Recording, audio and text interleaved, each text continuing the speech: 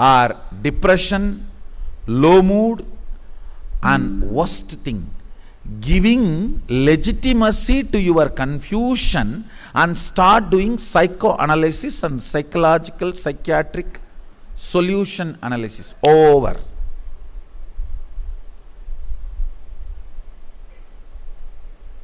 The only thing you need to do, all moments of down, use it for prayer. Prayer is the best alternative for any of the low mood. Understand?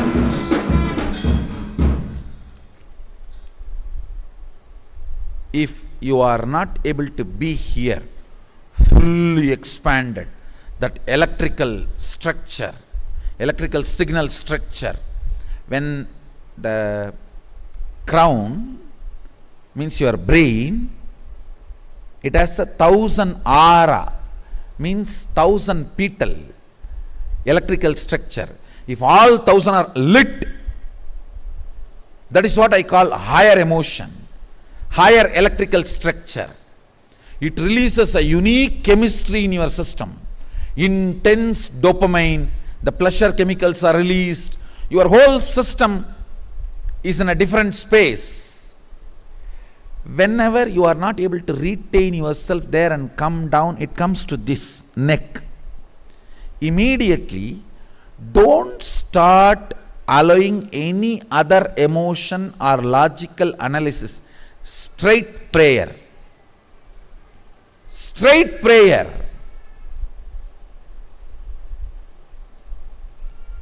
You can pray to the same power which gave you the glimpse, or whoever you think is the ultimate.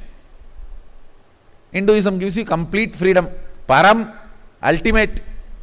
It can be Para Shakti, Parama Padam, Paramashivam, Parameshwaram. It can be Para Brahmam.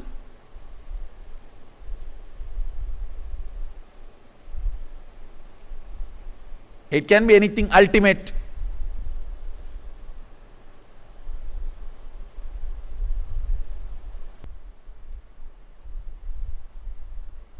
Let this answer become once for all clear, because many times people try to ask me, when you are so generous to add all of this, why not that? Followers of all this don't have a problem if we keep all of them in one temple and one place. We don't have a problem. Actually, I don't know how many of you know, all the properties of Arunachaleshwara temple is in the name of Krishna. The Venugopala Swami just behind the Arunachaleshwara shrine.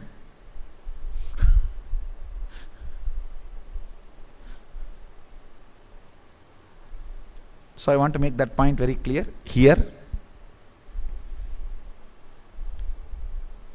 Let me come back to the subject. Listen. Whenever you are not able to hold the lit up 1,000 lotus petals, that Sahasra Ara, and come down only with prayer. Prayer will grow roots and push you back to that same higher electrical structure and chemical structure in your brain, to the Sahasrara. If you start analyzing, why am I not retaining? Maybe all the sins I have done.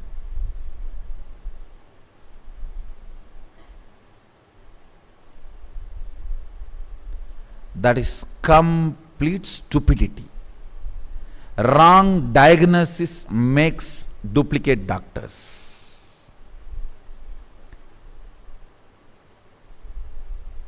Quack doctors begin with a wrong diagnosis.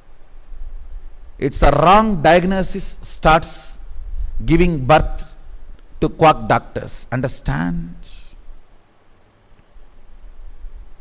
Little raw, but let me tell what to do. All the raw things have to be told. playing with the confusion of the patients, or playing with the ignorance of the patients,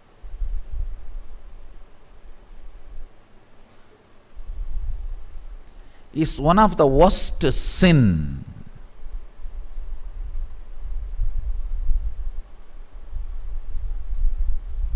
Whoever starts that is a quack doctor.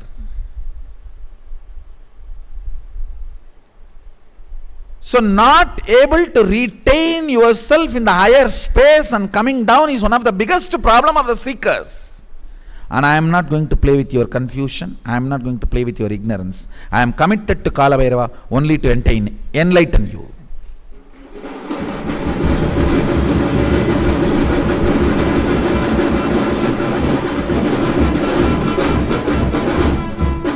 I am committed to Kala Bhairava only to make you enter into, push you into enlightenment.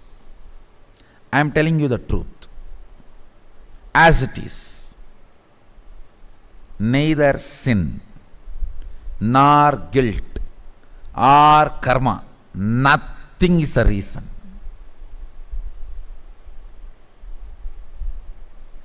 Let's go for straightforward, simple diagnosis. I tell you, I usually tell, whenever you define something, it should always be solution based definition. Death can be described in 2000 ways or million ways. End of life, getting married, heart stopping, breathing stopping, body stops moving. Million ways you can define death. But if you define the possibility to restart many damages which cannot be repaired unless a complete restart happens, is death.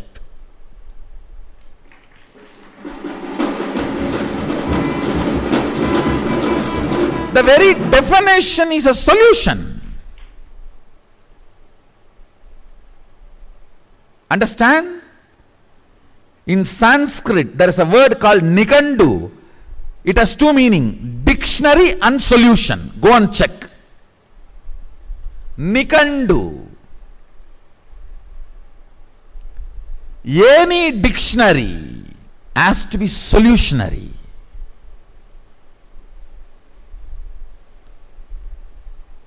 You can Google the word Nikandu in Sanskrit. It has two meanings. Dictionary, solution. I am actually sitting and working. 3000 words. All the important words like a life, death, sex, law, country, nation, earth, cosmos. Major 3000 words which we use in our life. Solutionary dictionary.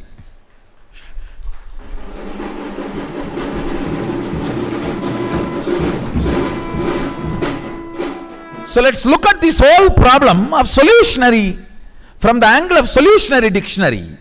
This not able to retain the higher space and coming down. Understand? The right diagnosis is the brain and the system has certain toxins which is not letting the same higher electrical signal, the structure to be alive, the same chemical structure to be alive. It's pulling down. The solution is detoxification. Till then, engage yourself intensely in prayer. Prayer grows roots for you which no other psychological suffering can grow. If you don't do prayer, you will fall into pain and you will start thinking it is mandatory. Pain grows you roots if you don't use prayer to do it. You would have seen my quote. Don't create pain, but don't hate, because pain also grows you roots. Now I am upgrading it. Pain grows you roots only if you don't use prayer to grow it.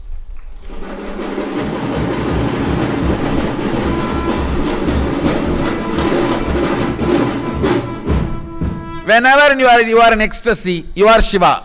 Shivoham. Whenever you are in low mood, Dasoham.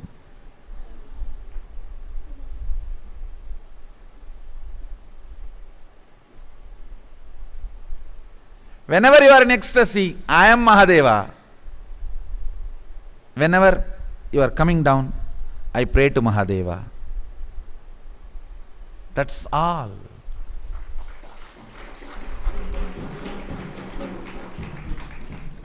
I tell you, the whole psychology is irrelevant and redundant if you just catch these two attitudes over. Whenever you are in ecstasy, I am Mahadeva, Sadashivoham.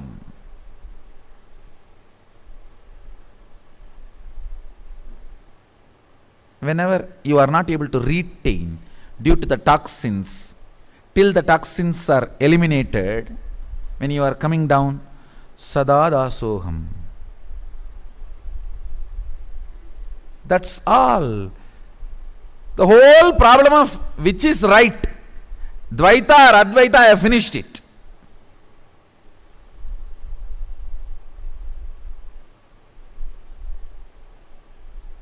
When all the 1,000 petals are lit, Advaita. When it is slowly coming down, Dvaita. Over. If you land only in Dvaita and prayer, you will again and again be pushed back to Advaita. Neither Shankara lived without realizing, experiencing Dvaita, nor Ramanuja lived without experiencing Advaita.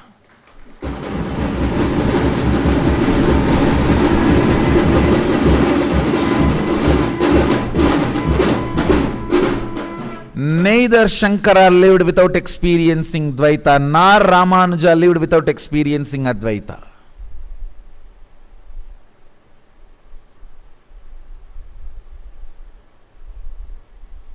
It's a states you cross till you become the space of oneness.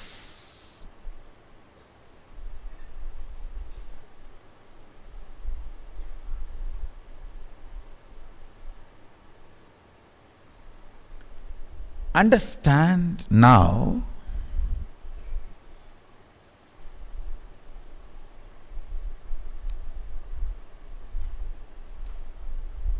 it is your decision about your existence gives you access to various dimensions of the universe.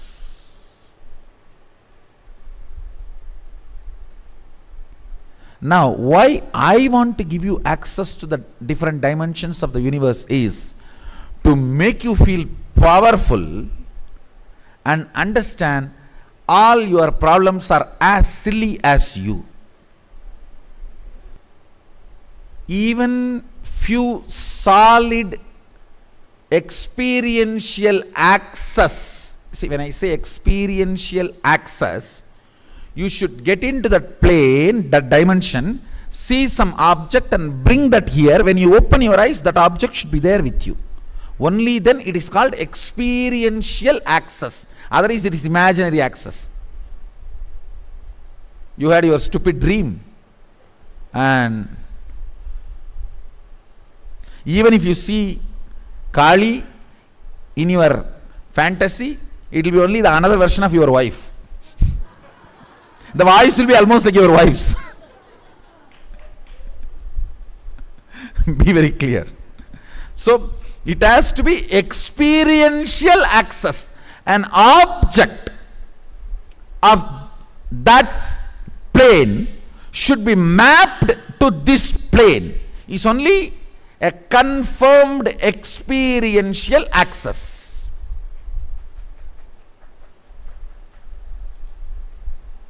Now is the bomb.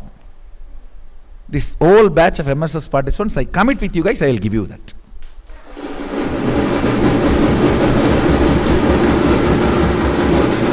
And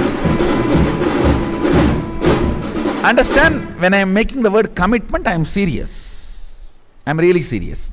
The software is successful. That is why I am courageously talking. That is, you see, the moment you started materializing, that itself is actually the plane to the other dimensionally, but it is done through me.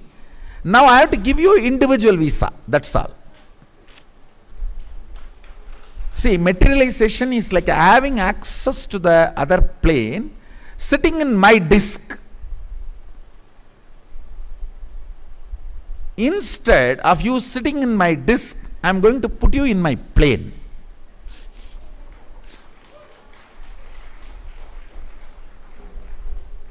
Something which you see with your eyes in that plane, and you pick it up, when you are down, that item also should be mapped into this.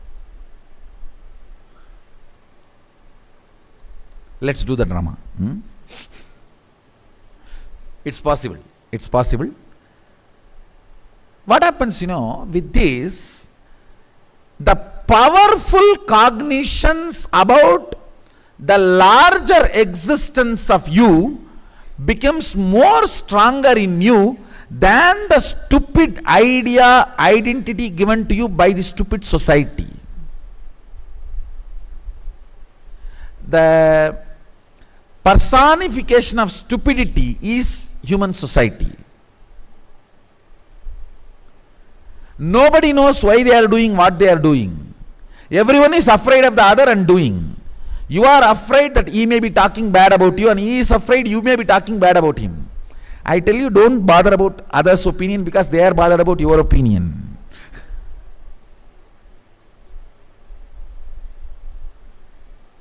This collective bullying is media. Why they always do it collective, because they are afraid to come alone. Sheep. The same word for singular and plural. Because they are always plural, but not powerful.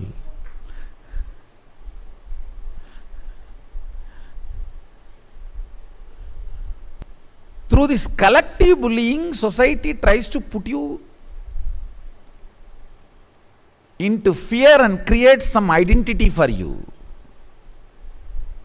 The only way to liberate you from that identity is to make you understand the existence of the multiple dimensions. Once that existence of the multiple dimensions become your powerful cognition, then the identity enforced on you. Pushing an identity on a human being is equivalent to conscious rape. Conscious gang raping done on an individual by the society, and that gang raped person getting pregnant is evolving an individual identity. You carry that for your whole life as a blame and destroy yourself.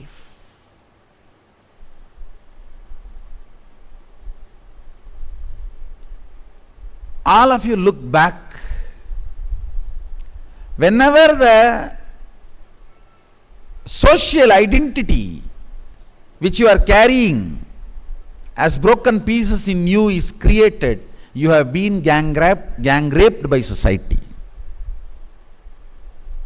Look at the original incidents, and giving you experiential access to the higher dimension will make you realize and will make this identity lose its power over you. That is what I call liberation.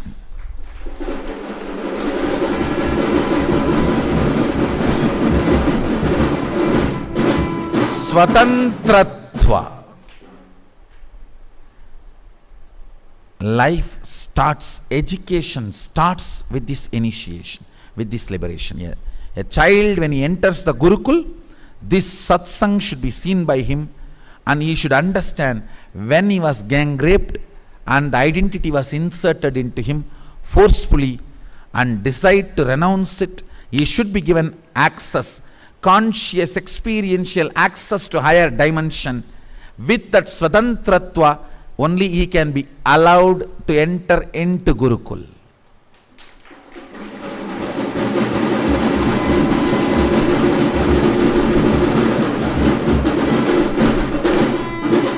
No, actually, that's the way I'm going to build the Gurukul. The initial people who came just from Buloka and staying. And once you have experientially demonstrated you had access to the higher dimension and manifested it, brought something from there and mapped it to this planet Earth's matter, and you have shown now you are more powerful than the identity inserted on you by the society by gang raping you, only then entry into Gurukul is given.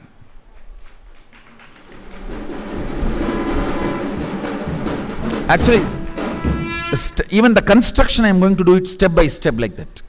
Then you stay there, you stay here, then after you have the next access, next success, you come here. That's the way it is going to be.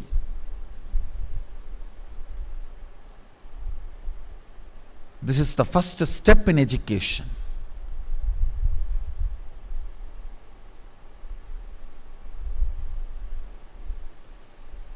I am not telling you stories. I am giving you my vision and I will make it happen.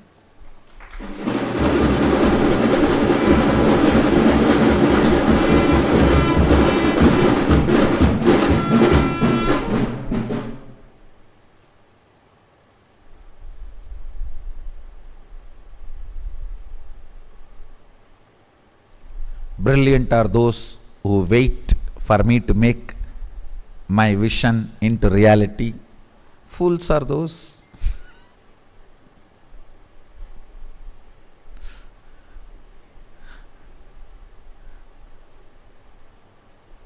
who don't give me a chance. Stupid are those who leave halfway.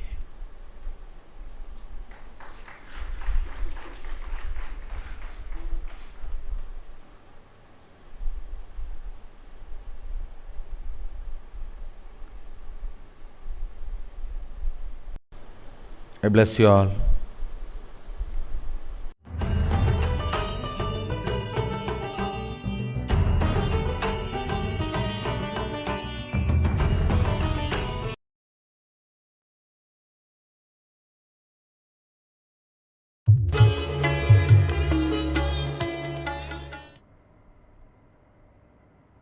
Nithyanandeshwara Sadashivasamarambam Nithyanandeshwari Adishakti Madhyamam Asmadacharya Paryantam Vande Guru Paramparam.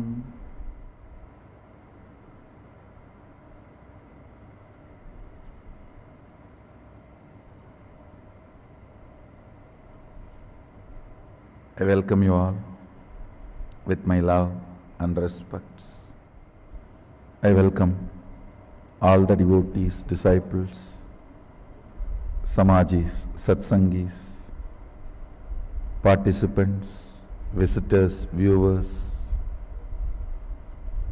sitting with us all over the world for this program, Experience Kailasa.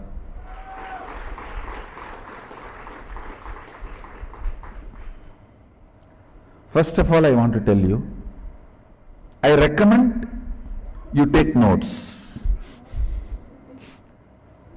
And I also allow anybody to video record, audio record. So all this should make you understand how important this session is going to be. And I also sincerely recommend you watch this like a spiritual practice for next 21 days. I'm going to introduce Mahasadashiva. Everything possible which can be introduced, dimension or cosmology, understanding, I'll introduce in every possible way. I'm introducing cosmology directly from horse's mouth. Understand? Maybe if we want to use this horse's mouth phrase in a very Indian Shaivite way, bull's mouth, we can change it. Nandi's mouth. Directly. First thing I want to tell you,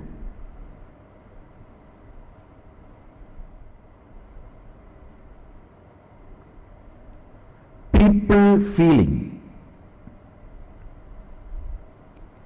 oh, these big concepts, ideas, cosmology, all these are not for me. This idea is not cute. Please understand.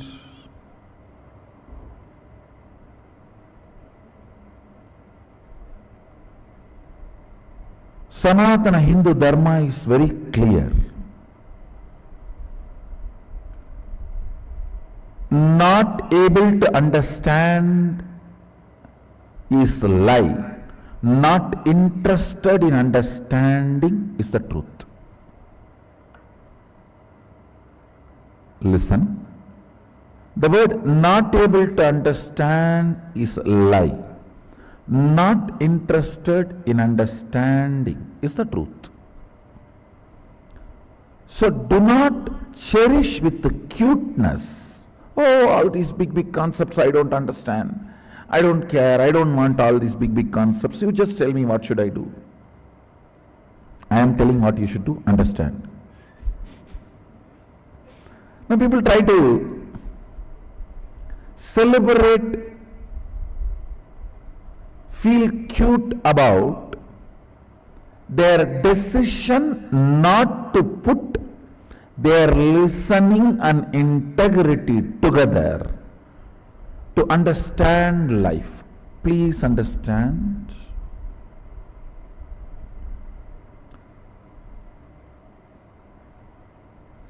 If you are in this cosmos, you need to understand this cosmos. And you are equipped enough by Sadashiva to understand this cosmos. So all these sentiments, oh, these big words, big ideas, big concepts, I cannot grasp. I am a simple devotee. No, don't. Being a simple devotee is not alternative to understanding. You will be a simple devotee only if you understand the cosmos, not otherwise. Ignorance is not celebrated in Hindu tradition. Ignorance cannot be the quality of a devotee. Many times I hear this argument, oh Swamiji, I am a simple devotee. You just tell me what should I do. I cannot understand these big words, cosmology, cosmos. No. If you are a simple devotee, sit with integrity and your simplicity, you will understand exactly what I am talking and you will experience it now. I am introducing Mahasadashiva as he himself introduces himself in Vidyapada of Agamas, and I have some of the interesting articles by modern day researchers. In the modern day, some people are trying to research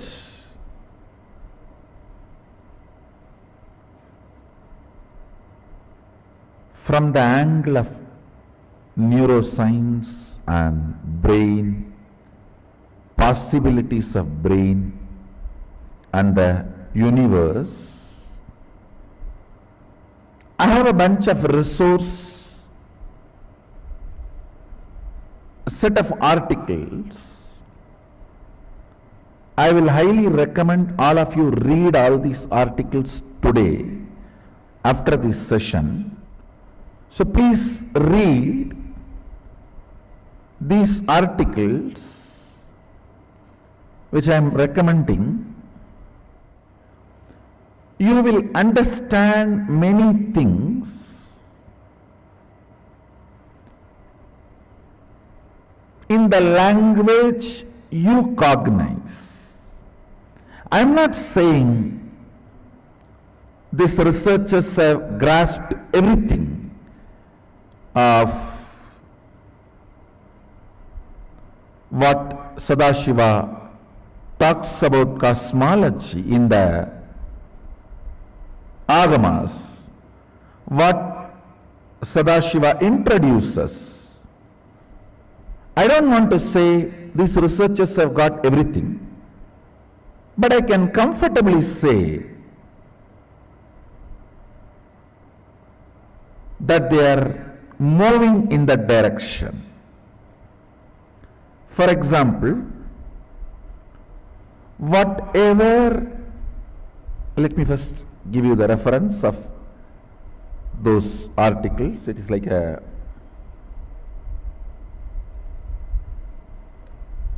Science Daily, Science News, Multi-Dimensional Universe in Brain Networks. That's article name, and I have few more, maybe around 20 articles. This is the second article. The human brain can create structures up to 11 dimensions. And then I'm again projecting a sequence of article titles.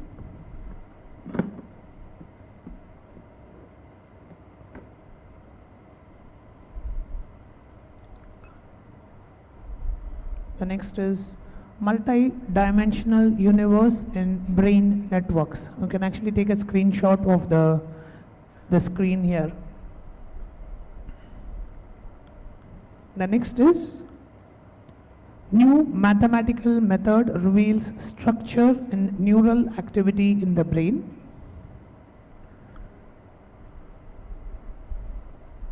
Mathematicians help unlock brain function.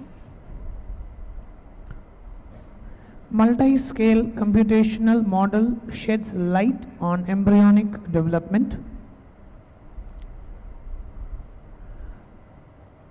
Cold Spring Harbor team to use $2.7 million NIH grant to map long-range neural projections. Researchers propose sequencing-based approach to map all neuron connections in the brain. Now I want to tell you, first I wanted to express my appreciation for these researchers putting their knowledge and intelligence, time, energy and integrity in this line.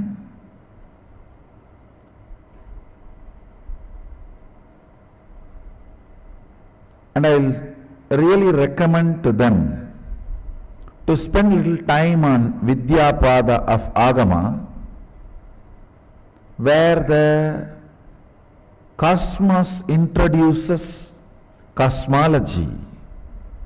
Mahasadashiva talks about cosmology. It will really be wonderful that they will be helped in their research. They will know which direction they should look. Towards which direction they should look. Okay, now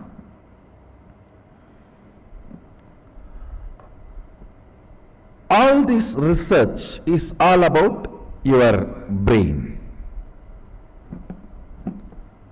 Understand, this is like a mirror.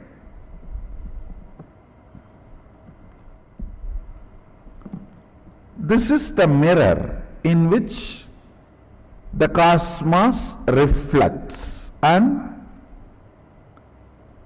this is the organ. I can't even use the word organ, it is little more than organ. This is the system through which you are perceiving the cosmos, universe, existence. These researchers have done research on what all is being perceived here, means in the reflection. Based on that, they are projecting, assuming, trying to understand what must be there. All of you are understanding? This, what is being perceived, reflected in this, is presumed as photograph or reflection of what is out there. So by studying this, what is going on in this, with a very evolved mathematics called algebraic topology.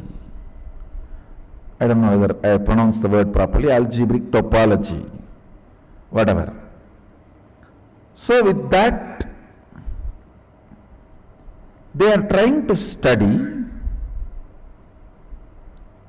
project, understand what is going on in this. With that, they are trying to understand what must be out there. Now, the good news I have for the researchers is, you are heading in right direction, because we have a description of what is out there already by the person who is out there.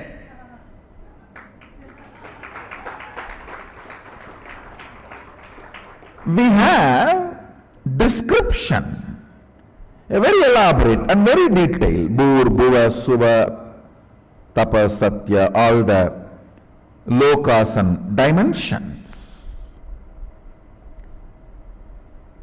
We have description by the person who is out there about what is there. Your algebraic topology, which they are trying to use, which acts like a telescope and microscope together. Understand?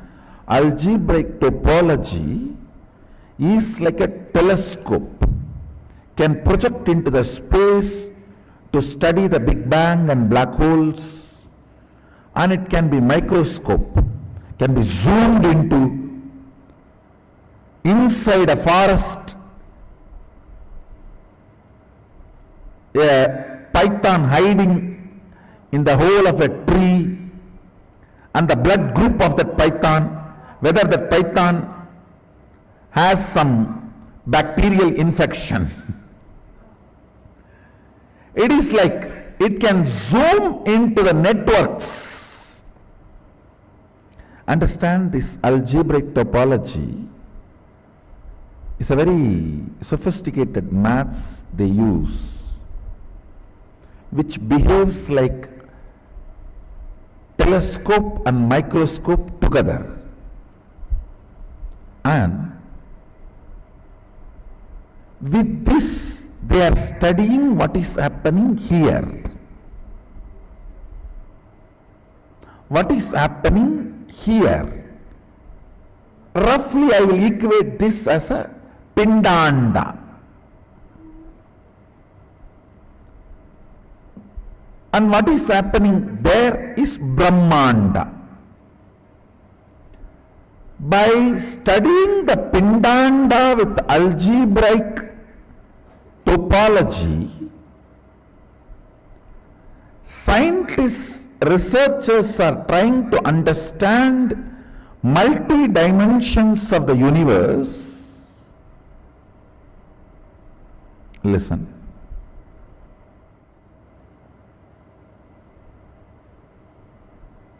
Sorry if I am presenting too complicated things. I'll try to map it down to your language and the way you can grasp. Fundamentally, the researchers are trying to convey the various dimensions. 1D means rod, 2D means plank, 3D means cube, and the fourth D is a spatial dimension called time. The scientists are trying to explain, researchers are trying to explain through this algebraic topology, which works like a telescope and microscope together. It is not just this 4-dimension alone our brain is perceiving. Our brain is able to perceive higher dimensions, multiple dimensions. Because of that, they come to a conclusion, multiple dimensions exist, because the reflection shows the multiple dimension perceptions, not only the possibility, but as a reality. They are saying that many of these algebraic topology data they have discovered, they try to map it and see its effect on the rat's brain, and the researchers are confirming many of this data is very realistic. Understand?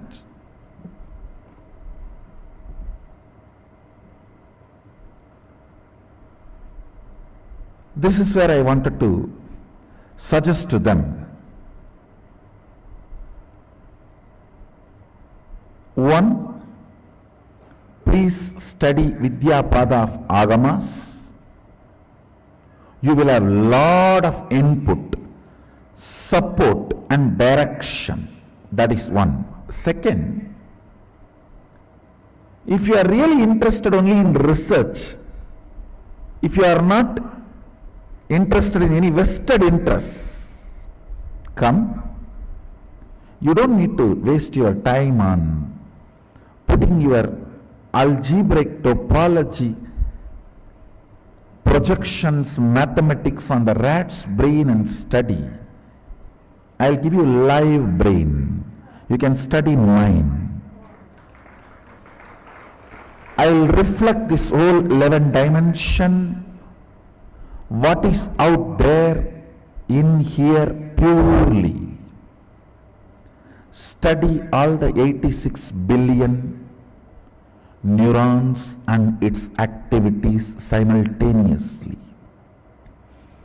I am not interested in any of the pride, all these, that. I am saying, let's do something good to the world.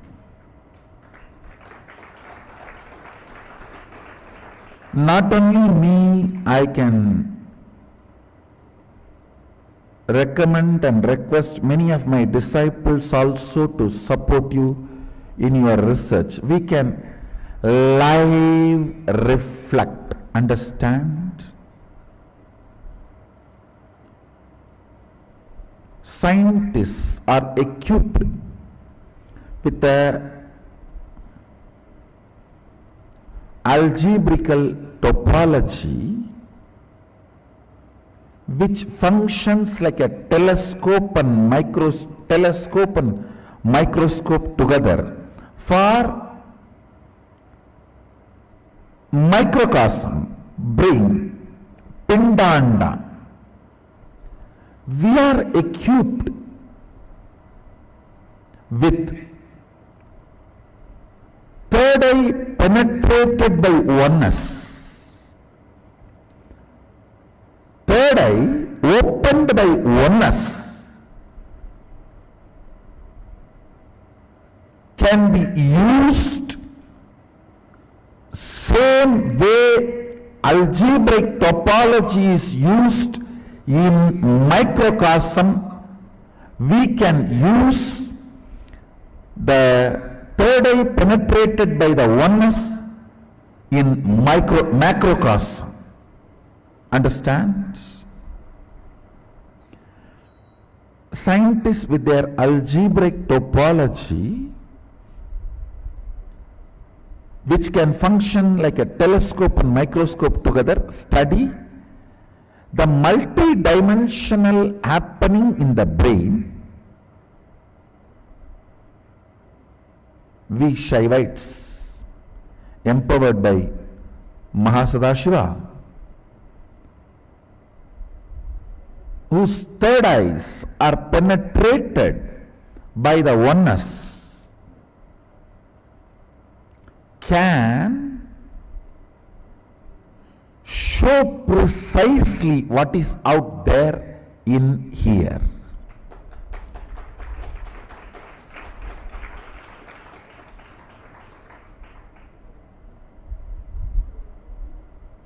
All of you are able to understand. In the macrocosm, brain,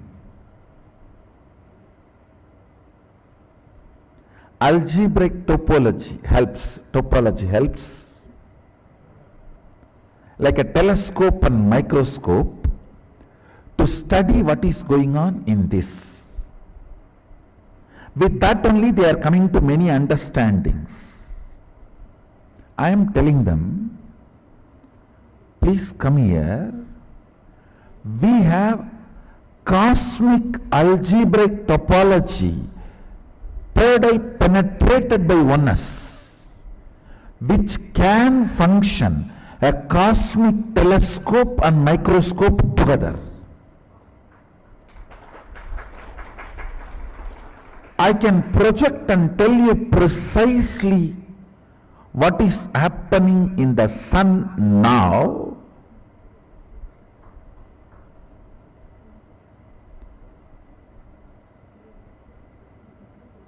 The precise temperature change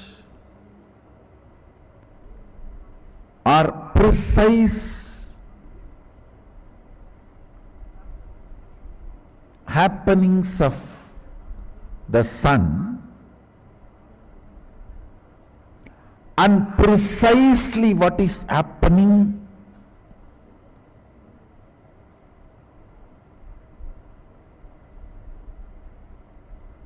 in your eardrum when you hear these words from my mouth. understand microcosms, telescope and microscope is algebraic topology. Macrocosms,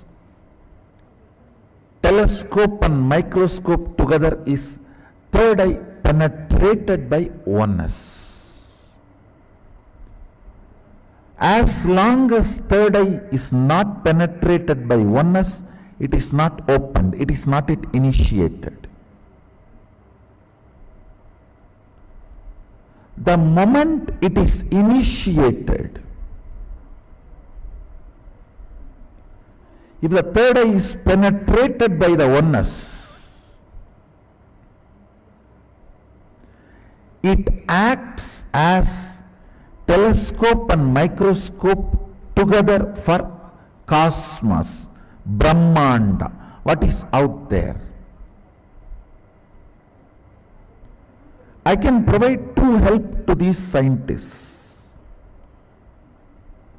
by giving the documentation about what is out there by the person who owns everything out there. It's an owner's document.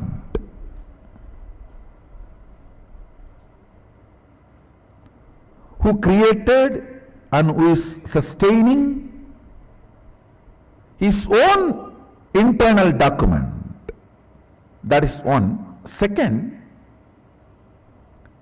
I can provide direction and evidence of whatever is out there by making the pure reflection of that in here. Live human brain. You don't need a rat and rat's brain. We have now enough of powers, empowered human beings who can just through their brain show you precisely what's going on now in Kailasa, what's going on now in Tapoloka, what's going on now in Bur, Buva and Suva, in all the different lokas.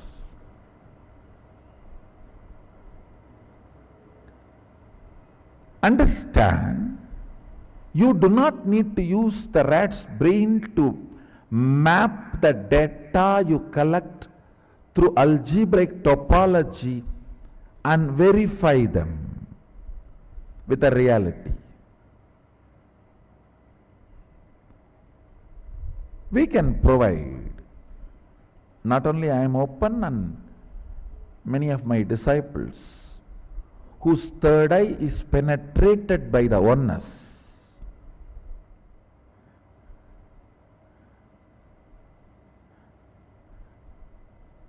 I have not even entered into what I want, what I am supposed to share today. I am only introducing the fundamental understandings.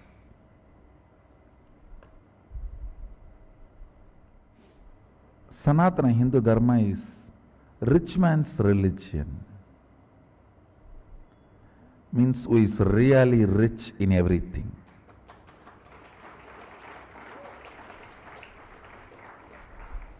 It is not created to control the mass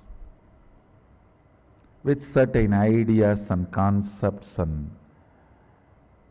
like a mental prison. No.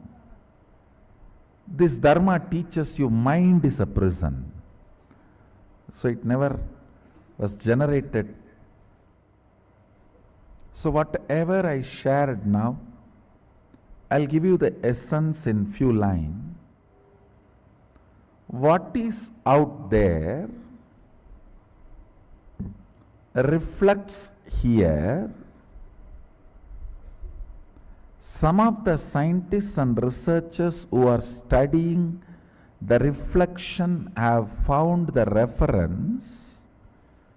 What is out there is not just 4 dimension, at least 11 dimension.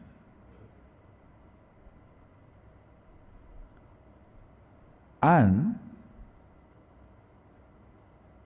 the methodology they used, algebraic topology, and the informations they have, they even tried to map it down on the brain of the rat and confirming many of the informations they have makes sense.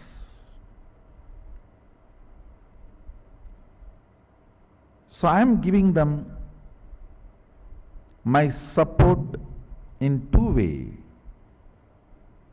You are only working on what is reflecting here. Unfortunately, a normal brain's reflection is not complete. That's first. Second, we actually have a documentation of what is out there by the owner who is out there. And it is available in here. We can provide you the documentation. Next to the documentation, we can provide you a live laboratory where you can see the reflection, a pure reflection of what is out there in here, to take your researches further.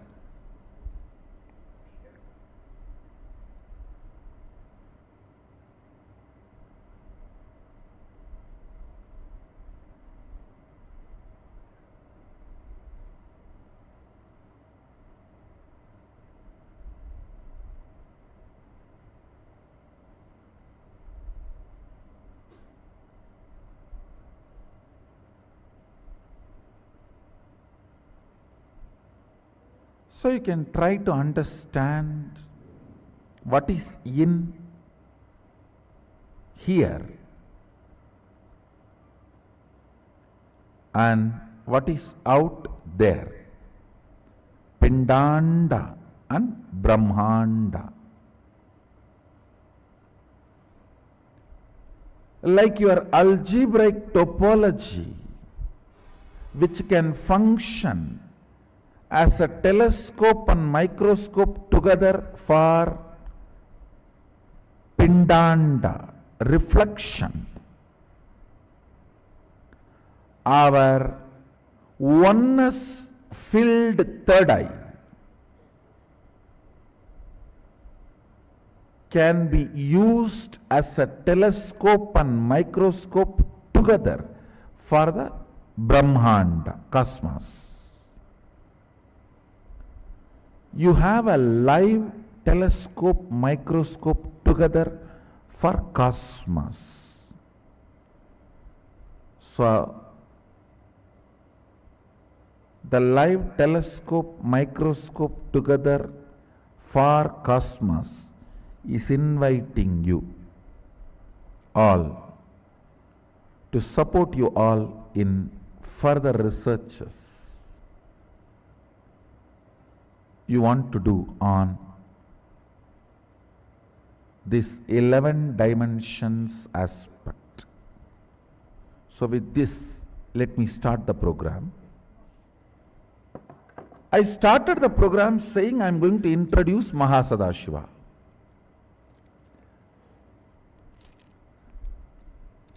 I only prepared you to introduce Mahasadashiva.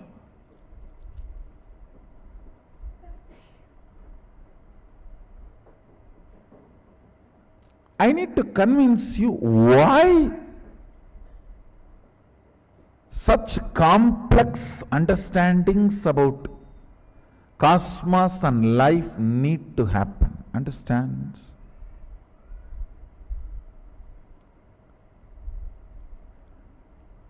If you have complex understandings, you will not have complex problems. If you don't have, and if you are avoiding complex understandings, you will have complex problems.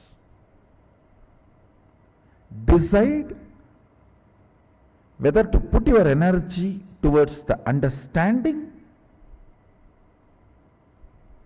and problem-free life, or avoid putting energy towards understanding and live with problems. In any field, if you want to be successful, you need to put little your time and energy to understand the logic of that field. Even to operate a cell phone, you need to pick up the cell phone, understand where is the number, how to press and all that, and where to keep. You can't keep it somewhere and talk, you have to keep it in your ears and near the mouth. Now you need to understand the logic.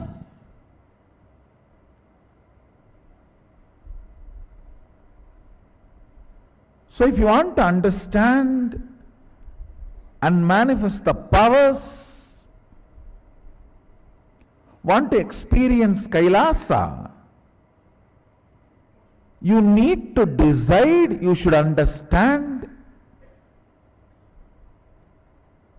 Kailasa. You can't say, oh, I am an innocent devotee and I am a simple person. Just no. Your ignorance is neither cute nor welcome. And you are not created for ignorance. Be very clear. Be very clear. All you need is your decision to complete with the pattern of celebrating your ignorance as cute, as if something right, as if it's okay. No, it's not okay. It's not okay. Seeker is a person who is trying to understand cosmos. So you have to understand cosmos. You can't say, I want to go to Kailash, I want to experience Kailash, I want to understand the whole cosmos, I want to manifest all the powers, but I am very innocent, little ignorant, very innocent, old devotee. That's not cute. That's not cute.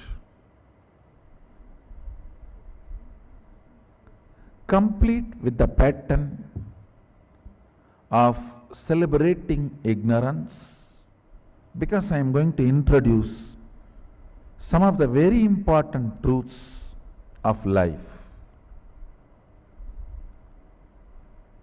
We need to understand cosmos because we are working and living, functioning in the cosmos. Making it as simple as possible and mapping it in such a way your inner space grasps it, experiences it, is my job. That is my job. I will do it. But not even interested in entering, holding my hand to come along with me is not right. So hold my hand and come along with me.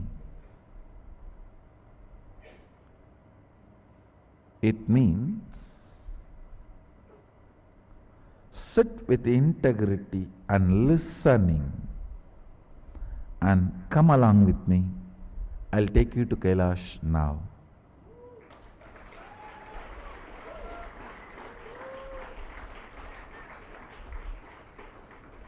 You need to understand Kailash Pati, Lord of Kailash, Mahasadashiva. Only then you can experience Kailasa. It is actually a beautiful painting here I am showing, projecting. a painting of Mahasadashiva. It's a traditional painting done as per the introduction of Mahasadashiva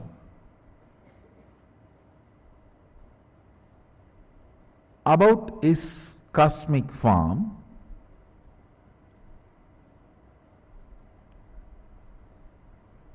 in a way we can understand.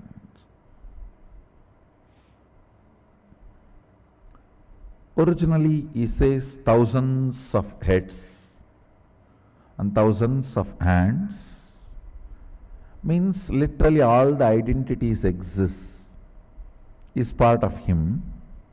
All the heads exist is part of him, whether it works or not. You may ask, even mine? Yes, yours, even yours.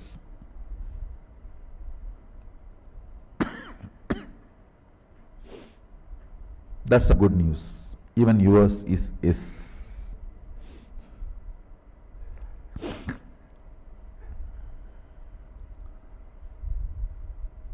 Here it is presented with a 25 head in a very symbolic way. Can you project that? Understand, in the first means the lowest row, which is connected to the neck. 9 heads are there. In the next row, 7 heads are there. In the further row, 5 heads are there. And further, 3 heads are there. Then further, 1 head. It's a symbolic representation. And I wanted to tell you all, I am giving you only very minimal understanding which is required for you to experience Kailasa. It's like if you go to Universal Studio or Disney World, Disneyland, how they give you a very minimal introduction to let you experience and enjoy all the rides and shows and the place. Same way, I am only giving you a very minimal introduction. I am not torturing you with too much information. No.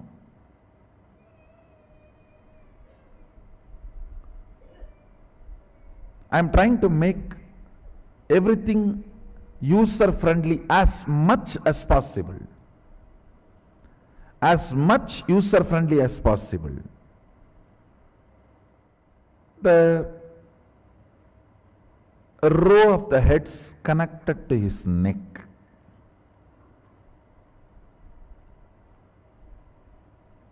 Nine faces is mathematics of the universe. Listen. Mathematics of the logic and mathematics of the universe is different. Mathematics of the logic is 1, 2, 3, 4, 5, 6, 7, 8, 9. Number.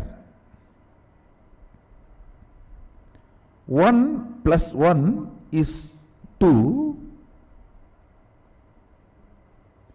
When you do this addition, subtraction, it is all whether the work or the result is only in your logic.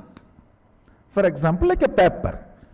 If you put 1 plus 1 is equal to 2, that is only in the paper. But the cosmic mathematics is the actual dimensions. Like when I say the first phase, it is not equivalent to mathematical 1. It is a cosmic 1. Means the first dimension of the universe, length.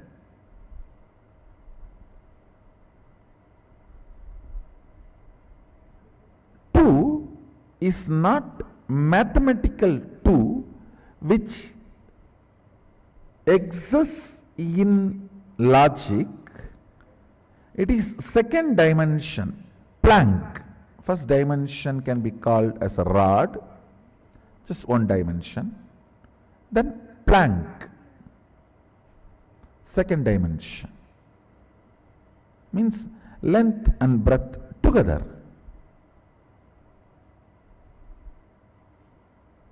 Three is third dimension, the length, breadth, depth together.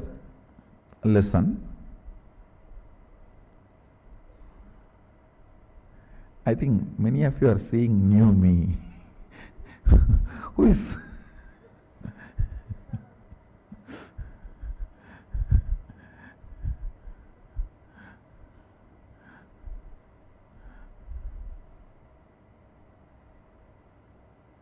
after the length, breadth, depth, the four, in the fourth phase only sound even starts. Understand? The science says any particle's movement creates sound. Sadashiva says very clearly, if the particle moves only in the length, breadth, depth, sound is generated. If it moves only from length to length, no sound is generated. Listen. You may say, oh, my hand, if I move like this, sound is generated. Very subtle. It is generated because your hand has a depth. This or this does not generate sound. Yeah. Atom, molecule moving this way or just this way does not generate sound. If it moves only this way or that way or this way, where the depth is involved, sound is generated.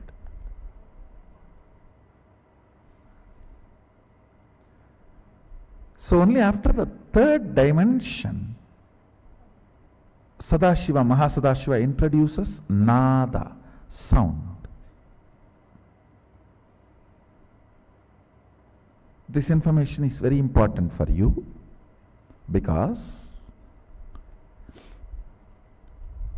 the mathematical 1, 2, 3, 4, 5, 6, 7, 8, 9 is not cosmical 1, 2, 3, 4, 5, 6, 7, 8, 9.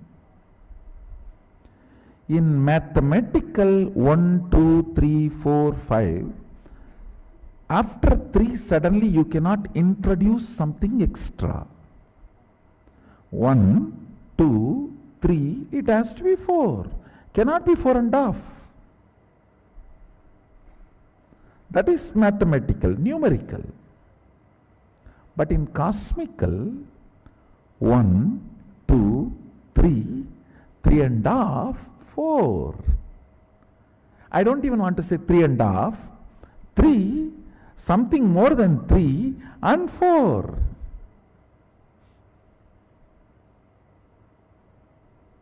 I don't even want to say it is between 3 and 4, no. Because after the 4, that what came in between is getting added as a load on the 4. That is why, understand, in the 7, 9 phase, only after the third phase the upper phases are sitting, means now no more the phases are linear, they are multidimensional.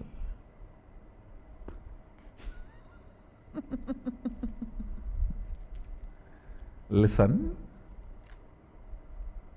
9 phase. First phase length, second phase breadth, third phase depth. Now in the depth, sound comes as a new introduction. So after the sound is introduced, it is no more third to fourth, third with one more head on the top and fourth. And the fourth has two more heads on the top and fifth. Fifth has three more heads on the top and sixth. How many of you are catching it?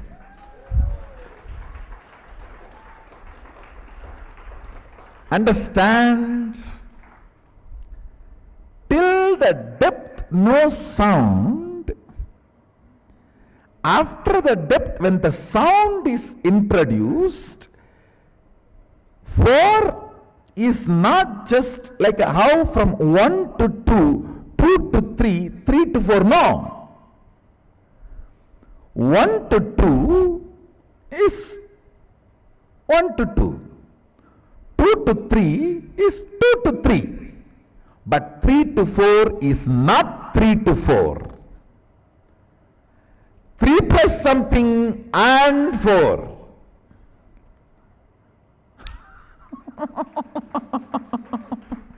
Listen. In the depth starts happening sound. How many of you are grasping what I am saying? You see, you need to understand this, because when you explore you will manifest so much.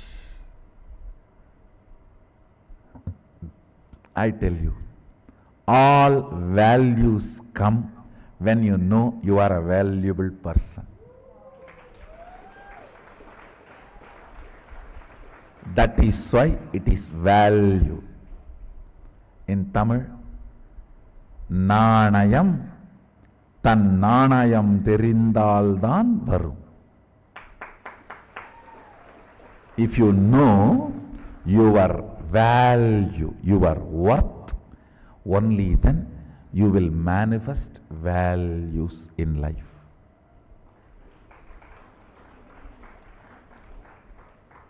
You will not give up your integrity for 2 penny lying on the ground. No. You know your integrity is much more valuable than that penny lying on the ground. So you need to understand. Listen. Now, length, the first head. Second head, breadth. Third head, depth. Fourth head, time. But it is not just like how we moved from 1 to 2, 2 to 3. It is not same 3 to 4.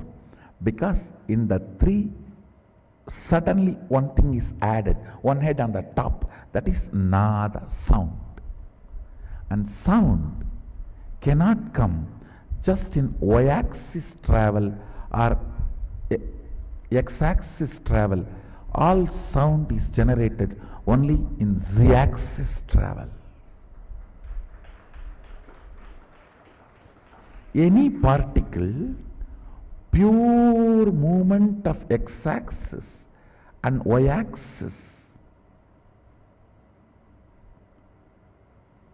I don't know whether I showed properly. I think this is x-axis, this is y-axis. Listen, pure movement of x-axis and y-axis of a particle does not generate sound. It is z-axis, z-axis that travel generates sound. So, when it comes from length to breadth to depth, it is not directly from depth to time you can jump.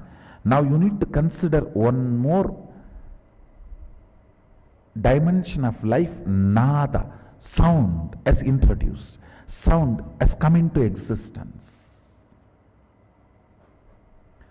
So the time is going to be handled. Time is going to be the totality of not just 1, 2, 3, 1, 2, 3 plus the sound. Totality of this 4 is the 4, time, fourth head. Now, fifth head. Listen. Fifth head is connected to the body. The neck is the integrity. Poison is the non-integrity. It is integrity connects the Sadashiva with the whole universe, universe with Sadashiva. Anybody with integrity can penetrate Alahala and connect with Sadashiva and all his dimensions and live. When you miss integrity, you cannot penetrate the Alahala. Listen, first head, length. That's a face. I am purposely explaining with just as per the Agama's introduction, because I don't want this knowledge to be stolen by the people and mapping it back to their understanding and saying Agama has been written much later than the science discovery. Nowadays, in the modern day, that one big crime is going on. Steal everything Vedic. And then say that Vedas were written very recently after all the modern day discoveries. Some Pandit who did not have a job, he read all the English books and he translated everything in Sanskrit and made a book. No, that's what they are trying to claim. The Vaimanika Shastra was written very recently by somebody mapping all the Western concepts of aeronautics into Sanskrit.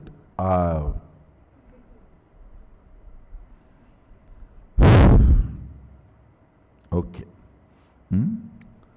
So that is the reason I am presenting it with the original visual map as it is.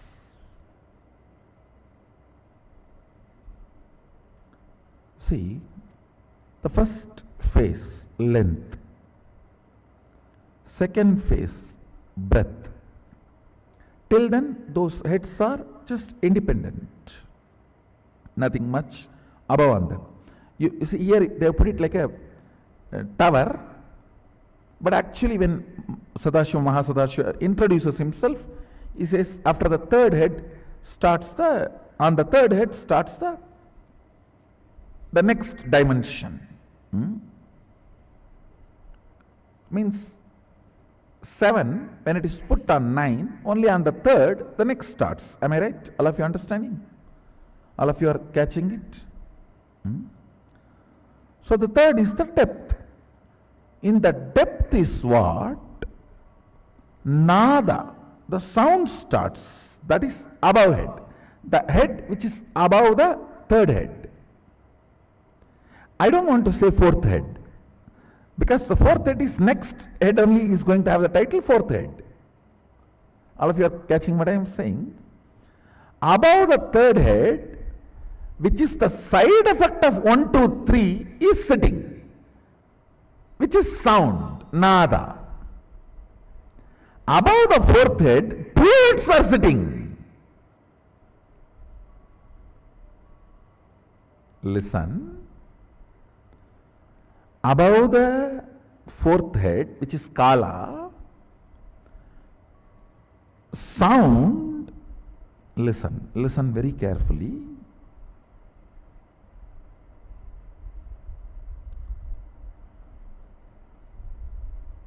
Sound and Nada and Bindu. Bindu means longevity, life. Only when the time is introduced, longevity concept gets introduced. Till the time is introduced, there is no life, longevity. How many of you are grasping? So the head sitting on the fourth one is time, nada, bindu, above, which is this. See, the fourth, nada, bindu. That is life. Only the time dimension the depth dimension introduces sound in the cosmos. Time dimension introduces sound and life, longevity. Kala is kala kala. Kala is life and death. Am I able to make you all understand? The fifth head, listen. The fifth head is what is connected to the body. Body is the universe. All these heads are units, identity. Understand? Your identity is the unit of your consciousness. If your consciousness, listen, all the identities with which you play as a father, mother, brother, sister, son, daughter, victim, aggressive, all your identities put together is your consciousness. How many of you understand that? That is your world. Here, each head is the unit. Each head is the identity. All these identities put together is universe, Sadashiva, Mahasadashiva. Like all your identities put together is your consciousness. Identity is used as a unit to measure your consciousness. If you are entertaining more unit of father identity, that will be the lifestyle of your consciousness. If you are entertaining the beloved identity more units, that will be major aspect of your life. So measurement of your life, who you are, the Jivatma, Pratyagatma Chaitanya is done by the units of your identity. For example, if I have to write a formula about you, 7 unit father, 8 unit mother, 3 unit being a son, 4 unit being a brother, and 1 unit of being a charitable person, 2 unit of being a beggar, and 7 unit of victim, and 8 unit of courageous person. Identities you use is the unit with which formula about you can be written. How many of you are grasping this statement? Now, the identities of Sadashiva is the unit of the cosmos. See here, first phase is length, second phase is breadth, third phase is depth. But the depth does not just keep quiet as depth. If it is mathematical 1, 2, 3, it should be just 1, 2, 3. But it is not mathematical, it is existential. One man plus one woman mathematically is 2 person, but existentially there will be third child. If you allow both of them to be there, there will be child. So existential mathematics is different from your logical mathematics. When the third dimension of the depth happens, I don't want to say fourth dimension, the next thing of a sound happens existentially. And next phase, when the next phase is added, this is time. When the time is brought into the scene, Nada and Bindu both are added. That is Nada and Bindu. Yes. You may say, why Nada should be added to depth and time? When the Bindu is added, Nada is no more an ordinary Nada. Sound which is not created never dies.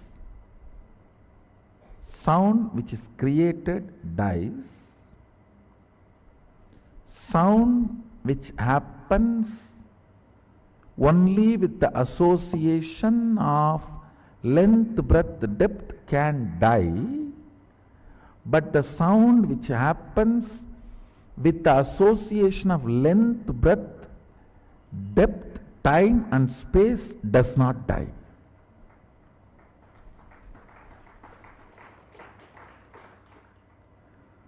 So the sound associated just length, breadth, depth is different, and the sound associated to length, breadth, depth, time and space is different.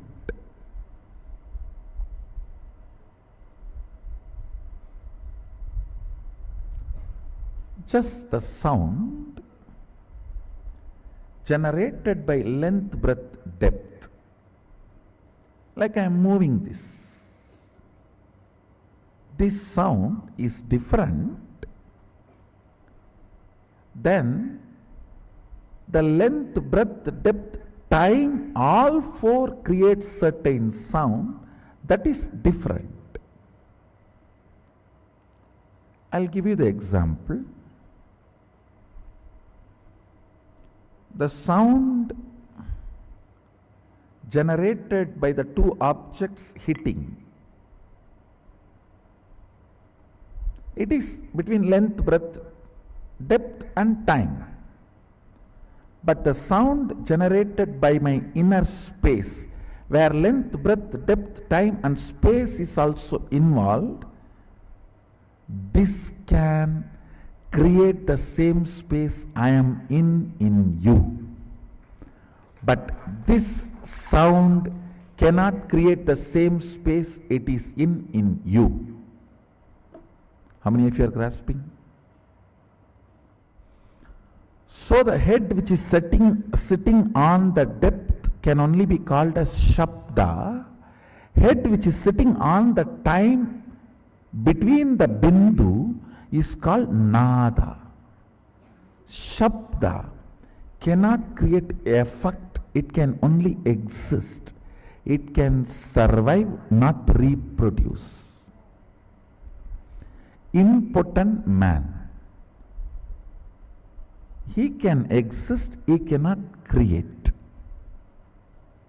But Nada can exist and create because Bindu is added, life is added into it.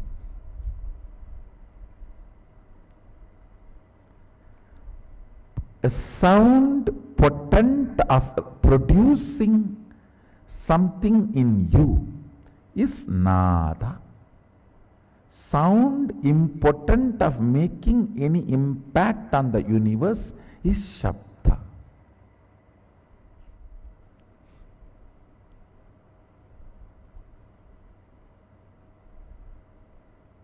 Then comes combination of length, breadth, depth, time, space as the fifth head.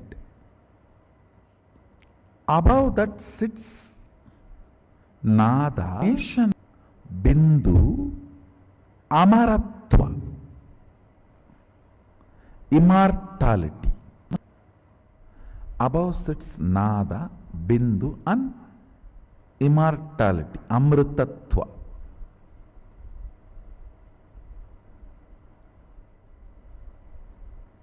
Tattva means unit. Amrtatva.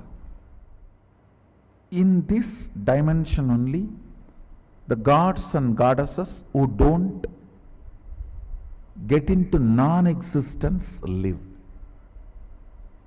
So from here, there can never be a non-existence. There can only be the transformation, but no non-existence.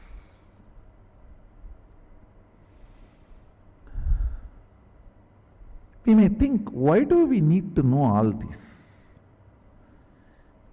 If you know these basic understandings, you can map them in your life in multiple level, and it can strengthen your balance sheet.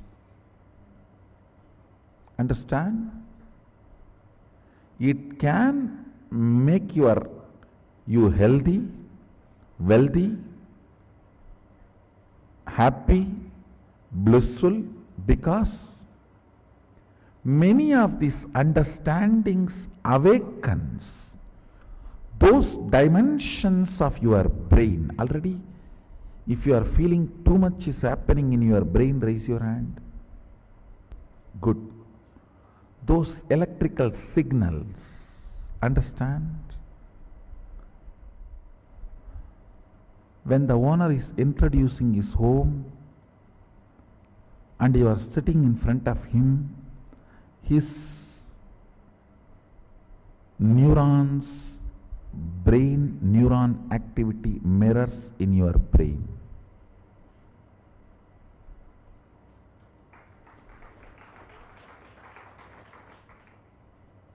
Bindu is life, Amrtatva is life which cannot be dulled, reduced, diluted by length, breadth, depth, time. Kala kala. Amrtatva is the space on which time does not have a say. A cloth, even if you lock it inside a vacuum box for 10 years and then take it out again, you will see it has already withered. No weather would have operated on it, but time operates on it.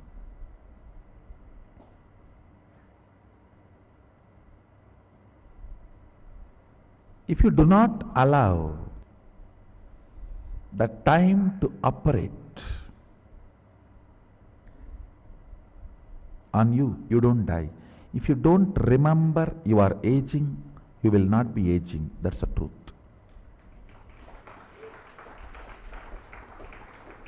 A remembrance of aging ages you. The number of time you remember you are aging makes the aging effects on your system. Sadashiva gives an instruction in Agama. Remember, Sadashiva is ever 16, and remember you are he.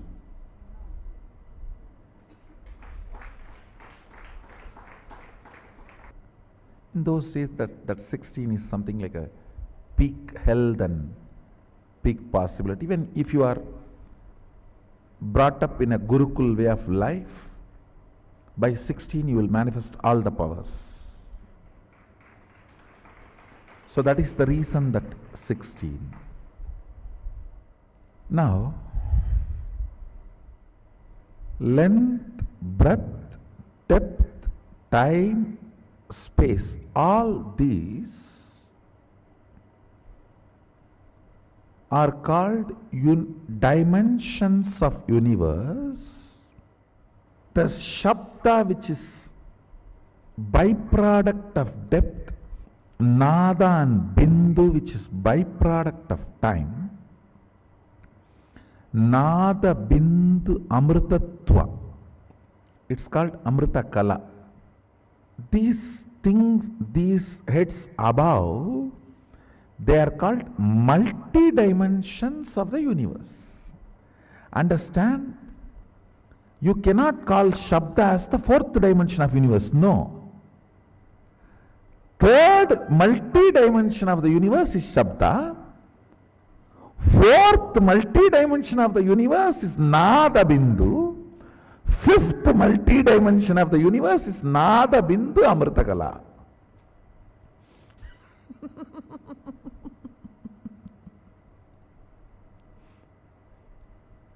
How many of you are understanding this statement? First dimension is first dimension. Second dimension is second dimension. Third dimension is not third dimension. Third multi-dimension. Because with the third, the new dimension of Shabda is introduced.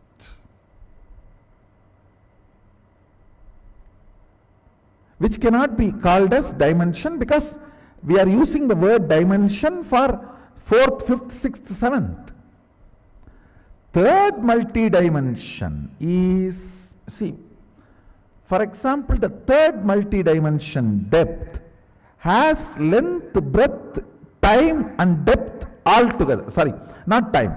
Length, breadth, Shabda and depth together is third multi-dimension.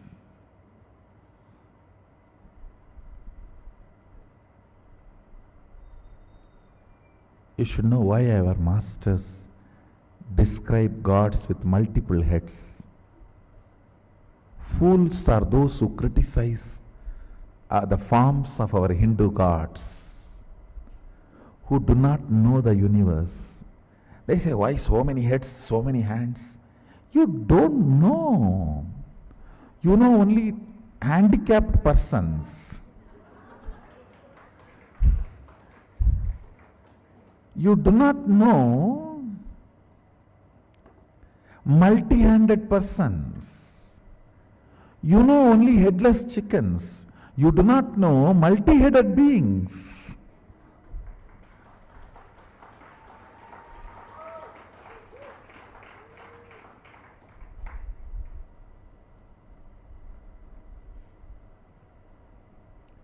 Third multi-dimension holds length, breadth, depth and Shabda.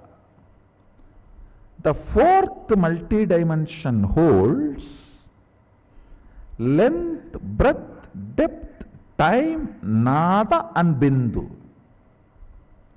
I do not want to use the same word Shabda for Nada, because Nada with quality of life is no more Shabda. For example, Shabda can be called as a raw, precious metal you have. Nada is like you sold that metal and have a currency, cash in your hand, which is more active and useful and available for you. Shabda is raw, Nada is refined. And when it comes to the next space, space multi-dimension, there that Nada also I don't want to call as Nada, Nada Kala. It is no more just Nada, it's Nada Kala. It is not only the cash you have, it is become an object or a product what you want to have directly. It's like a 3D printer.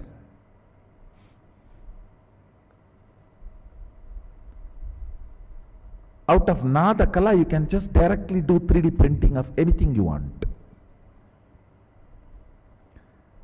Above the Nada Kala is Bindu Kala. Above the Bindu Kala is Amrita Kala.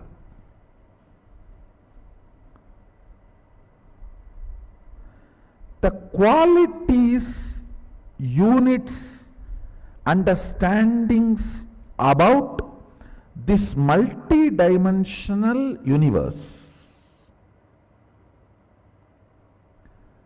as two important use. One,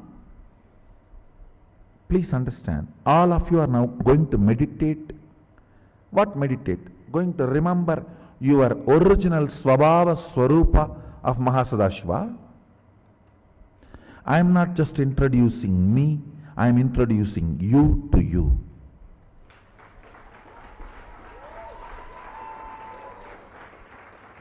I do not talk to anybody who is less in my stature. Understand? This science is called Rajavidya, means a king does not talk to somebody who is less than his stature. This Vidya cannot be taught to somebody who is less than my stature. If I am teaching you, understand, you are same of me.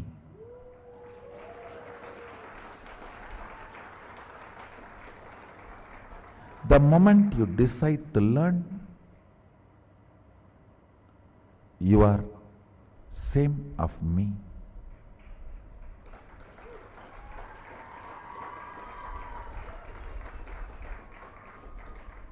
I have a Shastra Pramana where Mahadeva Sadashiva, Mahasadashiva says, eternal age of 16 years. That's a beautiful word he is telling.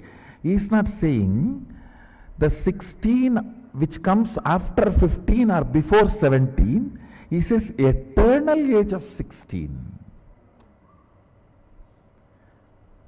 If he says meditate me as 16, you may think before 17 and after 15, that's 16. No. Just pick up the 16 and freeze it into eternity. That is why he is using the word eternal age of 16 years.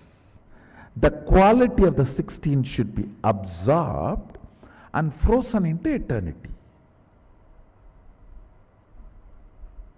Let me read out the original verse for all of you. Panchasyam dasadortandam spatigabam trilochanam shantam chandrakalachutam sarpasannada sajjatam mantrasimhasanasinam Svedapatmo paristitam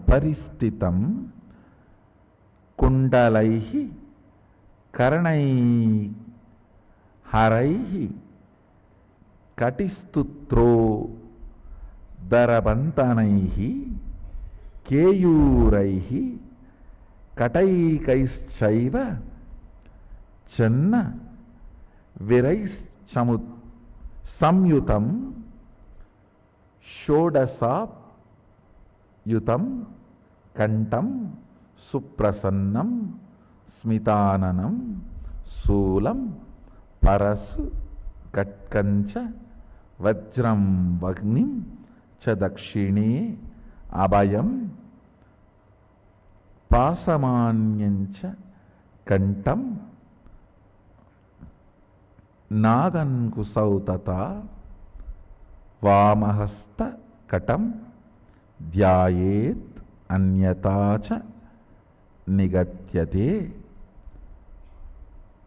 prasalpaya katvanka shakti stulastu savyata vame damaru sarpaksha malendivara purakaihi.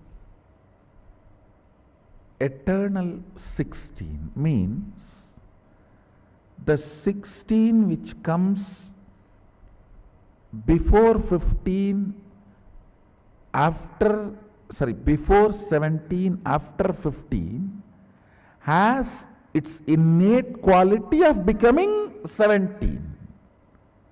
He does not want the 16 which will become 17. He says the 16 should be picked up and made it into eternal. All right, let me come back now to understand. Length is the dimension of universe. Breadth is the dimension of the universe.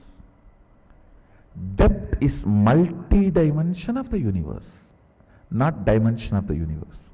How many of you are grasping? Length is the dimension of universe. Breadth is the dimension of universe. Depth is multi-dimension of the universe.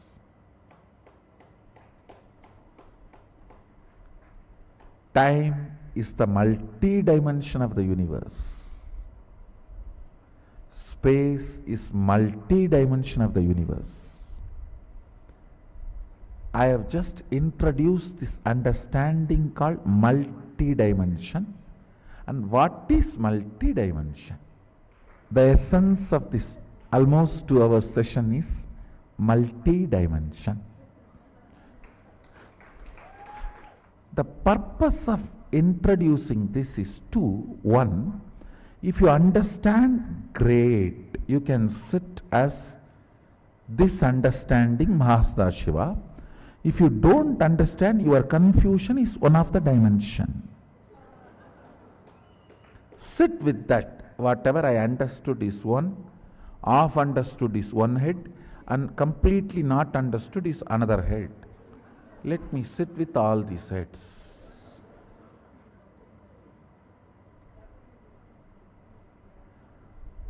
All non-understood is avyakta, unmanifest to you. And if you decide to make that as part of you and feel that as part of you, it will start revealing itself to you. Anything which you decide as make it as part of you, even if it is good or bad to you, understood or ununderstood, it will reveal its secrets to you. If you keep something as evil or ignorant as outside, you will be God. If you decide to keep that also as part of you, you will become Godal Sadashiva. If you decide to keep something as ignorant away from you, you are a Deva. If you decide to have that also as part of you, even though it does not reveal its secrets to you or friendly with you, you are Mahadeva. That is why only Mahadeva is worshipped by Devas and Asuras both.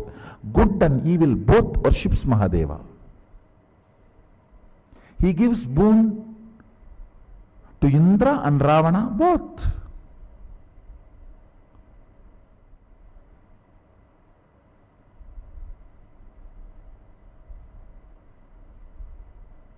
You are going to meditate, contemplate, internalize, do dhyana on all these great truths. That is why I am introducing all this to you.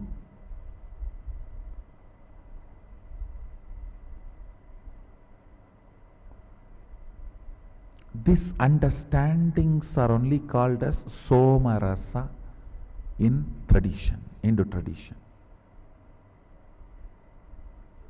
So when they enter into your system, you experience Kailasa.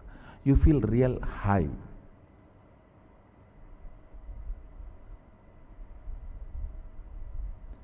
With alcohol, you feel high, but you fall down. With Somarasa, you feel high and you fly high.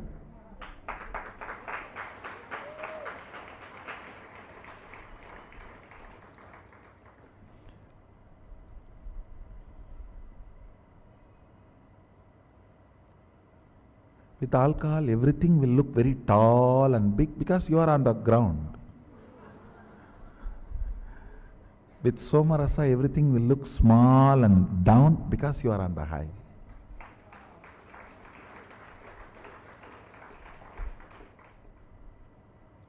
Small break, then we will continue.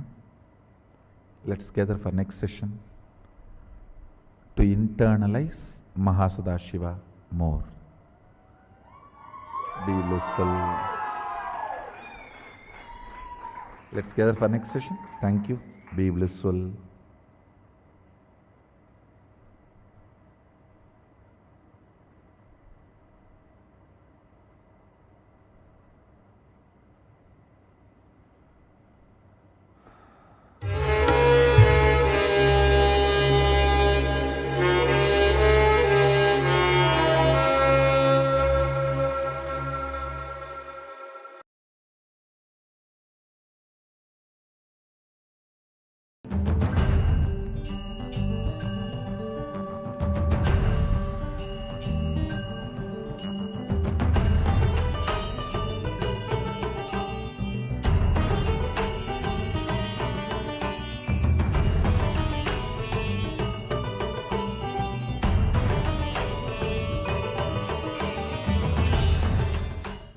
Listen. Again, Mrigendragama, Vidyapada of Kamigagama, fundamental principles and understandings about the cosmos.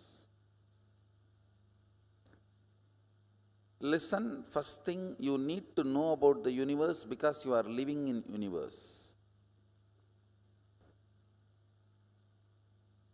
Ignorance is no way cute and ignorance is not going to save you anywhere. Second, why I am teaching about this fundamental units of the universe, 11 dimensions, because understanding about these 11 dimensions will make you manifest multiple powerful cognitions and powers. I'll repeat. See, manifesting powers of third eye, like reading through your third eye, scanning through your third eye, is power. But understanding the fundamental principle, unit, tattva, why you are able to do? Because you connect your third eye with a third eye which is already awakened, your master's third eye which initiated you. And that third eye is connected with all the existing third eye. Then, the power you manifested through your third eye is not limited to your third eye. You can read through any third eye. That is what is powerful cognition. Understand? So today you are going to manifest powerful cognitions. Only then you will understand how understanding about these multi-dimensions makes you start functioning in multi-dimension level. Understand, Mahadeva very clearly says, Brahmavit Brahmaiva Bhavati. There are some Vedic verses he exactly repeats in Agama. Knowing which you became, that is Brahman, cosmos. Listen carefully. Just because if you know about this pillar, it's not that you will become this pillar. Just because you know about this screen, it's not that you will become this screen. But consciousness is such, just by knowing about it, you will become that. Brahmavit Brahmaiva Bhavati. Knowing cosmos, you become cosmos because you are cosmos.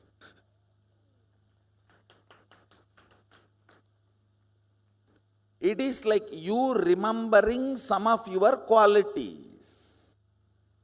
I am going to introduce the next principles or the next dimensions of the cosmos.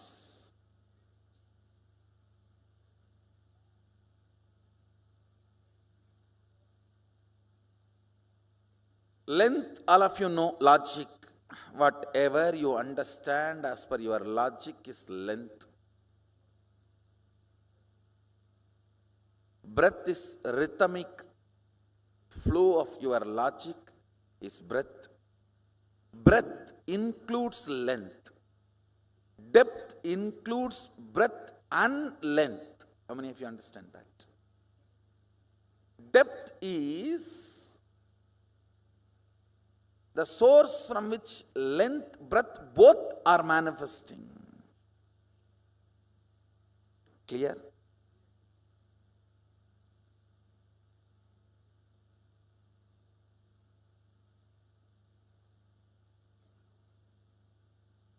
Listen, I'm defining time.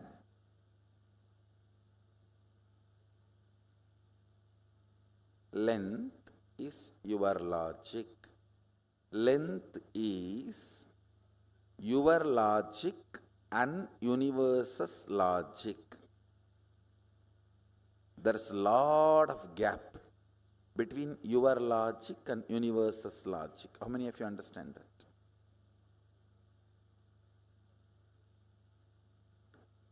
Breath is your rhythmic flow and universe's rhythmic flow. Again, there is a lot of gap. Much less than length, but there is a lot of gap. How many of you understand that? In depth, your cognitions and your cosmos cognition is one and the same. Listen. In length, things are different. In breadth, close but different. But in depth,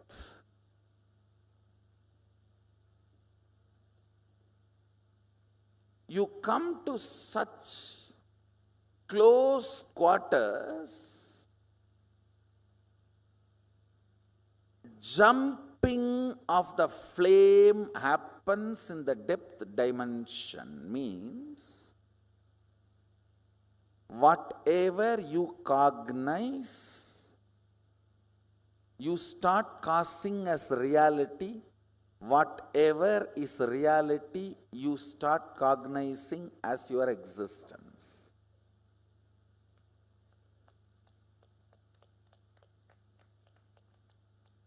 Listen. Listen to the fourth statement. Time, kala. Time is a rough word, English word. Let me use the word kala directly. Kala, that's the fourth dimension. No difference between your kala and kala of the universe. Tell me, is there any difference? Your kala and kala of the universe? You know the gap between your logic and logic of the universe. You know the gap between your breath and breath of the universe. In depth, both come near. Means shadow falls on each other. Your shadow falls on universe and universe's shadow falls on you. But in time, there is no separation. I don't want to say there is oneness, but there is no separation. Your time and universe's time is one and the same. Listen.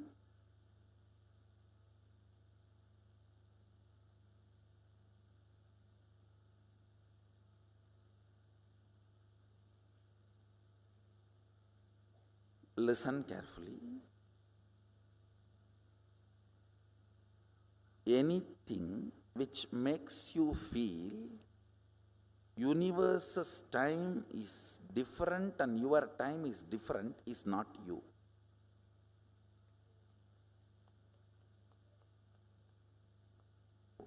if you feel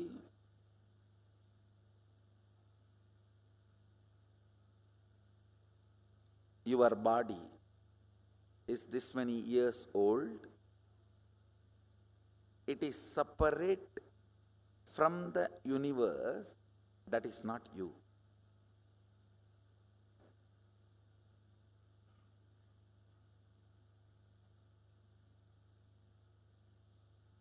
Listen. I am telling you two things. One, don't think, oh, earlier itself I heard all these Vedantic lessons. That and all doesn't work for me. The moment it becomes time, I feel hungry and all my Vedanta goes in the air. Listen.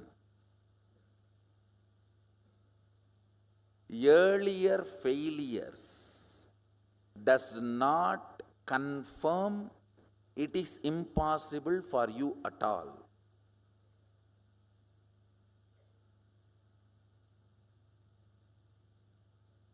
Earlier you might have failed due to various reasons. Now you will be successful because I am going to be the reason.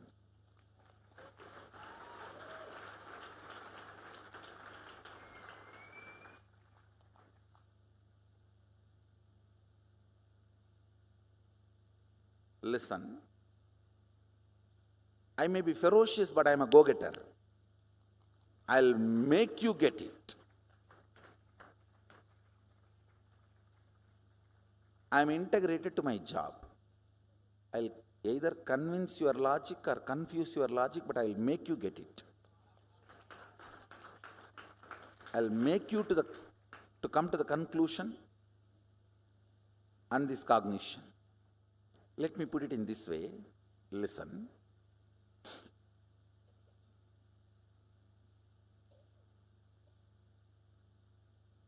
Your length, when its frequency increases, becomes breadth. Your breadth, when its frequency increases, it becomes your depth. Your depth, when the frequency intensely increases, it becomes your time.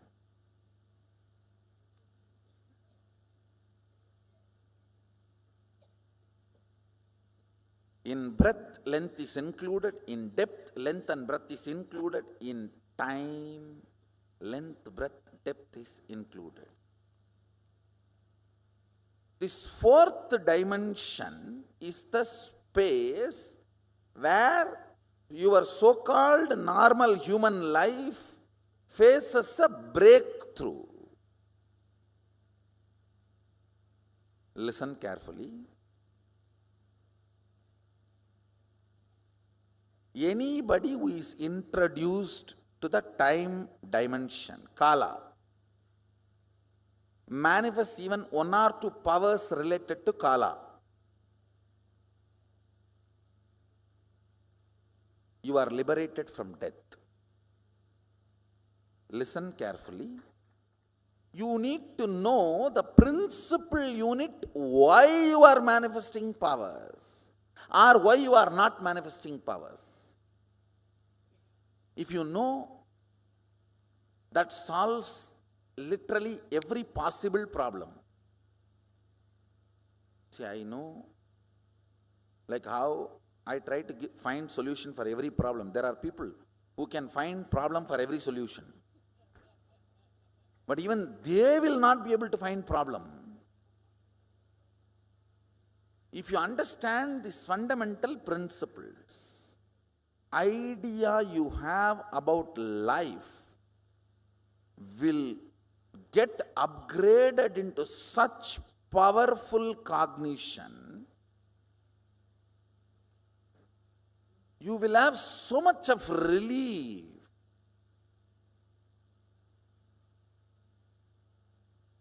Not just from worries, so much of relief from powerless cognitions which can be source for future worries and problems. I am not married. Once I get married, my problems are all solved. See, people are laughing.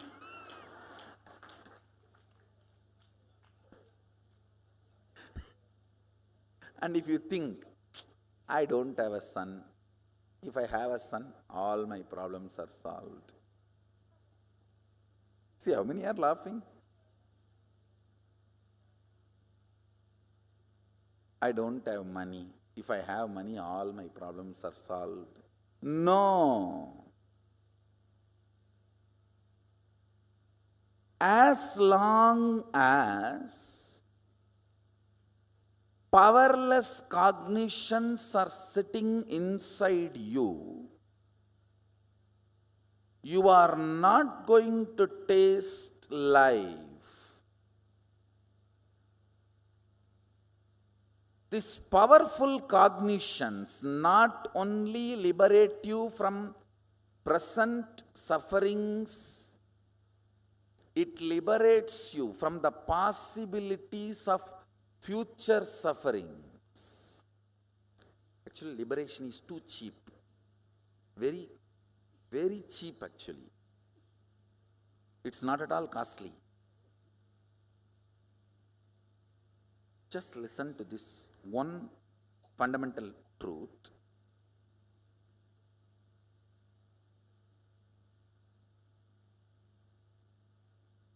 If you have tons of cotton and you need thread, if you have tons of cotton source material, will you be worried about having less thread? No. You know you can make. Same way,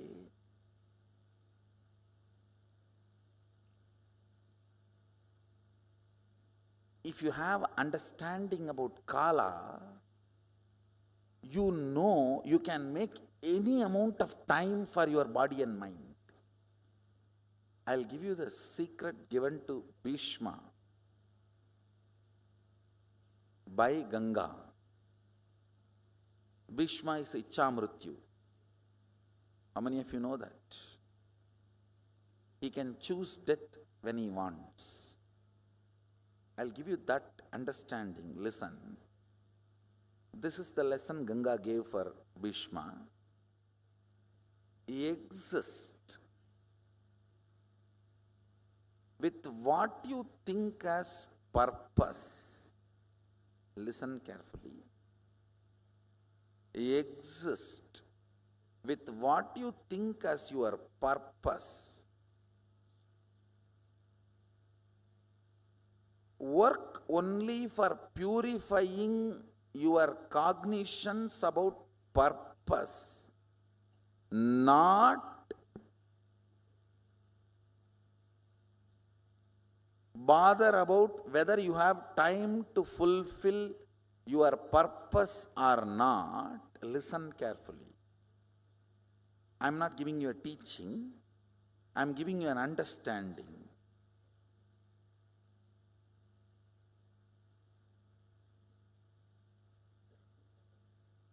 The number of times you remember you have become old makes you old. How many of you understand that?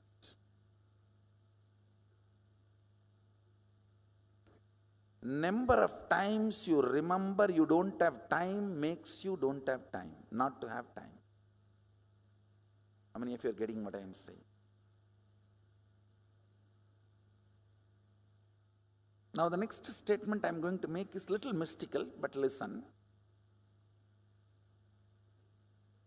If you die as a billionaire, when you assume the next body, you will be born in a billionaire family and whatever you left will be with you. It's a law of cosmos, understand? You don't get cheated. Listen carefully.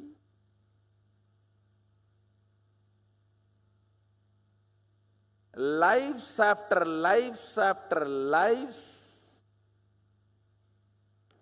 you are a continuous rhythm. It's a little mystical, but I'll establish experientially for you in the next few power manifestation and powerful cognition manifestation.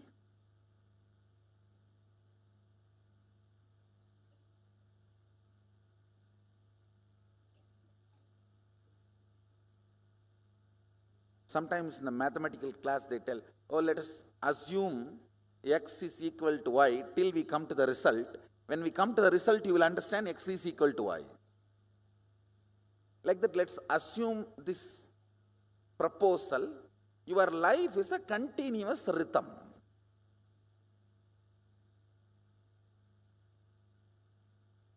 Whatever you acquired, whether power or money or love or relationship or fulfillment or completion in the last janma, and where you left, where you dropped out, you again start from there.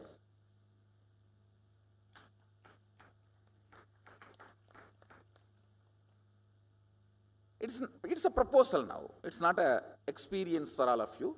It's a proposal. I'm going to give you a few more understandings, then once it sinks,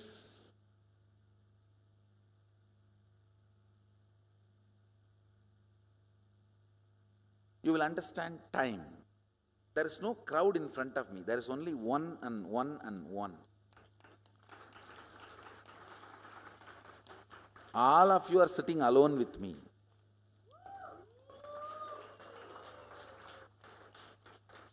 Because the profound truths I am talking, I am touching the core of you.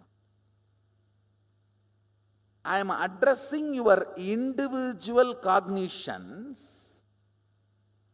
That is why even if the other persons are sitting, you are having a separate relationship. Time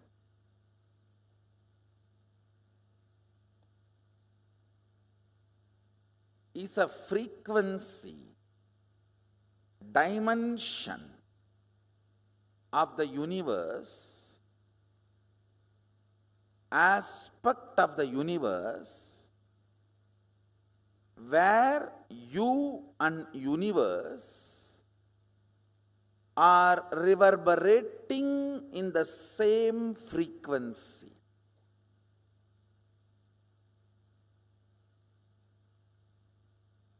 Unit of time of the sun, moon, Kailasa and you is one and the same.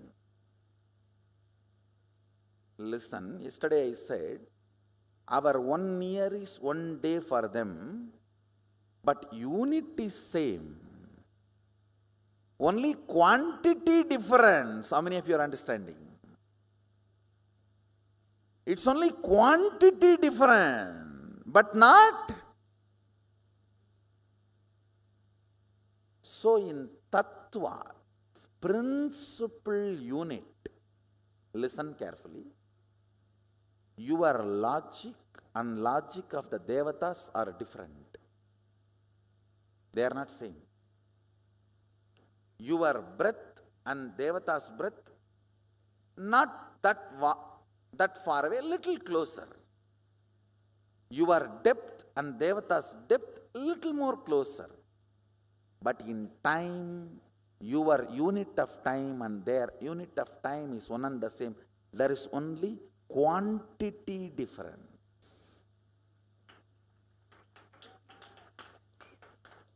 Tattva, fundamental principle unit is same. How many of you are getting it?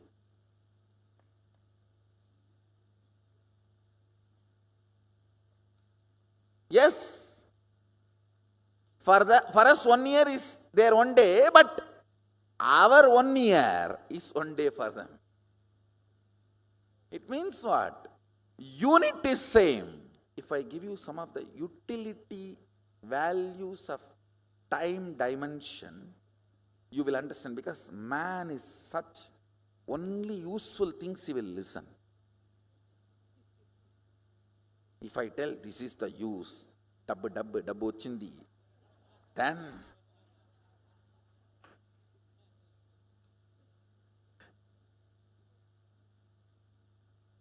all 5 senses will be up and alive. when you are working with this power manifestation, how many of you have already started feeling precisely you will come to know now it is going to manifest because you are falling into the tune of that needle. Like almost that needle is showing the north, that magnetic needle is aligning. Now it is going to manifest. No, I don't think now it is going to manifest because I don't think the needle is aligning. How many of you are able to catch that precision? Raise your hand. Listen. Power manifestation should not be an accident after a few days of practicing. First few days only it will be an accident. It may come, I am telling, this is like my wife only. 10 days before I told, now it is been doing. First 2-3 days it is okay. But after a few days of power manifestation, you will catch, hey, and now I know, because my inner space is connecting. I know in my spine what usually happens. Now it is going to happen. How many of you are able to catch that? Listen, all of you can catch what I am saying. Listen carefully. Now sit up and come to that same moment, same space. Come to that same space of oneness. Tell yourself, declare to yourself, whatever Swamiji is trying to teach us, let me download and manifest. Come to the declaration, then it's easy for me to download bunch of understandings into you. If you do not understand the fundamental principle unit, even if you manifest powers, you are only part of cult. Some cult. Only if you understand the fundamental principle unit and able to manifest powerful cognitions on your own, you are part of the culture. How many of you are getting what I am saying? That is why I insist so much on you understanding this fundamental principle. Only if principle cognitions, why things are happening the way it is happening, is cognized by you. And you design your own powerful cognitions and manifest few powers which I did not teach, but on your own ability, you are part of the culture. How many of you are getting what I am saying?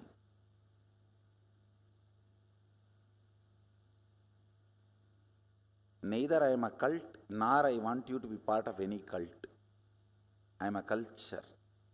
Sanatana Hindu Dharma, the oldest spiritual culture. And I want you to be part of that culture. That is why I want you to understand these fundamental units, principles. Your remembrance of you powerfully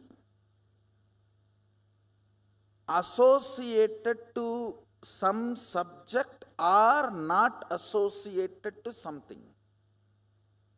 For example, you may remember you powerfully by feeling I have a young body. You may remember you powerlessly feeling, oh, I don't have a bank balance. If you associate yourself with some things, you remember you powerfully. If you associate yourself with some things, you remember you powerlessly. How many of you are understanding this? This binary is time. That's all. Catch it. Listen. This binary is time. Kala. Kala, Sanskrit word, means jumping between associated powerfulness and associated powerlessness. By remembering your body, do you feel powerless? By remembering your mind, do you feel powerful? With what association you feel powerful? With what association you feel powerless? This binary. And please understand, the number of times feeling powerless when it is increases, it's called depression. Number of times you feel powerful, when that increases, it's called joy. This feeling powerful or powerless by association, this binary is time. That is kala. By remembering your guru, if you feel powerful, you are in oneness.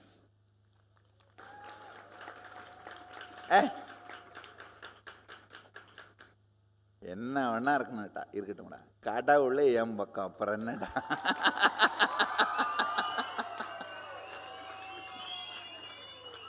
Whatever it may be, the ultimate decision maker knows my name. That's all. Leave it.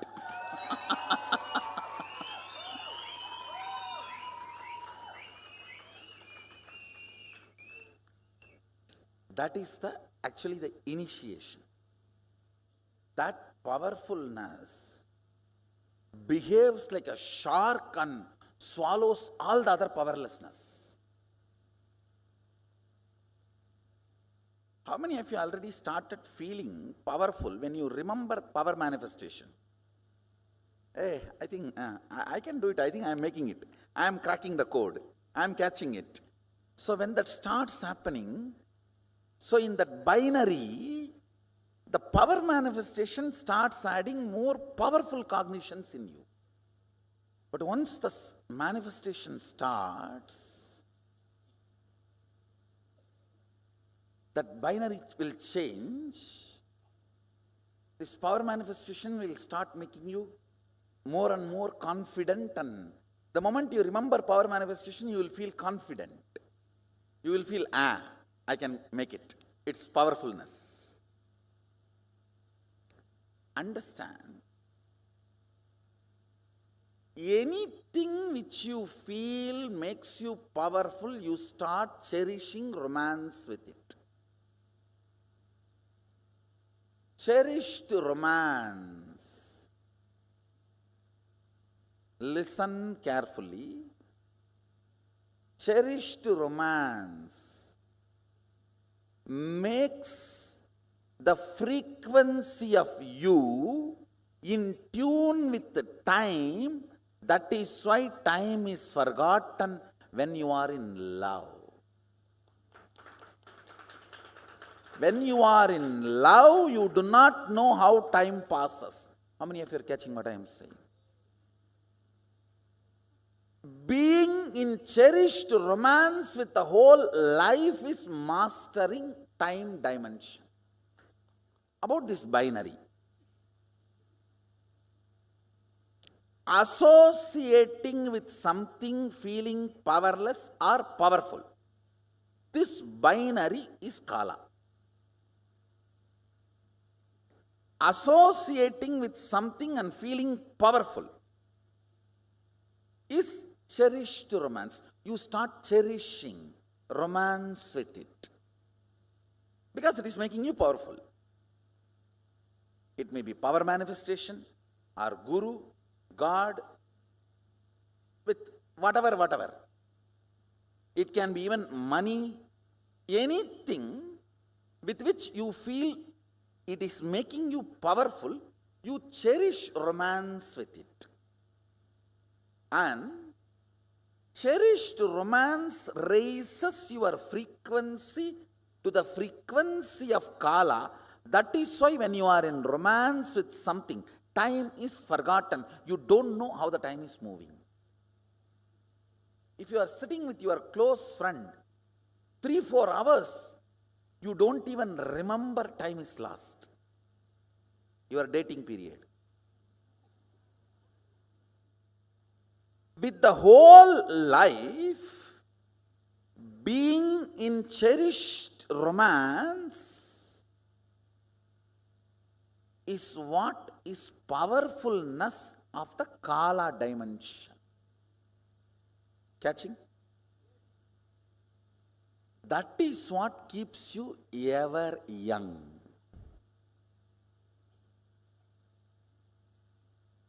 That is why Sadashiva describes himself in Kamikagama as eternally 16. In his Dhyana Sloka he says, I am eternal 16, all my disciples will remember you as me as eternally 16. He uses the word, all of us will meditate on him as us. Means Shivoham, Sadashivoham, as eternally 16. I think intellectually I have given you some understanding about this Kala and its flow in us, this binary. Actually, even now,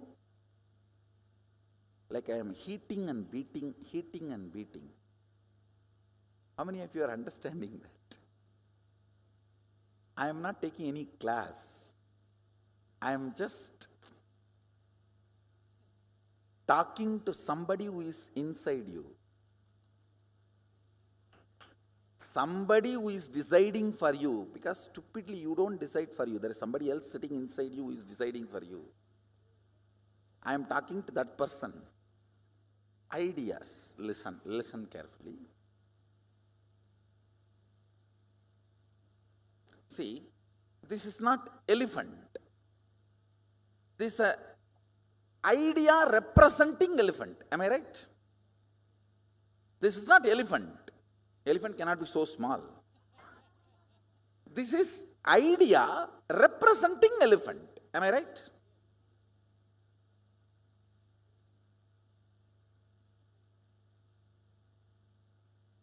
But all practical purpose we call this as elephant. Hey, remove this elephant. Bring the elephant. Keep the elephant. Stupid are those representing things are considered as equivalent to the real. If you start equating it to real, you are stupid. How many of you are understanding that? This body represents you. Don't say it is you.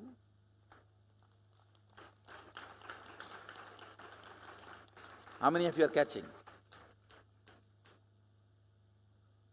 Why, if somebody takes your name and abuses, you feel hurt. They have not hurt you. If this is you, if they put the knife, you should be suffering. But if they take your name and abuse, you are hurt. It means you are this also and something more. So this represents you. Catching it? Now listen. Now is the climax, punchline. In you, please listen, in you,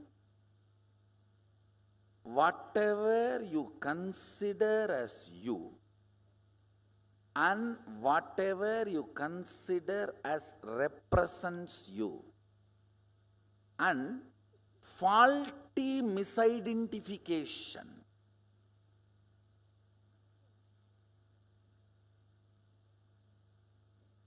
this represents you, but most of the time you go on cognizing this as you.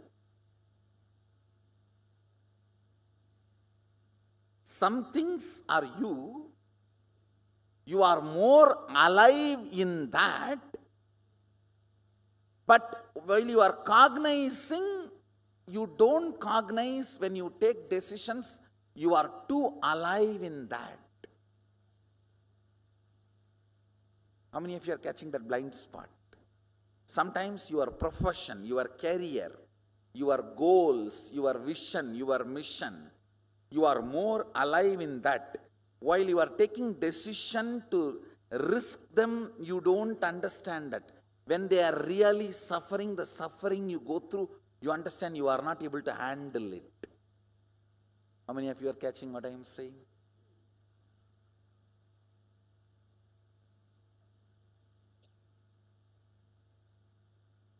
Now listen. How this and time is connected. Listen.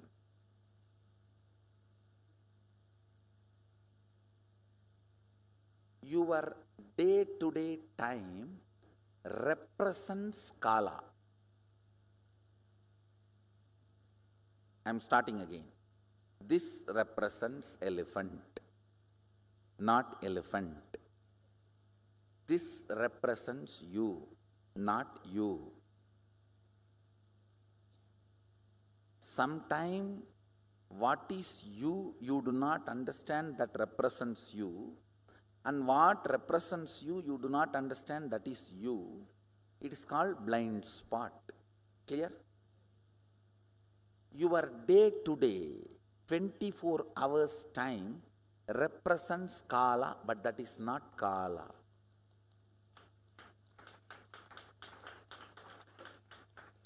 Your kala is your life vision. Your time is your life mission.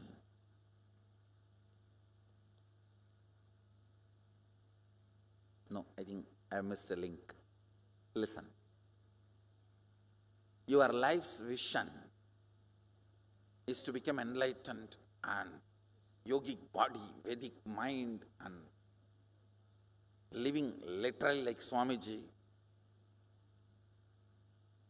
Mission, morning till 11 o'clock sleeping. And 11:30 rolling on the bed once and 12 o'clock thinking, should I get up or not? Now how many are catching?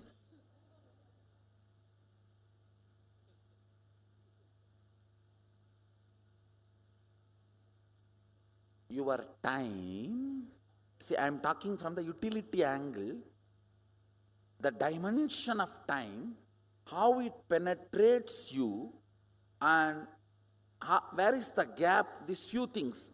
I am not talking any morality, I am talking about some of the, how the vast gap between your ideas and reality is your old age, tiredness and boredom. Why you are not in eternal romance with life? Because what you want, what you do is different. So what you want, nowhere even the horizon is seen. And you are thoroughly convinced nothing is going to be done, at least in this birth. And you blame your wife. I am married to you now. Over. Or your husband, or your job, or your country. No. Mahadeva uses a word called pasha in Agama.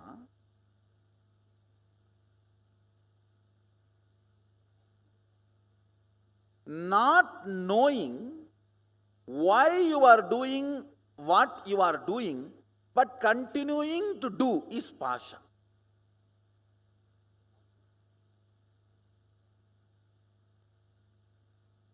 Your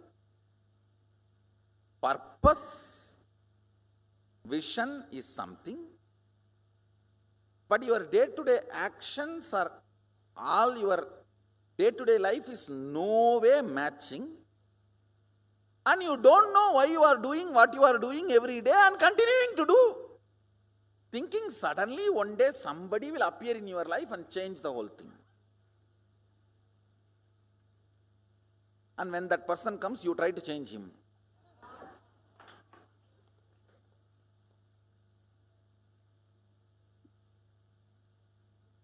How many of you are getting what I am saying? The blind spot between your kala and time is pasa.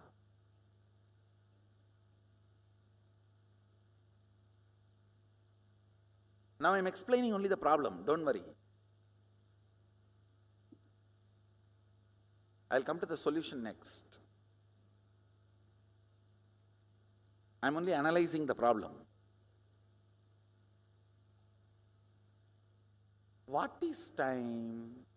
The higher frequency of length is breadth.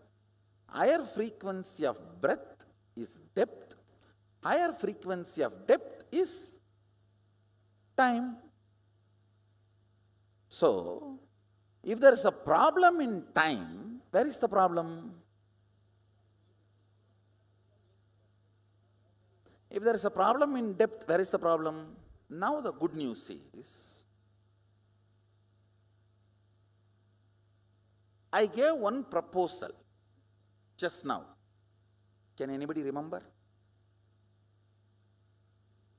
I gave one proposal telling that till the end let it be a proposal. It is rhythmic continuum. That's the word I used. Rhythmic continuum.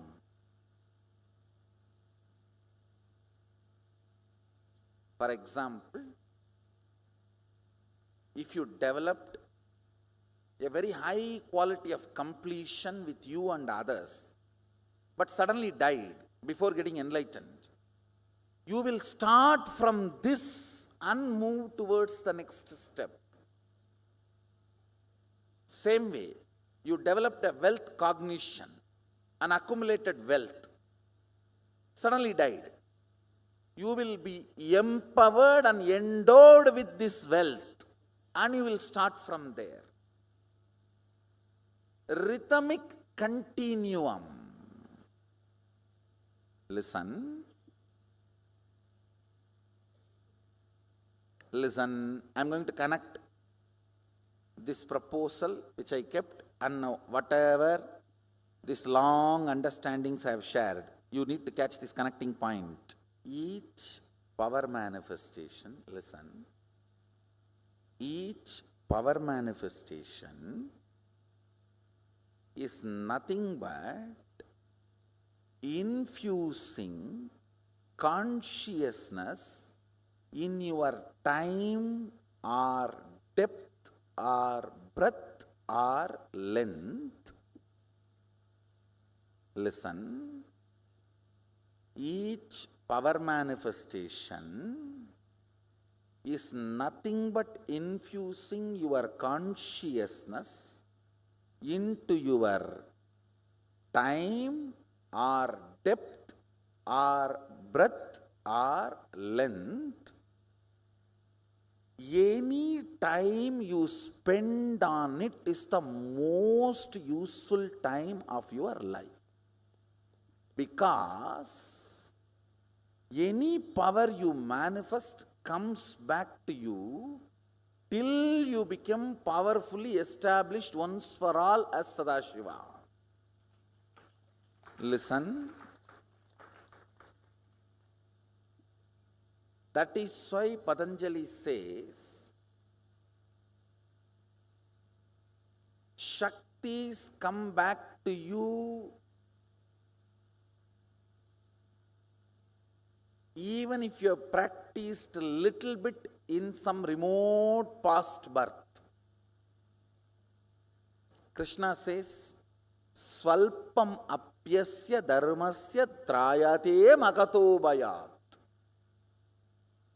Svalpamapyasya dharmasya drayate mahato bayat means even if practiced little removes huge fears of life.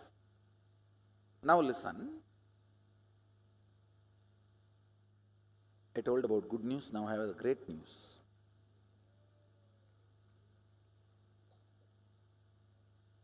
Fortunately, your time is lower than my space.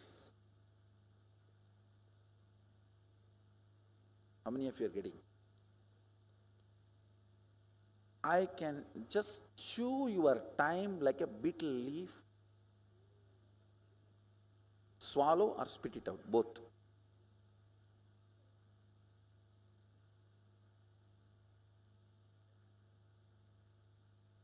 Which I am going to do.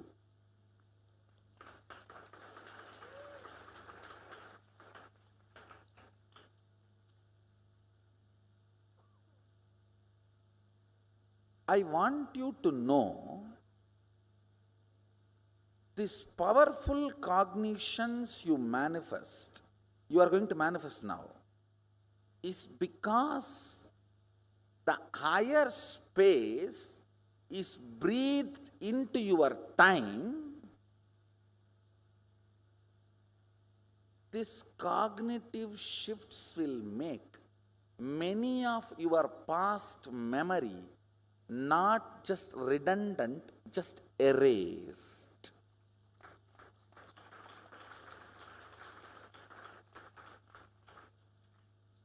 Whose memory load which makes you powerless is less than 16-year accumulation load. Listen, till the age of 16, in those days especially, you do not accumulate the load of memories which puts you in powerlessness to make you experience the binary. How many of you are understanding?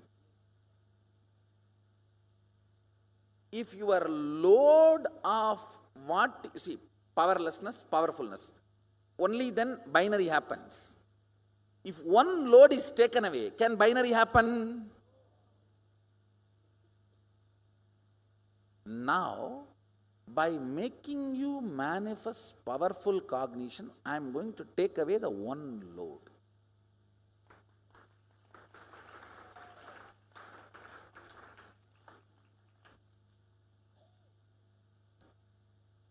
The principle why the powerful cognitions are manifested and what is the side effect and after effect of that in you.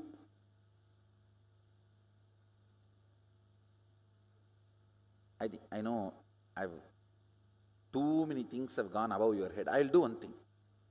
I'll give this whole discourse, this whole understanding as a video. Watch 4 or 5 times. Because I have cracked too many codes. Higher frequency of length is breadth, and higher frequency of the breadth is depth, and higher frequency of the depth is time. Time, by its very existence, is having binary effect on you. Associated powerfulness or associated powerlessness, binary effect makes you experience time as your existence, and when the associated powerlessness volume is reduced, the number of hours you spend in cherished romance with life increases. That intensifies the quality of life in you, which in turn manifests as powerfulness and powerful cognitions. If you manifest powerful cognitions, that makes you feel more cherished, romantic with life. In turn, that reduces the powerless cognition's weight and stops this binary oscillation.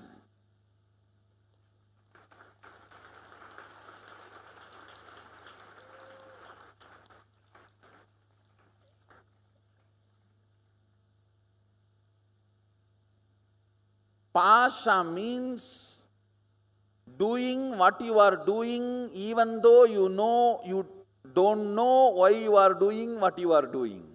You know you don't know why you are doing what you are doing. Listen. You know you don't know why you are doing what you are doing and you continue to do. Knowing you don't know why you are doing what you are doing and continuing to do what you are doing is pasha. Pasa. That makes you old and tired. Manifesting powers makes you manifest powerful cognitions easily. See, your small identity is like a dam. Never strengthening a river can break a dam. Dam needs to be weakened, only then it will break. Have you ever heard strengthening of the river can break the dam? Weakening of the dam only can break the dam.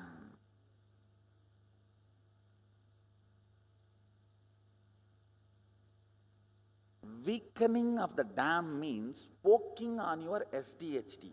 That can happen only by power manifestation.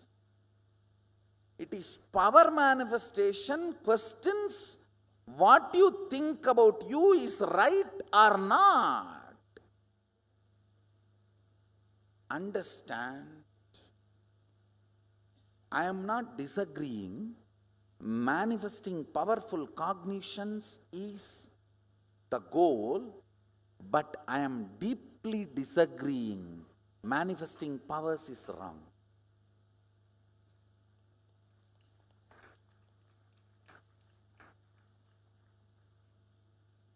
I tell you,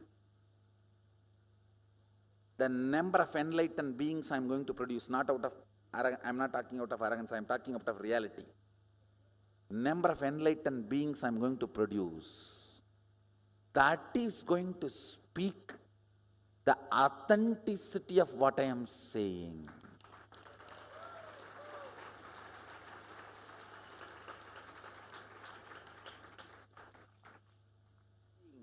By increasing the quantity of the river cannot break the dam. Dam doesn't care damn about river.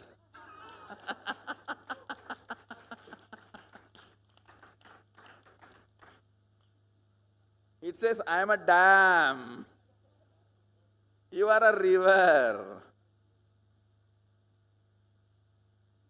Listen. From the side of the river, you cannot hit and break the dam. From the other side, if you poke the hole, only it can be broken. Power manifestation is breaking the dam, drilling the dam. Drilling, questioning your very smaller identity. Only that can open up and make the flow happen.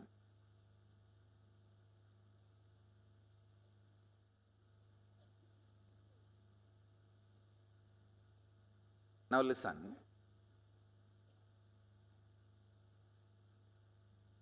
I have given you the proposal that life is the continuum, rhythmic continuum. Based on this cognition, I am going to make you manifest some of the powerful cognitions and powers. I am coming back to the logic I introduced when I introduced Mahasdashivoham, the Sattva Tattva. The logic I introduced is static matter, dynamic activity, strategic existence is one and the same, and strategic existence has power over any dynamic activity and any static matter. Am I right? Feels like I heard 1 year before, na? So with this cognition, you manifested few powers. So that manifestation strengthened those cognitions. Now I am going to work on life is a continuous rhythm. Rhythmic continuum. Anyway, is okay. Rhythmic continuum or continuous rhythm.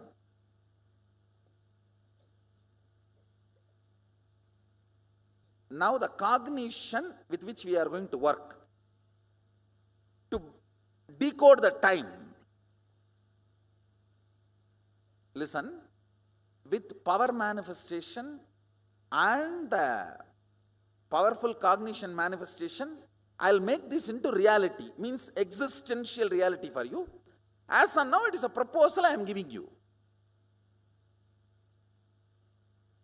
In the West, proposal means different meaning. With that flower, they say, "Oh, will you marry me?"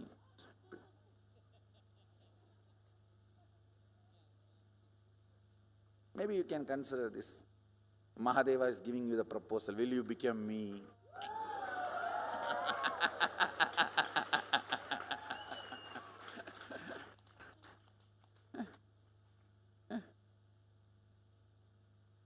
Marrying is a cheap word, 4-letter word.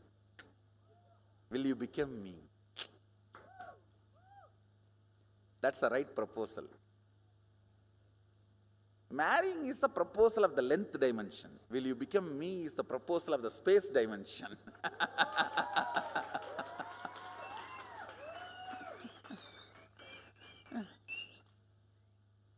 Thank you guys. Be blissful.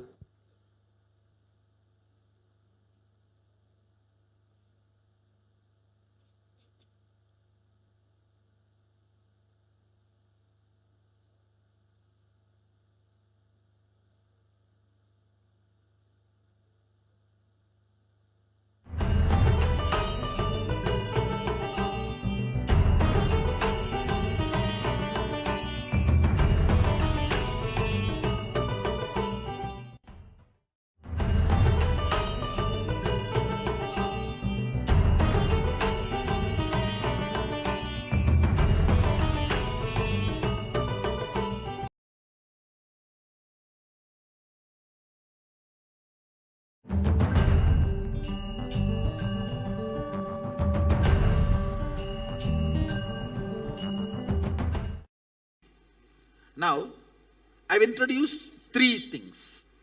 Length of this walking stick. This is length. This is breadth. And this is depth. In us, the logic which moves and makes conclusions is length. Breadth which influences the matter means the cognition influencing the matter, spirit influencing the matter, your activism or involvement influencing the matter, logic, that zone is called breadth. Like art, poetry, music, sculpting, where your spirit influences matter. There is a part of you, independent of length and breadth, matter and emotion, can create an experience. Like I gave you the example, you may be sleeping on a beautiful king-size bed and air-conditioned room, completely secured by the whole army around you, but you may be dreaming, experiencing a tiger chasing you, sometimes stray dog chasing you in the forest. Independent of everything external, the cognition you generate, the ability to generate cognitions is depth. Listen. Logic, which always concludes, is length in you. Your art, emotion, heart, which you can influence, that is breadth in you. The cognition, which is independent of all these, can create, generate experiences, cognitions, that is depth in you. Same way in the universe. all the forces submit themselves to a logical flow. The whole physics is length of the universe. All the artistic, where the consciousness influences the matter. For example, I give you a boon. You ask for healing or money, something, and I give a boon. Consciousness influencing the matter and altering. All those things are artistic, breadth dimension of the universe. Vishwamitra creating independent, complete new plane of existence for Trishangu is the depth of the universe. Now in this LBD, let's have question answer. You ask whatever you want to ask about the LBD. Then I'll talk about the time and space. Yes. So Swamiji, does it mean that dream is the depth? I should say, dream is depth, but it does not mean always the depth should be right. Wrong depth. Okay. You see, here when I say depth, your power to manifest. Yes. It can be good or bad, right or wrong. Sometimes somebody may be in the platform, but he can manifest the experience is the palace. So Turyatit is depth. I should say, Turyatita itself is the source where the depth is manifested. From Turyatita, you never manifest bad depth. You only manifest conscious depth. For example, a $1 billion rich guy will never go to a shop and steal $10 and get imprisoned. Right. The material which is in Turyatita as a depth. But sometimes people do use that to make a cheap things like ordinary dreams. Right. Actually, your ability to make a dream and your ability to make a heaven is one and the same. When you have a low self-identity, you create some ordinary dream where you have a small bungalow and the actor or actresses whom you want and all that. When you have a higher identity, you create Ramba, Menaka, Urvasi and Swarga. Otherwise, the stuff is one and the same. Many questions will fall in place when I merge all these three, this length, breadth, depth, this 11 dimension, 25 states of consciousness, 5 aspects of Sadashiva. When I merge all these three, tons of questions will become clear. You just know the whole, how things happen. For example, when you are having 5 ideas about you, somebody has 5 ideas about them, and their depth, if it becomes active, it creates a low dream. Whatever they know as a best, they try to have that. When that identity is 100 ideas, then he tries to create little better dream. When that identity is 1000, then he creates heaven. Trishang, the energy Vishwamitra used and created a Swarga for Trishangu is the same energy with which we also build a home for our worker and give. Nothing more than that. So Swamiji, if someone is in the depth, then is person A depth? How does it relate to other people, or is it just private reality? Does it really affect other people? What I am saying, as long as you have control only over you, your depth influences only you. Okay. When you master your whole biomemory and muscle memory, and even push that energy through your biomemory, muscle memory out, even the universe's depth listens to you. So how was Vishwamitra able to manifest? Because Vishwamitra's tapas, he has mastered himself and the nature around him. He can manifest anything he wants, not only for himself, even for others. It's just like giving a boon. It is the mastery of tapas. So when you have mastered your depth, you can also master the depth of somebody and create a different reality for them. Means which I am doing in Kalpadar Darshans and all, when I give a boon. Swamiji, can you give one more real life example of length, depth and the breadth? Which way? As object or as a being or as a universe? As being. You logically think, calculate. If you work this many hours, this is the salary you will get. It's a logic. That's a length. How to get the salary without working is breadth. And how to take vacation and give a medical certificate and give the salary get the salary is depth.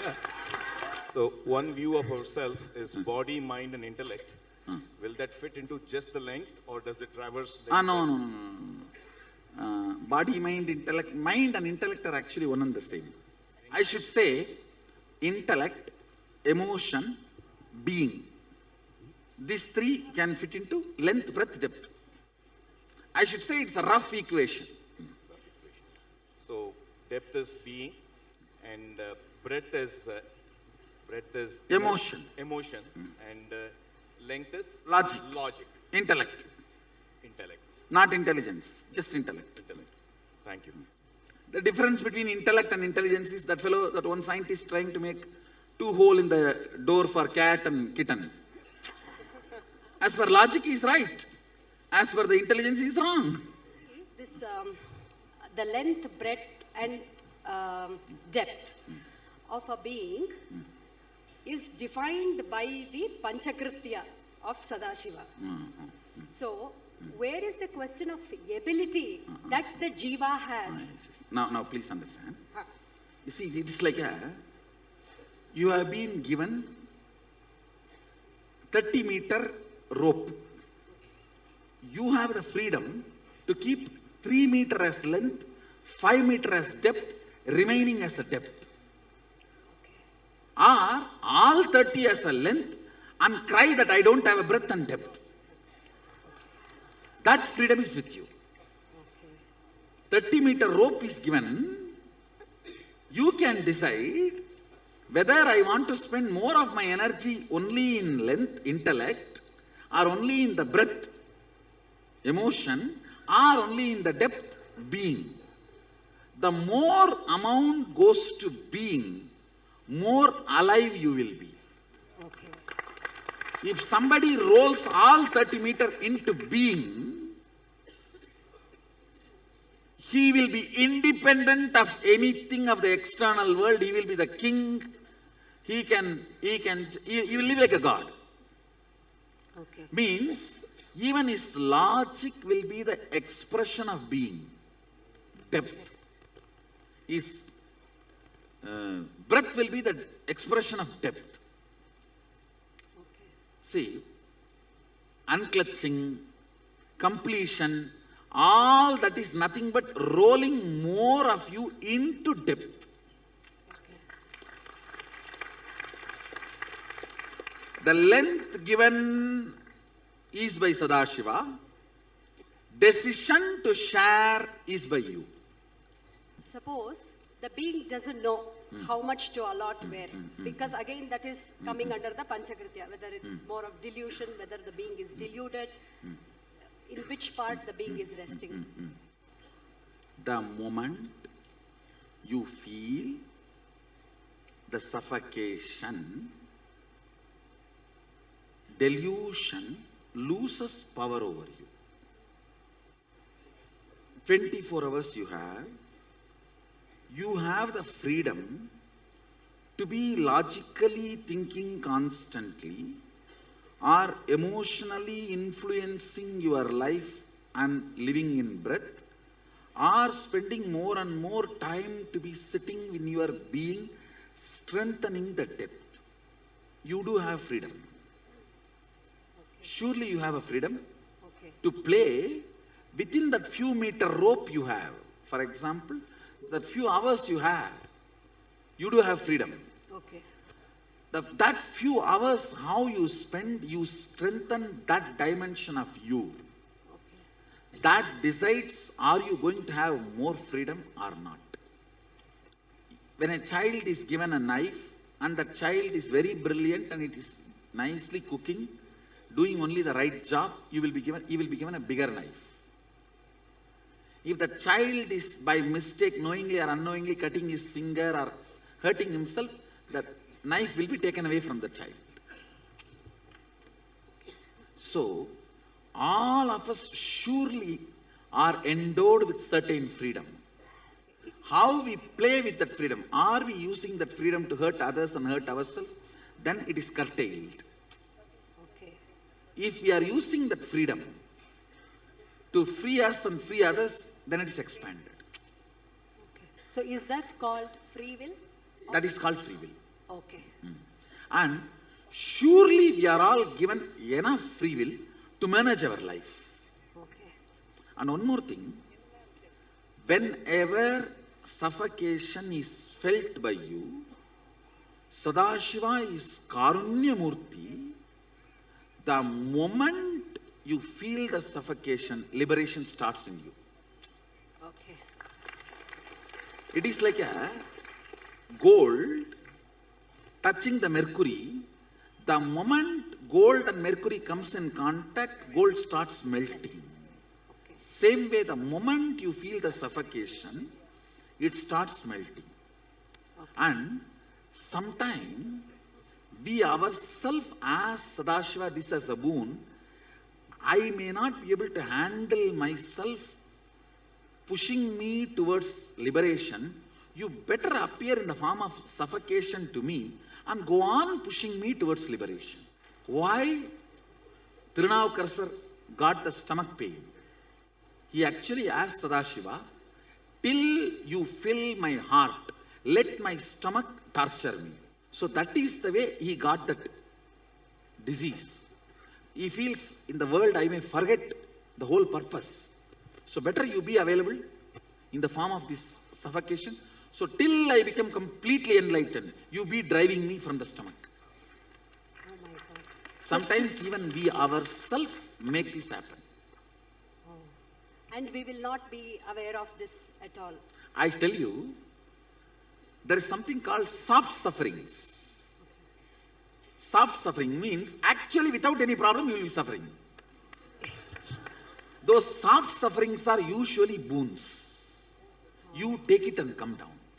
Okay. For example, actually somebody is handicapped. Actually somebody is in the poverty. Actually somebody is like a mad or that and all is actual karma. But there is something called soft suffering. Actually there is no reason, but you will be going on suffering. It's called soft suffering, which is boon. It's like a for alarm clock, you give the key, and this is the key you give. Okay. So you yourself decide, I have to become enlightened within this birth. So my acceleration speed is not enough. Okay. Devi, please accelerate me. Oh. Whatever it may take, I am ready for that. Whenever you give that kind of a commitment, she gives soft suffering. Okay. She will never give you hard suffering. Hard suffering comes by karma. Okay. Soft suffering comes by boon. All soft suffering is come only as a boon. Swamiji, just before with the length, breadth and depth, just by having the depth, can we create even the matter? Just by See what I having am saying, listen. If you are just a sandalwood tree, naturally you will have a smell. So if you become fully depth, for example, 30-meter rope is given, all 30 you ended up and become a depth, your smell itself will be length and breadth. Your presence will be breadth and length. I am telling you, no way I can be so logical from my background. I am a high school dropout. No, as per the international standard, I am a high school dropout. I never went to university. I created university, that's all. No, I am telling you practical. Never went to any university. never know any protocols of the university. So, from logic, if you see, I cannot have this logic. It's my depth, and the smell of the depth is logic. So each of this session is one PhD thesis. And surely, I am not exposed to any of these physics, quantum physics books and these, that, to catch the essence and chew and spit it out. See the morning satsang. Whether it is a quantum physics, chemistry or alchemy, everything just gets chewed and gets. So no way, logically it is possible. No way logically it is possible. Depth, if you wind the whole thing into depth, I tell you, bluntly if I have to put it, completion makes even your logic extremely beautiful, extremely sharp. And anything you see, you just behave like a grinder and grind and spit it out. For example, first time when I sat in the flight, I just looked and I know the whole circuit, how it is working. I know it looks like a too big claim, but what would I have to tell you? With all my integrity, I am telling you. First time when I sat in the flight, maybe I think it is 2002 or only at that time. When I sat in the flight, I just looked around. I just know the whole circuit, how it works. Not by any logic. Always try to entertain yourself with your depth, means completion. Unclutching, completion, all these are beautiful entertainments. In a lot of time on unclutching, you will have amazing business strategies. Amazing business strategies. Amazing negotiation words. You will just know where that guy is sitting. You will just know where you need to relate to him.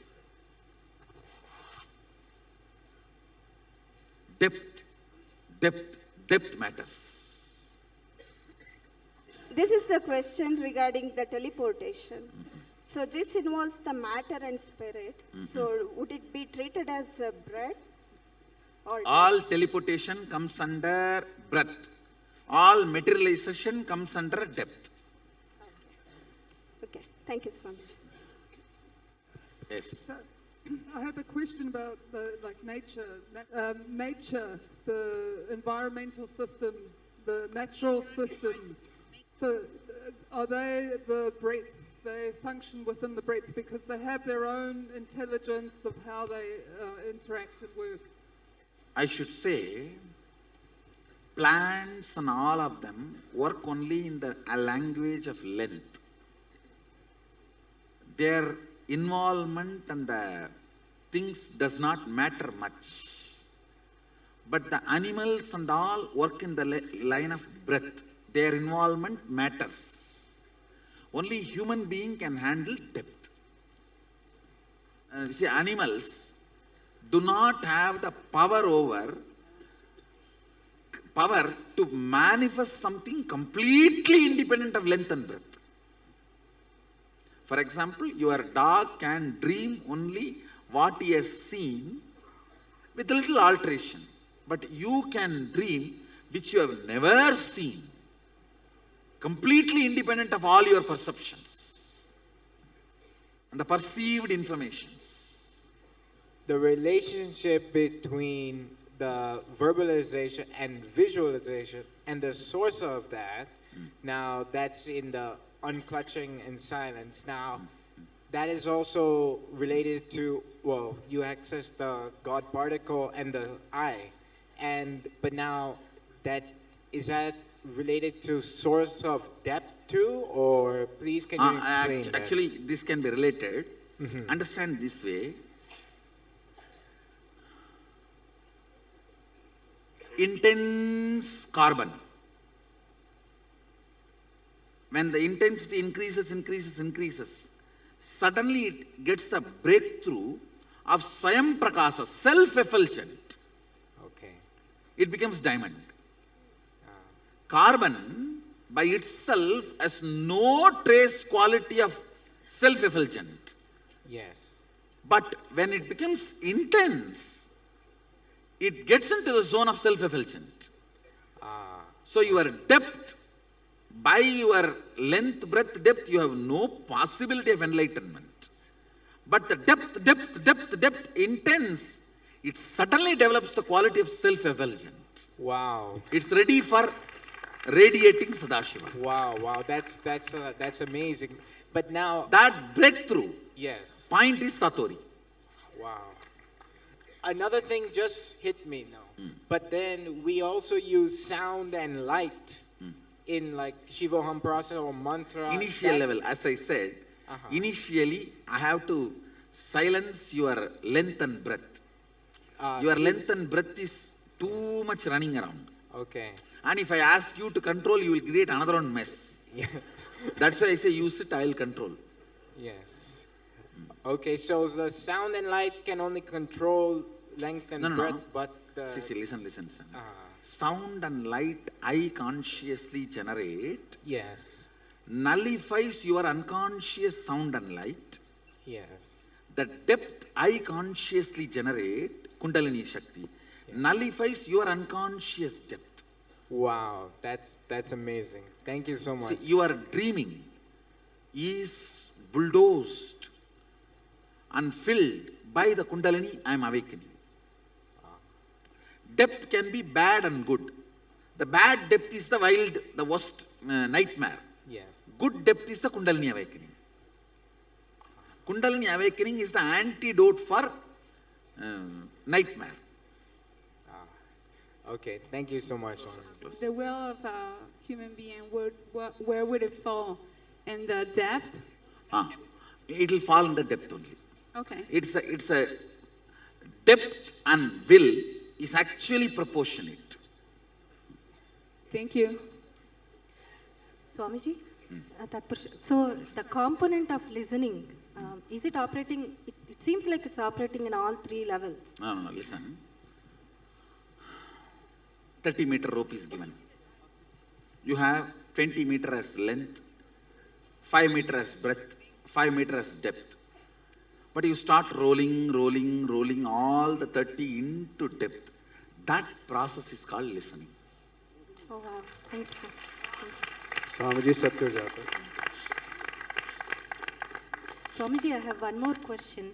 I've noticed many times when I'm waking up in the morning, I'm awake, but my body is dead as a stone. It's not moving. That is more of a breadth, not depth. Okay. It is like a part of your imagination is not ready to settle with your body. Swamiji, it looks like that there is some correlation between the different states, what we have, like Turiya Atita, and the depth. No. In every state, all these three are active in a smaller or higher level. For example, in the lower 9 states, more length, less breadth, and almost no depth. Okay. Higher states, more depth, very less breadth, and almost no length. Now, with all my integrity, I am telling you, I do not have any words inside. The words I uttered gave a break, no word inside at that time. Now I did not have word inside. Yes. Only for uttering it gets generated and gets uttered. Then back. So it's a combination of a state and your depth, Swamiji? State alters the length, breadth, depth division of you. So State alters the length of the length and breadth of the breadth and depth of the depth. depth. Yeah. So at a being level, we keep on floating basis our state into different dimensions. I should say, states influence dimensions, dimensions influence state. If you sit and unclutch before falling asleep, you will not have the nightmare. Yeah. If you have a nightmare, morning you will not be able to do unclutching. If you have a Kundalini awakening, you will not have nightmare. If you have a nightmare, then awakening your Kundalini will be a little difficult. So all of them are interconnected. Interconnected. So at Sadashivam, what we are experiencing is I the am enriching working of on the depth. unit of you. See, unit of you is, you feel I exist. That I. That's a unit of Jiva. Yes. Unit of dimensions is a space which I am going to give you the experience. Unit of Sadashiva is Shakti, which I am already working on you and feeding you into which. Understand? More and more Shakti is fed in your mouth, more and more you will feel Sadashivatva. Like if you eat, whatever you eat, that only you will belch. True. So if you are fed Sadashivatva, you will belch Sadashivatva. That's it. Unit of Sadashiva is Shakti. I think all of you are clear about these three units. Unit of Jiva is I. Unit of dimensions of the universe is space. Unit of Sadashiva is Shakti. So I am working with, actually all these three are one and the same. Shakti, space, I is one and the same. So awakening them and filling you with that Advaita is the whole Sadashivam process. Actually, I am giving you some experience, then spending a little time giving you logical understanding. Because of the strength of the experience, you understand it deeply. Because of the understanding's depth, you get into deeper experience. So this virtuous circle, because the experience has started, the virtuous circle is running. If the experience is not there, no listening, no experience, it will be vicious circle. Teachers put you in vicious circle, masters put you in virtuous circle. Yes. Swamiji, for the depth, you had used three expressions, I think: cognition, consciousness, and being. So all three different words pointing towards the same experience. So, but cognition can be good and bad both. Being also can be good and bad. Depth can be good and bad. Okay. The same, when you have a nightmare, you are going through the depth only.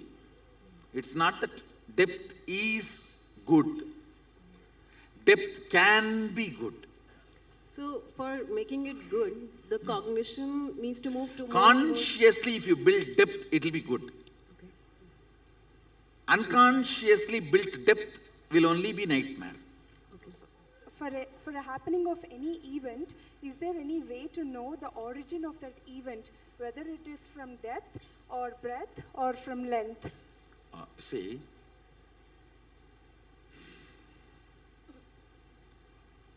never take a decision when you have a mood swing or depression. Because many times you will permanently damage yourself because you are temporarily upset. After happening, even if you know you have taken the decision when you are in the length, it has no use. anything, whether the outcome is good or bad, strengthens you is from depth. Anything, whether the outcome is good or bad, makes you shallow is length. Even the nightmare wakes you up finally. Yes, bad depth, but wakes you up. I wanted to ask whether depth is inbuilt in human beings or not, or we have to build it, like... You are given freedom. I will not say it is inbuilt. The possibility is there, but you should consciously build. Because many times when you don't build, you just die without even experiencing or tasting depth. Okay, and one more question. I can say integrity is also one of a powerful way to build depth. Can you Integrity is always the tipping point in your life. That's a tipping point, and I tell you, integrity also makes you enjoy life very deeply. For an integrated person, this coffee will taste 1,000 times more than an ordinary person who is superficial. Same coffee, 2 cups. For one it will be coffee, for another one it will be nectar. And Integrity matters, increasing the depth of being and experience. And Swamiji, where do we put aggression and mood swings in? Is it breath or logic? It is more length. Length. Usually, length damages, breadth heals, depth makes it irrelevant. When you are doing a poetry, art, dance, music, it heals. Logic hurts, emotion heals, depth makes it redundant, irrelevant. But you talked about 3 levels, like the one which you gave the Trishul example and being example and universe. So is it that we are being better and better, like going up? I have given you understanding. For understanding, I use these examples. And can you explain depth in the universe level? Vishwamitra creating Trishangu Swarga. I don't know that.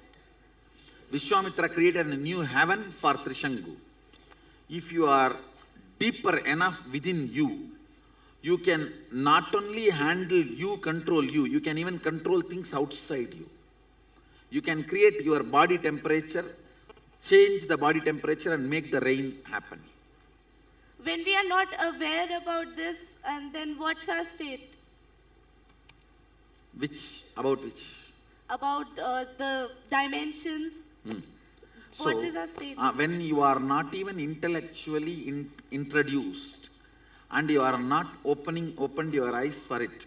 Like how a born blind man, difference between born blind and the fellow with eyes. Ignorance is suffering.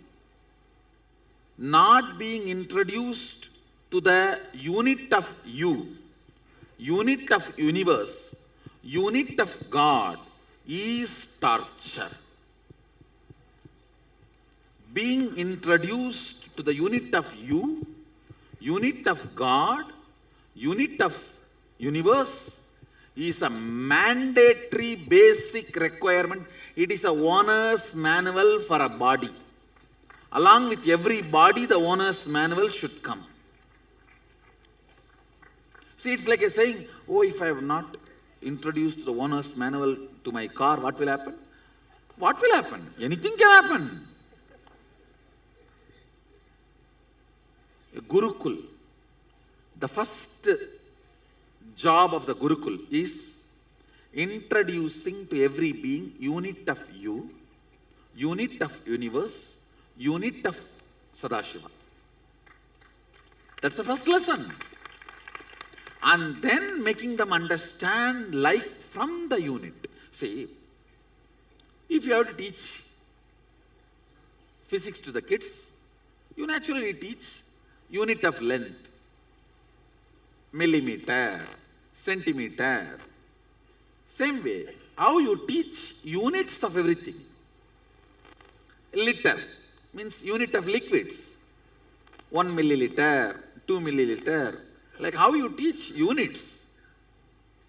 You need to teach the unit of being, unit of universe and unit of Sadashiva to every being.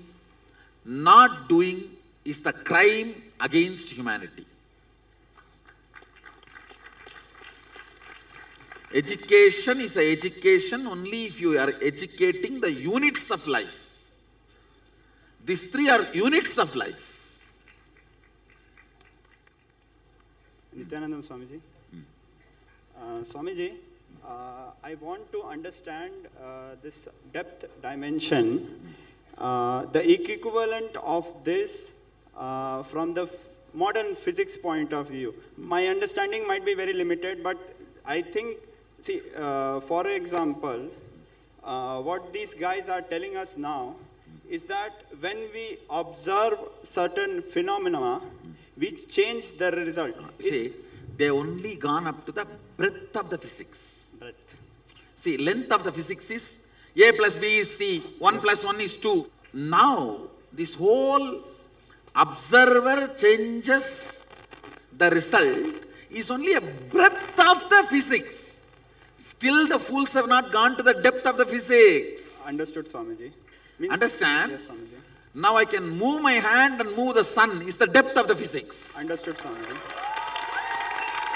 All these mystical powers, all this is completely... See, I can move my hand here and move the sun there is the depth of the physics.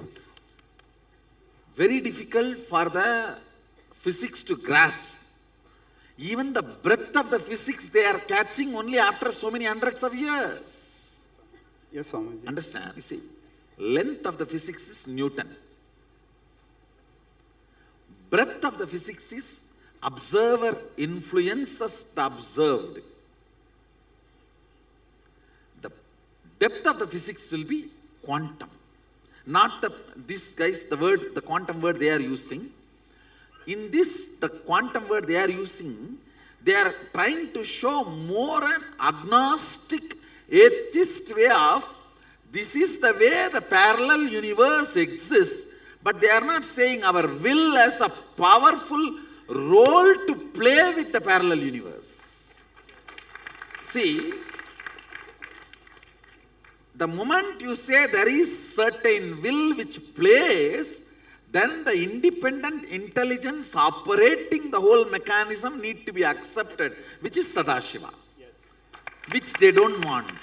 That is why they are trying to keep the depth of the physics as agnostic as possible due to their unscientific stupidity. Understood, Swami.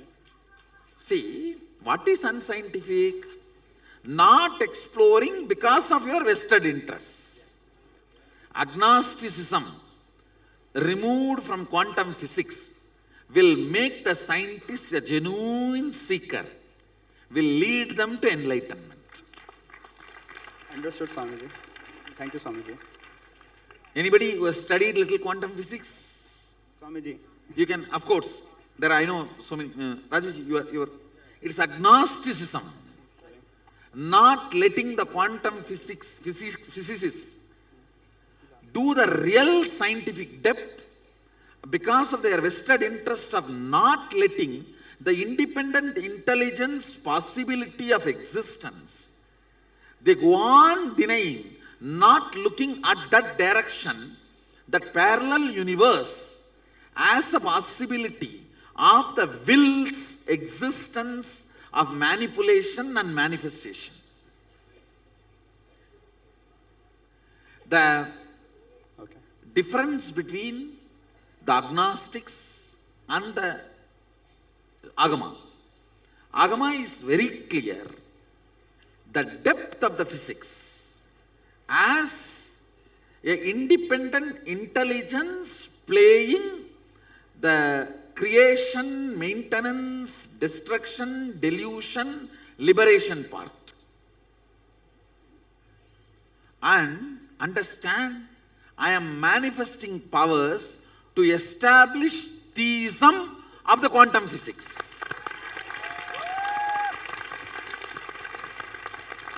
The theistic quantum physicist is my Balasans.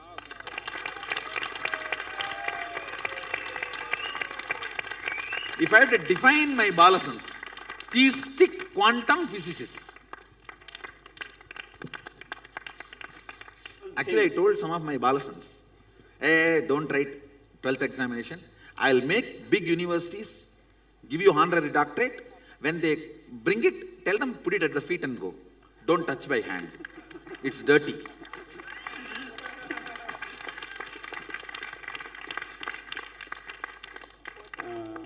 See, this world needs to know, when the depth is awakened, the education is different.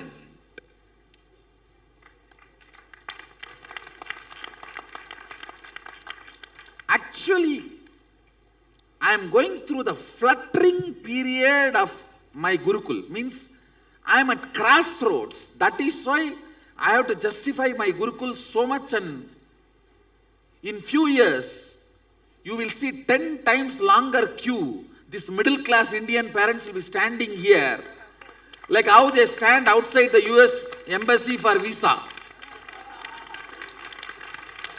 for my Gurukul administration, for my Gurukul admission. Now I am going through the crossroads where I am yet to establish, see, I have established certain things, but I have not completely established the utility value of this in the regular life. Once I establish that,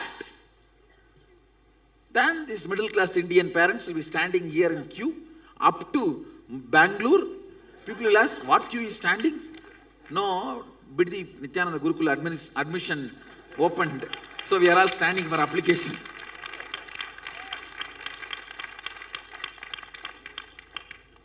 See, when the physics is looked at from the angle of depth, with the integrity to the scientific seeking, Atado Brahma Jignasat, let us inquire into the reality for the sake of reality. When that starts with the depth, the being produced is called theistic quantum physicist, my Balasans, who will wave the hands and move the planet's effects, and will always be bound down in front of deity. Who can wave the hands and materialize what you want. Who will always bow down and bend in front of a deity. Theistic quantum physicist. And even Swamiji, simple things like how they project the world to us. How they teach us about the world to us, it is like random chaos. The auspiciousness, they are not able to present. I tell you, agnosticism will always end up in chaos, because any order introduced needs justification. See, any order introduced always points towards the independent will's existence. Yes, Swamiji. Understand? So if the order is introduced, will be justified. Yes, Swamiji. That is why the moment will is justified, Sadashiva is justified. Yes, Swamiji. See, what is the definition of Sadashiva? An independent intelligence which has power over everything exists. That these guys cannot, not only does not accept, do not want to explore in the direction which may confirm even indirectly. They are so frightened, yes, Swamiji, that they do not want to look even into the direction. Yes. Theistic people denying the possibility of quantum physics quantum physics denying the possibility of theism. Whole power structure. The power corridors trying to decide the reality of the existence instead of the rishis and seekers. Power corridors can decide who will rule, but rishis decide who rules. Rishis decide who rules, power corridors decides who will rule. Swamiji, what is the role of feeling connection in Guru Bhakti? See, understand.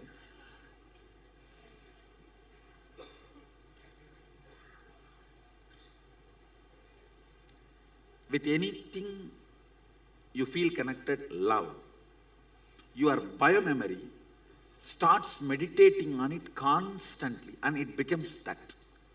For example, an egg from chicken is taught to meditate on snake. Snake will come out of the egg.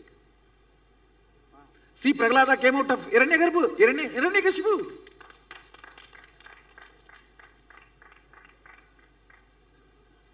Now, with the feeling connection, falling in love, or I should say rising in love with the Guru, the unknown parts of you, which is 99.99, is all the time sitting with me, or I am sitting on it and hatching it. All the parts of you which is in love with me, I am hatching it. All the parts of you which is in love with you, you are hating it. That part gets just hatched and you become me. So feeling connection or Guru Bhakti is like a quantum way of manifesting Sadashivatva. It is not logical or breadth, it's a depth way of manifesting Sadashivatva. See my Balasans, not just manifesting powers. Talk to them, every statement, their body language, everything will be literally mine. How many of you have observed that? It's like my DNA. That is because of the raising in love. So raising in love or feeling connection is kind of a, see, inch by inch, burning all the karmas, or just put the forest fire. Feeling connection is just put the forest fire. See, yesterday I was telling that if I have to sit and convince you step by step, yes, we will do it. When? I'll only be your retirement entertainment story. When you are retired, you will call all your grandkids, great-grandkids, or the neighbor kids, and tell a story in those days, long, long ago. Once upon a time, get little coffee, and then you will continue the story. If I have to be sitting and convincing, I can convince. I am ready. I can sit and go on be giving satsangs. But I will only be your old age retirement story. But if you catch it, yes, already established the authenticity of the system day one. Yes, established is adhikaratva to teach. Now after this, asking him to show the ID card every time is waste of time. Understand? Now it is waste of time. It is time to jump over, fall head over heels and go with it and make it happen. When you decide to fast track your Sadashivatva, that's what I call feeling connection. See, nothing wrong initially waiting for logical, convincing conclusion. But when you know already, I have established and demonstrated successful cases from your background. If I do, you know, you will push me out. Ah, you are different, you are different. Okay. So I am not doing. I am picking up people from you. They have done the demo. So I have established the authenticity of the system. Then it is time to go head over heels, all over, and make it happen. Deciding to go head over heels and fast track your Sadashivatva, manifestation of Sadashivatva, is what I call feeling connection or Guru Bhakti. See, ultimately I am telling you, your Guru Bhakti, I am asking not for me to enjoy. I will just turn it and make it as Atma Bhakti and give it back to you.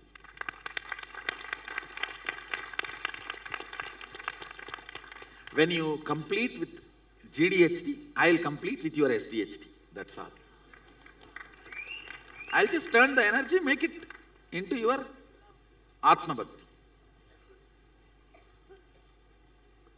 It's like a cub bringing fresh grass for lion. Is he going to have a lunch or dinner with that grass? He may act in front of the cub, not to disappoint the cub. See, I am eating, and he will turn this side and maybe he will keep it there for the next cubs to come and have lunch. 1 or 2 meals they need to have before they realize they are lion. That's all. Understand? Somebody asked me in the Facebook from the Sadashivaham team only, how do you handle all that attention and adulation? I am not.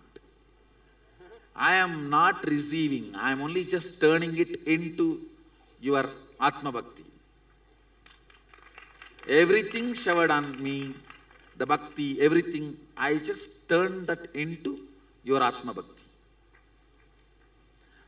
Guru Bhakti is recommended only to be returned with multiple times.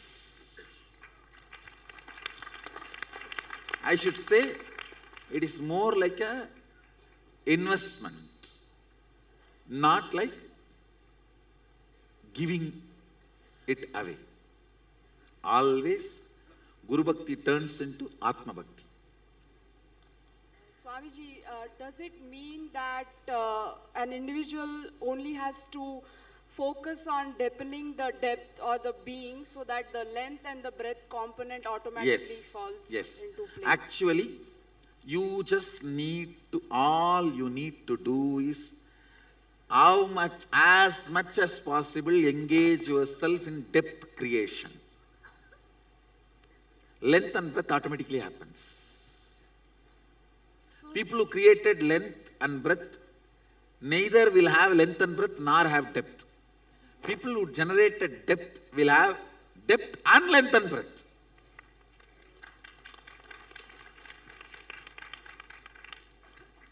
So Swamiji, when you intervene in our lives, does it mean that you directly work on the depth component?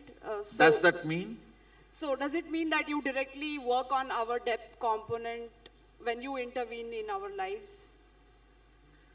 First thing I should say, I am not end up, I am startup. When I enter into your life, I am not end up, I am startup. That's the first thing. Second thing,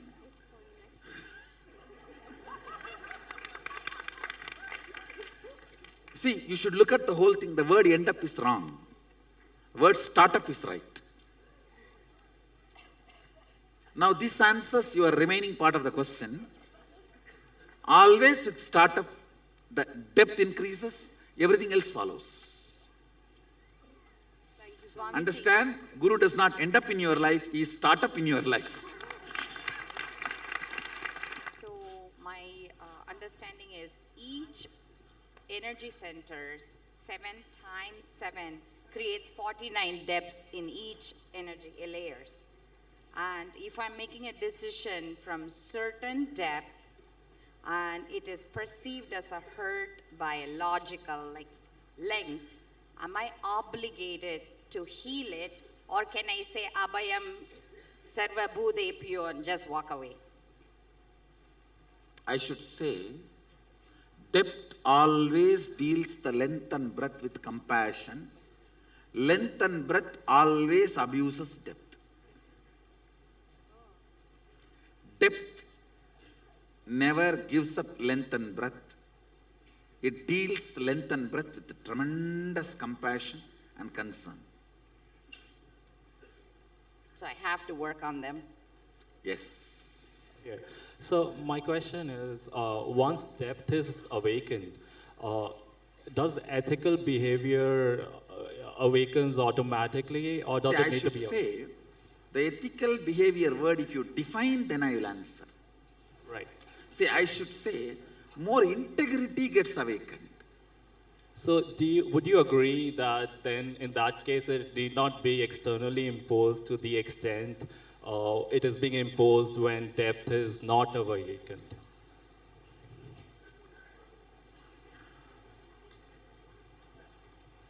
I should only answer based on the situation from which you are asking the question.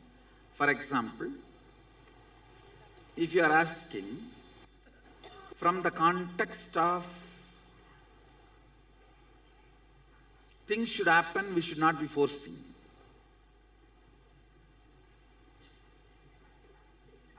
Like our balasans make the rose plant drop the thorn.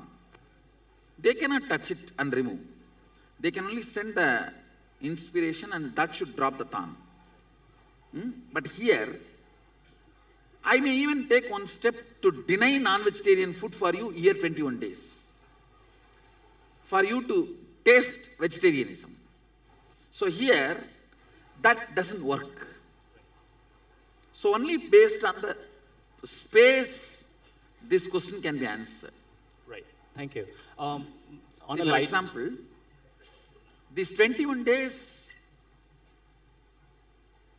I assume there are certain things which you are not exposed. You will expect me to do R&D and give that best to you. Like understandings, food, preparing your body, in all that. So in that case, you can even perceive that as forcibly he's feeding vegetarian food into our mouth. So in that cases, this logic will not work. Right. Just on a lighter note, how does the institution of marriage affects your length, breadth, and depth?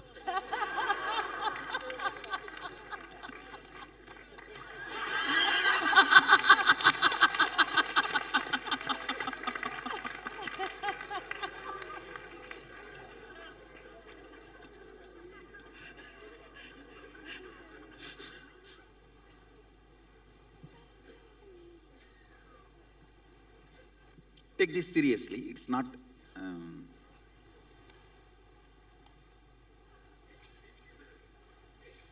Basically, human being has a high possibility for growth.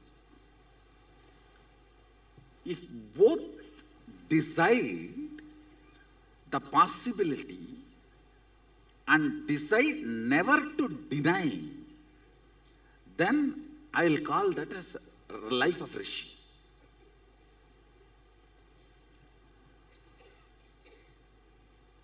Both agree maturing of our taste should be the center of the relationship. Then it's an amazing marriage, I tell you. As couple people who are connected with me, they live a real life of heaven.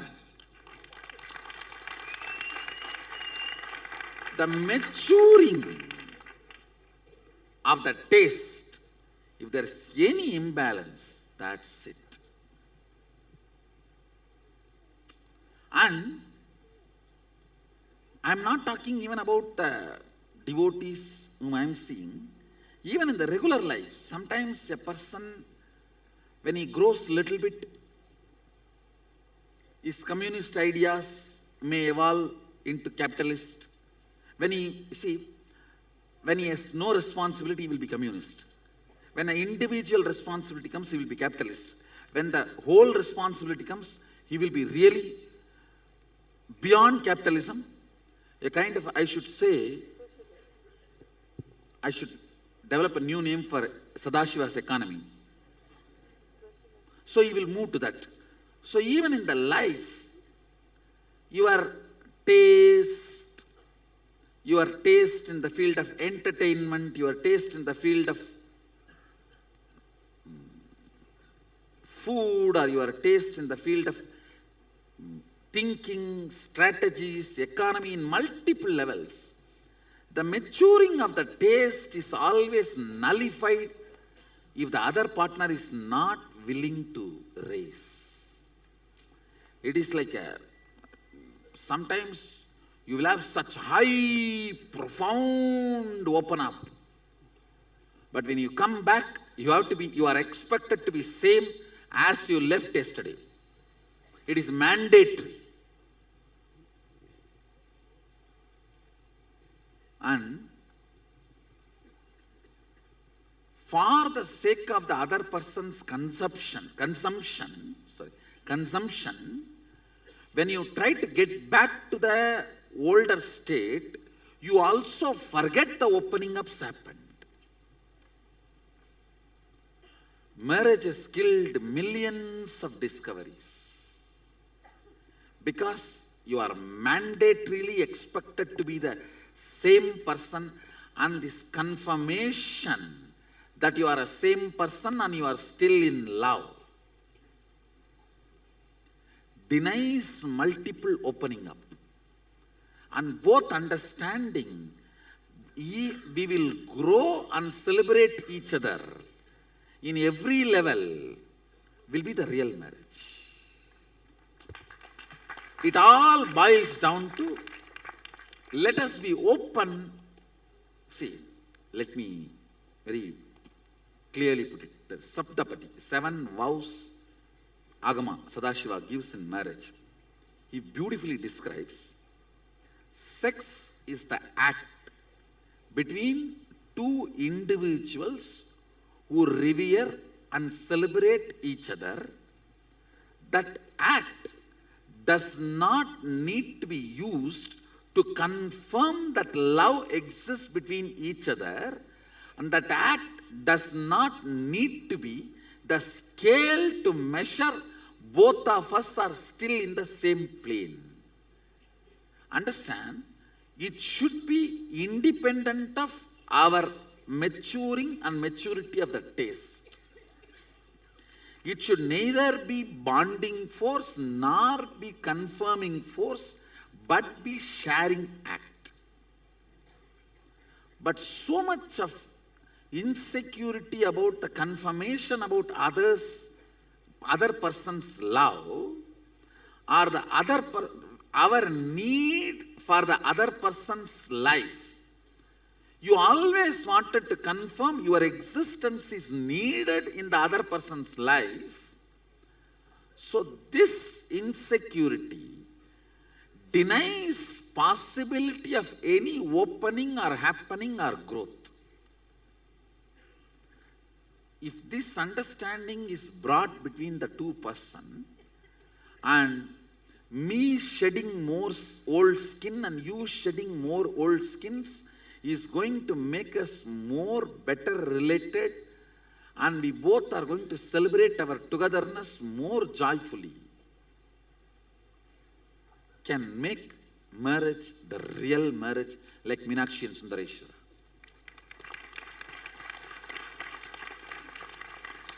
Meenakshi and Sundareshwara.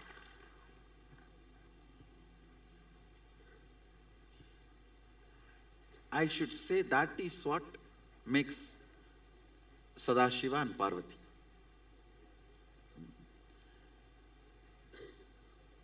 So always make sure before marriage, both of you understand the possibility of the opening up. Today your idea about money will be different, tomorrow it will be different. Today your ideas about love will be different, tomorrow it will be different. Today your idea about the entertainment will be different, tomorrow it will be different. So both of us, we will revere, not just respect, revere, reciprocate our maturities, and we will celebrate each other's maturity and respect the need for maturity to be alive. If somebody is listening to the same music for 10 years, the fellow should need to be buried as quickly as possible. No, the maturing of the taste has not happened. And that is what you are expecting from your spouse. Then you are living with a dead body, and that is going to torture you like a ghost. Understand? Maybe that understanding will, the first vow itself, let's grow everything together, share everything together. The second vow, let us do all the cultural, social, spiritual activities together and constantly mature and celebrate our maturity. The Saptapadi vows. Very beautifully, Sadashiva gives that 7 vows. So would it be right to say that the basis of marriage should be enlightenment? A journey together towards enlightenment? I should say, not even enlightenment, supporting each other in the growth. So it's certainly not a legal contract as it is seen in the West. Marriages should not be seen as a contract between two people to coexist and share their life. In Hinduism, no divorce. Till death you can't divorce. I'm sorry, I didn't get that. In Hinduism, no divorce. It is cosmic contract. So it's a sacrosanct. If you are afraid of legal contract, it is cosmic contract in Hinduism. Got it. No divorce. Thank you so much. Clear? Yes. Do you know Sanskrit does not have the equivalent word for divorce? We don't have divorce. I should say Hindu marriage does not have divorce. It has an important aspect of initiation and training before marriage, which is missing, is causing the whole mess to this country. Right. Premarital education which need to be done is missing. That is causing the whole mess. Otherwise, I strongly deny the very possibility of divorce. The very idea of divorce should be destroyed. Thank you so much. Thoroughly get educated, try once, if it fails, take sannyas. Now that is as simple as this. In a better attempt to understand and digest these truths of LBD, the first thing that came to mind was a film by Christopher Nolan, Interstellar. I was wondering if you had watched this film. Now I watched the movie, but I am not able to attest the whole thing. When I saw the Matrix movie, I can say at least 30% the concepts are true to the original. In the Interstellar movie, I am not able to find more than 2-3%. So I am not able to attest it. Okay. Yes. This unit of space, unit of Jagat is space. Can you explain a little bit more on that? Listen. Gap between one thought and the other thought is space. Here. Gap between one Big Bang, another black hole is space here.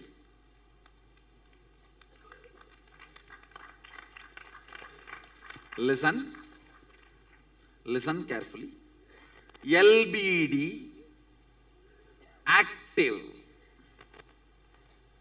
LBD, active on the space generates time. Anything gets active on the space generates time. Space is the canvas on which all these four exist.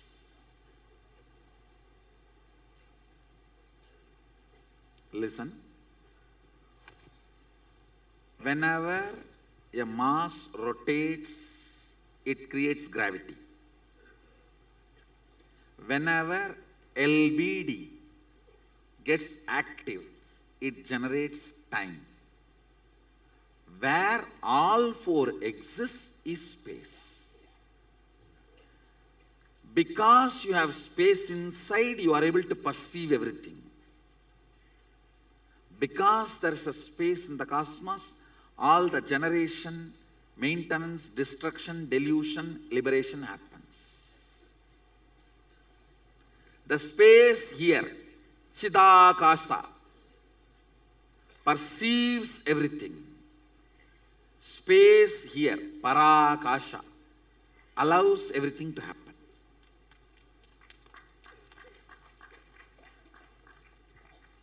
Little more. Little more.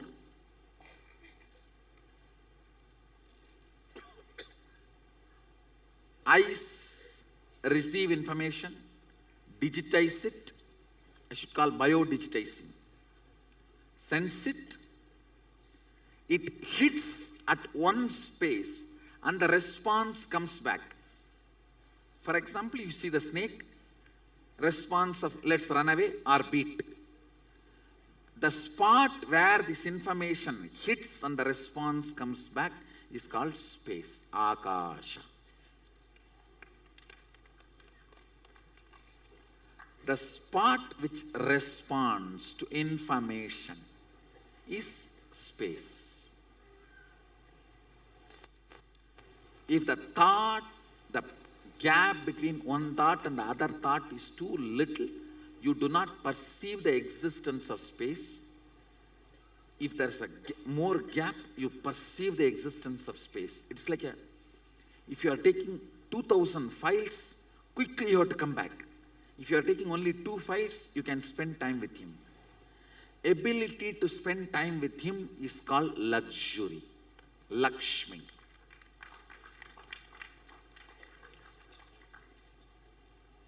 I know.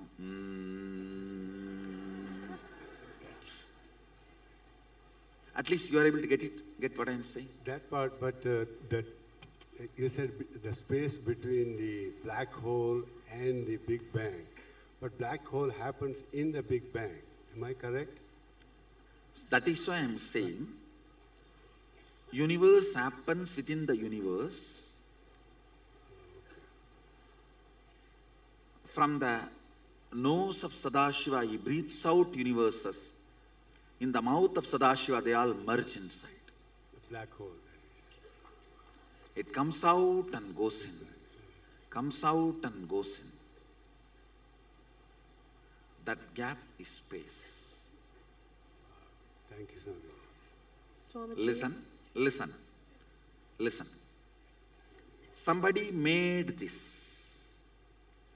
The effort he put to make this decides how long it is going to retain its shape. That effort is space for this.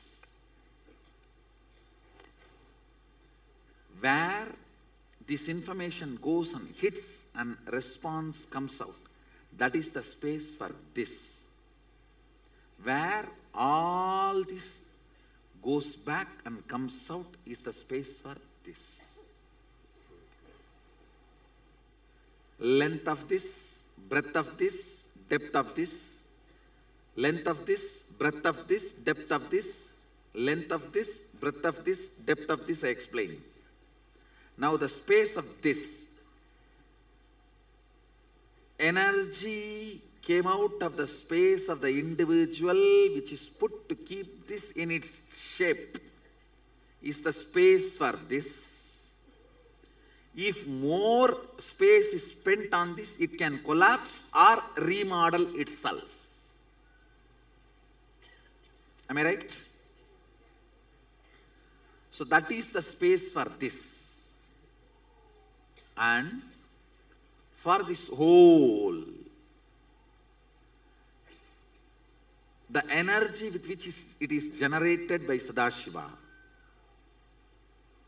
is a space for this.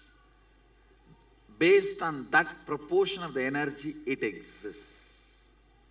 If there is some more energy which nullifies this, it goes back, which we call Kali Yuga.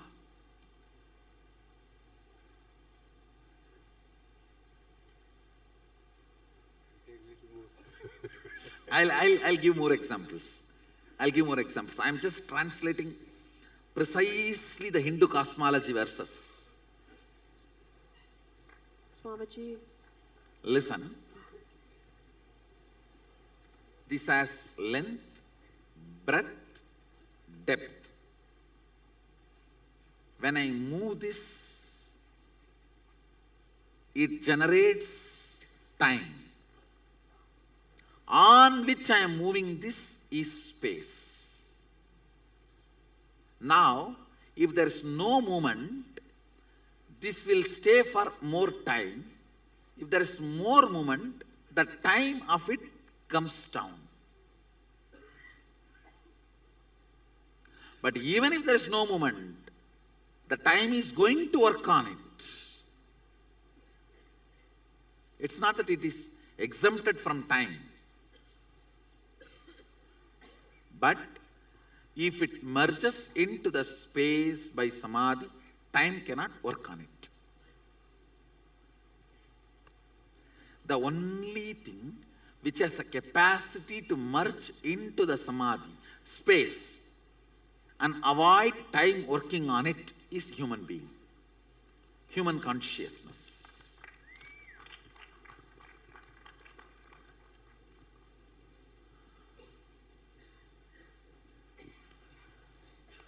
Too profound. So that is why you feel, oh, it is not imminent. No, it is imminent. Next, I will make you understand how it is imminent.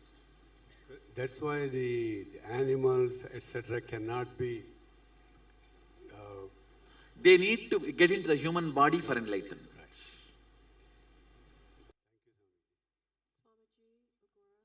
See, the statements I made are literal formulas. Now apply these statements and go on bringing more questions. Once I make these statements fit with your questions, you will understand they are not just profound, they are imminent. They have immediate effect, they have immediate utility value for your life.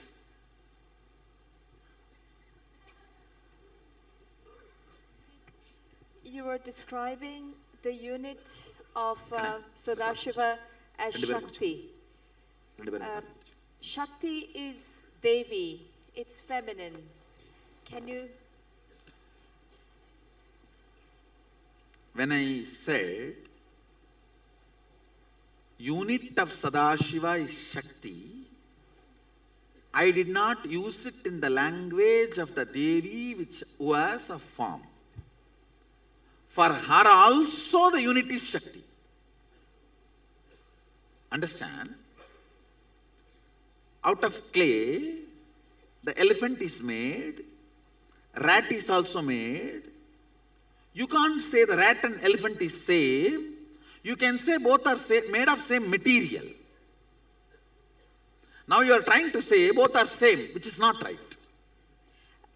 I was saying whether... Because the perception elephant generates and the perception rat generates is different.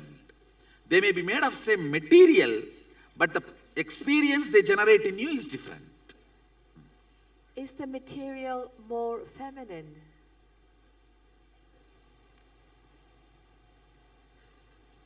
It has no idea of feminine and masculine. I am not going to be attesting feminist ideas, no.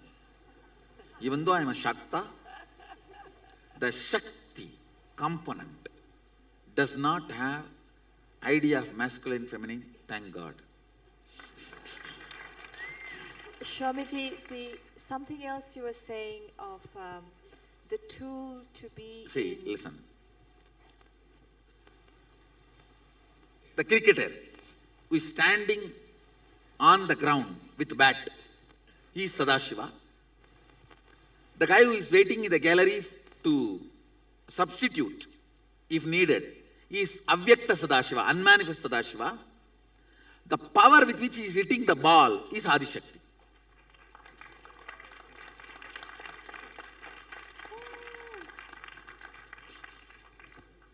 Clear? Thank you. So surely I cannot say Shakti is feminine. Thank you. The other question was, you talked about being in depth, to be empty and downloading. So is it like being is like being a conductor where you're not storing? So I should say, the idea of storing very limited memory is from Google. Your body is not Google. The whole Brahmanda can be stored in Pindanda. Google has a business reasons to give a limited memory. Sadashiva has no business reason to give you a limited memory. Actually, he has all the reasons to give you infinite memory. You do not need to imagine there is a central server. You only live Google and research. I should say the whole cosmic archives is inside you. Just your liver is enough to store the whole cosmic archives. If you are thinking your brain is the archives, you are wrong. Brain is a browsing center. Liver is the archives.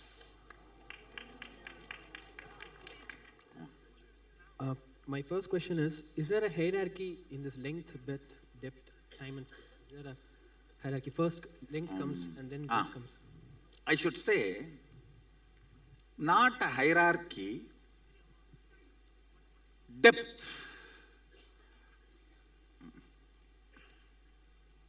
10 frequency of length is breadth, 10 frequency of breadth is depth, 10 frequency of the depth is time, 10 frequency of the time is space. Like this, it becomes more and more intense.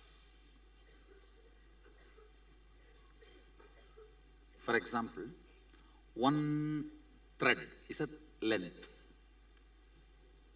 10 thread is breadth, 100 thread is depth, 1000 thread is time, 10,000 thread is space. So there is interdependency. I should say qualitatively but not quantitatively. So you can make length out of space, but you cannot make space out of length. You can't take space out of length, but you can take length out of space. And the second question is, where do emotions lie? So we complete the emotions, so we relive and complete it. So where does that happen actually? That happens more in a breadth and depth. Okay, so cognitions, it is in depth or breadth? Cognition means depth. Okay, and cognition give rise to emotions, right? No. Then it's a confused breath only, emotion only. Cognition will be always certain, sure. Okay, so if I carry, I am afraid, kind of a cognition, so that will trigger fear in breath. Then it is a depth only. So in the manifesting powers, is that happening at space towards length? I should say from space towards, some powers are from space to time, some powers are from space to time to depth, like that. So if there is a block, if there is a manifestation happening and that is not getting expressed, means at what level is the block? The more, say, I tell you, most of your blockages are not even worthy of called as blockages. Just unattendedness. You don't take it seriously. It takes 3 months for you to even recognize some place and importance of it. You are still, some of you are not expressing the power, still you are feeling you are in a cinema theater. I need to tell you, you are in Adinam. That's all is the blockage, nothing else. Still you are thinking you are in a cinema theater having IMAX movie and different hero, that's all. No, that cognition, I should not even call it as a blockage, I should only call it as a slumber. Because none of your blockage is powerful enough to block me. Understand?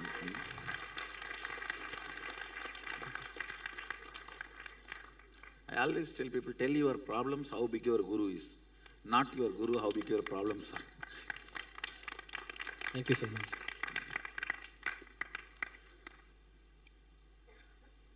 Yeah.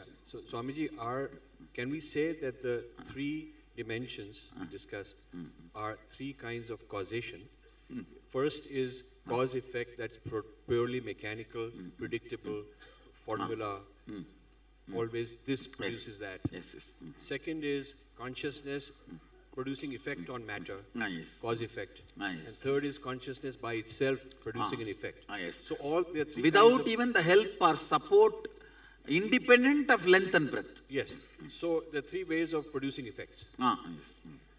You are right. So this is a theory of causation, that there are three kinds of causations. Just yes, three kinds of manifestations. Three kinds of manifestations. When a person starts falling more into depth, then the rules of how one operates on length starts to change, right? Yes. Actually, length reduces, breadth reduces, so your worrying and constantly soaking you in your worrying disappears. Because no energy left out for worrying. Understand? Otherwise, you worry about everything, and if you don't get anything also, oh, today everything is going well, I think tomorrow it's going to be hell. How many of you have this worry? Today if everything goes well, tomorrow is going to be a bad day. How many of you have that? Raise your hand. Almost it is a universal. Swamiji, Agora? Just one final thought. Go ahead. So then the idea that length is logic and intellect is also partially true, because it then is changing with the person where they are. Yes. Because the person also is losing his logic. Whenever you are not able to handle yourself, the truth is on the depth side, you are on the logic side. It is like you sit on the branch and cut the root of the branch. That is what you do when you are sitting on the logic and trying to manage all the decisions. Decisions of depth, but from the logic. Yeah, Swamiji, my question related to medicine and disease. So, the diseases... Medicine? Medicine, the allopathic medicine and diseases. So, the diseases that happen that in length and breadth. No, it is not always. Actually, all psychosomatic diseases happen from... Actually, they happen in depth and manifest into length and breadth. But we dump medicines on the length and breadth, so depth never gets healed. How does the depth of treating... Listen. Psychosomatic disorders, let me talk about that. Starts in depth, manifests in length and breadth. Chemical, which cannot get digested, assimilated into our muscle memory and biomemory, touches only our physical aspect, stops manifestation of symptoms, does not cure the core disease, but helps as the capacity by its very tendency to dissolve into us completely, become part of even our muscle memory and biomemory.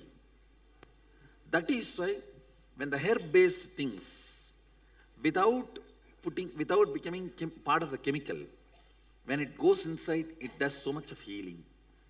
Actually, chemical-based medicine is only few hundred years old. How can that be called as traditional medicine? It should be herb-based medicine. True. Does the depth of the patient itself or treating physician, does it affect the effects of? The treating physician does not directly affect, but your biomemory or the best wishes, your energy can affect independent of the medication you provide. Okay, got it. Thank you. And the feeling connection of the patient with the doctor makes the depth of placebo effect more. Okay, got it, Swamiji. Placebo is more when the patient has a feeling connection. During Brahma Muhurta, one is able at a specific time, within a certain state of consciousness, one is able to manifest their desires and bring it into matter. Now, can we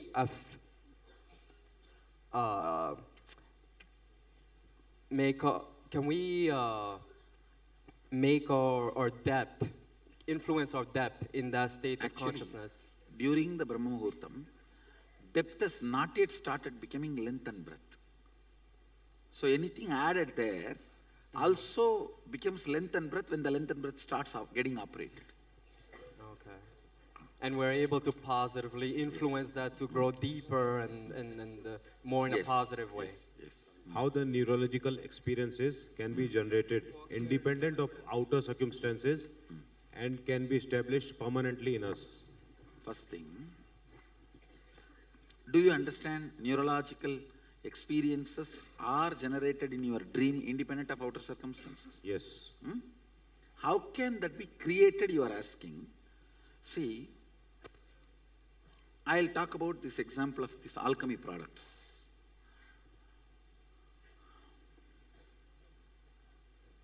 If I utter a word cow, immediately that animal picture starts appearing in your brain. Am I right? Yes. So I instigate a neurological experience by my sound. Same way, there is something called Deva Bhasha. Through vibration, I can instigate certain experiences in you. Irrespective of outside. That is what is called Deva Bhasha. So those vibrations can be stored in a product. And it can go on instigating that in you constantly, whatever you are doing as your everyday routine. Whether you are lying down or sleeping or anything. That is what I am doing. How many of you already started feeling the effect of that alchemy products when you are sleeping with them? Raise your hand. This is the witness. Just see, that's all. That the experience can be permanent in us. Yes. Okay, sir. Neurological. When the effect is created, it's permanent enough. Yes. Now you understand that it's not waste of time and energy. It's all real science. I'm doing something real. Yeah. Swamiji, when a person is established in his depths, how he perceives the external physical reality of the universe, is it different? Yes, than what surely we different from a person. See, person who is in length, all the time feels everyone is enemy. Person who is in the breadth, all the time tries to romance with everyone. Person who is in the depth, all the time sees the reality as it is. I just wanted to understand, this universe is infinite. Where is it doesn't understand, mind doesn't understand that. When it will understand? In what way? Mind can never understand universe. How can one thread understand 10,000 thread sari? Okay. Can one thread understand this whole shawl? No. Understand? Your saliva can never understand the whole ocean. So mind can never understand. Actually, if saliva enters into the ocean to understand ocean, it will lose its quality of saliva and become ocean.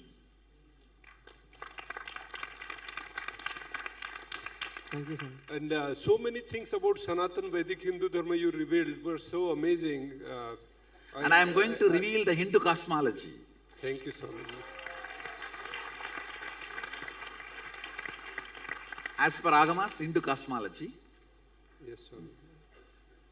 Swamiji, one of the things about wedding... You also need to know, Hindu cosmology talks even about the plates on the earth which causes the earthquake. I strongly believe if we do little research, we will be able to predict earthquakes as per Agama. I only have to spend little time and do research and establish it to all of you. I commit with you guys in next 2-3 years I will do it. I will do it. We will be able to, see, just like we are able to predict through our Panchika, lot of things like a cyclone, so many things. This cyclone, Varda, is predicted this year beginning itself in the Panchanga. Arkad Panchangam has clearly described the Varda cyclone with the date. But that precise. And I am very sure Agama gives a detailed description of 480, the plates on the surface of the earth which causes earthquakes, with the description of the countries established on those plates. Wow. So if we just study and map it, we can do a lot of predictions of their movements and the speed with which they are moving and the direction towards which they are moving. Wow. I think for the Himalayan belt, like that Nepal earthquake, it will be a fantastic... Thanks, Swamiji. Swamiji, about the Panchanga also, the wedding, in India, we spend so much money, time, effort. If we create a small, I request you to create a small course for people who are going to get into wedding, so they understand this Saptapadi, not like only me. Course, I'll make it as a set of videos and upload it in the YouTube so that people, wherever they are, they can study it and then get married. Yes. I'll do that. Actually, I'm looking at the 7-8 projects before getting pregnant. Learn what you need to know from Sadashiva. Before getting married, know what you need to know from Sadashiva. Before getting into the school, know what you need to know from Sadashiva. Never get into college. Thank you. So, I really wanted to make this set of videos. Yes, Before doing this, yes, Swami. please learn what you need to learn from Sadashiva. Yes, Swami. His inputs. Yes, Swami. Gurukul is the greatest gift you can give for your children.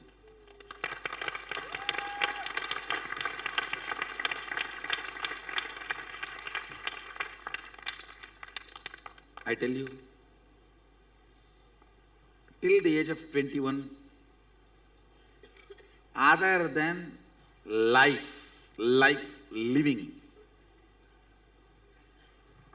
anything else you dump on the child is no way useful for the child. Come on, let me have a survey. How many of you really use in your life, day-to-day life, what you learnt before 21 in your school, colleges? Raise your hand.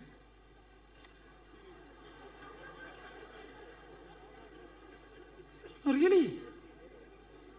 Hardly, maybe 5%. Maybe they have woken up between the question. At least I am not using.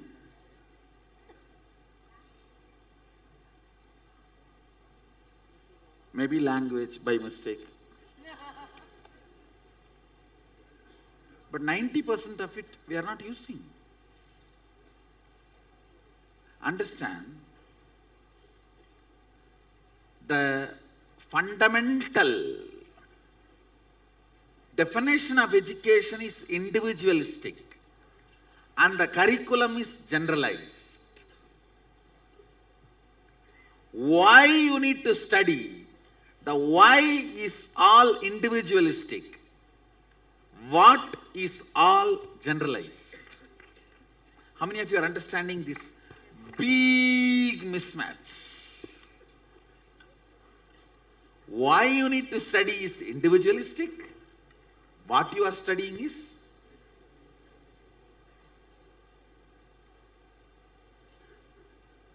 Gurukul basically teaches life. See, that's what actually I'm doing.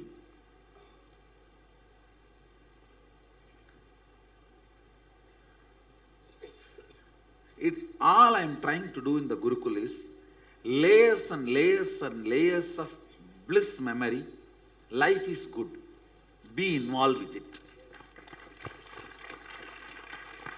If I put it in essence, layers and layers and layers of bliss memory. Life is good, that conviction. Life is good to the biomemory level, depth. And hey, get involved with it. Get involved with it.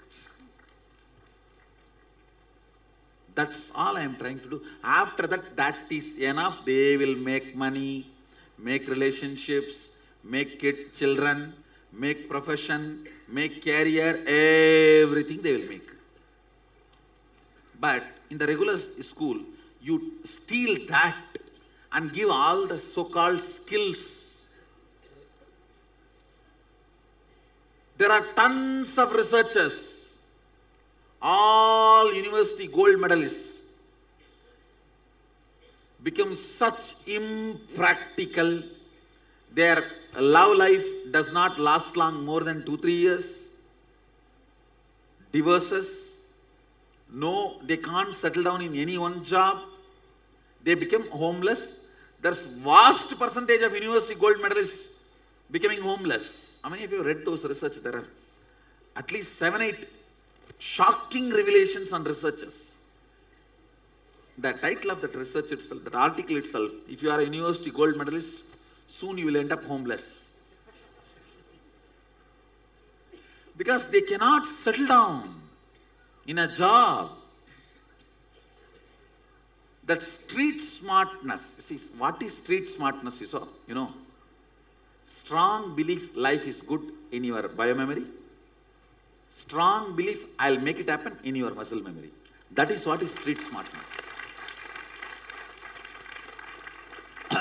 Schools and colleges steals that away from your child and gives the efficiency. How much ever new revolutionary schools come also, those teachers themselves are not having that as a biomemory or muscle memory. How will they be able to put that into their kids?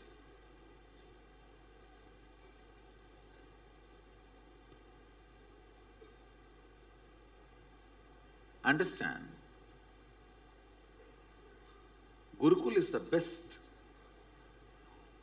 you can do to your children. Actually, you have two choices. Either don't give birth, be a sannyasi like me. If you give birth, at least make sure they flower like a gods on the planet Earth. They live like a gods on the planet Earth. Purposely, I keep the academic standards of Gurukul low and education standard high. Indian middle class parents always mess up with these two. The academic standard and education standard. Academic standard is repeating the book. Education standard is affirming life positive.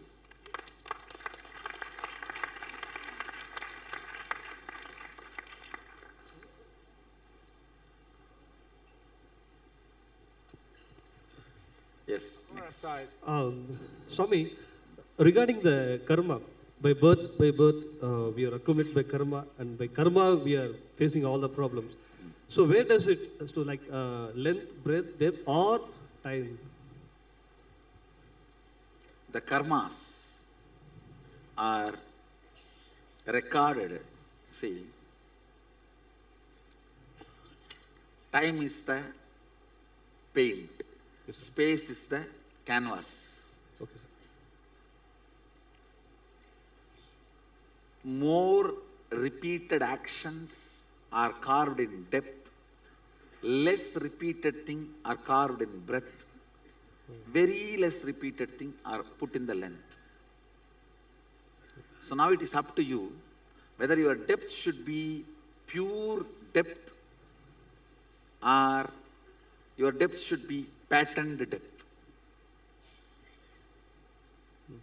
Whatever you repeat again and again will become part of your depth. It means the actions from which the action. Action, even thought current. Thought current.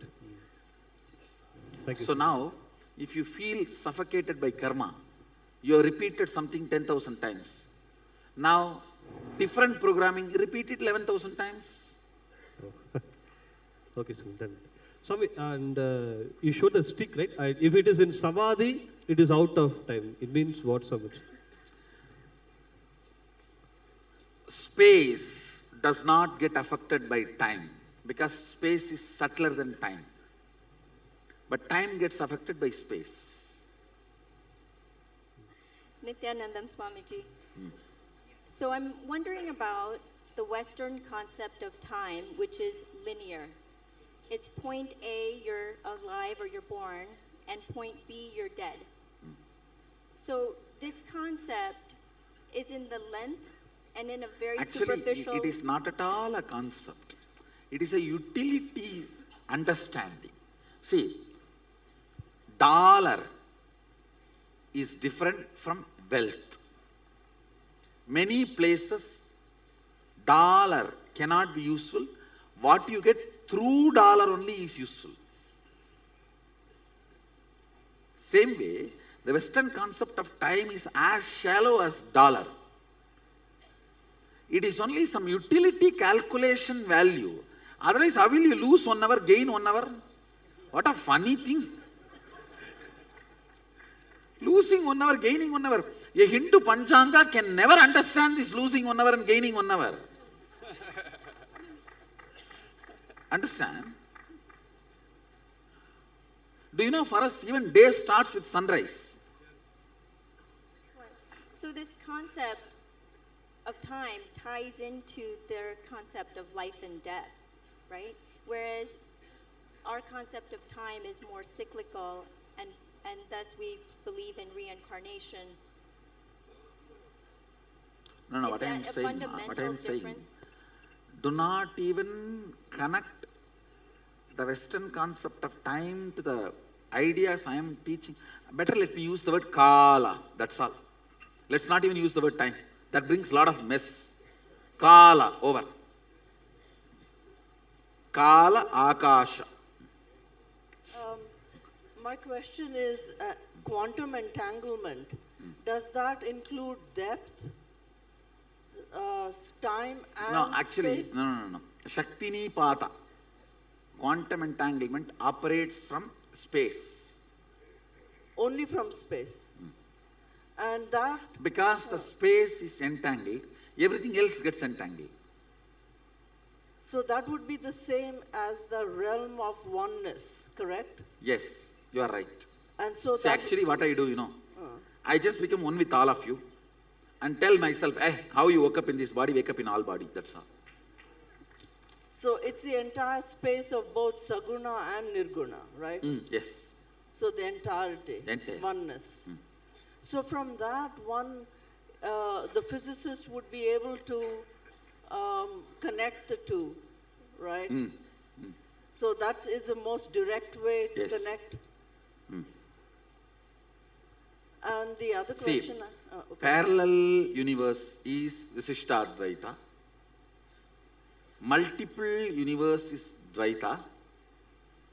Oneness and cosmos, the concept of cosmos is Advaita. And pure oneness, infinite number is Shuddhadvaita. And the Shuddha Advaita is the quantum entangled space? Yes. Okay, great. Shuddhadvaita is the Sadashiva's teachings in Agama. Whatever Sadashiva teaches in Agama, he calls the philosophical part as Shuddhadvaitam, the applying part as Shiva Yoga and the actions as Kriya. Swami, I just wanted to ask, how does form and function affect space? And can it affect space negatively or positively? Tell me, form? How does form or function and function affect space? And can Form it? and functions. I'm not How able does to- the design? How does the design of something affect space as it interacts through space, either air or space? So is it possible for a design to have a positive or a negative effect on space? Or on air? Can you ask precise question? For example, If a car... here I have put the mandala. Out of my league. No, here I have put the mandala, a special drawing, and I made all of you to sit. It does have a special impact on your inner space. Right. What I'm saying is, if an aircraft or a car is going through space and time, so as it goes through space, does it create like energetic chaos or does it create energetic harmony? And is my understanding See, right? I should tell you,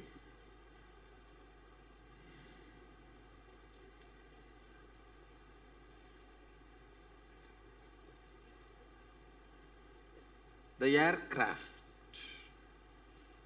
the way it is designed, manifested, if it is from the natural flow, I should say it only creates harmony. So does badly designed content based on badly designed or badly derived science, does that have a negative effect on the evolution of the planet? Sure. So an improvement in design then affects the entire planet for positivity? Yes. Okay, thank you. I should accept it. You are right. Thank you, sir. I do see the smoke of petrol carries the pain of dead bodies. Whenever a dead body is burnt who is not enlightened, the smoke carries the pain. I have seen the same many times in the petrol smoke.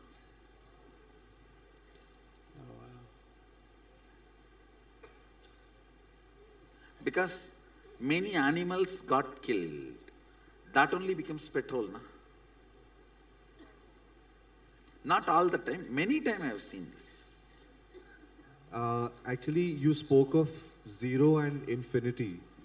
And I think that in Hinduism, I feel one of the things that we've not distinguished clearly is the concept of positive infinity. And by this, I don't mean plus or minus infinity. So by this, Go ahead. So by this, I don't mean plus or minus infinity. I mean positive infinity. And I think that we've somewhere along the line we lost the idea of positive infinity, which is based on creating harmony, whether it's through art or any other action or design. And I think that is now starting to come back. See, I'll tell you the Hindu concept of zero and infinity. Zero, if it becomes active, infinity.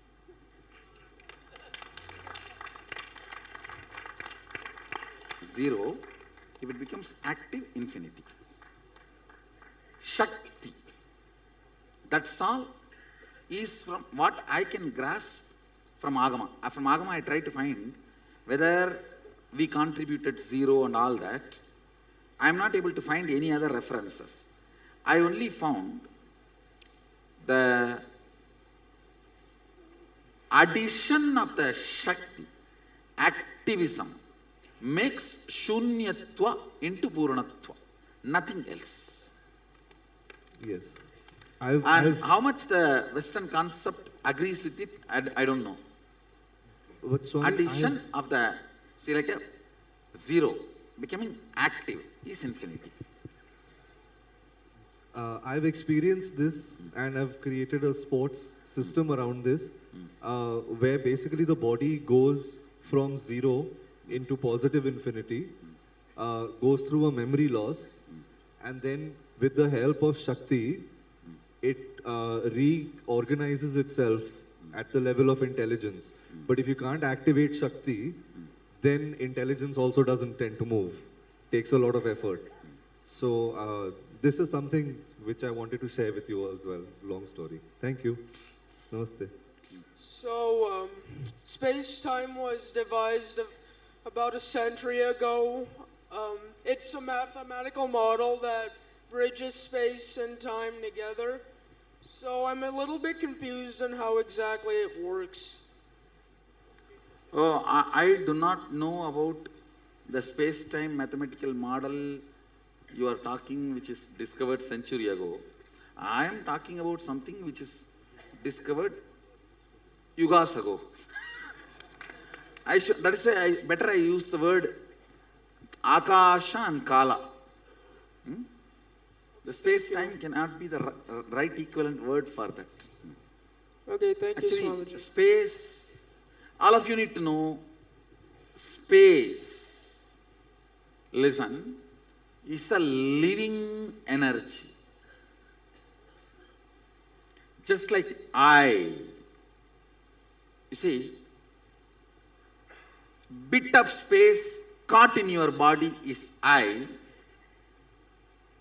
Whole space vibrating is Shakti. Bit of space caught in your body is I. The space vibrating with the whole is Shakti. So all three qualitatively same, quantitative only is different. Go ahead. Swamiji, I wanted to understand more about how matter comes out of space. So matter comes from space? So is it true that matter comes from space? So when matter comes from space, does it exist separately or is its existence dependent on space? Rajaji, actually matter does not come out of space. Okay. I should say it is rooted and exists in the space only. Okay. It is a kind of a, for example, one part of me becomes bone, one part of me becomes flesh, one part of me becomes skin. It just celebrates its existence by becoming so many parts. This is perfect. But finally everything is established in the oneness. Sure. So there's a general relativity theory which says something similar. And Western scholars have not been able to understand it philosophically because it's too bizarre. So I'm just wondering if our theory explains it. What general relativity says is that matter is a property of space. It's like if there's a tornado or a cyclone, the cyclone does not exist separate entity from water. It is only the water spinning. From space, it looks like it's a separate object moving. So you can say cyclone is a property of the water. It is water behaving in a distorted way, and it looks to us like a separate object. So what? Rajaji, yeah. So here in space, what Agama says, and I should say even my experience, in the level of matter, water, it does not have independent will. By the time it becomes a cyclone, it develops an independent will. Yes.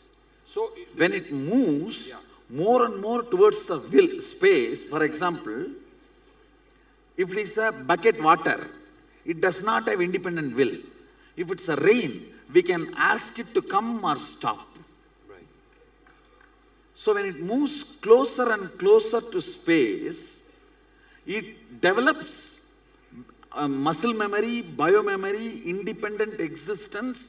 The space, for example, how the information through our eyes reaches and hits at a space in us and comes back with a response. That space is what I call Akasha.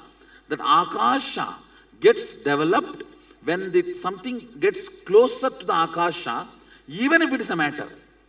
Okay. So that component is not explained in the West, but Agama again and again repeats, a stone is a matter, but huge Himalayas develops an independent will. So, Fire, same way, a forest fire develops an independent will. It can go up, down, right, left, like this. It can decide. So they're saying that physics, general relativity says... For example, say, ant does not have everything human beings have. But when it grows towards human being, it develops everything. Right. Same way, a stone, as a stone, it is matter. But when it becomes a huge hill, it develops an independent will. Right. Himalayas has independent will. Ganga has independent will. Good. So it is no more just a collection of large millions of liters of water. It develops an independent existence. Because of size. Size. Not only size, getting closer to the space. Very good. Thank you. See, that only explains why we worship hills, why we worship rivers, why we attribute divinity to the nature. Sadashiva gives at least 3 examples in various places. Due to the larger existence, the space it occupies, the ups and downs it goes through, due to all this, the kind of a muscle memory and biomemory itself starts getting built in the system. He says very clearly that Ganga built a muscle memory for herself to be self-purified. So, there are certain natural objects which we consider as matter, when it goes to larger scale, develops independent will. You can relate to that will and play with that will. They can listen to you, respond to you. As a Sakshi Pramana, I will establish this. Because some way we will have to establish this. This is very important even to save the nature and ecology. See, Earth is not large mass. By the time it becomes this large mass, it becomes a will of Bhuma Devi, an independent intelligence called Bhuma Devi. JJ, in the Avatar Shastra it is written that that you are awakened in all the 11 dimensions. So sometimes in those portals or whatever, that time when we see JJ in it, are we seeing you? It's me only. I should say, now you are seeing me in the first floor.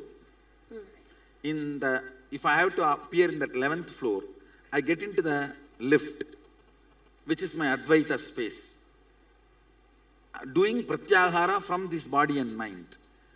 Go to the 11th floor, come out of that lift. By that time, my color and some of the qualities will not be same. But some will remain same just to tell you it is me. Only the ID card level qualities will be retained.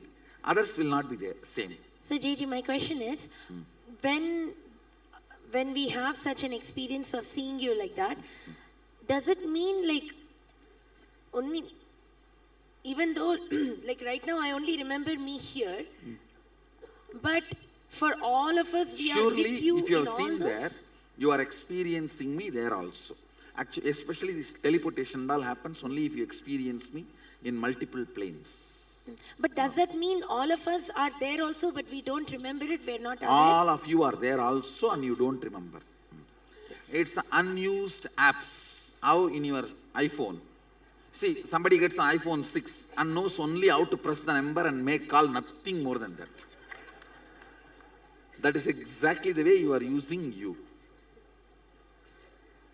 Is what the kind of profession that you do, does that by nature may ground you more into, let's say, the depth compared to length?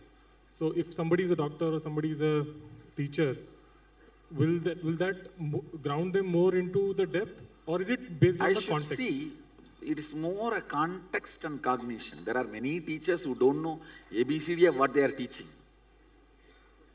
There are many students who know much more than what their teachers are teaching. There are many students, they know more than their teachers. There are many teachers who don't know anything. So I should say it's more a depth and cognition of an individual.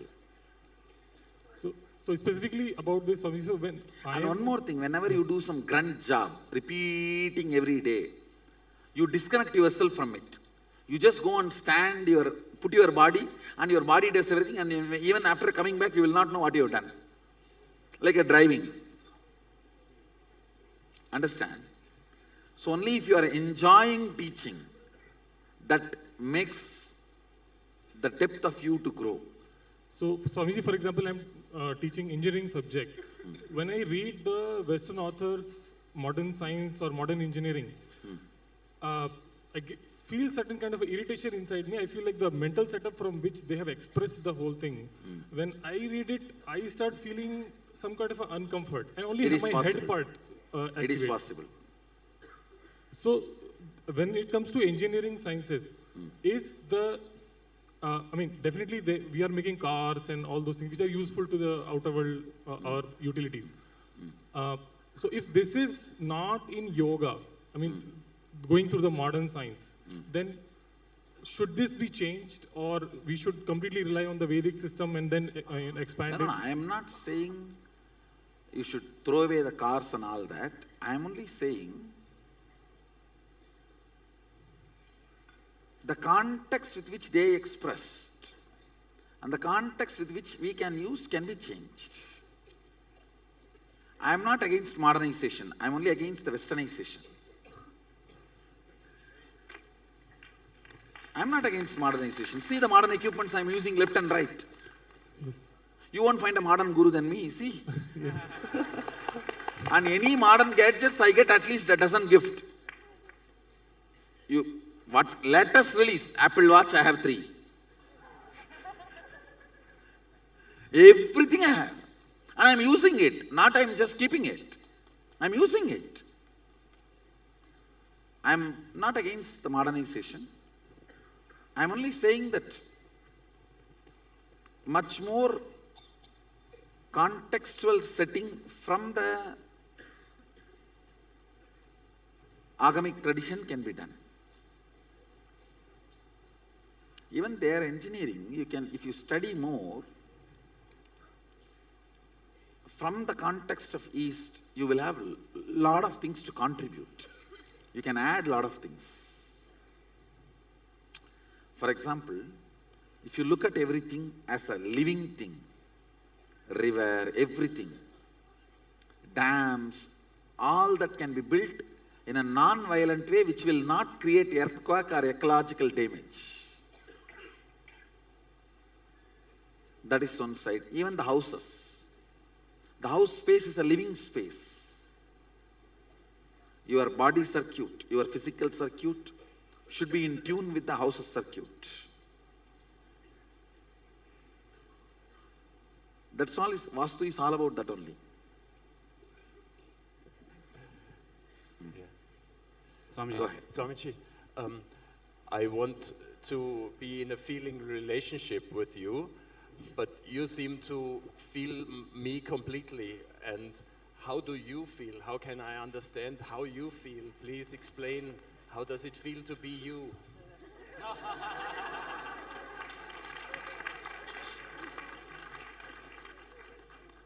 See, I should say, how much I feel I am alive in this body. I feel same amount I am alive in that body.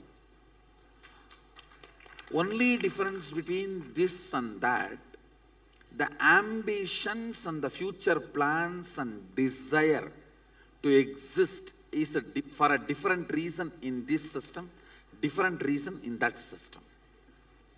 That's all.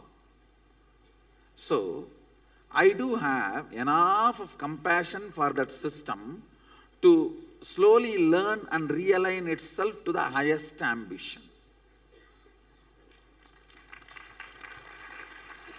That's the way I look at the whole thing. Clear? So that means that I do not have to do anything. It's you feeling me makes me feel you. I should say, if you don't deny, that's more than enough. I'll do the job. Thank you. Actually, this feeling connection is a job beyond your logic. Job beyond your logic. People ask me, should I accept you as guru? I tell them, hey, just try to forget me as much as you can. If you can't forget me, I am your guru. If you can forget me and do your job. Carry on. My question is almost in relation to that, how you just said that different ambitions, but as you're going from length, which would be the I, the identity, into the higher consciousness, and that starts dropping, the identity starts dropping, then where does free will and will come in and actually, the identity is a restricted will. When patterns and restrictions drop, you experience pure will. Pure will is Sadashiva's will. Mama sankalpam Shiva sankalpam astu. Let my will be Shiva's will. So then we all have the same will? See, actually, for example, if you understand that this hall is the best, you will try to rebuild this. If you see the same hall from outside, you will understand it is not RCC, cement, or permanent. And you will get an idea of some permanent structure. Then you will plan to build that. If you see from inside all this makeup, you may think this is the best I should have. But if you see from outside, your ambition and goal will change. With the expanded perception, restricted will starts losing its restrictions. Will withers away. When the will withers away, you develop a new will persistence. It's like only you will have power over you, not anything else. A comment you said that comes by expanded understanding. For example, now, whatever you think as your goal, if I feed you with more powers, Shaktis, and you start manifesting, that goal will certainly becomes 100 times more.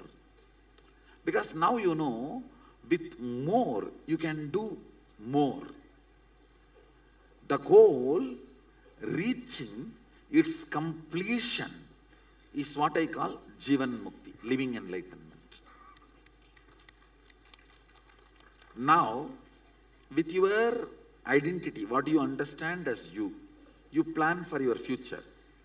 If your idea about the identity expands, your idea about future expands. Your ambition about future expands. If the idea about you reaches its peak, your future plan and ambition and desire reaches its peak. Your ambition is your existence. Your ambition is your possibility. Life becomes juicy only by ambition, not by hitting at the past or the restrictions of past. All restrictions, suffocations are rooted in the past. All possibility is rooted in the future. The future is you. And that expands when idea about you expands. It is like a feeding you with power, makes you lion. Like if the flesh is fed to the cub, how the cub becomes lion. If the powers are fed to you, you just become lion. So then your idea, the way you cognize, everything changes. I see. Something that kept me thinking, the other day was when you mentioned when you used to walk for miles, and you said you reached a point where your body was just walking. So what was pushing you? In that, the time stopped working on my body, just the space was, my body has reached the space where the individual will has withered away and the space has taken over the body. It was just moving. Yes. Hi, Swamiji. So I have a couple of questions. The Ananda Gandha and the Anya chakra, like what correlation does it have with each other? The Ananda Gandha? Ananda Gandha, Anya. Correlation. Anya can be easily awakened, but Ananda Gandha is the place where you reside. Anya is like your door. Ananda Gandha is your bedroom. So with powers only expressed through the third eye only and not the Ananda You Gandha? see, Ananda Gandha is the source of the whole. So Anya is the place where the powers manifest. Okay, so with both, we can be in... Actually, Ananda Gandha cannot be equated to Anya. Anya, all the seven merges into Ananda Gandha. Ananda Gandha is not here. It's a door to Ananda Gandha. Ananda Gandha is the space where everything merges. This whole balloon merges into that.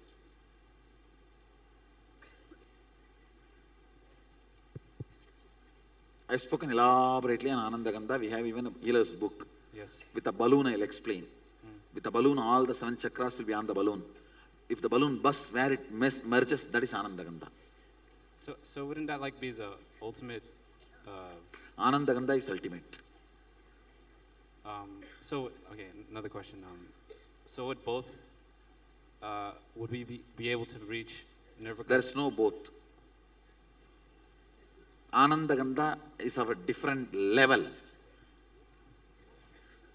Ananda Gandha is not even a chakra. It's a space. Yes. Go ahead. Hi, Swamiji.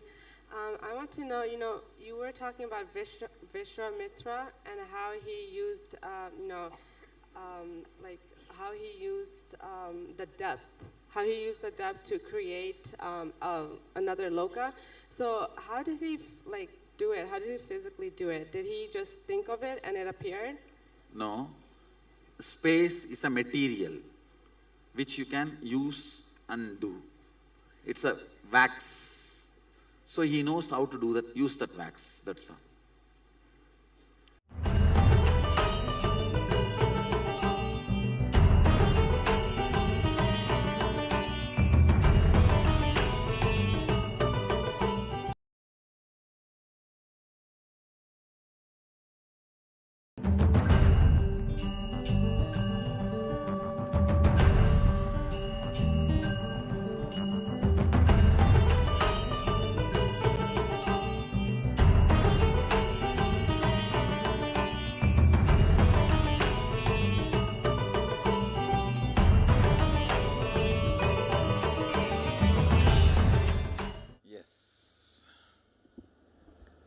Let's move to the next unit. Atma Tattva, the unit of self. First we worked on Sattva Tattva, unity of purity. Now Atma Tattva. Understand your faith, your belief, everything is shallow. Everything is shallow. I am not at all asking your faith or belief.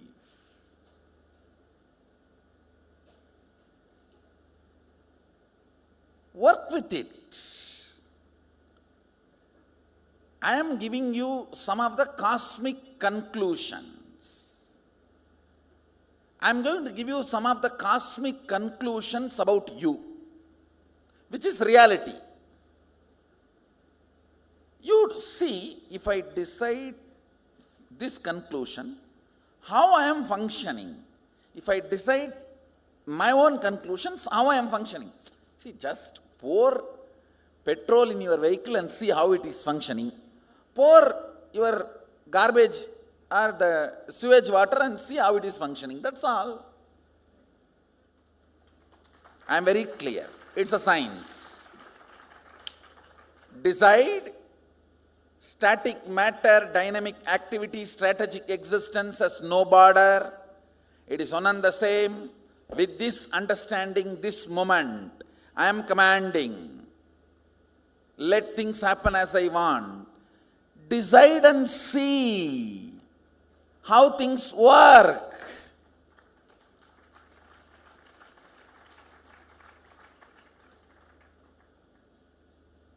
Power manifestation is nothing but I am giving you 21 types of way to taste the sugar. I have given you full pot full of honey. You can put your hand, right hand and lick, or left hand and lick, or pour on your mouth and drink. These are 21 methods to taste the honey. Honey is the sacred secret, that cognition, highest cognition. Power manifestation is just to taste that honey, to come to that conclusion.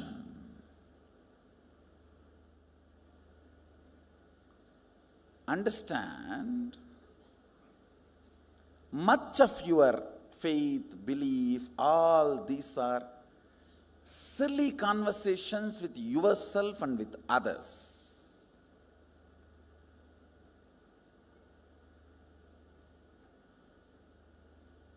I neither believe your faith, I don't believe your belief.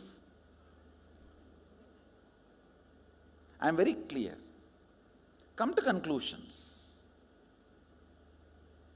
Understand, every moment you are driven by certain conclusions. You apply your own conclusions and see how the machine functions. You apply the conclusions I am giving and see how the machine functions. That's all. See, you are like this hardware. What kind of a software you download, that decides the quality of you. You can download, the software decides the quality of what it is going to perform. Same way, you can have your own software, I have no problem. You can try my software, that's all.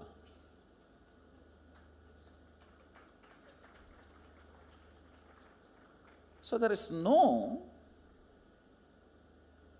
belief, faith involved. The whole process involves integrity. The whole process involves integrity, not faith or belief. Integrity to the conclusions. Now again I am going to give you some of the conclusions about you. Cosmic conclusions about you. See, you have your own conclusions. I am tall, short, fat, lean, fair, dark. You have your own conclusions about you. This language, this religion, that religion. This country, that country. This nationality is the another one stupidity taught to human beings.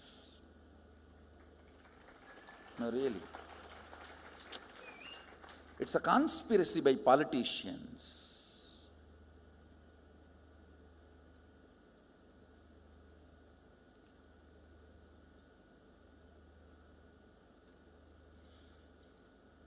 All these ideas, concepts, you have about you, but cosmos has some conclusions about you. The owner who made you has some conclusions about you, And he also is very clear why he made you. Let's try to put that software and see how we are functioning. That's all. The whole Atma Tattva is nothing but using the original owner's updated software to make the product function and see what all it manifests. It's only your integrity to these conclusions are required, nothing else. Nothing else is required. I'll project a slide. Yes. I'm going to start from ABCD. Even if you have heard this from me, please don't feel bored, because you would have surely missed many things. So please hear it again.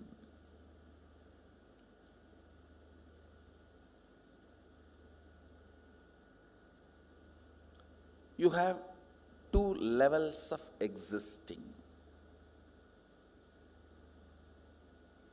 Listen carefully. Two levels of existing.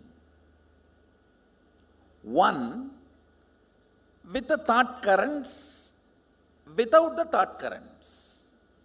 With the thought currents means an active inner image, constantly spitting thoughts.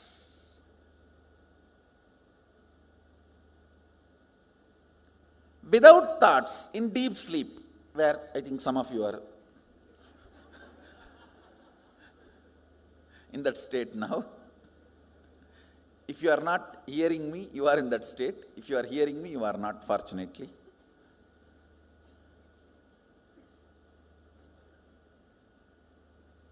I'll repeat, listen. With thoughts, without thoughts. With thoughts, all of you know, constantly picking fight with everyone, everything. Actually, with thoughts is nothing but constantly picking fight with everything. When you stop picking fight with everything, there will be no thought.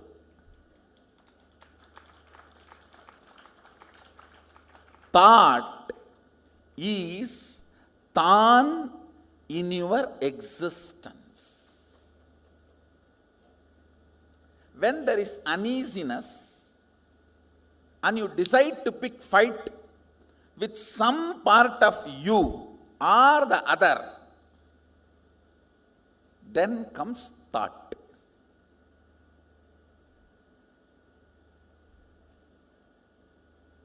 Without thought, you know, deep sleep in the night time or sometimes in the daytime.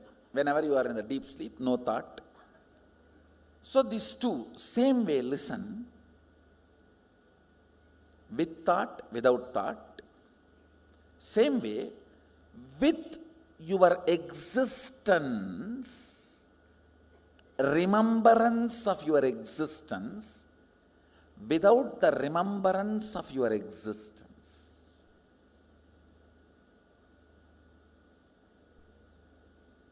Listen. Listen. You need to listen to these words very carefully. With the idea, I exist, I consciousness. Without the idea, I exist. These two states, how many of you are able to understand? See, now, all of you have the idea, I exist. Am I right? The deep sleep, do you have that? That is why it is sleep.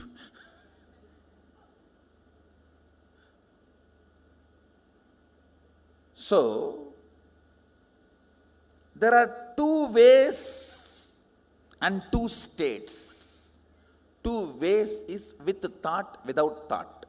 Two states is with the idea I exist and without the idea I exist.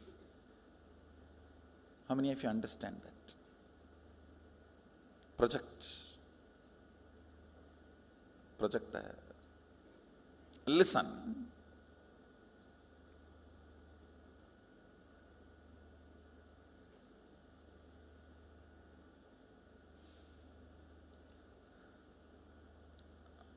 With the idea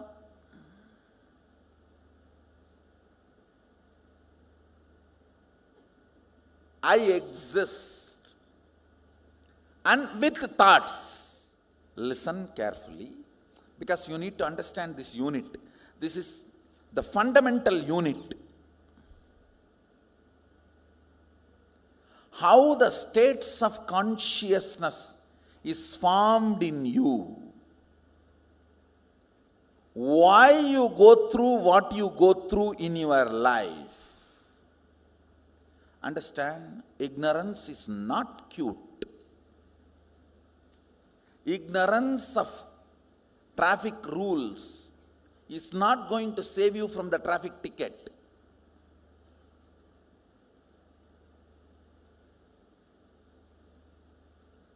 Ignorance of traffic rules is not going to save you from ticket. Ignorance cannot be a reason for not following.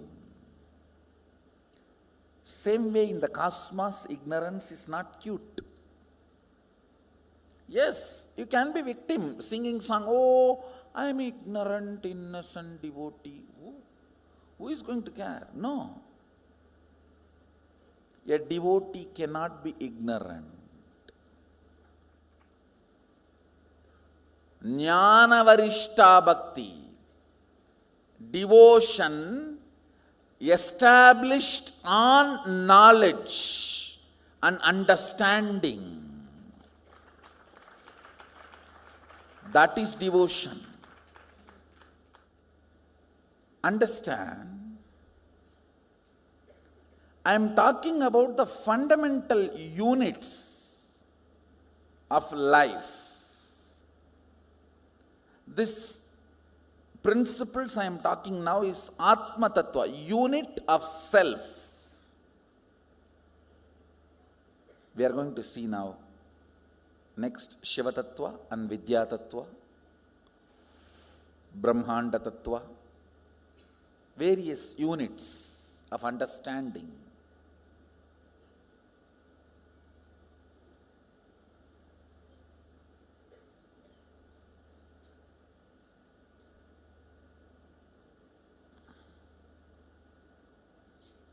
One good thing with this great knowledge is, it automatically becomes your conclusion. Anything which you don't need to remember, which becomes conclusion as deeply as your name, only can be called as knowledge.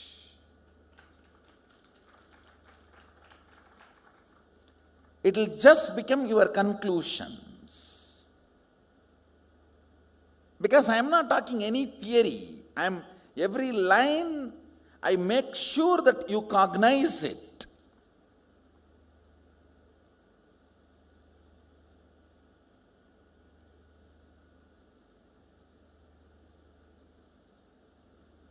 Boring, because I am repeating, is much better than not understanding because I uttered only once is. Understand?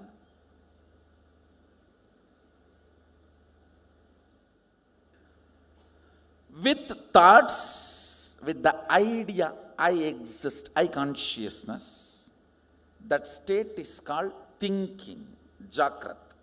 All of you are able to understand the word wakeful state, Jakrat? If you understand the word Jakrat, wakeful state, raise your hand. Great. I am using the Sanskrit word so that I will not forget, and all of you also will not forget. All of you need to know these are all from Agama, not cat yoga or rat yoga. So, that is why. See, all these downward dog pose, holy yoga. Is there no limit for stealing? I don't want that to happen. That is the reason I am keeping the original Sanskrit words. Why I keep all these Sanskrit words as it is? So it is not forgotten. I tell you, it is just Shastras keeps the whole knowledge bank available alive. Samskriti is in Sanskrit. Sanskrit is the container in which Samskriti is stored.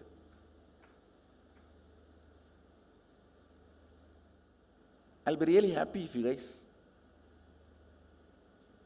if you decide to work and develop your life full-fledged into this Sadashivatva, into this spiritual consciousness, a little bit of Sanskrit will do so much good.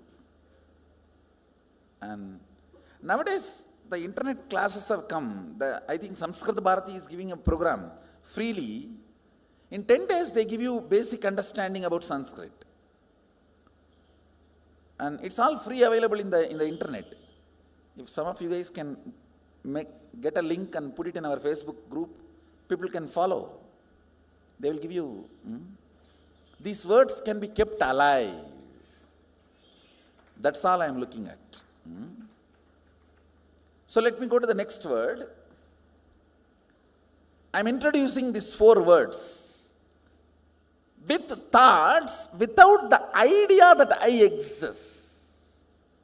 That's called swapna. You may say, no. In dream also I remember I exist. No, listen carefully. In the dream, you will be writing your college examination sitting with your son. How can that be? College exam you wrote much before the marriage. How many of you had this kind of a completely overlapping dream? You need to know the identity I you feel in the dream does not have independent understanding. It is just overlapping, crisscrossing of few thought currents. See, like laser beam, if 4 or 5 beams cross, that point looks like a independently shining, which is not. Same way, in the dream, few thought currents crossing, you feel as if your identity exists, but it is not. It does not have consistency. In one dream itself, that will change 20 times. How many of you have observed? In the waking state itself, it changes. Why dream state? How many of you say that? But in the waking state, at least little decent. In the waking state, it's more like an unstable spouse. Every half an hour divorce. And every 1 hour patch up. But in the dream state, it doesn't even behave like an unstable spouse. It behaves like a 10 minutes son, 10 minutes boss, 5 minutes brother, 5 minutes enemy. You just don't know how it behaves. Listen carefully. The number of thoughts gives idea that you exist for a spark. That's what happens in the dream state. How many of you are able to understand what I am saying? That is why the idea of I in the dream state is so illusory.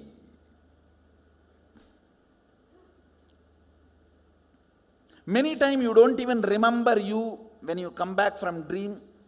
What was your idea about you? seen but does not exist. That's a direct translation of the word swapna. Seen but does not exist. Where the idea of I does not exist but the thoughts exist. Means the frequency of the thoughts is much higher. The idea of I, it has no existence. That frequency is almost like a zero. Then third word I am introducing, listen, where neither the idea I exists nor the idea thoughts exist. That is what is called deep sleep, sushupti. These three all of us experience in our day-to-day life. The fourth word I am going to introduce, it has no word. That is why it is called turiya. Turiya means fourth in Sanskrit. In Sanskrit, the word turiya means fourth. That's all. Because there is no word for it. Where the idea that I exist is there. I am there, but there is no thoughts. That is called the fourth state, turiya.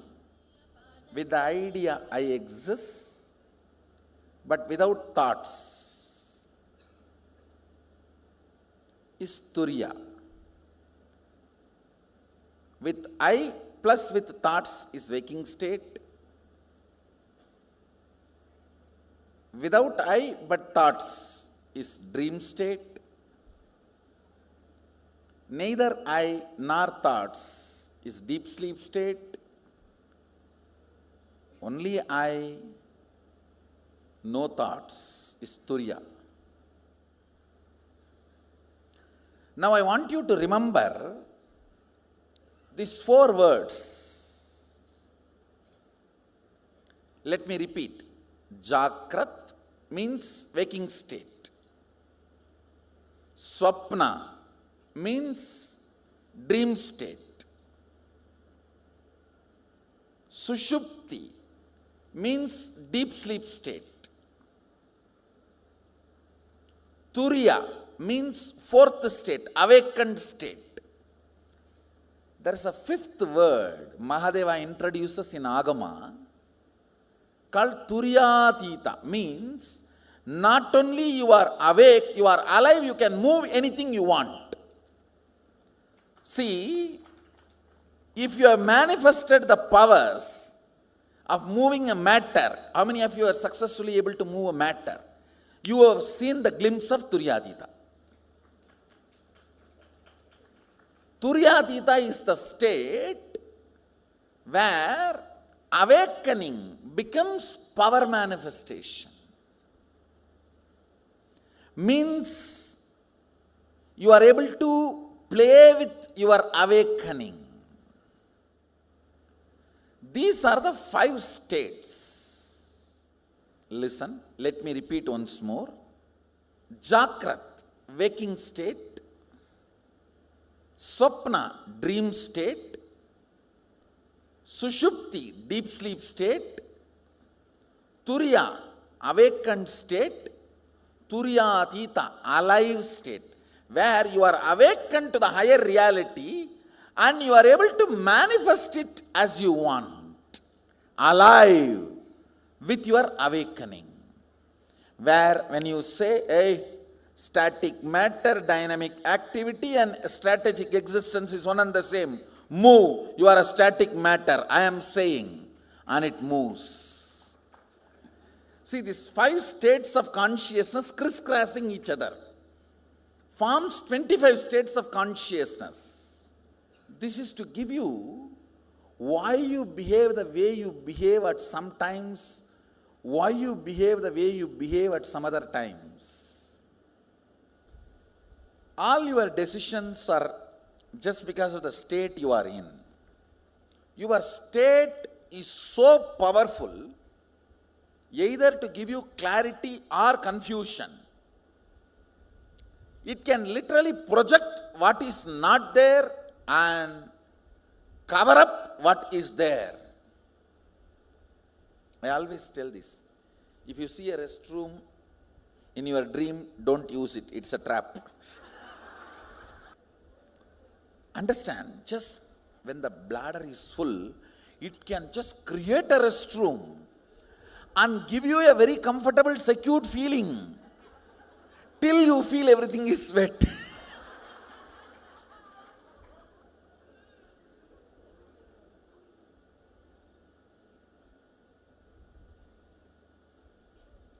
You need to understand each of your intra-organ. Now I'm introducing next word. Listen. Listen carefully. Internal organ, intra-organ. Understand these two words. Your lungs, heart, kidney, intestine, all these are called internal organs. Intra-organ is your Anahata chakra, your Vishuddhi chakra, your Vak Shakti, your third eye. All these are intra-organ. Listen carefully. Your intra-organ is capable of sending a signal to internal organ and project anything you want in reality. See, have you guys seen the projector light? Before these LED screens, that used to be the way people use, where there will be a light and if a slide is put, that will be projected. In those days in India, during talkies, they will show movie like that only.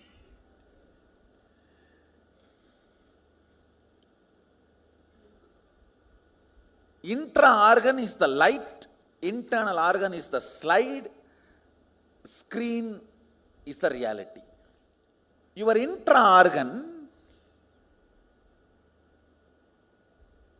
and internal organ work together in a highly cooperated way, much more than you imagine. When the bladder is full, internal organ sends message to intra-organ. The intra-organ sends message to other internal organs, and the whole toilet is built, restroom is built. Out of nothing. And you are given the comfortable, cozy feeling and the idea of privacy.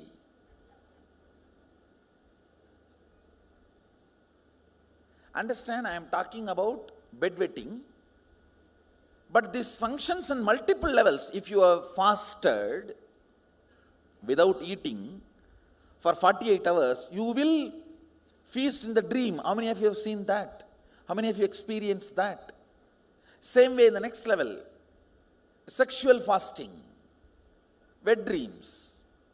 Understand, in multiple levels, this internal organ, intra-organ states of consciousness plays a major role in your reality, either creating which is not there or completely covering which is there. How many of you understand this?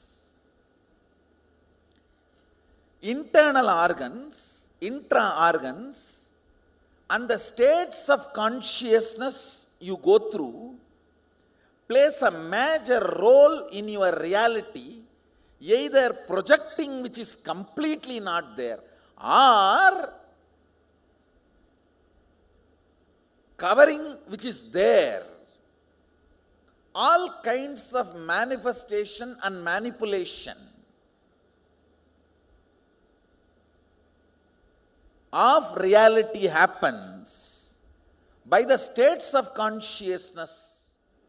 SU means Sushupti, SW means Swapna, J means Jakrat, T means Turiya, TA means Turyatita. So, deep sleep, dream, waking, awakened, alive. In deep sleep, zero power, absolute powerlessness. Dream, I can say that 10 unit of vibrant activity.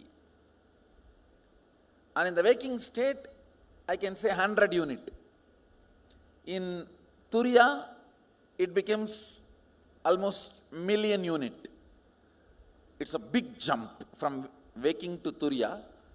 In Turiyadita, it is just whatever exists, trillion or zillion, whatever unit of aliveness. The whole oneness. It's not even aliveness, oneness. 5 states crisscross within you. Listen carefully. You have binary existence. Chit and Jata, matter and activity. Understand? In you, there is a 2 platform. Bone, this body with a bone, blood, flesh, physical. And your activity means able to think, alive, being alive. You have binary existence. Roughly I can equate as body and mind. These 2 components go through all the 5 states. Sometimes your body will be sleeping, mind will be very active. Sometimes your mind will be sleeping, body will be very fresh. Body will not be sleeping, but your mind will be sleeping, tired.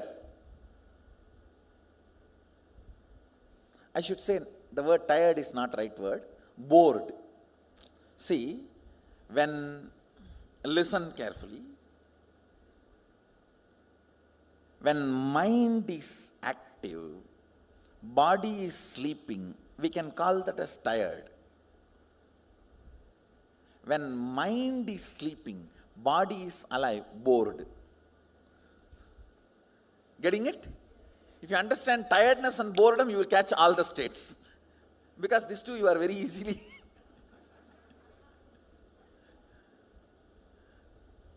Body is fresh, but you don't want to get out of bed. Means bored. Mind really wants to go and do the work, but body is nothing doing, tired. How many of you are catching? Body is fresh in waking state. Mind is in sleep, deep sleep state. That's boredom. Body is in sleeping state, mind is in waking state. That is tiredness. Your binary existence goes through all these 5 states independently.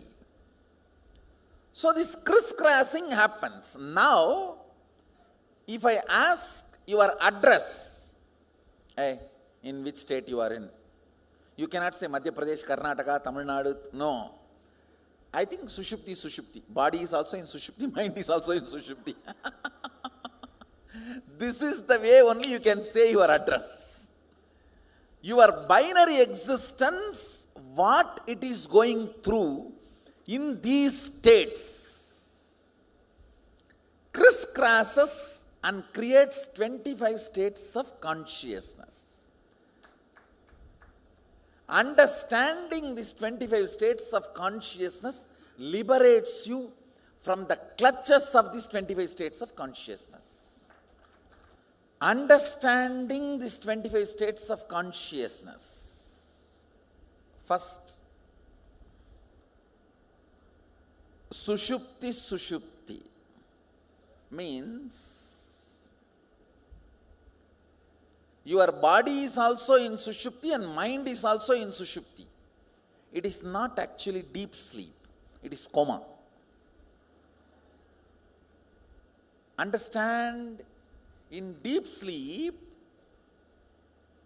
only your mind is in deep sleep. Body doesn't fall into deep sleep. All the deep sleep you know.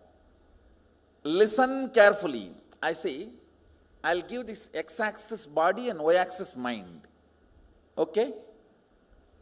X-axis, let's take that as a body, all the time lying. Mind, all the time jumping.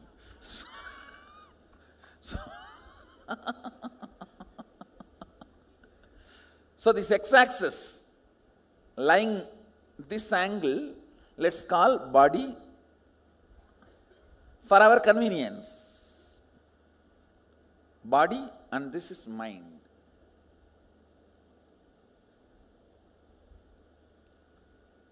Understand, when body and mind both are in sushupti, it's coma. It is not deep sleep.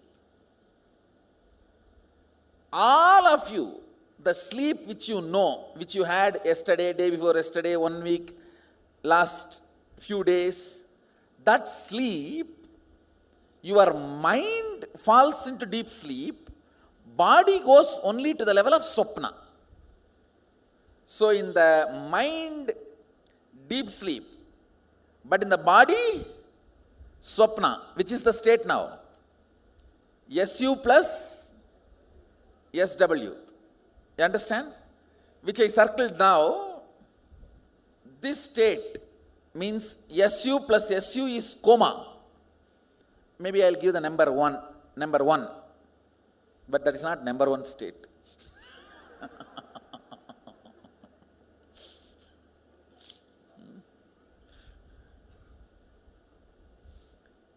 SU plus SU is coma state. SU plus SW is what is the deep sleep you all know. Listen.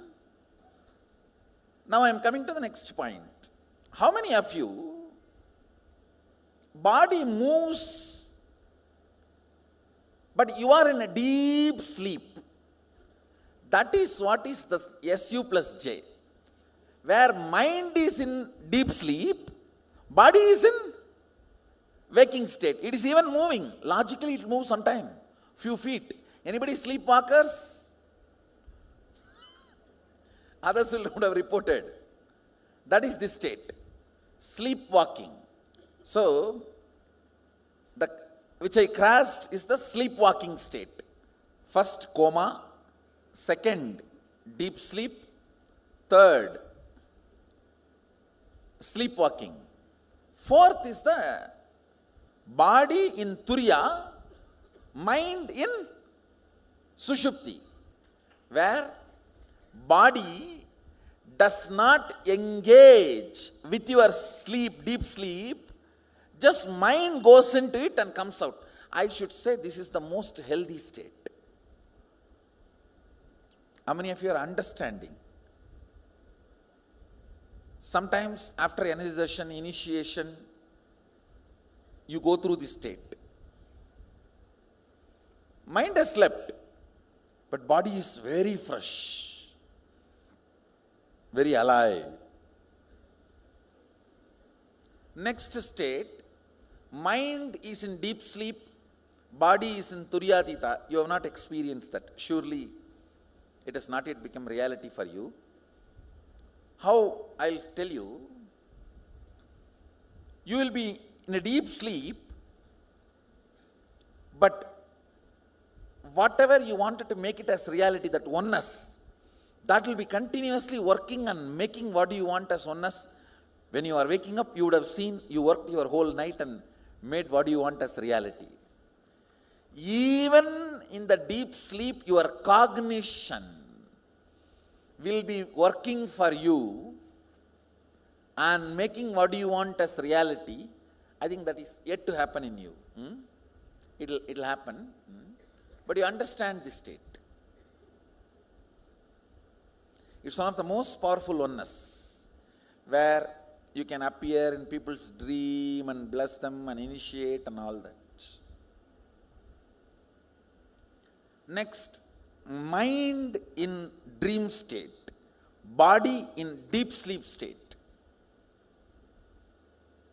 I should say body is like a completely tired, but mind is just dreaming. I should say most of your bedwetting happens here only, in this state only. where body is completely gone, but the mind is still dreaming. That is when the bladder is full, body doesn't even want to accept the signal of getting up and going to the restroom. So your mind itself finishes taking care of the whole thing. Body is completely tired, but mind is very active. Next, swapna. Body is also dreaming, mind is also dreaming.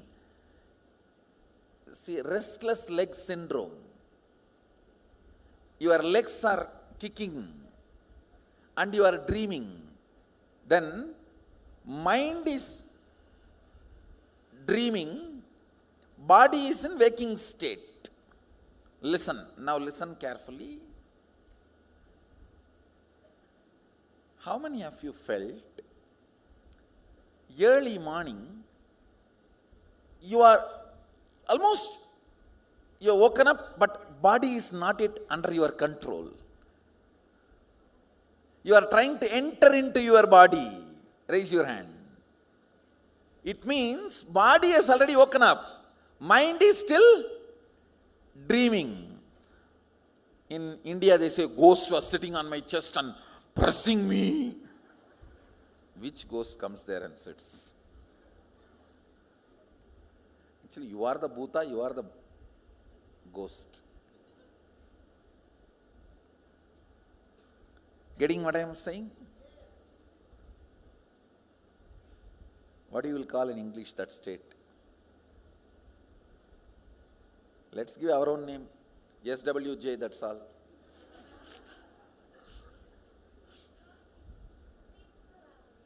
Sleep paralysis.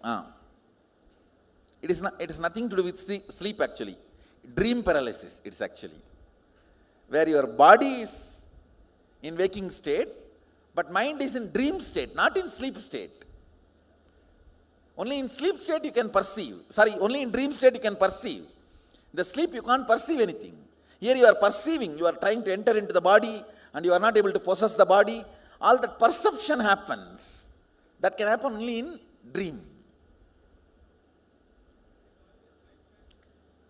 Let's call it dream paralysis, that's all. We will give our own new names. More names are supposed to be self-explanatory.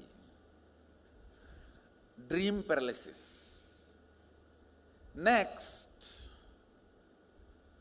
mind is dreaming, body is in turiya. Listen very carefully.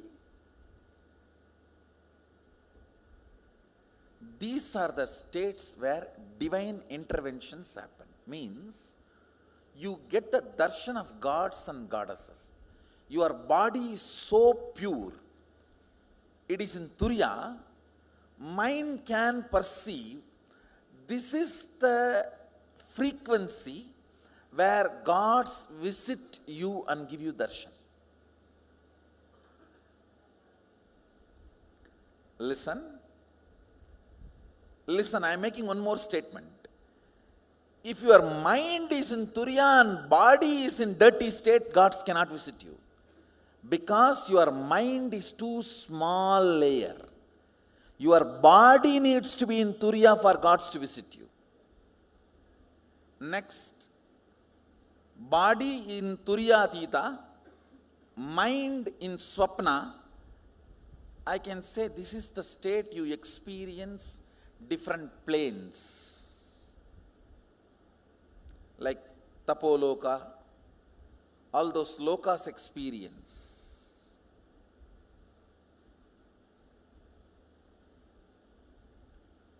Your body needs to be absolutely resting in the space of oneness, alive oneness. See, I can say turiya state is awakened oneness, turiyatita is alive oneness. Awakened oneness means cognition of oneness. Alive oneness means practically applied oneness. Power manifestation oneness. In deep sleep and mind in waking state is chronic fatigue. Next comes mind in waking state, body in dream state. Listen to this very carefully. Mind in waking state, body in dream state. Like a mind is fully active, you are neither completely sleeping, just like restless leg syndrome, body is moving little bit. Mind is fully awake. But that doesn't mean your body is also fully awake. No. I can say this state can be called as tiredness.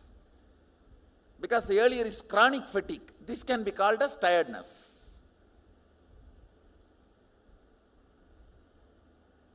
JJ. Next is JJ. J and J. Mind is also in Jagrat, waking state. Body also in waking state. Now most of you are in that state. I only say most of you. All of you are supposed to be in that state. Most of you are in that state. Understand, this is the state not available for even the gods, goddesses, anybody. Just for this state only you assume human body. Only from this state all liberation is possible. Liberation is not possible from Turyatita. It is possible from J and J. J and J is the airport of the cosmos. Whether you come or go, it has to be on J and J. Getting into the flight or getting down from the flight is always in J and J. This one state is unique to planet Earth. Just above the planet Earth, this state is not available. Just below the planet Earth, it is not available.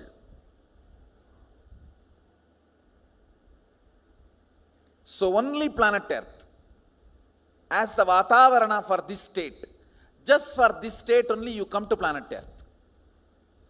All enlightenment, liberation, moksha, Atmajnana, Tattvajnana, Sakshatkara, Tattva Darshana, everything happens in this state J and J.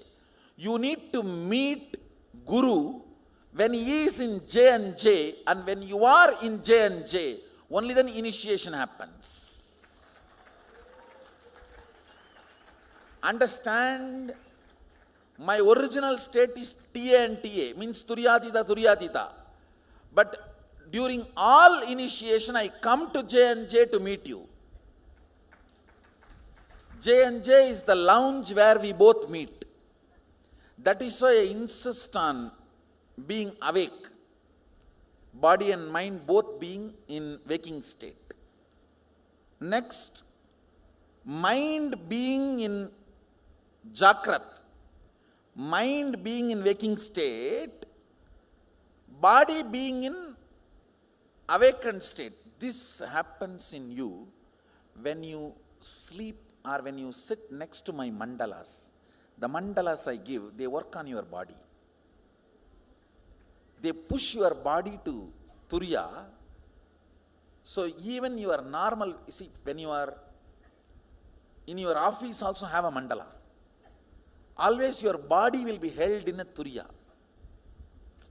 So your mind is in the waking state. You will be constantly achieving success. Mandalas keep you in this state. This state helps you a lot in your success, decision making, negotiation. If you are a young entrepreneur and the other person negotiating with you is a young woman, never go without mandala.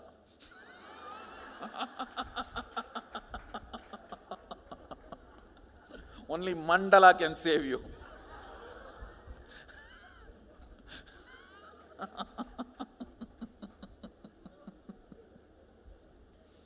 Otherwise, you will not bargain. You will bargain.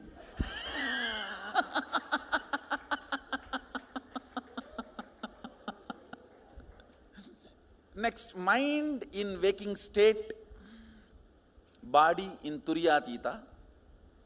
Again, when you start more and more power manifestation, you will experience this state where body is completely detoxified. It is in ecstasy all the time. It's in a complete alive state. Mind is being in waking state. I should say this is also a state where you get the darshan of gods, goddesses. You visit various planes. This is more a higher fuel to your system. Next, mind is in Turiya, body is in Sushupti. How many of you heard Ramana Maharshi was in Samadhi for 9 months? Ramakrishna was in Samadhi for 9 months. This is the state where mind is awakened, body needs to accommodate that such a highly awakened mind. Body needs to just detoxify itself to accommodate the highly awakened mind. That is the state. Sometimes body needs complete rest to cope up with the higher spiritual experiences. This is the state. Ramana Maharshi, after achieving enlightenment, 9 months he was in that samadhi. Next, mind in Turiya and body is in Swapna. I should say, mind is in samadhi,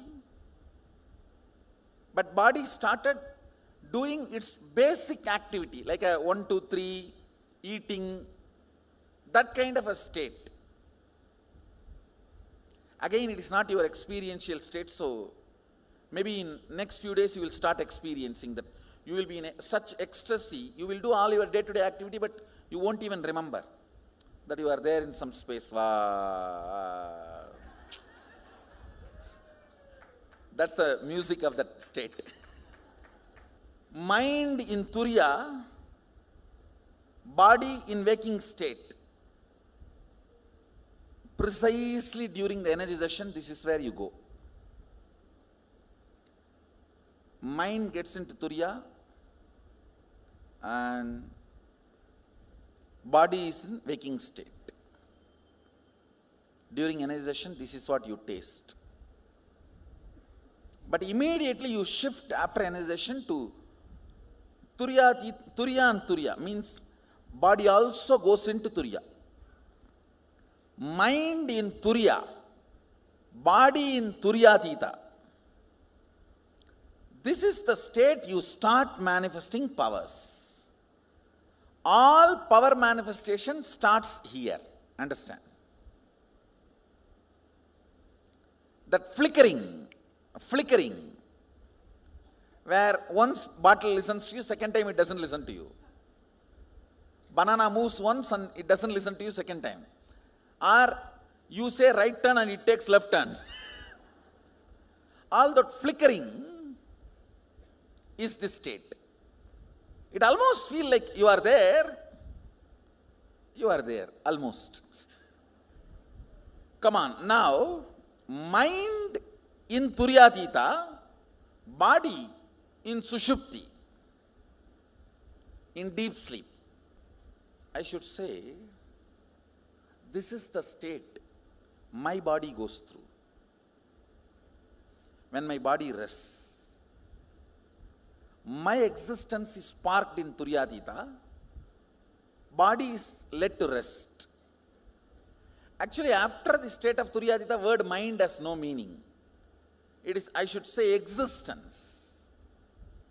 Next, existence in Turyatita, body in Swapna. This is the state I appear in your darshans for you wherever you are. When I give darshan to you, in your dreams, see, if I have to appear in your dream, I have to appear dream body. Understand? So, my existence is in Turiya, but I assume dream body to give you darshan. I myself don't have dreams, but I assume dream body to give you all darshan. And next is my existence is in turyadita, body in waking state, the state in which I am now. And when I materialize vibhuti or kumkum from my murtis, wherever, this is the body I use. Understand?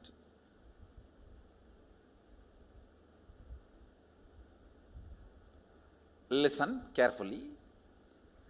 The body you are seeing now is in this state, not the body I am using. The body I am using is in turyadita.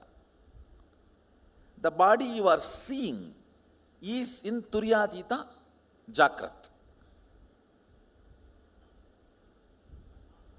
Listen.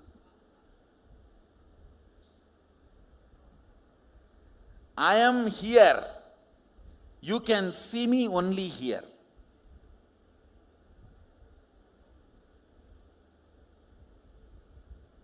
The gap is almost 2-3 million miles. That is what is the gap between Kailasa and Buloka. I exist here in this turyadita. I perceive my body, my existence here.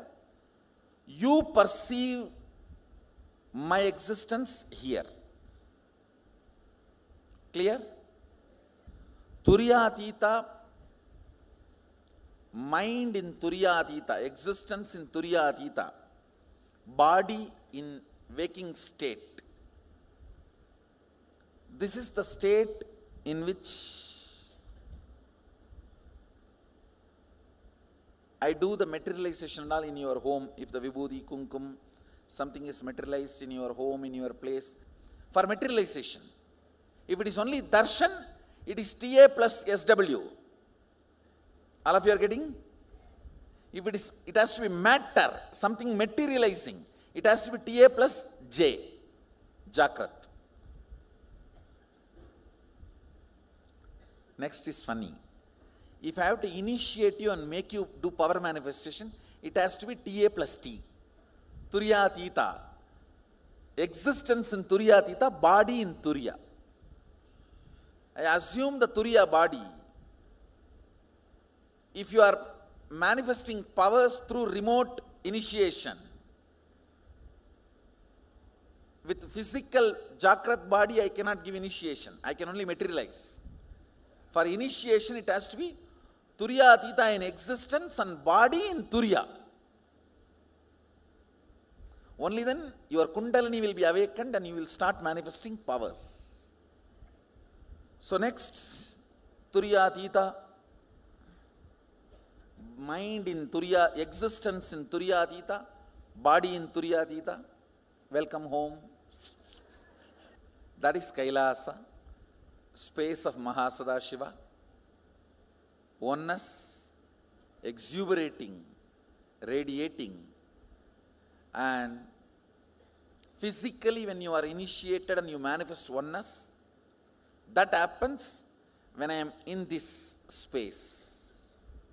Only from this space I can manifest oneness in me and oneness in you. Because you become literally part of my existence. Understand? In this state, body is also in turyatita, mind is also in turyatita. Anybody who is seen by me becomes part of me. That is why just like my body, your body manifests oneness. This is the way the initiation is given.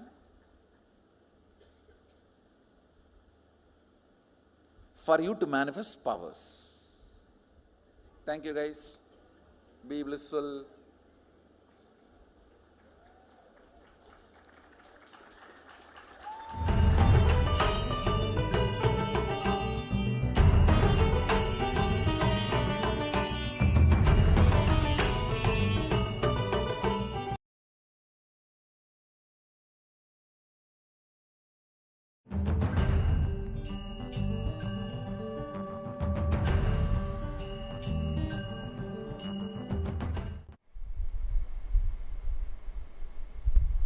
I'll introduce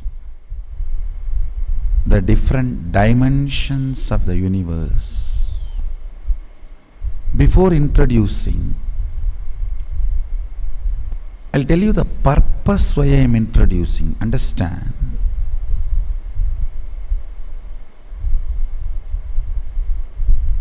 You need to logically, rationally, intellectually know all the possibilities available for you. If you know all the possibilities available for you, your life will not be silly. Listen. If you know $1 billion is in your bank balance, will you be fighting with your neighbor for the $1 coin or 2 cent? Oh, I think it is mine. No, my kid dropped, it is mine. Come on, let's fight and pick up the gun. You will not go for that if you know your possibilities. Understand, life is all about getting matured. Taste getting matured, your greed getting matured, fears getting matured, needs getting matured. It is all about you getting matured. Please understand. At the age of 7, you want to play with a car toy. At the age of 17, you want a car. Then by 25, different style cars. Your desire is getting matured. That is what society calls as growth. But here I am telling you, not just only this level, even in this level, if your desire gets matured, even in your conscious level, you have conscious maturity happening. For example, depth of your existence. Listen carefully. Everyone tries to ask me what technique I should do. No, technique is not solution. I am not here to give you technique. I am here to give you depth of personality. Every time people ask me, if I don't manifest powers, what technique I should do? No technique. Your cognition about you need to be changed. That's all. That is the permanent technique. That is the permanent solution. Not that you will close your eyes and put your quickly and somewhere and look here, there and chant some sound and you will blow your nose. Depth of self, universe and God.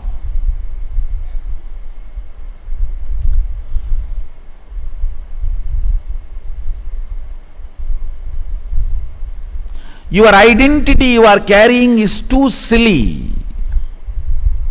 It may be, oh, I am a successful businessman. How can Swamiji say I am silly? I am a successful social leader. I am a successful political leader. I am a successful educationist.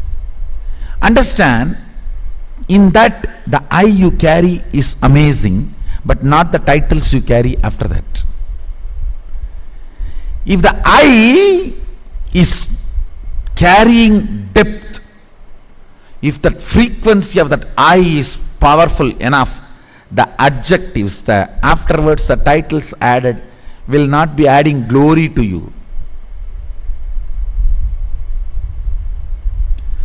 Understanding about this 11th dimension will make your existence frequency intense.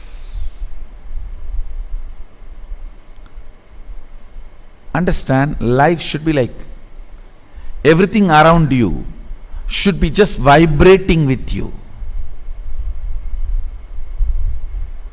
The moment thought comes, an idea comes, a cognition comes, the whole nature should cooperate and make it happen.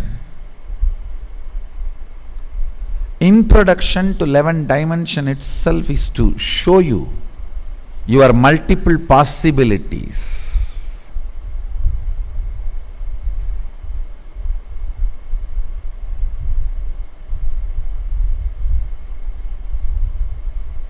Actually, I am interested in you, not your identities. That is why when people try to come and tell me, Swamiji, I am this, what can I do for your mission? I tell them, first, your consciousness, let you make it to the higher frequency. Taste what I am teaching, what I am standing for. Substantially, even you will not be able to doubt you to that level. Experience the depth of your consciousness. You should feel you have become too big. Wow, existence is really nice. The way I exist now feels great. Depth of personality is joy. Depth of personality is bliss. That consciousness you are carrying, that chit you are carrying, should be constantly manifesting powerful cognitions and power. That is the biggest help you can do to me. Because I am interested only in that. I am not interested in political revolution. I am not interested in social revolution. I am not interested in anything.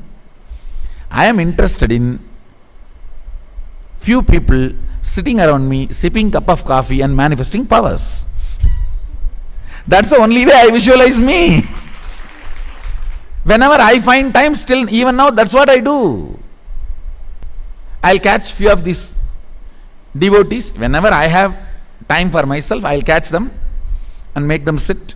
All right, I have a cup of coffee and I'll do some aushadha, like this old ladies cooking in the home. I'll tell her, get this ginger, get this pepper, get this salt. I'll be playing with it and do some process and take this aushadha and now manifest power. That's all I am interested. Understand, my purpose is individual, having a breakthrough in consciousness and feeling you have now become multiple. Like earlier, if you felt you are in your body 100 unit, it should just become million unit. You should feel, wow, million unit, I am in my system now. That's all I am interested. If you have become million from 100, then you will know the whole dimensions of the universe, possibilities of life, powers of the consciousness. Everything starts manifesting. It's all fundamentally integrating you and making you experience superconsciousness.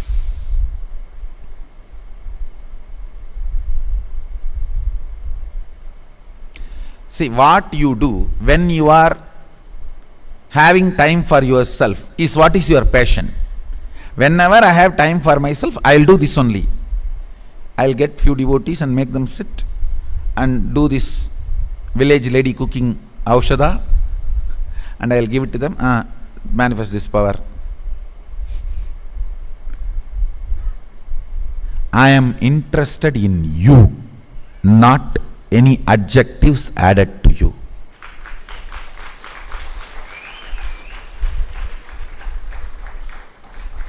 I am interested in you manifesting, you radiating, My project plan is only one.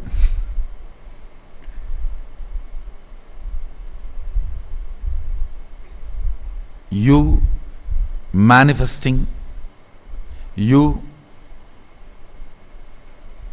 having a breakthrough. I'll do everything for that. Whether I ask you to eat vegetarian food, or I ask you to apply the aushadas and take bath, or I ask you to do the yoga on the pole and the rope, it is all centered on one. Now, I'm going to introduce you the 11 dimensions of the universe, all only this purpose.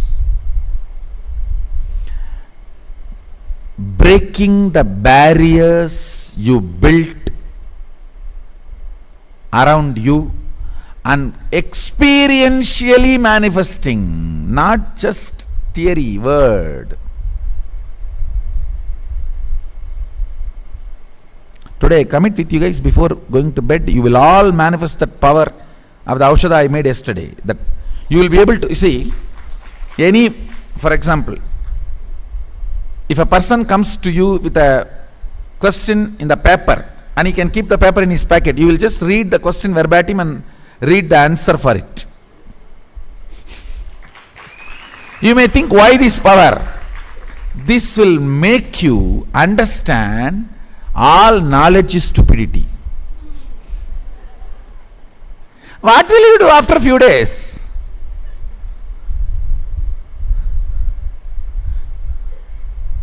You will start looking into your own inner space and start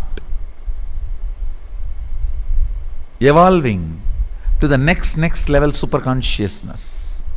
Only in the initial level you play with outer world, with all these powers. Then you will understand, come on, now it is time to break the source and open it into the system.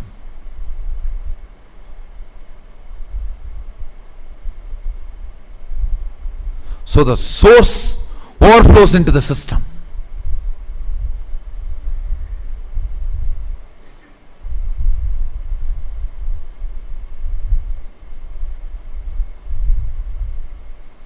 With the introduction to the 11th dimension, the intensity of your powerful cognitions will just shoot up. Understand? The amount of powerful cognitions, all of you need to understand the meaning of the word powerful cognition. For example, if you see somebody dying, are you going to cognize it as powerlessness, shaking, fear? Are you going to cognize the situation with a powerfulness? That is the way the reality is. What next? In every situation, cognizing with powerfulness, whether health, relationships, love,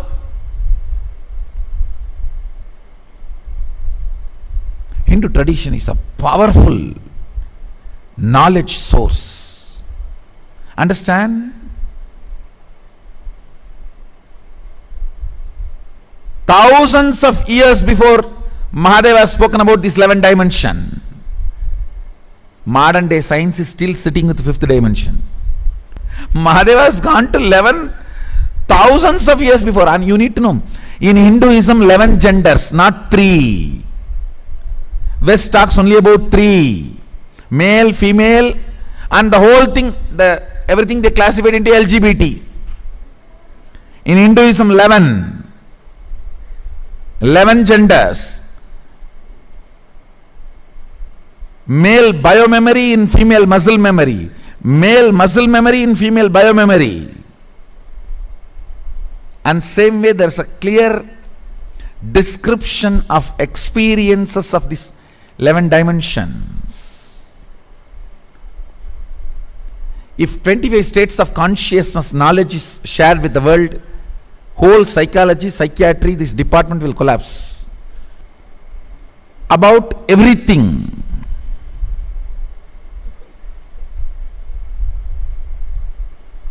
Life,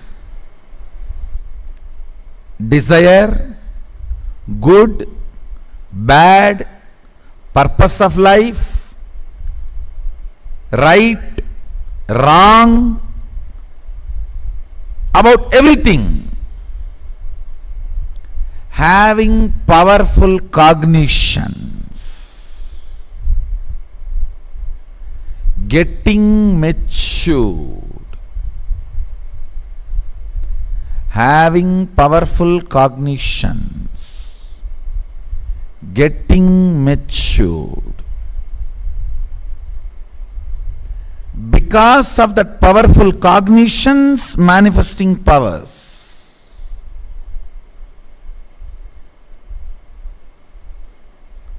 Now, giving powerful cognitions to you about the universe is introduction to 11 dimensions of the universe. I tell you, if the 25 states of consciousness is introduced to the world, the whole business of psychology, psychiatry will collapse. Psychoanalysis, everything will collapse. And if these 11 dimensions of the universe is introduced to the world, the whole this cosmology, people who make money, make awards with these concepts of cosmology, the whole thing will collapse.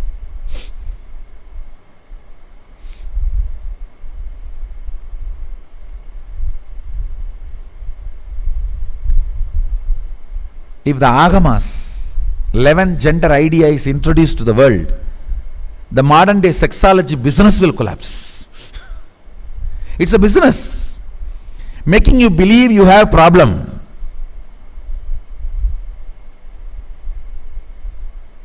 And then exploiting you in the name of solution. Actually, everything related.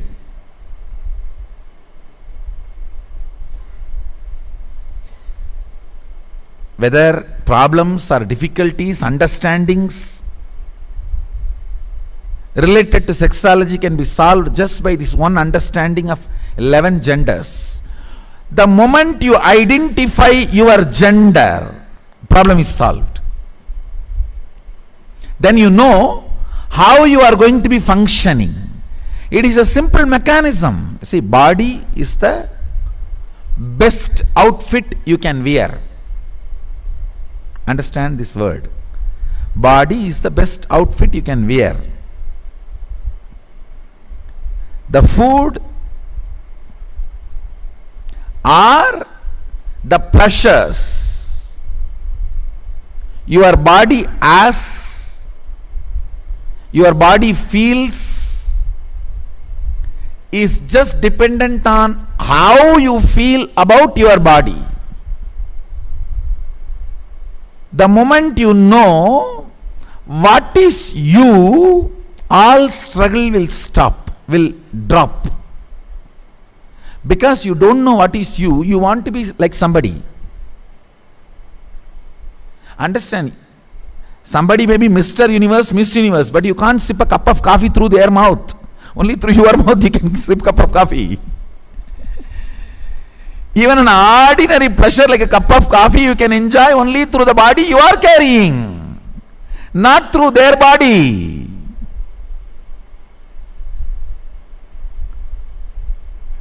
A simple clarity about you, what gender you are, in which universe you exist, who is your source. This simple powerful cognitions changes the whole way you exist. The whole way you exist.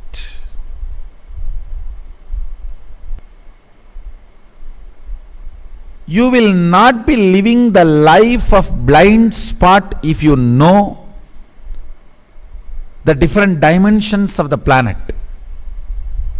I don't know how many of you are understanding. This biggest scam is not what politicians do. Biggest scam is concept of currency. Understand? Biggest scam is not what politicians do. Biggest scam is concept of currency.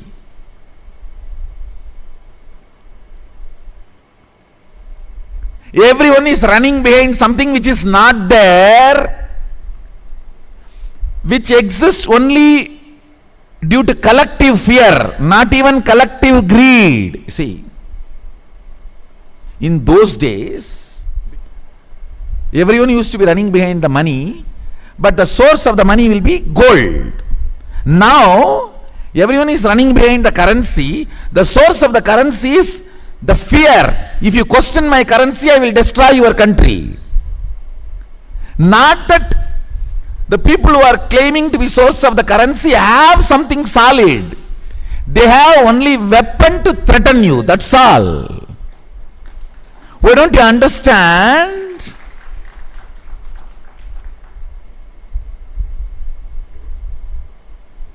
At least in Indian economy in those days, yes, everyone used to run behind currency, but king will have the treasury, huge gold. So, end of the day, what for you are all running, there is a source of greed. But now it is no more a source of greed. If you question my currency, I will kill you. That's all is the source towards which you are all running. Understand, the concept of currency is kept alive by fear, not by any solid substance. That is why I am saying the whole running is running behind large blind spot. If you know higher possibilities of your existence, you will value the human body, which can radiate consciousness to its real worth. And as long as you are having it, you will use it for the best purpose. That's all I am trying to do. I just want you to know, you have amazing, most amazing, valuable product of the planet Earth, human body, which can reflect superconsciousness. You are not born just to pay bills and die.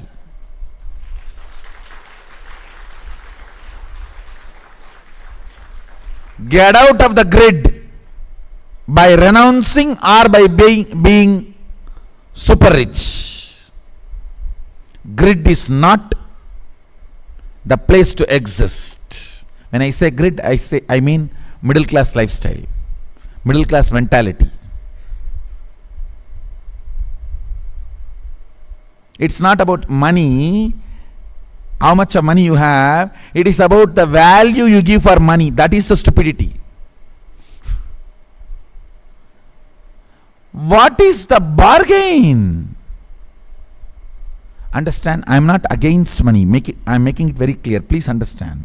But I am against you, what you are losing for the sake of imaginary money. A conscious breakthrough is not worth losing for the sake of imaginary money. Imaginary idea. For somebody's ego fulfillment, why do you want to lose your life?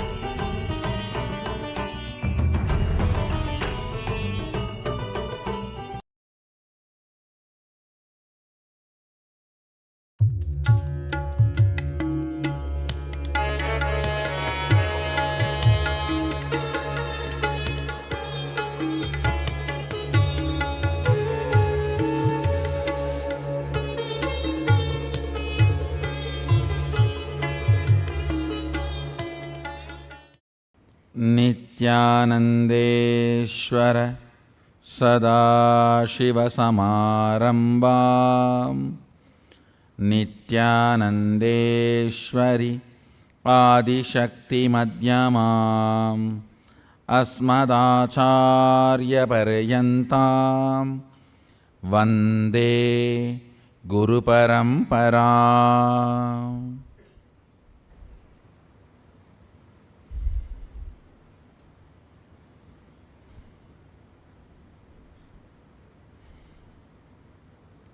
I welcome all of you with my love and respects. I welcome everyone sitting with us all over the world through Nithyananda TV, Facebook Live, on hundreds of Adinavasis channels, YouTube Live, two-way video conferencing, having Nayana Diksha. I welcome every one of you with my love and respects.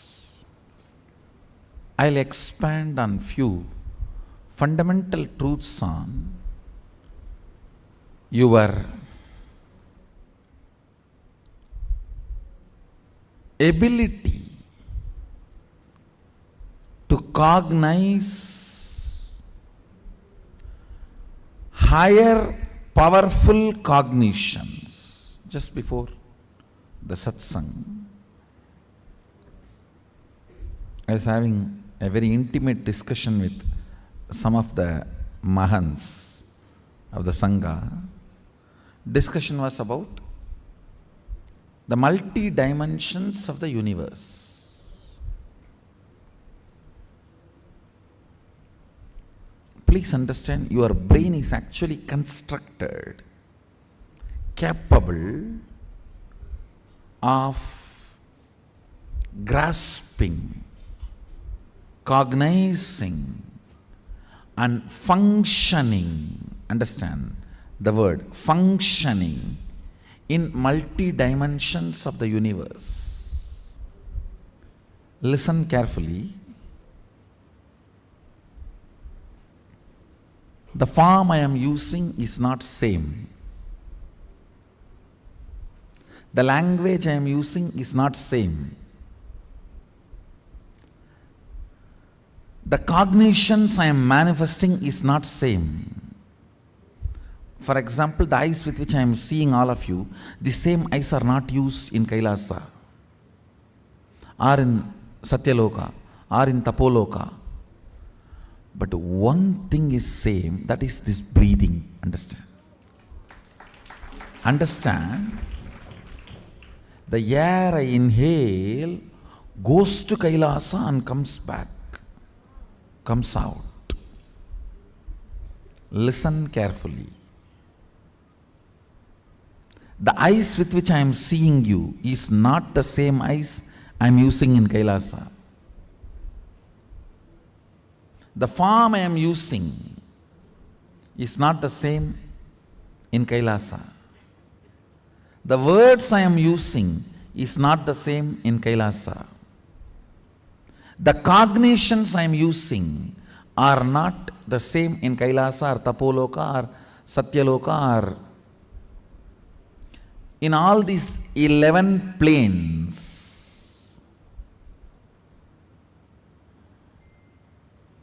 I should use the word 11 dimension, not planes. 11 dimensions, because 14 planes. In this plane, in this dimension, you have access to 3 planes. In Kailash dimension, you have access to 2 planes. I think it is too confusing, so just listen to this word, 11 dimensions. Let's stop with it. So the body I am using in this dimension is not the same body I am using in that dimension. The words I am using in this dimension is not the same words I am using in that dimension. The eyes I am using here is not the same in that dimension. The cognitions I manifest is not the same in that dimensions. But the breathing I am doing is the same in all 11 dimensions. That is the common thread which connects the consciousness with this body. Listen. Listen. That is the common factor connects consciousness with this body, spanda, connection, common connection of consciousness with the bodies. See, I have 11 various bodies in 11 various dimensions. Actually, little more than 11, the bodies I am using. All those bodies are connected through this breathing. That is why being in the breathing space only makes you manifest powers. Understand? You can see this form sitting anywhere in two-way video conferencing. In a larger screen, a LED screen, you get a better experience. Anywhere you can hear in HD quality audio, a better clear voice. But none of them can transmit the experience because only through the breathing all these 11 dimensions are connected. The vision I am capturing, the words I am uttering are not same in the Kailasa and here. They are all different. This file does not even go to Kailasa. Only if it is a very important person, it is taken separately and archived into Kailasa. Not otherwise. Make sure your file reaches Kailasa before you reach Kailasa. So, they are ready with your reception and accommodation. The programs team in Kailasa is ready to host you.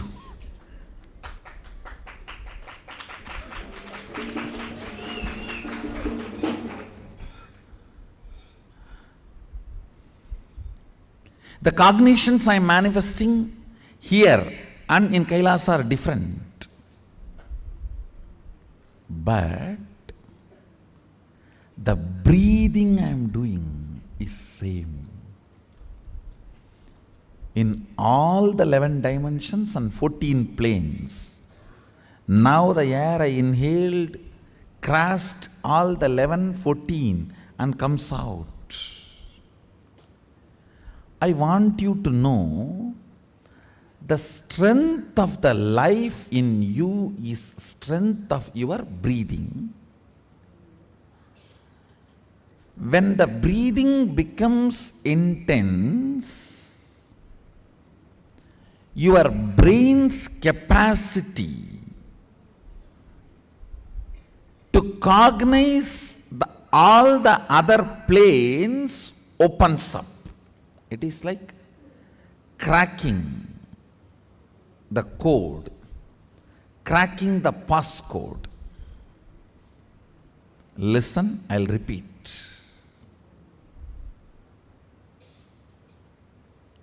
If your breathing is intensified,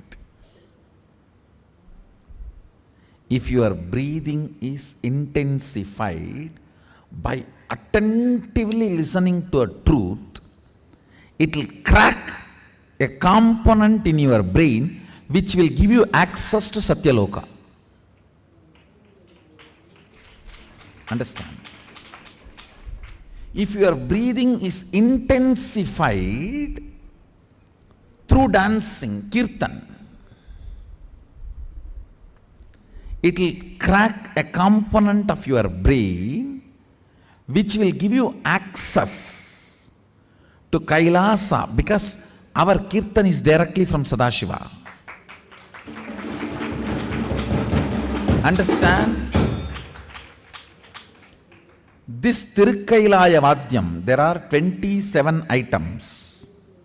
Unfortunately, only 20 items are available now. The 7, we don't even know how to make them. And in the 20 also, our laziness, we have not procured all the 20. these Vadyams and this 108 Karana are directly from Sadashiva. Listen carefully. Totally there are 1008 asanas Sadashiva has described in Agama.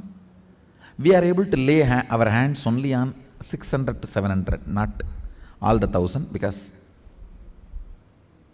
we Hindus as usual, losing scriptures is our lifestyle. Not maintaining, not teaching, not protecting, not preserving. So we lost, I should say, at least 400.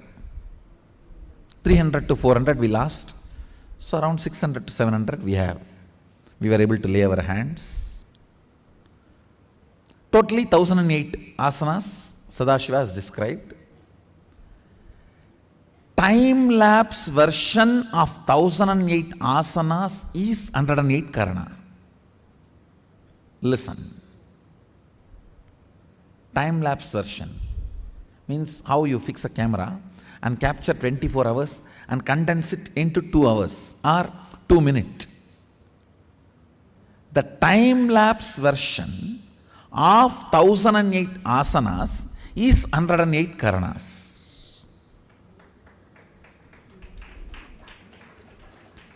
So, if your breathing is intensified through this 108 Karana based Kirtan, our Kirtan is completely 108 Karana based.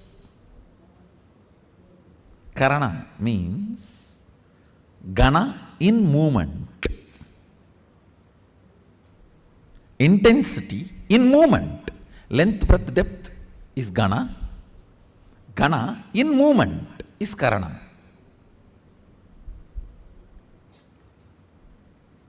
Our Kirtan is completely based on this 108 Karanas. So, with the Karana, because of these Karanas, if your breathing is intensified, a component in your brain is electrocuted by that prana, which gives you access to Kailasa, which gives you the perception and cognition of Kailasa. The day you have the vision of Kailasa, you are born in Kailasa. So then you start existing in both planes. You start experiencing two-dimensional life.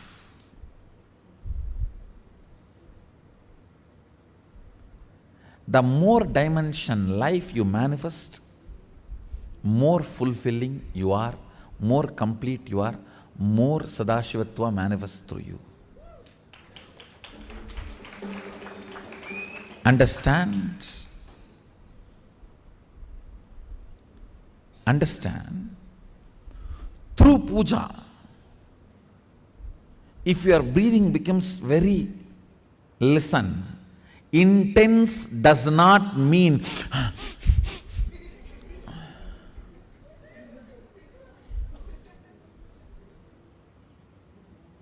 through dance, getting intense will have a different physical expression. That will naturally be like a big hyperventilation kind of an action. But through puja, when your breathing becomes intense, it will not be hyperventilation type, it will be deeper ventilation type. Like Sahasradala Pangaje Shagala Sida Rashmi Prabham Varabayagaram Vimalaganda Pushpambaram Prasanna Vadanikshanam Sagala Devata Rupinam Smarechirasiyam Sagam Tatapimana Purvam Gurum. It's actually Dhyana Sloka for Guru. I can see very clearly Arunagiri Yogeshwara.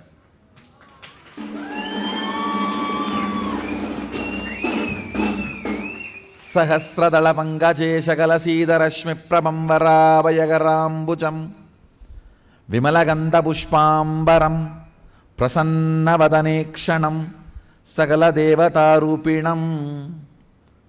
On the 1,000-petal lotus, Varabhayagarambucham, Vara Abhayakara, Prasannavadanekshanam, with a beautiful, alive, Prasannavadana, smiling, welcoming. Prasanna cannot be translated just as a smiling or welcoming. Prasanna should be smiling, welcoming, alive, illumined, graceful. All that words should be added. Prasanna is something which brings you to the present. Prasanna vadanekshanam Sagala devata rupinam, embodiment, or in the form of Sagala devatas, all the gods and goddesses. Smarechirasi hamsaham tatapimana purvam gurum means with my breathing flow, hamsakam. See, hamsam is the integrity syllable of your breathing. Listen carefully. Integrity means being what you are known for.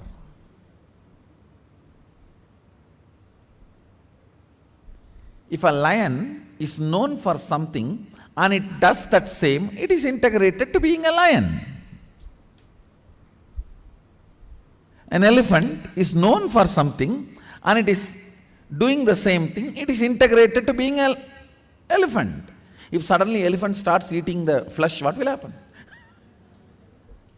He is not known for it. If he does for what he is known, he is integrated to it. So, the integrity syllable of your breathing is hamsam. Hamsam. This hamsam is the ajapa japa mantra, unchanted mantra which gets chanted continuously by the integrity of your breathing. When your breathing gets into your system and comes out, the natural sound it makes is called hamsa. Hamsam. Understand? Where this hum sound takes a turn of some sound is Sahasrara. That is where Guru is sitting. That is why it is called hum. Please listen carefully. That is why he is addressed as Hamsakam. Where the hum turns into sam, his agam resides there. That is his house. If the hum does not turn into sam, you are savam. Understand? If the hum, listen carefully. If the hum is 100 unit and sam is less than 100, 99, you are just aham. If the hum is 100 and sam is 100, you are hamsa. Jiva, individual soul, who had Pratyagatma Chaitanya Jagrata. If the hum is 100 and sam is 101, you are Paramahamsa.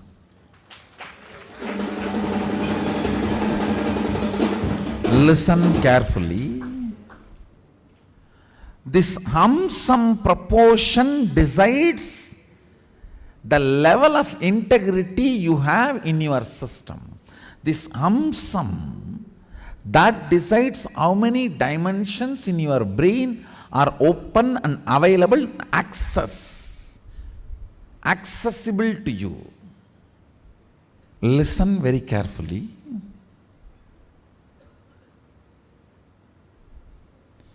If this hum is 100, sum is less than 100, you are in the plane of agam, human. Boo. If the hum is 100, sum is also 100, you are hamsa, jiva who is awakened. If the hum is 100, sum is even 101, you started entering into the Paramahamsa dimension. Means the Guru component has started manifesting in your jiva. Means he started mixing in your taste of life. What is your desire? Your Guru's desires. What is your taste of life? Your Guru's taste. What is your joy? Your Guru's joy. What is your opinions about death? Your Guru's opinions. What is your opinion about life? Your Guru's opinions. His taste, if it has started mixing in your brain,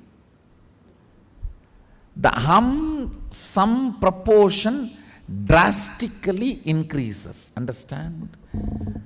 Actually, I am explaining the whole science of opening different doors of multi-dimensions of the universe to you. And now if you are opening your sleep dimension, your sushupti dimension, patala lokam only will open for you.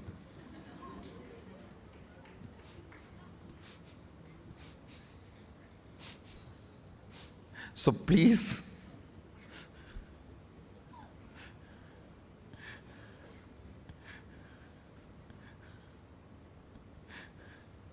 do not plan for Patala. Let's plan for Kailasa. Your breathing becoming intense, especially through certain activities, opens up those dimensions, those planes, and your brain awakens the ability to have access to those dimensions. Listen. Now, you are intensely listening to this truth, and even if it is going above your head, you are trying to let me.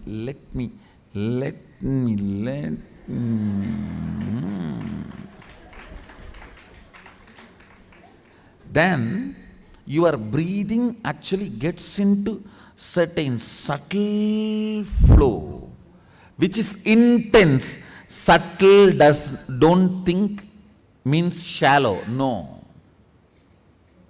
In subtle breathing also it gets intense. During the puja, that subtle intensity happens. During the kirtan, raw intensity. During the yoga, a programmed intensity. Understand? Regulated intensity is yoga. Raw intensity is karana, kirtan. A subtle intensity is while during puja or during the satsang. Now, your breathing is getting subtle, it will go and hit a component in your brain which will open your ability to access Satyaloka. Listen, each of the activity and the prana intensified through that activity opens up a component or a part of your brain construct which gives you access to the different dimensions of life. Today I told Mahayoga, I have decided I am going to initiate people into experiencing different dimensions from today.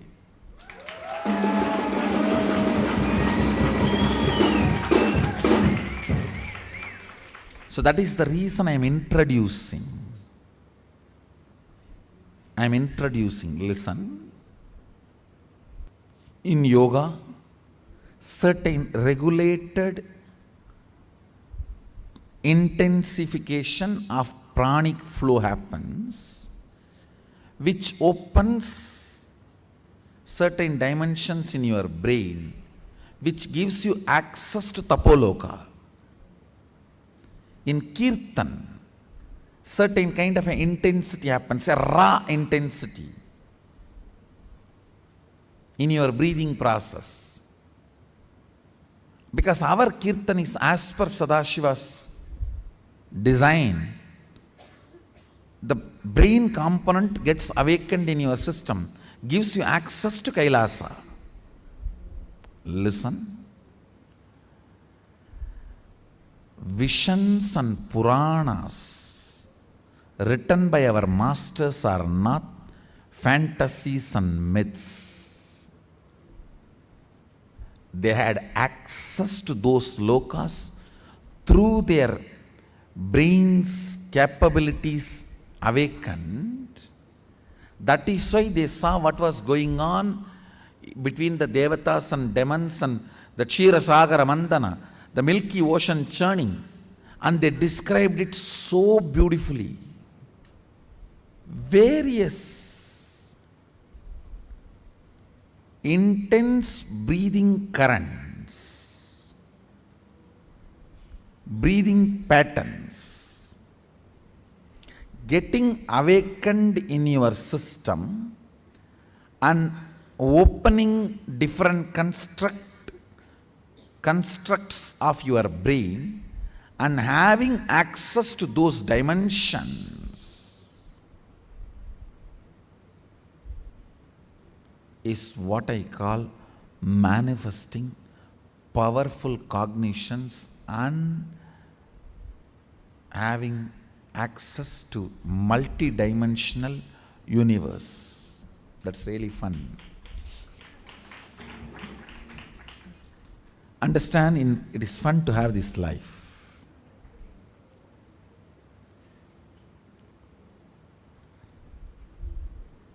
Poor are those who try to be ruler of this plane.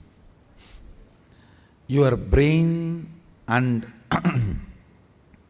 its construction and ability to access multi-dimension are all theory few years before. Now the scientists have started smelling the broken facts and informations about this truth. And it's my responsibility to reveal it to them. If at all they access this video and they are interested, I welcome. Come and be here.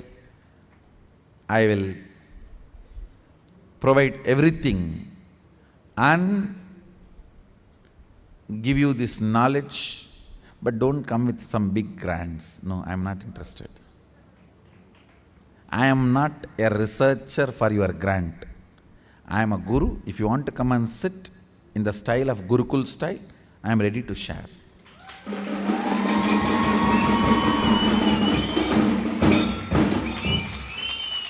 Whether you are a physicist interested in having a breakthrough,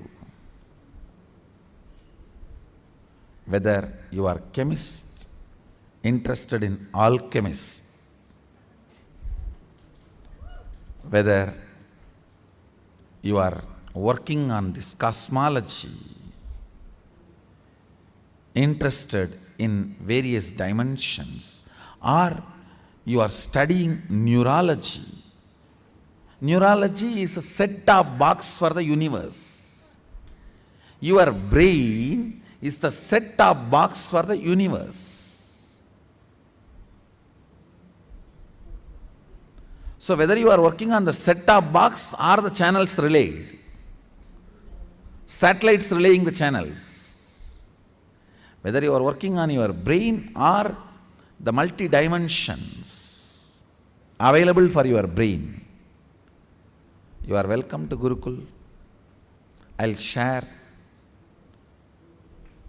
Everything exists. I am not using the word everything I can. I am saying everything exists. I'll share with you.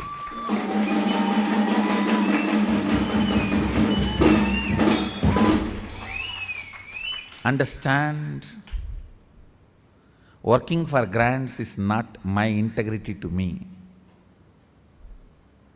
but sharing everything exists is the way I am. That is my integrity to me.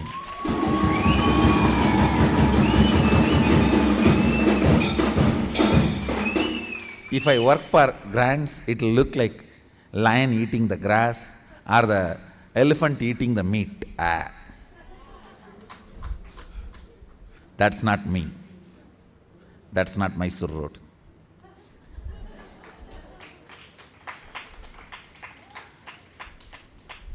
I'll tell you everything exists. I'll give you precise landscape of Sadashiva's quarters in Kailasa.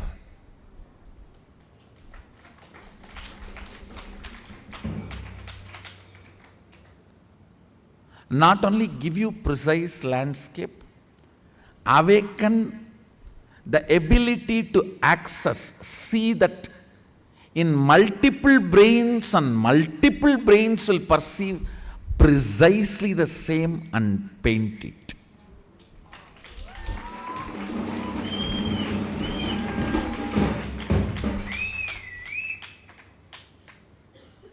To establish the authenticity, nothing else.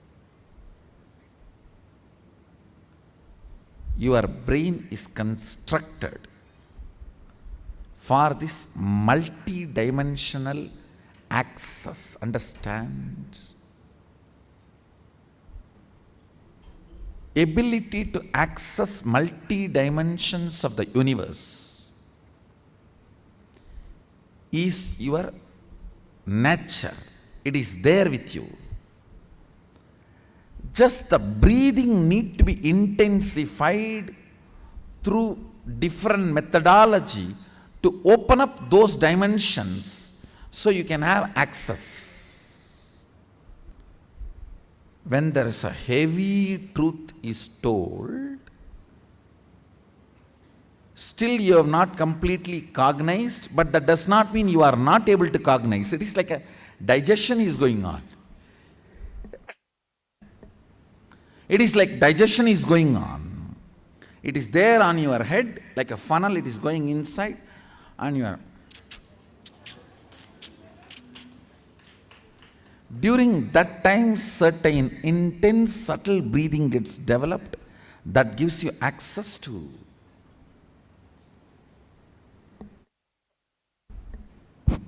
Satyaloka. And when you take certain kind of alcohols, your breathing goes through again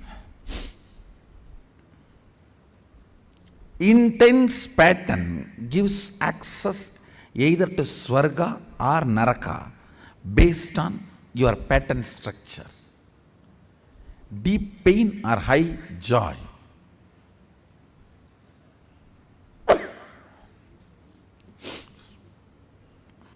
No, actually it is nothing to do with here. I am trying to release intense prana so all of you will digest what I am revealing.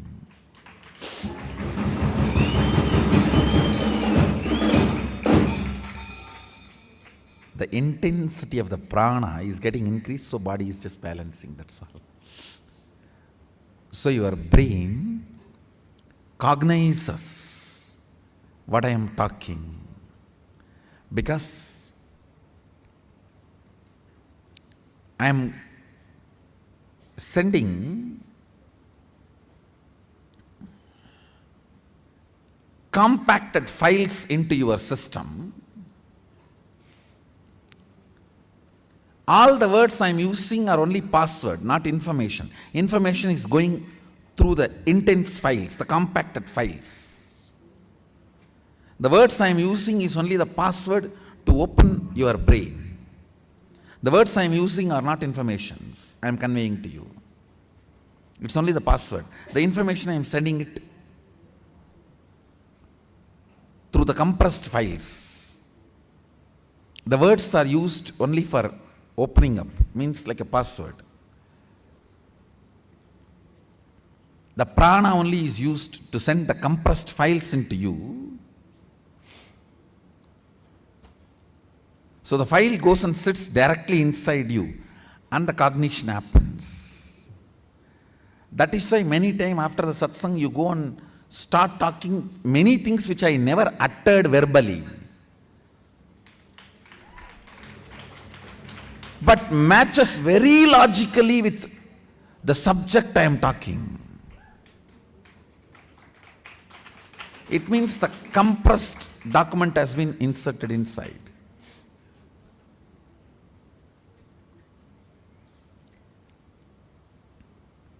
I am not conveying what I want to convey through the words.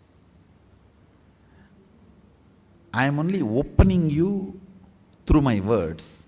What I need to convey, I am inserting into you through the breathing, through the prana. That is why for higher level initiation, the Shaktipada becomes very important. Being in the breathing space becomes very important. When you are away, of course you will understand what I am saying. You will not cognize what I am saying. You may not cognize what I am saying. When you sit physically, you will cognize what I am saying.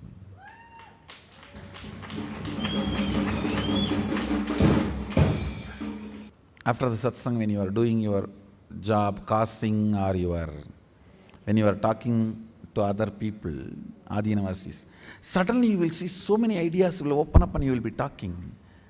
Then understand the file has gone inside and the file is opening up. Suddenly you will start talking and causing many things you never heard in the satsang or never expressed by me verbally. Means that file is opening up.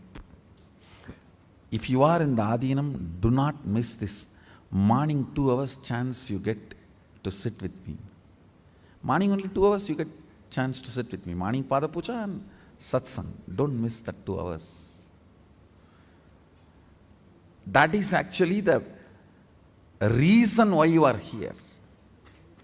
That 2 hours is the essence why you are here for remaining 22 hours.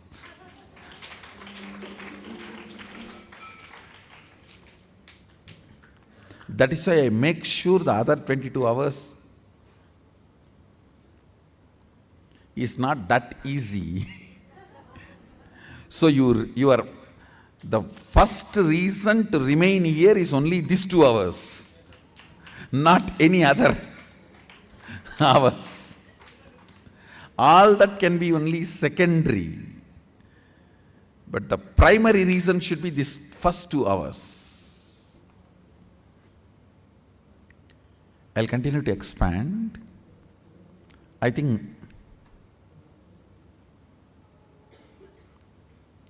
try to understand and have Jivartha Satas. Essence of today's satsang. 3 lines. 1. Integrity is being what for you are known. That's all.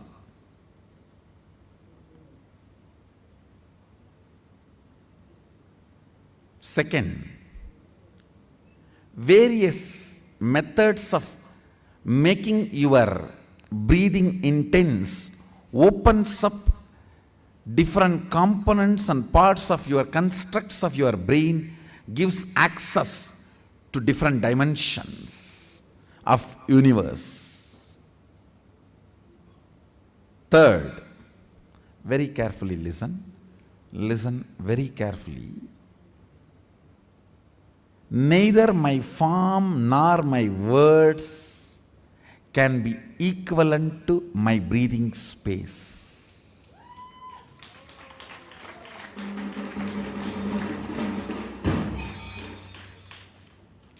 Because all these are different in other dimensions, but only my breathing is same in all dimensions.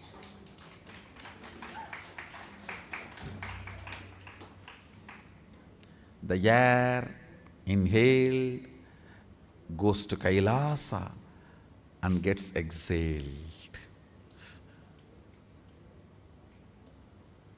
So the essence of today's satsang, the air goes to Kailasa and comes back.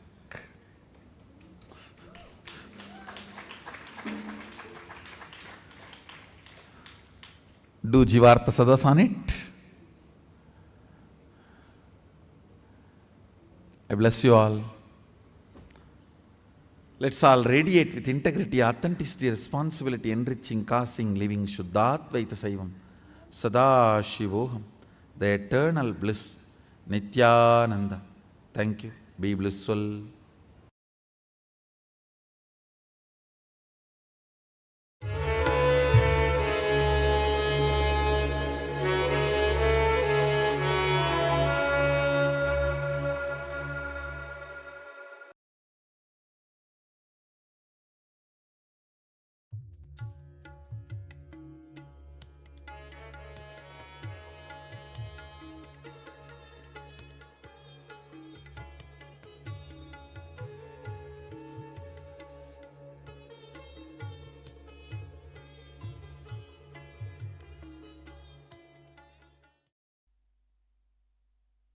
Nithyanandeshwara Samarambam Nithyanandeshwari Madhyamam Asmadacharya Parayantam Vande Guru Paramparam.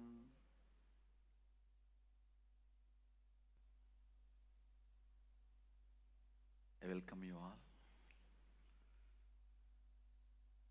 for the experiential session on Jiva. Listen, first let me define Jiva.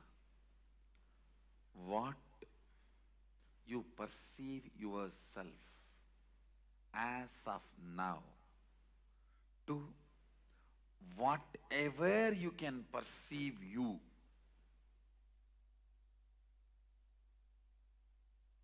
Till that level, you are called Jiva.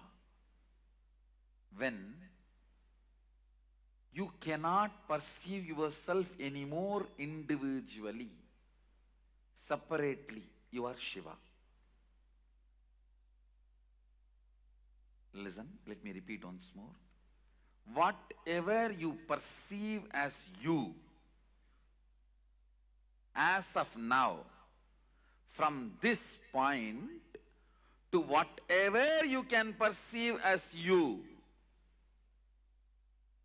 whatever you are perceiving as of now, to whatever you can perceive as you. Understand? Even if you perceive yourself as Sadashiva, you are only Jiva. It's within the matrix. There will be a space where you will not perceive yourself as an individual. Only then you are Shiva. Listen carefully. I'll repeat once more. Whatever you think as you as of now, from this to whatever you can think of you, perceive you, all that put together is Jiva. There will be a space where you can't perceive you separately. That is Shiva.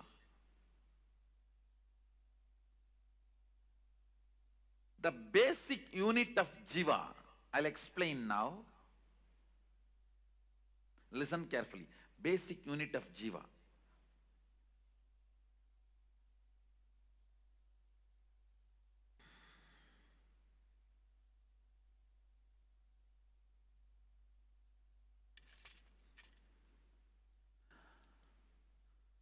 Listen. You all know in your day-to-day experience, sometime you are with thoughts. I should say most of the time maybe. You are with thoughts. There are some moments in your life where you don't have thoughts, without thoughts. I can project this on you in your screen. I project it on LED screen.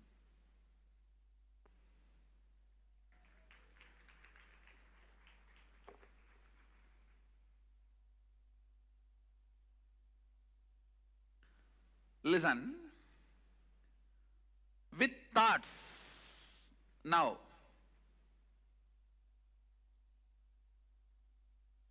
there are some moments in your life where you don't have thoughts. Every night, deep sleep.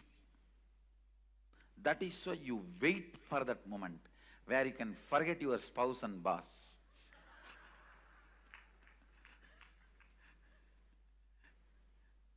There are some moments in your day-to-day life without thoughts. And there are some moments in your life where you have that clear I identity with I consciousness. Now, for example, now, how many of you feel you have that I identity clearly, I consciousness? If you have not raised the hand, you don't have. Okay. Waking state, you have that I, that idea. Listen carefully. In the dream state, you don't have that I clearly. That is why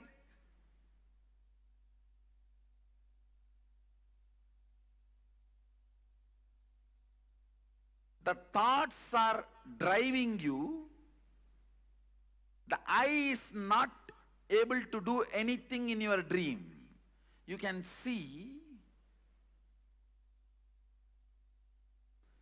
your thoughts are acting, functioning in much higher frequency than your individual I. How many of you understand what I am saying? That is why I am saying in the dream state you do not have the I clearly. In the deep sleep you don't have the I completely. How many of you understand there is a space in you where there is no I? So the basic unit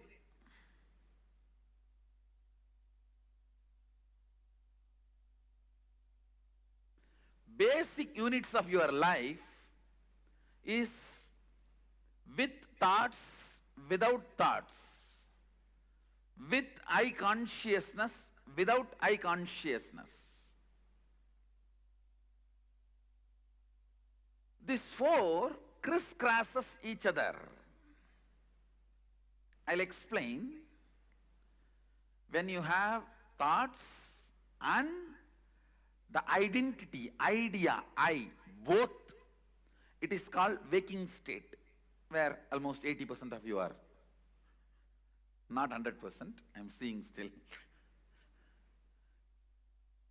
Some are in Pongal Samadhi, some are in Puri Samadhi, some are in Vada Samadhi, some are in Pav Bhaji Samadhi. I don't know what is the evening snacks. Huh? Mixture. Okay. Mixture?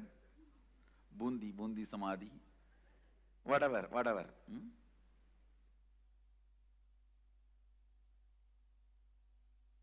In the waking state, you have I and thoughts, both. How many of you are able to understand what I am saying? I want you to come along with me so that when I explain, the 25 states, it will be literally experience for you. First understand, step by step. Where you have thoughts and eye consciousness, that is Jagrat state. Where you have thoughts, but the I identity is not strong enough. It is almost non-existent. That is why in one night itself you will see the dream of you getting married, you writing exams, you being chastened by the tiger and elephant and lion. All bad dreams. No.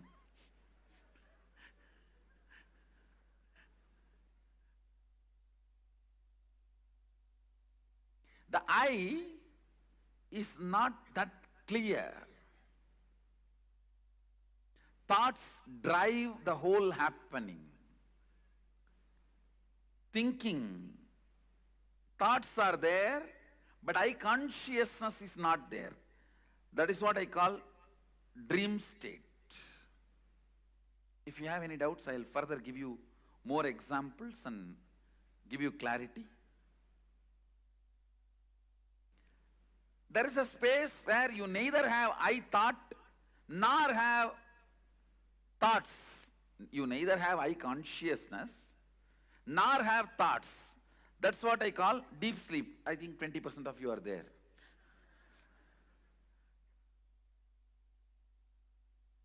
Whoever has not laughed, I know, they are there.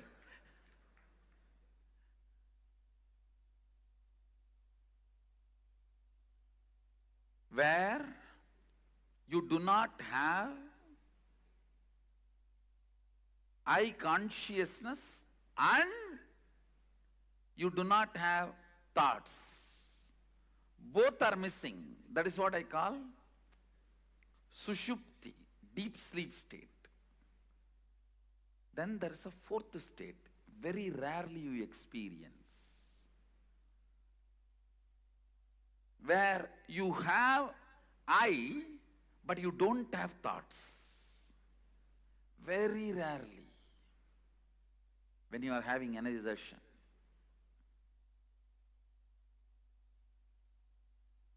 When you are really, really unclutched, or when you go through a very powerful energy experience, those moments, you get the glimpse of it. We call it Turiya, where there's no thought, but there is that I exist.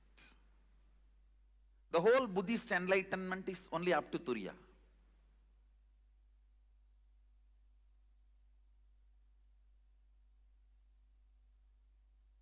Understand, these four are the basic units.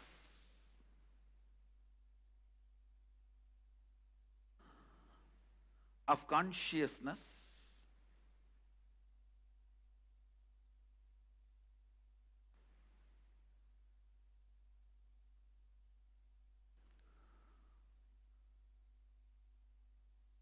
in Sanskrit, I use the word Jagrat, Swapna, Sushupti, Turiya.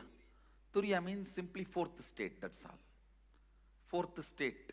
There's no meaning for the word Turiya technically. Technically, Turiya, if you translate that word Turiya, means fourth state.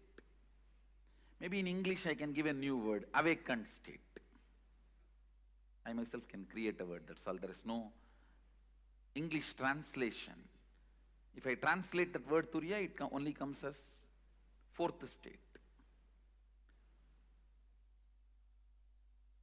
Listen,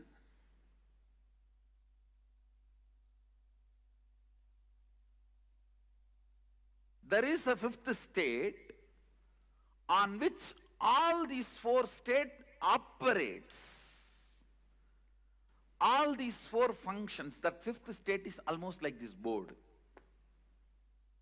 Board on which all these four happens in you. The idea of I, the awareness, the consciousness, whatever. That is called Turyatita, alive state, where the wax out of which your waking state and dream state is made is under your control. You can melt this wax and make whatever you want. Anything you want, it will be under your control.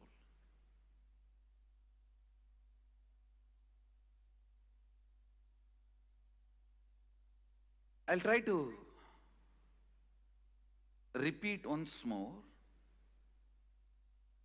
Waking state is the state where you have the idea I and thoughts. Dream state where you have thoughts but no idea I, stable I. That is why in one dream itself you will feel you are writing examination, and same way you will feel you have your son next to you. You would have written examination much before your marriage. This examination fear is one of the strong wedge inserted into your consciousness. How many of you, after 3-4 years of your education got over, used to have a dream that you missed your examination? God, please keep the hands up.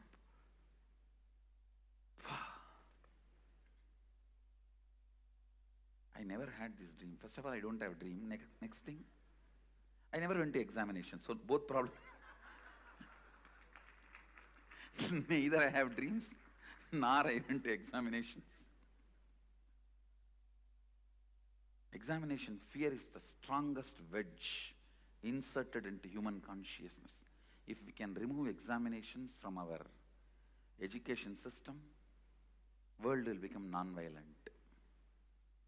Really, world will become non-violent. Examination is the worst thing.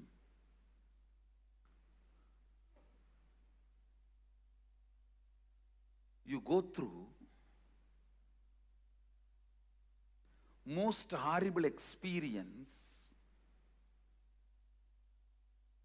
thinking that if you go through this experience, you may never need to go through any other horrible experiences in your life. It's like I read a one-liner. Husband is a person who stands by you during all the problems, trials, tests, difficulties, which will not be there if he is not there in your life.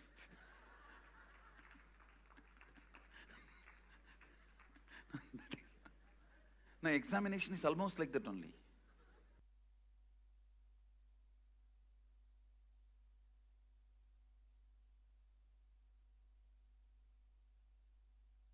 I am seeing thousands of people every day,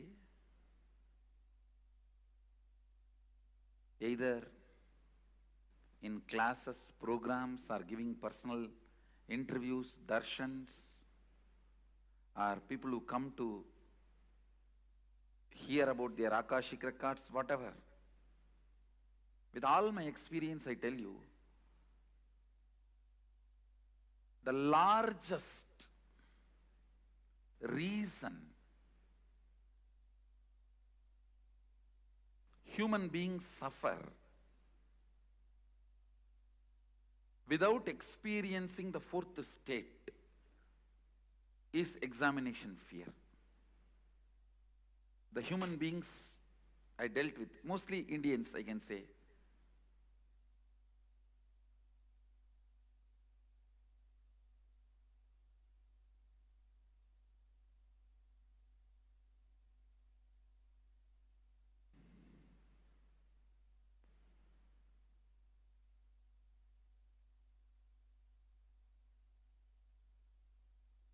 with thoughts, without the idea I, what you go through is swapna, dream state. Neither thoughts nor the identity I, both does not exist. That is the sushupti, deep sleep state. And you have the thought I, But you have the consciousness, identity, I, but no thoughts. That's very rare phenomena. Very rarely you go through that during energization, initiation or Kundalini awakening. That is Turiya. So this is the basic unit. The space where all these four is happening, like this board on which all the four are written, that space is called Turiyadita. Alive state. The fourth state is awakened state. Fifth is alive, Turiyadita.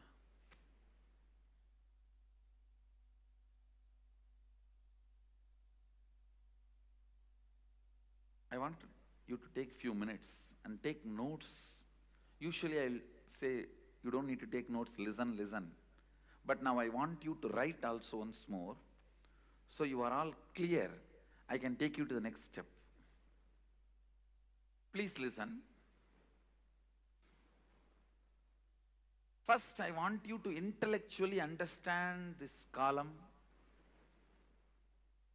Then I'll explain step by step and define the states of consciousness and give you the example and raise you to that experience. I'll do it literally like a process. When I'm doing that, I'm going to be sitting center of you guys. We'll be sitting in mandala and I'll be there down in with you guys. Now I only want you to understand intellectually. Listen. All these five states, deep sleep, dream, waking, awakened, alive. All these five states in Sanskrit, Sushupti, Swapna, Jakrat, Turiya, Turiyatita.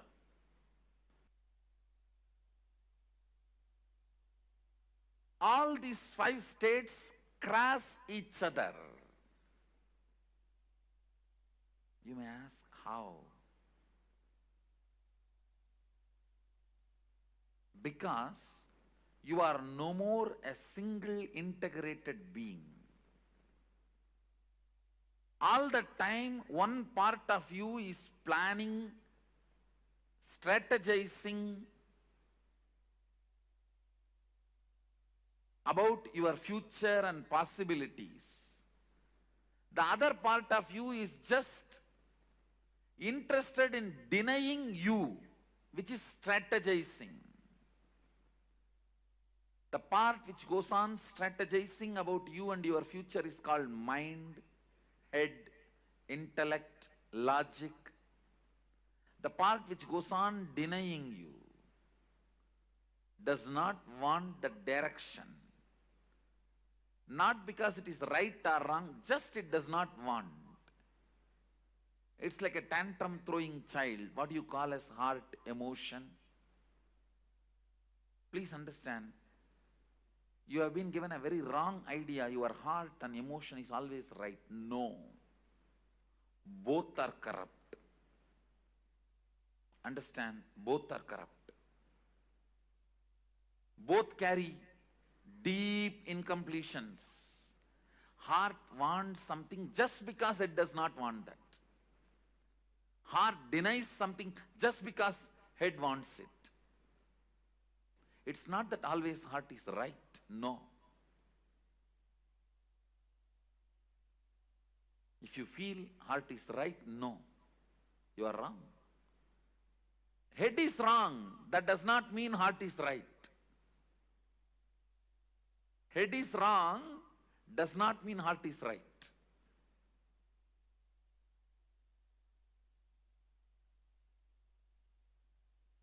Sometimes head is right.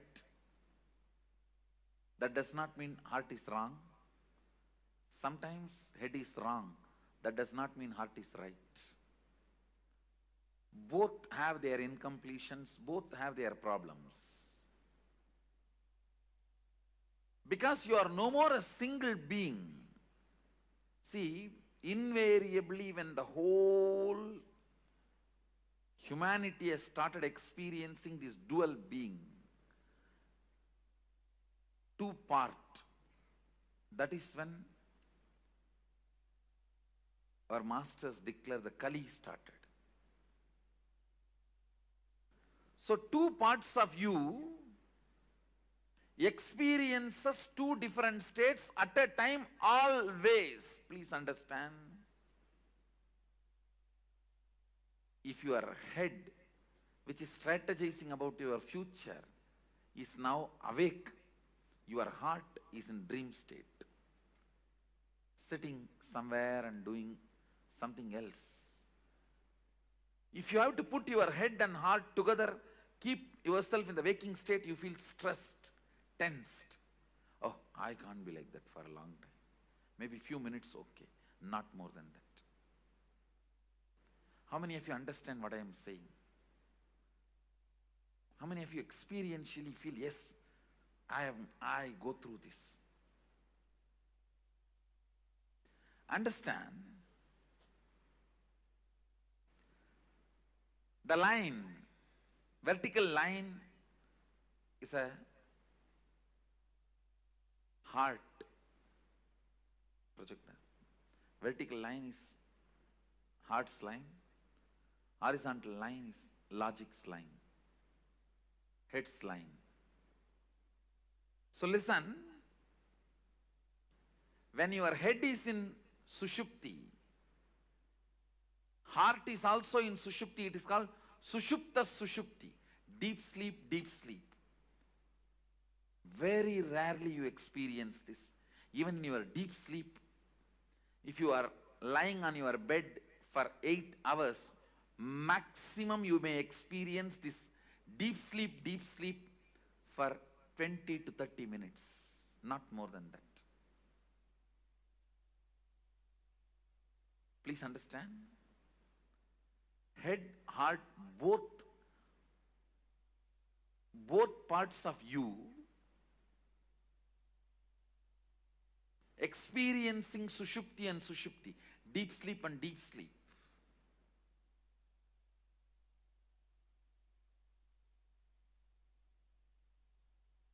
It may happen just for a few minutes. In the whole 6 hours or 8 hours, you are lying on your bed.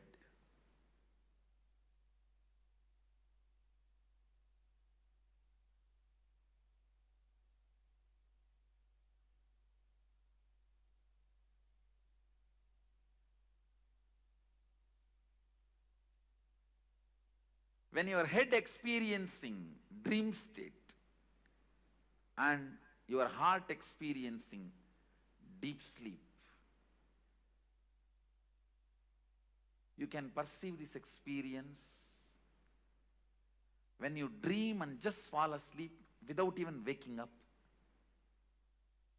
you will dream something and you will fall asleep without waking up.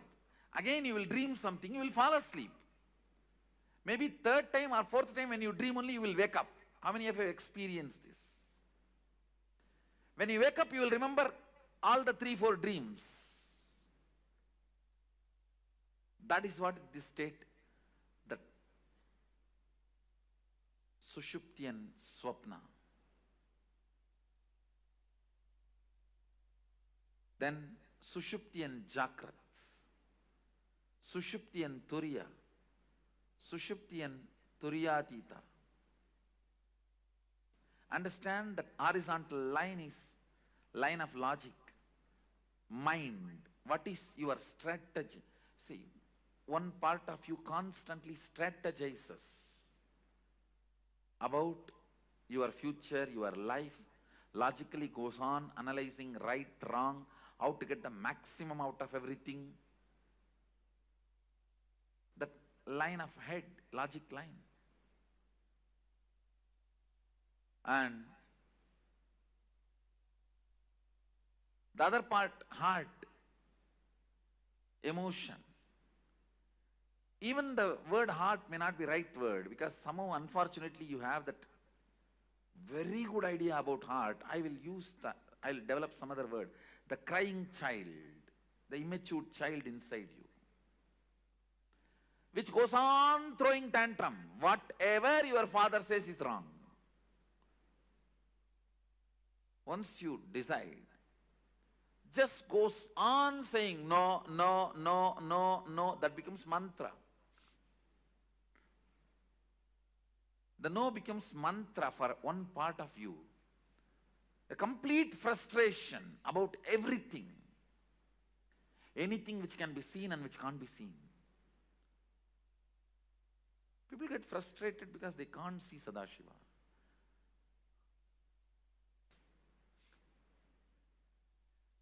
It's good, sometimes you are not able to see. No, we get frustrated even with things which we have never seen, we never experienced, we never perceived.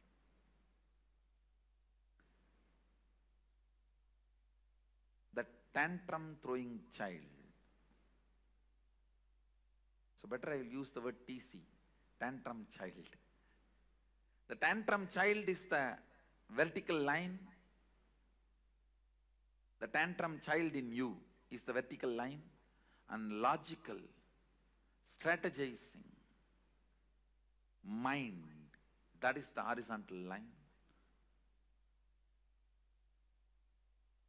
Both of you go through, please understand,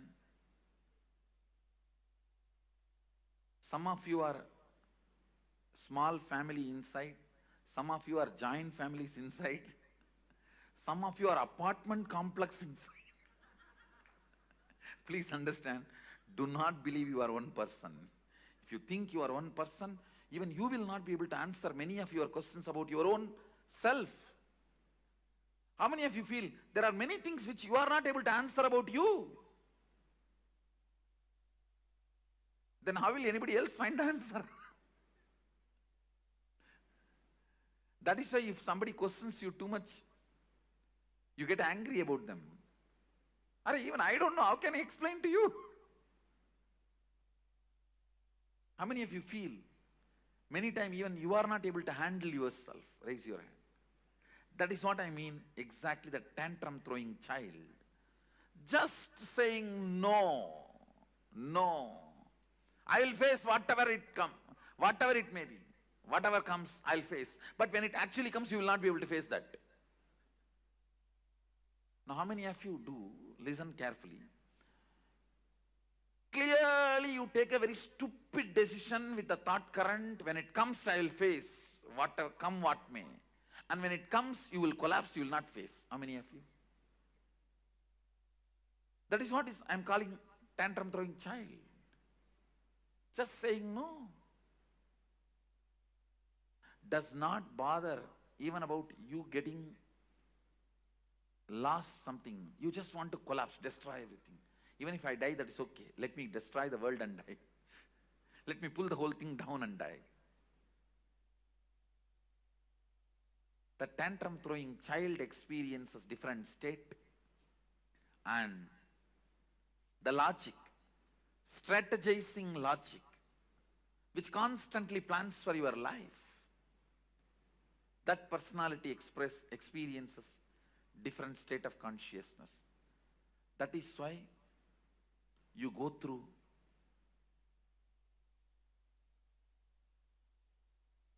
various states of consciousness. Listen.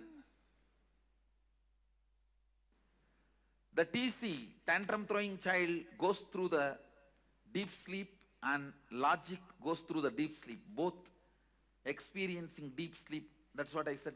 Maximum you may experience 20 to 30 minutes, even if you lie down 8 hours in your bed. Then tantrum throwing child going through the dream, and the logic going through deep sleep. Earlier I explained that side, now I am explaining this side.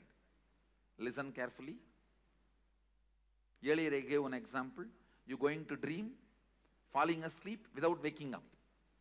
That is what is the example I gave for your logic experiencing dream, tantrum throwing child experiencing deep sleep.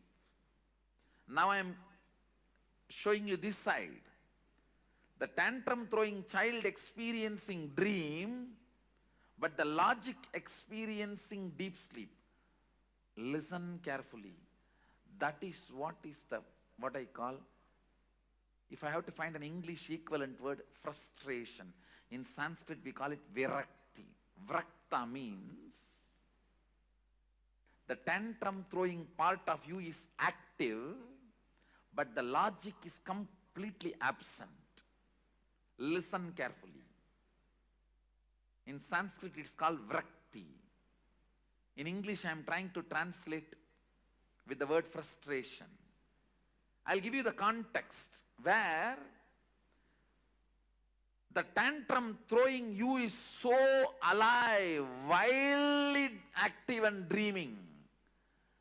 But the logic with which you need to control you, that reins are not in your hand. It's like you are sitting on a wild horse and the horse is running on a hill. It may even jump into cliff now. I'm talking about this part.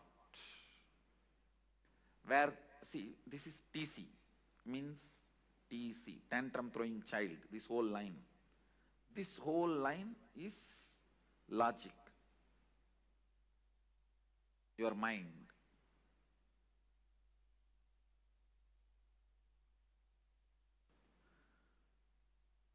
I'm talking about this state. The tantrum throwing child experiencing swapna, dream, wild, going literally wild.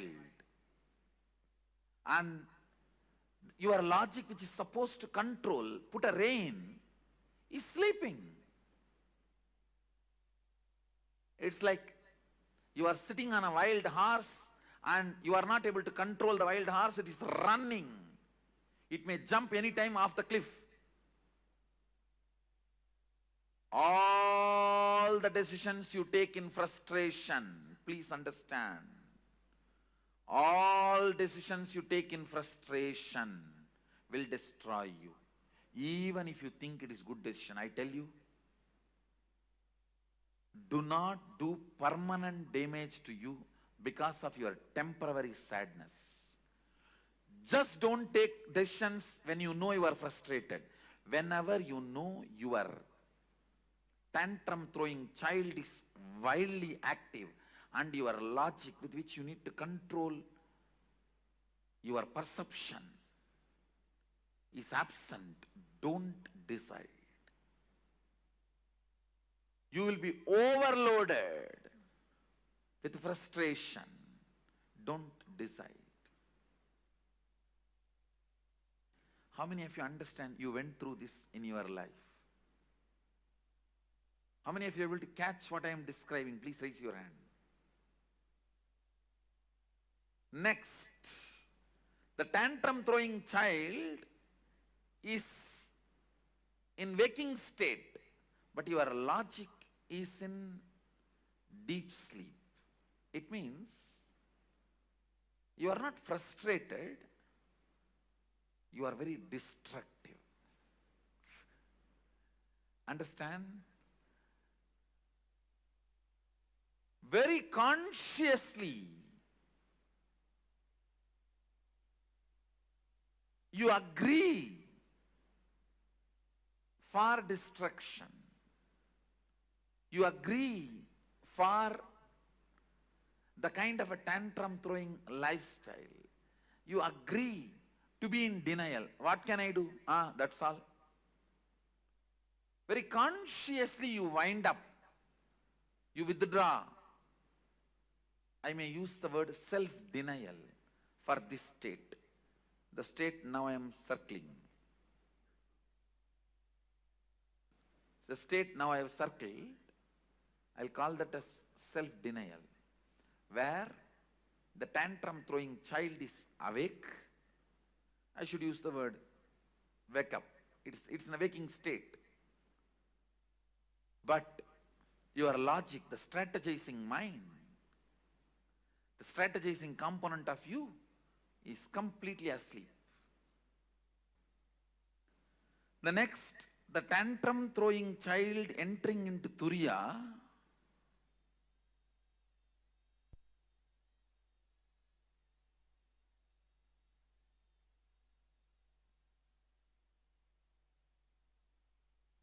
tantrum throwing child entering into Turiya and the logic in deep sleep. one good thing is, the moment tantrum throwing child enters into Turiya, he gets healed. He is no more dangerous. He gets healed.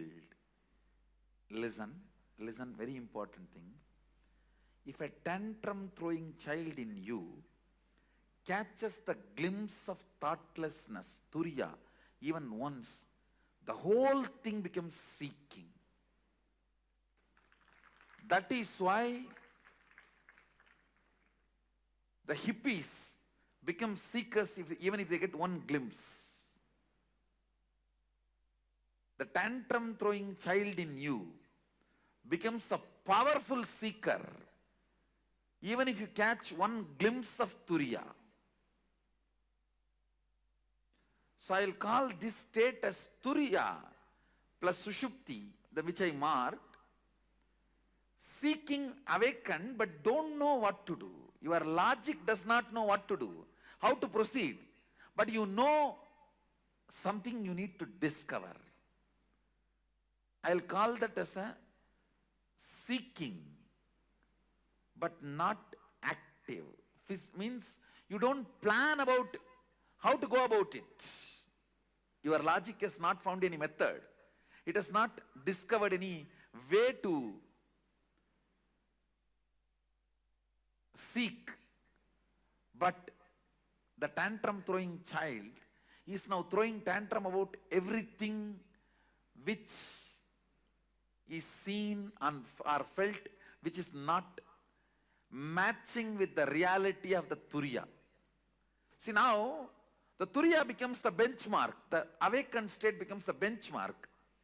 Anything which is not matching up to that mark, you throw tantrum about it, but you don't know how to make everything match up to the standard. Understand? At this state, you will say a big capital letter no to everything external, but you don't know to whom you should say yes. You only know to say no to everything, but you don't know to whom you should say yes. How many of you think you got this? Next, Turiyatita and Sushupti. When you enter Turiyatita, when the tantrum throwing child enters into Turiyatita and the logic is in Sushupti, I call this accidental enlightenment. No, there are few people who got this. They got it accidentally by Guru's grace or by the high energy experience without their logic planning for it. This J. Krishnamurti actually had a glimpse, but accidentally.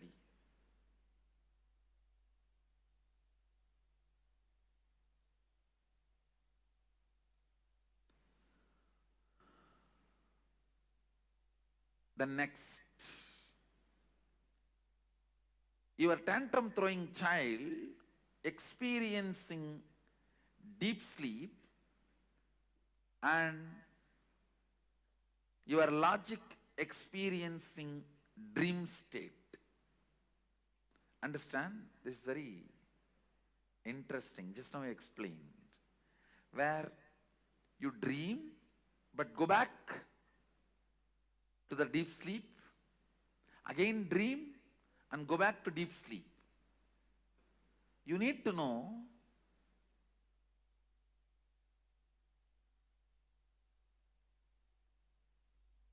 maximum only 30% of you is your logic part. 70% of you is the tantrum throwing child inside you. That is why how much ever you strategize, always that tantrum throwing child wins in your life. How many of you agree with that statement? How much ever you plan, finally this tantrum throwing fellow wins the game.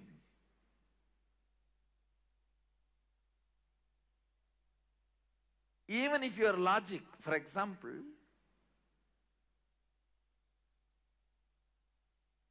Tomorrow you have to give a presentation. Your logic is planning for your presentation even in your dream. But the tantrum throwing child pulls you back from the dream to deep sleep state. That is what I will call this Sushupti Swapna, what I marked.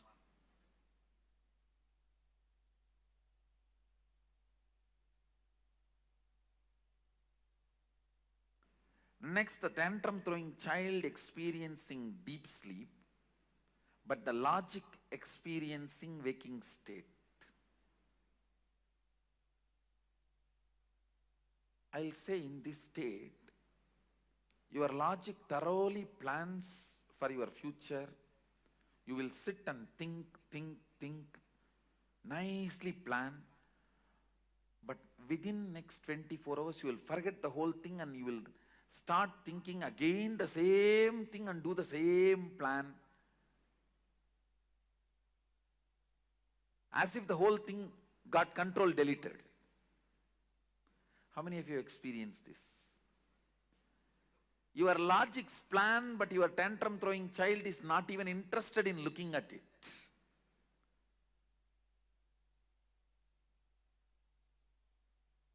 That is what this state, where 70% of you are sleeping and 30% of you is strategizing. It's like 70% of you boycott that meeting. How can any corporate meeting be successful if 70% is boycotting? See, I'll put it in a very simple way. What you desire is your logic. What you believe is your tantrum throwing child. You will never get what you desire. Please understand, you will get only what you believe.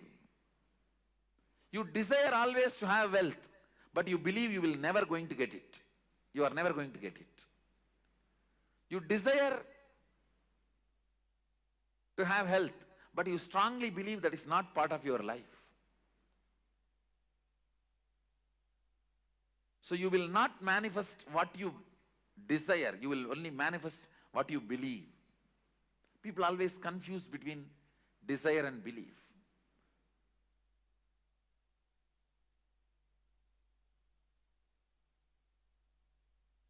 Your desire is your logic, your strategy, your future plan. Your tantrum throwing child is what you believe as you. I think now it's too clear. How many of you are catching what I am saying, this statement? Understand, next, your tantrum throwing child is in deep sleep, but your logic is in Turiya. During these moments only you get the darshan, vision of gods, goddesses, guru. But it goes away. It doesn't stay permanently, because anything only if your tantrum throwing child also cooperates only stays with you. For example, if your tantrum throwing child means the TC, if he enters into Turiya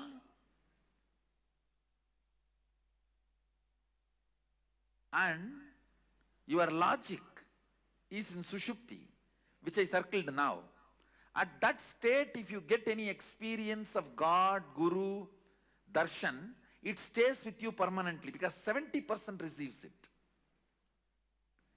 But this state, anything you get will not be permanent. It will not stay with you.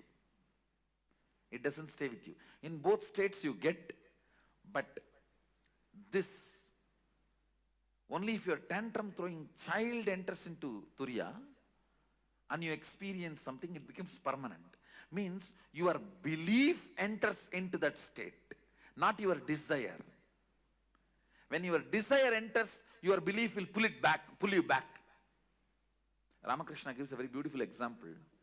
All his examples are completely from Bengali villages, because he lived his whole life in Dakshineswar, which was a village in those days, and he was born in Kamarpukur, which is a remote village. He gives a very beautiful example. These boys will catch the mongoose. Am I right? The pronunciation? Mongoose or mongoose? How you pronounce? Whatever. The boys, when they play in the paddy fields, they catch the mongoose. If they catch more than 5, 6, they can't keep them under control. So they will tie a rope in their tail and put a brick in the other end and leave them to go for further hunting.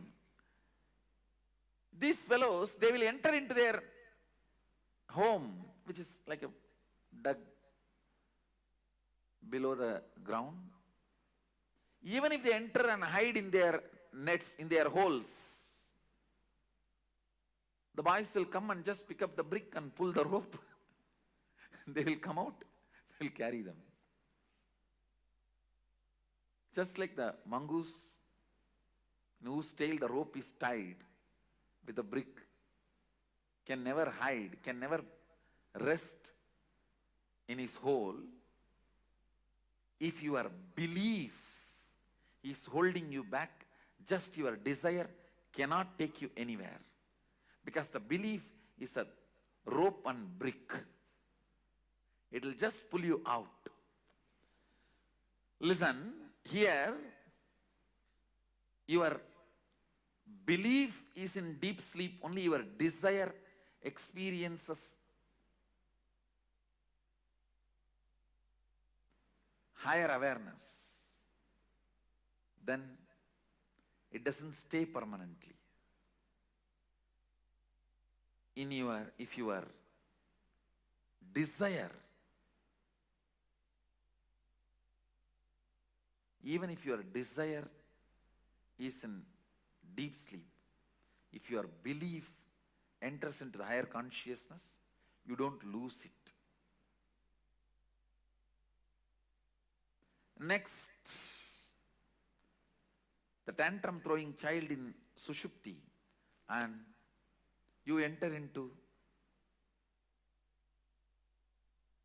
Turiya. The logic enters into Turiya. Again, this state also will not be permanent. It will not be permanent because the tantrum throwing child is 70% of you. That's more powerful. It will pull you out. But very good introduction, because with your logic, deep seeking, sometimes you catch the glimpse of unclutching. You caught the glimpse of unclutching, but you lost it. How many of you have that experience? This is the state you experienced.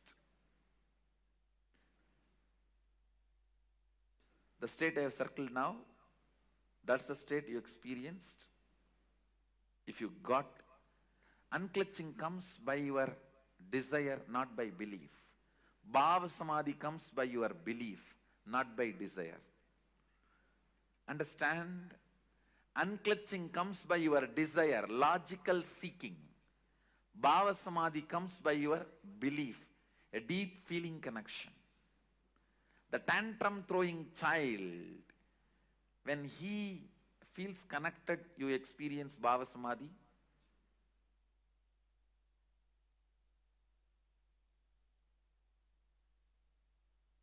I think now many are experiencing Bhava Samadhi. I am seeing many faces. Already experienced. I think I am experientially putting you in Sushupti. I am experientially showing you Sushupti.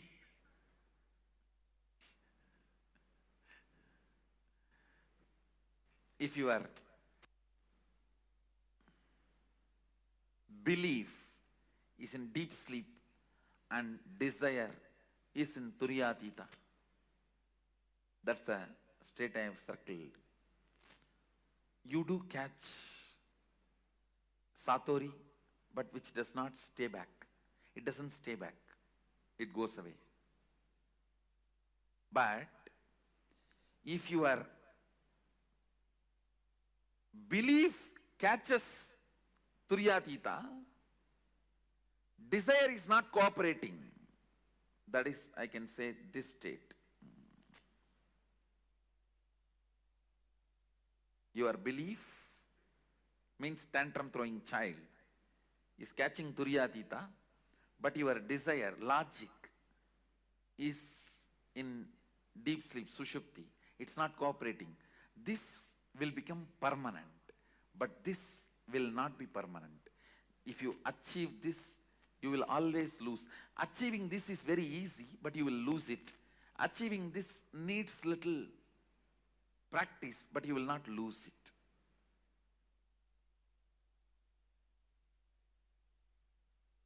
This comes by bhava samadhi, feeling connection. This comes by unclutching your own effort.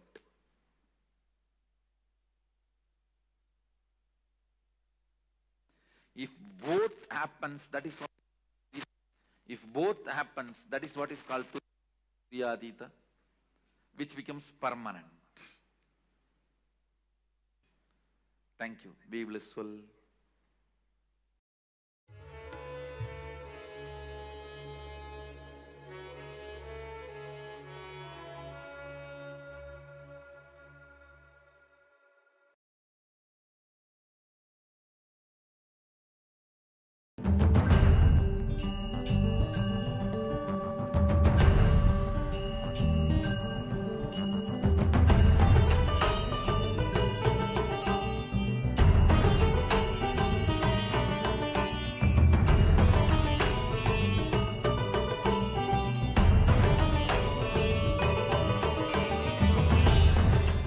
Space, kasha. Let me use exactly the word Mahadeva uses. Akasha is modern Sanskrit word. In original Agama, the word kasha only is there. There is a possibility in that palm leaf. Sometimes this corner of the palm leaf gets broken. So, anyhow, whatever available, even the palm leaf breaking is his action only. So what he left it for us to understand, from that the word kasha only is there. So let's use that, that's all. Space, simple understanding, where length, breadth, depth, time, all these are dancing, vibrating. That is the aspect called space. It's a very simple understanding, but now I'm going to give you how understanding space is going to have some use for you. See, ultimately our goal is to rest in the highest existence and highest consciousness, what we call as Mahasadashiva. Resting in that state, operating in that space, manifesting the powers of that space. For that understanding space, whatever we need to understand, I am going to give you those understandings. All of you are clear. Actually, if I have to speak on space, 2,000-3,000 verses Mahadeva is giving in various agamas on kasha, on space. Even this cloth is called kashaya because only a fellow who is established in that space can wear this cloth. That's why the cloth is called kashaya. Whoever is constantly in the space of akasa, only they can wear this cloth, this color.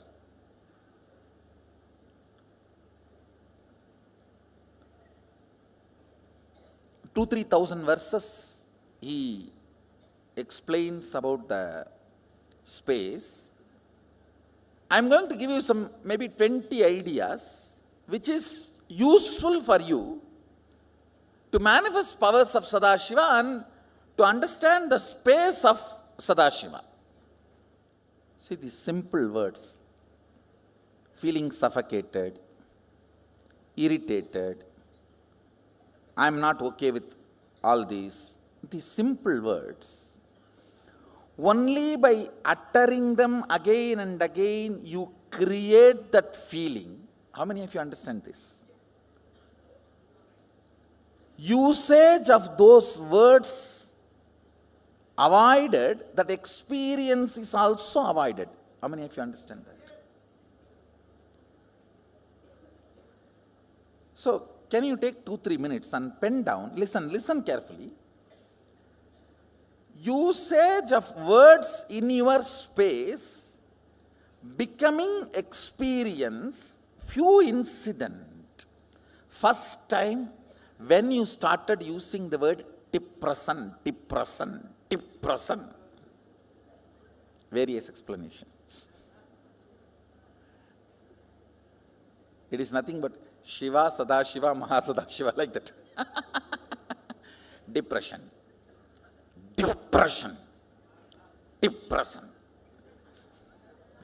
Means Shiva becomes Sadashiva and Mahasadashiva.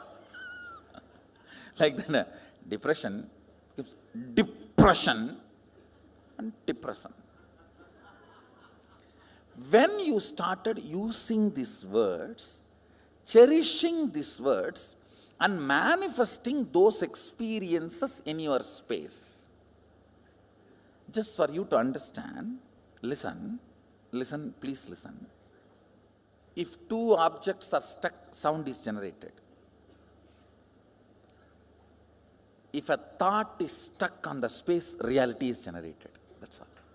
Thought, idea, depression, irritation, simple words. How you teach to these teenager kids, how they pick up between when you guys are fighting, I cannot tolerate this, I can't digest this, hell with it, better to die than living like this. All these words, they pick up while both of you fight. And when they use that word on their space, they generate that as an experience. You yourself have done this crime against you. First time when you did this crime, try to remember and pen down. See, where you could have avoided the word and avoided the experience, that is called freedom. You chose the word and chose the experience. After that, even if you don't choose the word, experience does not leave you, that's called marriage. Bondage. Understand? See, first few times when you use the word, I am irritated, I am agitated, I can't tolerate this, I can't put up with this, better to die than living like this life, hell with you, all these phrases, there is a dance. All these Jerry Springer shows phrases. All these words, listen, when you are using first time and manifesting them as reality, you had a choice not to use them and manifest those experiences and reality. How many of you understand that? So, but after continuous usage and those experiences produced, when that become your normalcy, that is what, I can't understand this word normalcy. What is common? What is normal? Most abnormal thing is normal. Most stupid things are common.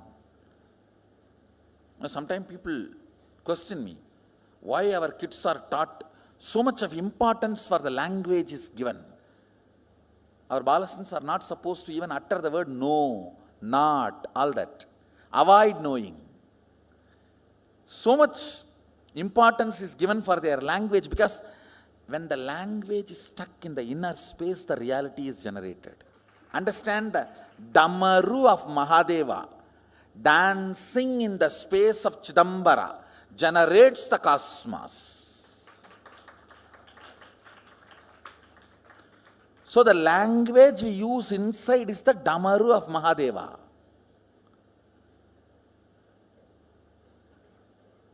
Whatever is generated here becomes reality.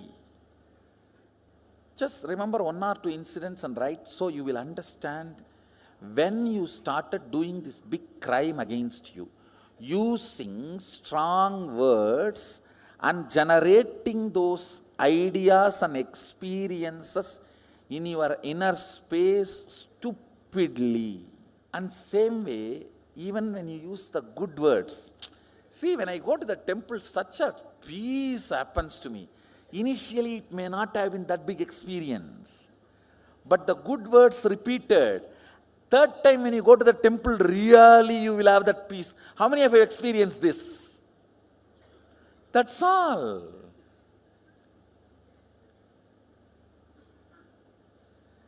Generated good words or generated bad words, when they hit the space, they become real. Whatever makes the word into real is space. Akasa. Kasa. You are an adult. You can choose your words. Don't come and give me a big letter. Oh, still I have some doubts about you. Then die. Who cares?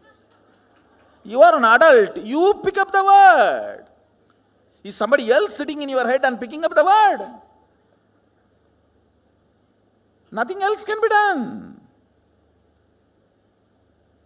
Don't try to, ooh, ooh. No. Still I am feeling very negative about spirituality. Then what can be done?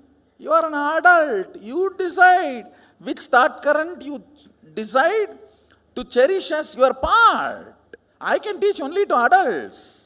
My kids may not be adults, but they are matured. Understand, their very connection with me makes them matured. Try to write both experiences so you understand how initially the word you generate in your space manifests reality. Then I will teach you about, make you understand about the space. End of the day, it is not teaching. I am just making you understand the spare parts you have. What I am giving you is owner's manual. I am not giving you any disciplinary. I am just telling you how to ride the bike. You go in 200 miles or 600 miles speed, I don't care. I am okay whether you do a race, a bike race, or you go for a pleasure ride. That is up to you. I am giving you owner's manual. These are the spare parts you have, and these are the effects and side effects you will have. And I want to tell you guys, this Rudraksha holds the space. This Rudraksha, see, just like battery has a capacity to hold the neutron, electron, that proton, that all the electricity activity, Rudraksha has a capacity to hold somebody's space. All the Rudraksha you are wearing is holding Mahadeva's space. It is energized and brought to you. So Mahadeva's space is put in that. Karukkidai Nikandu is done. Then it reaches you. You can, even that word, record that word Karukkidai Nikandu means impregnating with a thought current or experience. It is not even impregnating. The Karukkidai means making you deliver. It's end to end actually. Not just impregnating. Then you may get aborted, who knows? So Karukkidai means successfully making you deliver this thought current as your experience. Karukkidai Nigandu. The word is from Prakrit. I think one of my important contribution is going to be reviving all these sweet words from Agamas and making them all day-to-day used words.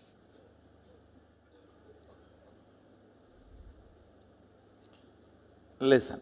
Next, one simple understanding. The space inside you, space in which you are breathing, and the whole space. Listen, 3 words I am uttering. Space inside you, where you are alive, where you feel you are alive. The space you are alive. the space where you are breathing, and the whole space where you are living. Taharakasha means where your life is pulsating. Taharakasha. The realization science, self-realization science is called Taharavidya. Taharakasha, where you are alive inside your body frame. That space.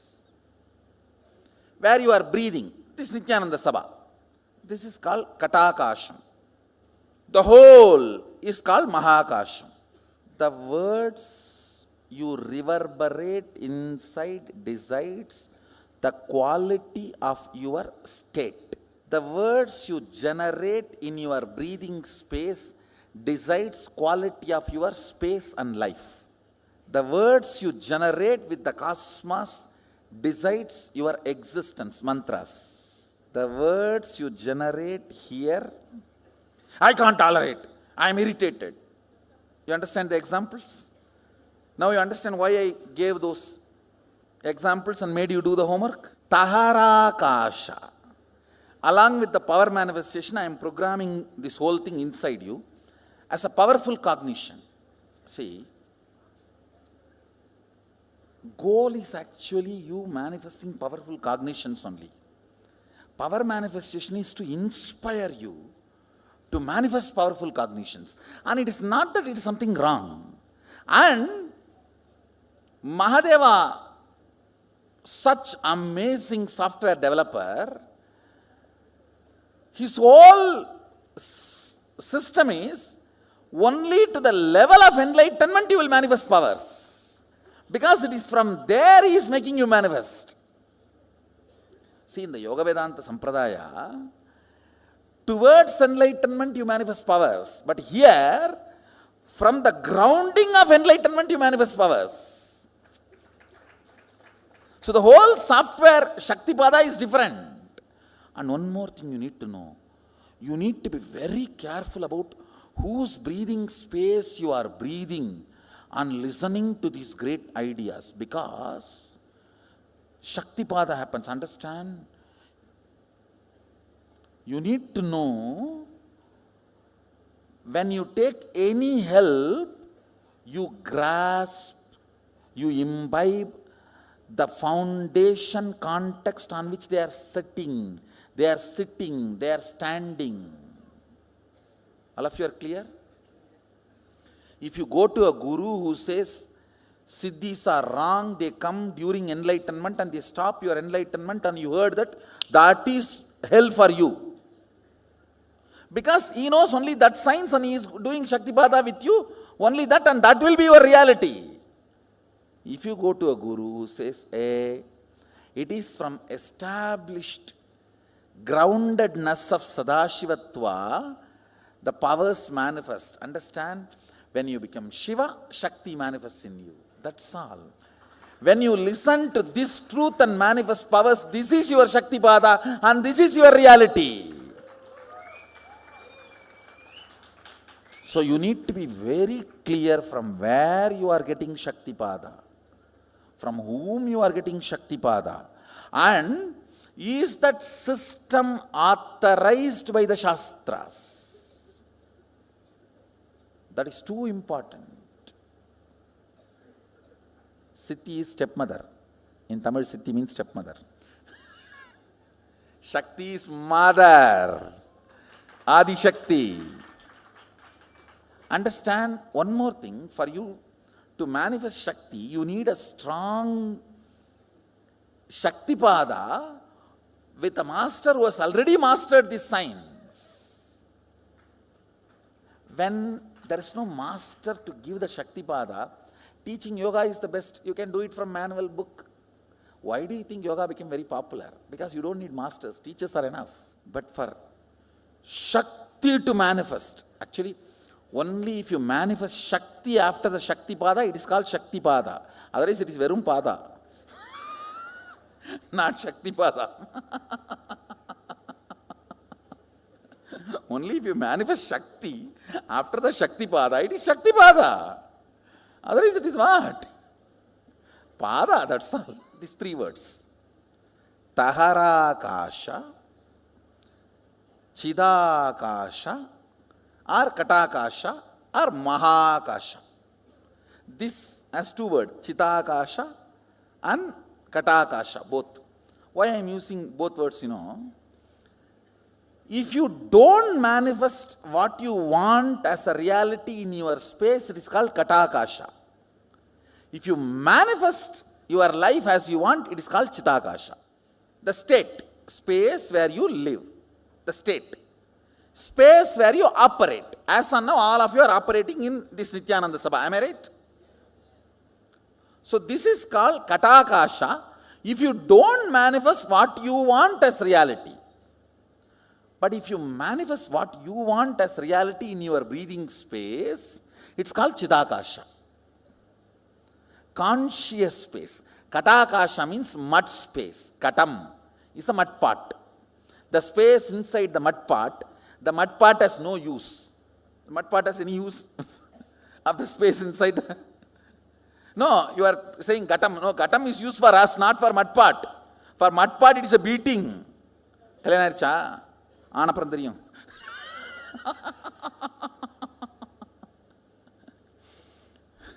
No, he is trying to show, no, there is a use, Gatam.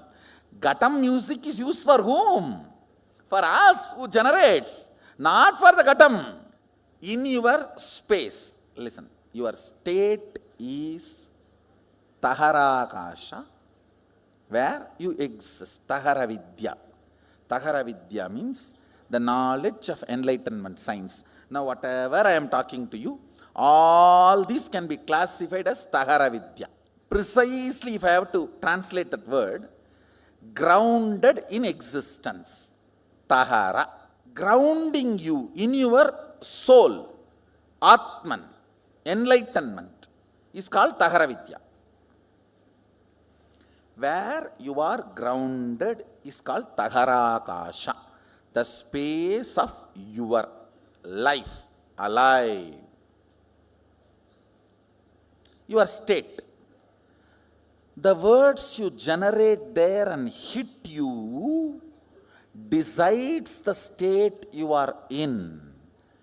Feeling experienced, expanded, joyful, or suffocation, all is within this. How many of you are understanding?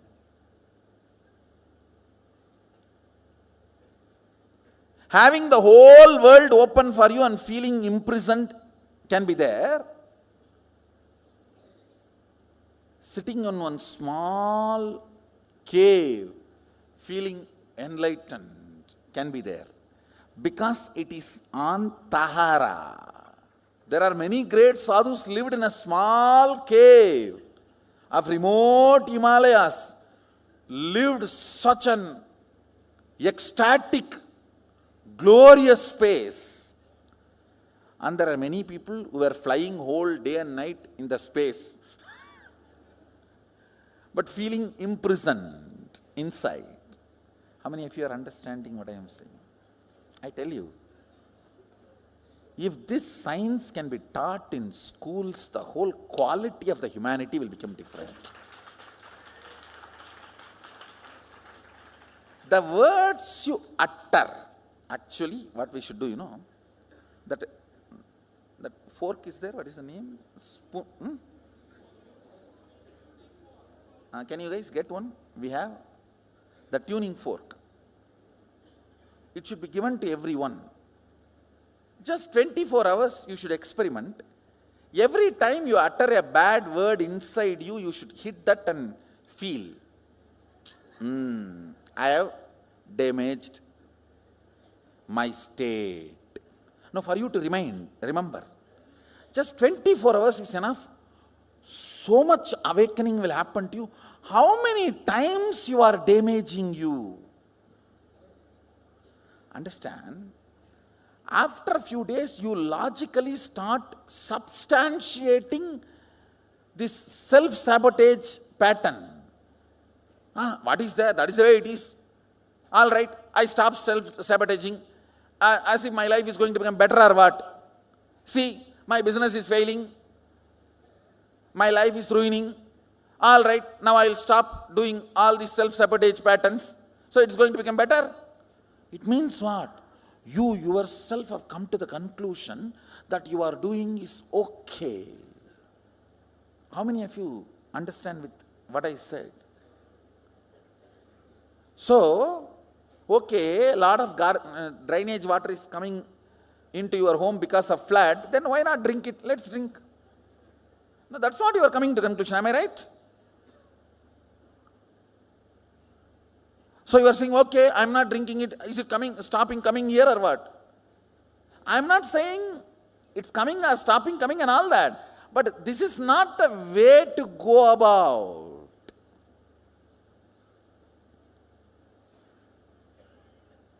Understand, even if it is not immediate pleasant, do only right. Kathopanishad says, right, not pleasant. Even if it is not immediate pleasant, do right, not pleasant. The words you utter, that creates the space you operate. That makes your breathing space as katakasha or chitakasha. Chitakasha means consciously generated space. Means if you are uttering all the words consciously, tuning to your life's goal, you create chitakasha. If you are uttering without knowing why you are uttering, or because of compulsions, and manifest default reality by fault,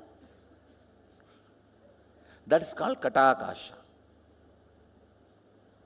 Listen, default reality is katakasha, conscious reality is chitakasha. These three words, taharakasha, katakasha and chitakasha, and mahakasha. Mahakasha is whatever exists, that you don't know anything. You don't know ABCD of mahakasha. Please understand, just because you have seen some movies, some chakabuk, no. We do not know anything about mahakasha. It's only a word you need to be introduced. That's all. Whatever is mahakasha. That's all. See, one more thing you need to know. One good thing about akasha is it can never get corrupted. It can be easily programmed. Like electricity cannot be corrupted. It may be helping you for last 100 years, but it will not bother to kill you in 1 second if you do something wrong. Same way it may be killing so many people in so many places if something wrong is done. It will not bother to help you if you do it proper circuit. No qualities acquired, no favoritism, and no corruption. That's the quality of space. No favoritism, no quality acquired. It is all about what you want to do from now. That decides the whole programming of the space. That's all. The next few understandings about cosmology. Actually now it's not even understanding, it's bomb. Mahadeva says you don't have a soul till you get enlightened. Now this is the most funny thing. He says, till you are solidified with the consciousness manifesting, you are only the accident of play of katakasha and body-mind. Not taharakasha. Listen carefully. I'll explain. See, only when you are initiated, you use your will. With that will, you manifest something consciously in your space.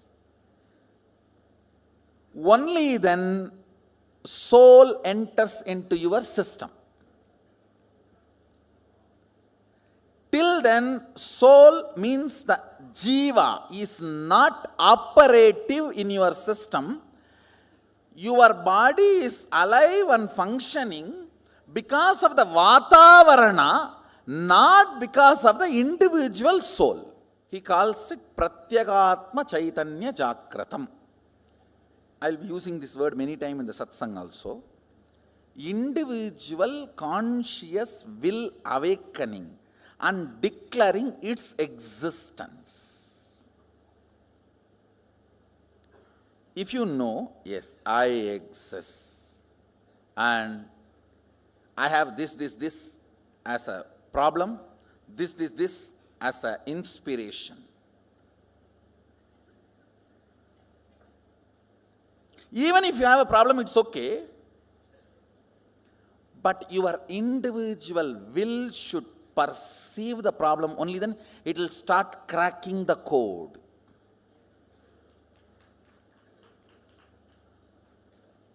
Listen. That is why Agama says, only when you are initiated, life enters into you.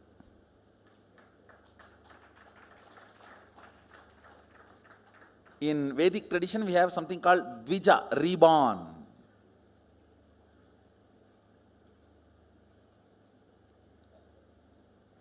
By birth, only the Katakasha keeps you alive, not Taharakasha. Taharakasha is infused into you by the person who is operating from Mahakasha through Chitakasha. Too many words. Come on, I'll repeat. The individual soul in you is breathed by the person who is breathing the cosmos into you through his breathing space. That's a translation.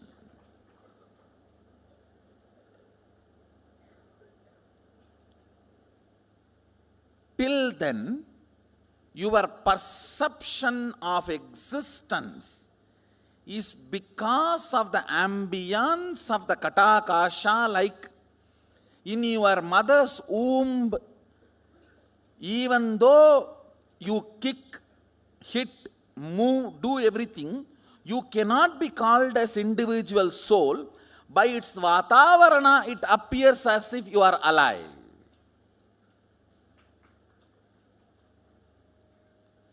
So, it is only substandard of consciousness. I should not even use the word consciousness. Substandard existence. How many of you are getting? Understand, the Katakashic existence is called accidental existence. You need to use your will persistence ferociously. You need to break the laws of Katakasha, that is called tapas. Breaking the chains of your vatavarana by will persistence is called tapas. More tapas, more alive you will feel. That is why in Hindu tradition, if somebody wants to become a king, he will not enter into politics. He will retire to forest and start meditating for 12 years. When he becomes alive and walks into the city, the elephant comes and puts the garland and carries him and puts him on the throne of the king. Whether conquering infrastructure or internal structure, breaking katakasha by your will is the only thing any human being need to do in the life.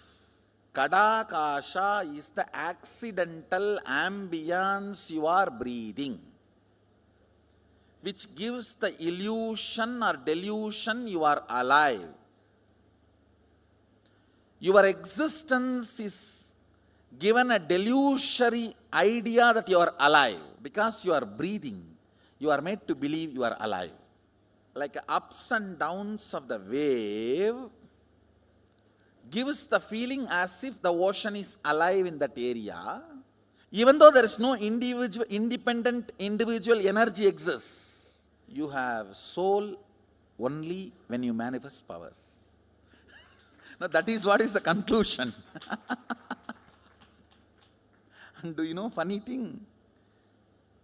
People who are not initiated or not manifesting powers, he classifies them as Panjama, and murdering of those people is not punishable crime.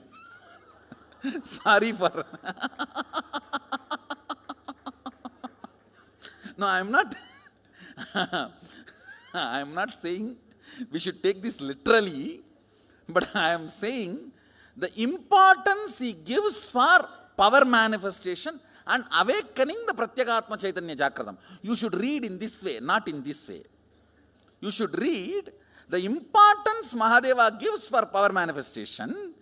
You should not read in this way, saying, oh, he doesn't have a respect for life.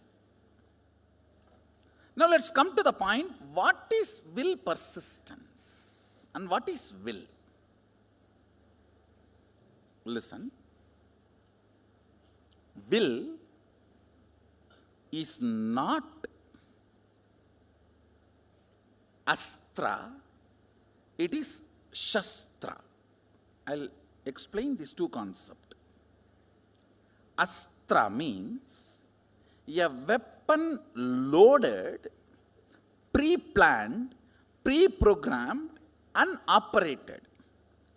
Shastra means power is generated and immediately released, is Shastra. Will cannot be programmed earlier and kept and used. No. Now you generate and you release. The good news is, does not need training. Will. To manifest will persistence and will, you need not be trained for 12 years. Person who has tried to have will for 22 years and who is beginning today, both will have the same will.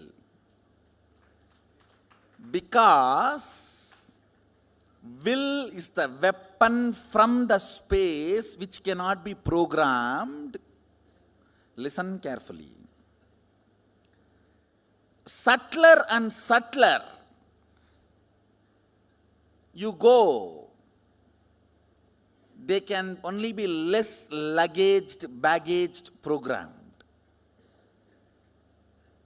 When you are going in bullock cart, you can carry the whole city. When you go in bus, you will have to reduce.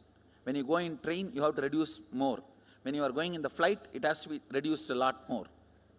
If it is jet, you can only carry pills. The subtler and subtler you go, baggage, the past patterns, compilations, judgments, concepts are not allowed.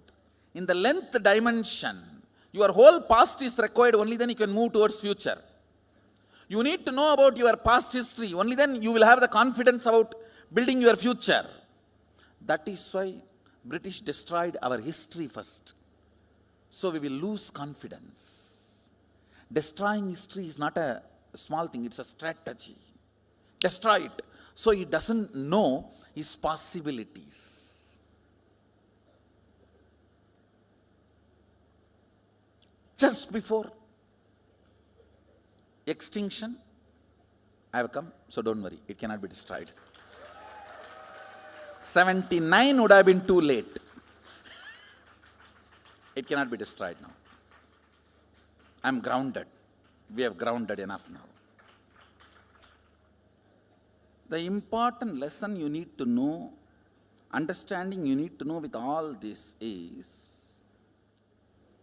for consciousness to manifest in the form of will and power manifestation to happen, you do not need pre-training. Astra is different, Shastra is different. Astra means you meditate on Nagadevata, goddess of snake, and get the boon from that Nagadevata and keep Nagastra and put it in the bow and send it. That is Astra, Nagastra. Where pre-process is done and loaded. Shastra means you just pick up something, use only your will and send it. Understand, Mahadeva very clearly says, state, space, manifestation, all the three does not need pre-training because it is fundamentally based on the space. Will power, will persistence is enough. Means you deciding now, from now what I want to do only matters. Till now what I have done does not matter. Womanizer, Arunagirinathar, not Arunagiri Yogeshwarar, Arunagirinathar, who lived in Tiruvannamalai, he gets Kailasa Padavi. He gets to go to Kailash and come back with a Parijata flower. But a fellow who was in the Parijata flower garden, Sundarar, just because he saw the Rudraganyas in a little flirting way, he has been sent down. Understand these two stories. A womanizer goes to Parijata garden and brings Parijata flower. The fellow who is in that garden serving Mahadeva whole day and night, who was supposed to have been such an intimate assistant who brought even Alahala to Mahadeva, just a flirting look, he has been sent back to Buloka. So fundamentally, Mahadeva asked Sundara, what do you want from now? Forget about what happened. This moment and now, what do you want? You want to enjoy them, then go and finish and come back. For Arunagirinathar, forget about what has happened. Now what do you want? I want Kailasa Padavi. Come on, have it. Understand, past, the good news I have for you. Past is irrelevant when you are working with the space, Akasha. Present is too relevant when you are working with Akasha. Clear?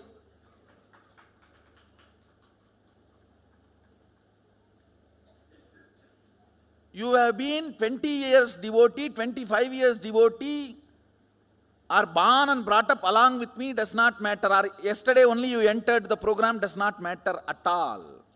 From this moment, what do you want to do matters. Now do you want to manifest power and cognize what I am sharing with you, not believe. Because I am not talking some stupidity you need to believe. I am talking science. You don't need to believe, come on. Cognize it. Belief is a prerequisite if some stupidity is going to be dumped on your head.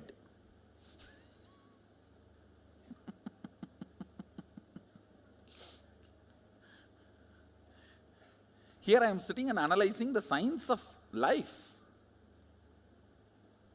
science of existence. Taharakasha means your soul is infused into you in the form of Shaktipada as a will. Will means experience, I exist larger than what I was feeling as me till before the initiation. How many of you are catching what I am saying?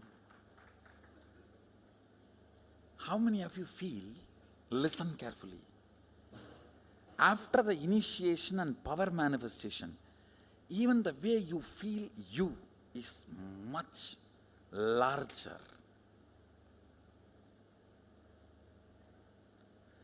That only manifests into Katakasha and makes it into Chidakasha. If you don't manifest power, your Nithyananda Sabha is Katakasha. If you manifest power, your Nithyananda Sabha is Chidakasha. Understand? Whether this is Ponnambalam or part,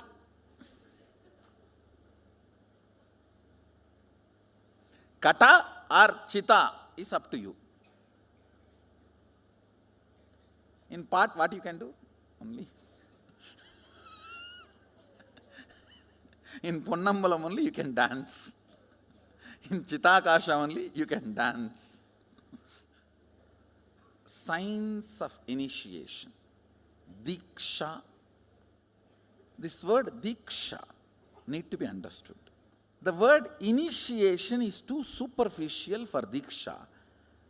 If I have to translate exactly the word Diksha into English, breathing life, infusing life, the frequency of your will existence, raised to the level of frequency of will persistence, to become the realization of will, reality, realization. Understand? Taharakasha, breathed, Guru breathes life into Tagarakasha. With that you start that will persistence. With the will persistence you start manifesting. Not only powers, even the life as you want. Kata Akasha becomes Chita Akasha. Understand? In Kata Akasha, Gauravas are cooked. In Chita Akasha, Pandavas are cooked. See how Pandavas are born? Kundi calls gods and goddesses. Out of will, they are generated. Chidakasha. How Gauravas are cooked? Kept in the pot. From Kata Akasha, Gauravas manifest. From Chida Akasha, Pandavas manifest. 5 but conscious. 101 but unconscious. It's not 100, 101 actually. One daughter and 100 sons. I don't know how many of you know Pandavas also have one sister, but before born she's died. She's dead. She was dead then. The Madhuri, Pandu had a curse that if you have a physical relationship with anybody, you will die, and he was not able to control himself, has a physical relationship with the second wife. That Nahula and Sahadeva's mother.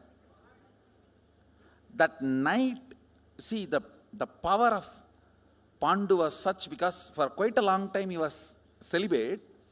Within 24 hours the child has happened, but before the delivery she also entered into sati and left the body, so died before birth. But one sister. Karna was never called Pandava because before the marriage of Pandu he was born, so he was only called Kaundeya, Kundi's son, not Pandava's. Biomemory from Pandu, muscle memory from Kundi, bioenergy from those gods. That's the way they were born. With Karna, bioenergy and biomemory both Surya gave. That is why even the body had Kavacha, Vajra. Unless you understand Agama, you cannot understand Puranas of Hinduism. You need to know the Agama as a context to know the Puranas of Hinduism. Conclusion of these truths I am sharing with you, you do not need pre-training for power manifestation. Now, if you decide, Swamiji says, life is continuous rhythm, rhythmic continuum. I have option either to cognize with my own capacity. I have one more option till I cognize, because he cognized and he will do only good to me. I am deciding to vote for him and cognize this. With this strength, let me start acting out what I am supposed to act out from this cognition.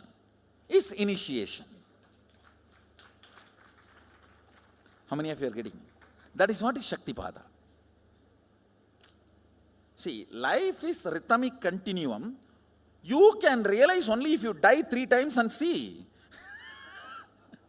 Before death, keep the accounts in your muscle memory, die, and after coming out, pull it out and check whether all the house, number of houses, wives, cars, properties handed over to you. And after 3 times checking only, I think bank is working properly, okay. Do you want to do that? I think this guy is saying he has seen many times. He must be telling only good for me. Let me try it out, putting my understanding as his understanding. Let me cognize and see.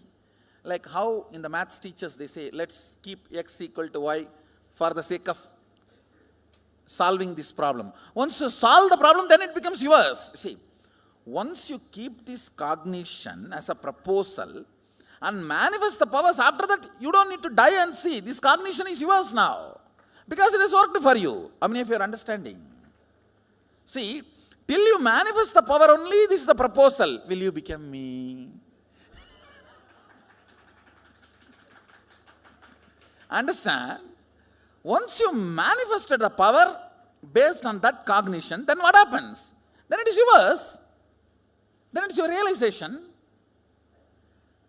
Yeah, Acharya should have the capacity to convince the disciple to keep this as a proposal till the manifestation happens. That is the qualification of an Acharya. Acharya needs a different frequency. He has to be so strongly manifesting. See, when I am proposing, saying, hey, till you manifest powers, keep this life is rhythmic continuum.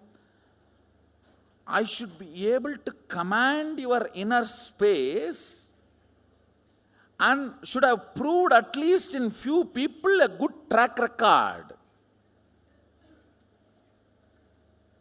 How many of you are understanding what I am saying? Otherwise, why will you say, life is continuous rhythm, who cares, go. An Acharya who occupies the seat of Sarvanyapita has to be strong enough by his own authority. When he proposes, disciples should be able to hold it and try it out. Because till it manifests in you, I am responsible. See, this life is continuous rhythm. Once you manifest the powers associated with that understanding, that powerful cognitions, then your self-doubt, all that doesn't matter. Your being cognizes, hey, this is the truth. Your being just grasps. Your logic do not know, but your being acts it out, is what is falling in love. You will fall in love with these higher cognitions. Nothing can be done. You just know this is the way you are going to be. You will not bother about anything else. How many of you are catching what I am saying? That falling in love with higher cognitions. An Acharya should be authoritative enough, authentic enough to present this proposal and make the ball roll. Because now you are going to get into the virtuous circle. One higher cognition, one power manifestation, then because of that more trust on the more higher cognition, and more trust means more power manifestation. That's virtuous circle. Otherwise vicious circle. No faith, no higher cognition. Faith is too small word. No higher cognition, no power manifestation, only powerlessness manifestation, and more depression, and more lower cognition, and more depression. Somebody has to stop the snowballing effect and push it out that side.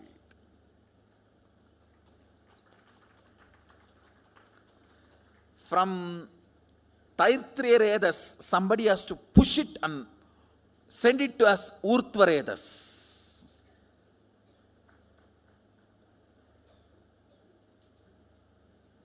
That is exactly I do during the initiations. Stopping this Taittreyaredas idea and pushing it out as Urtvaredas.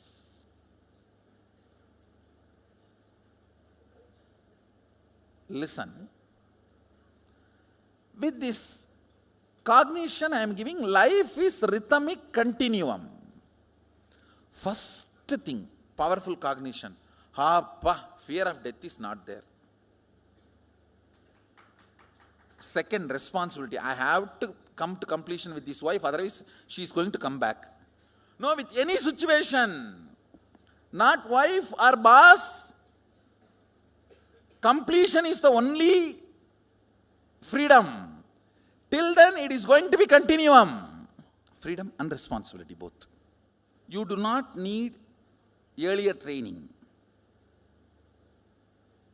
Decide now, life is a continuous rhythm. Then what all is the effect and side effect of the way I cognize me and my fears, my desires, my understanding, my goal, my vision, my mission, my existence.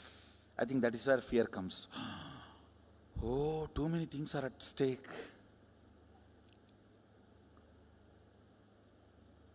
This is what is washing your brain, not brainwashing. Understand? This is not brainwashing. Washing all the dirt we collected. Washing all the blind spots.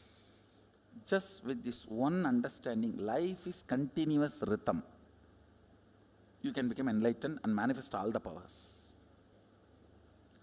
That puts so much of trust on life. All your insecurities are humbug. All your possessiveness is humbug.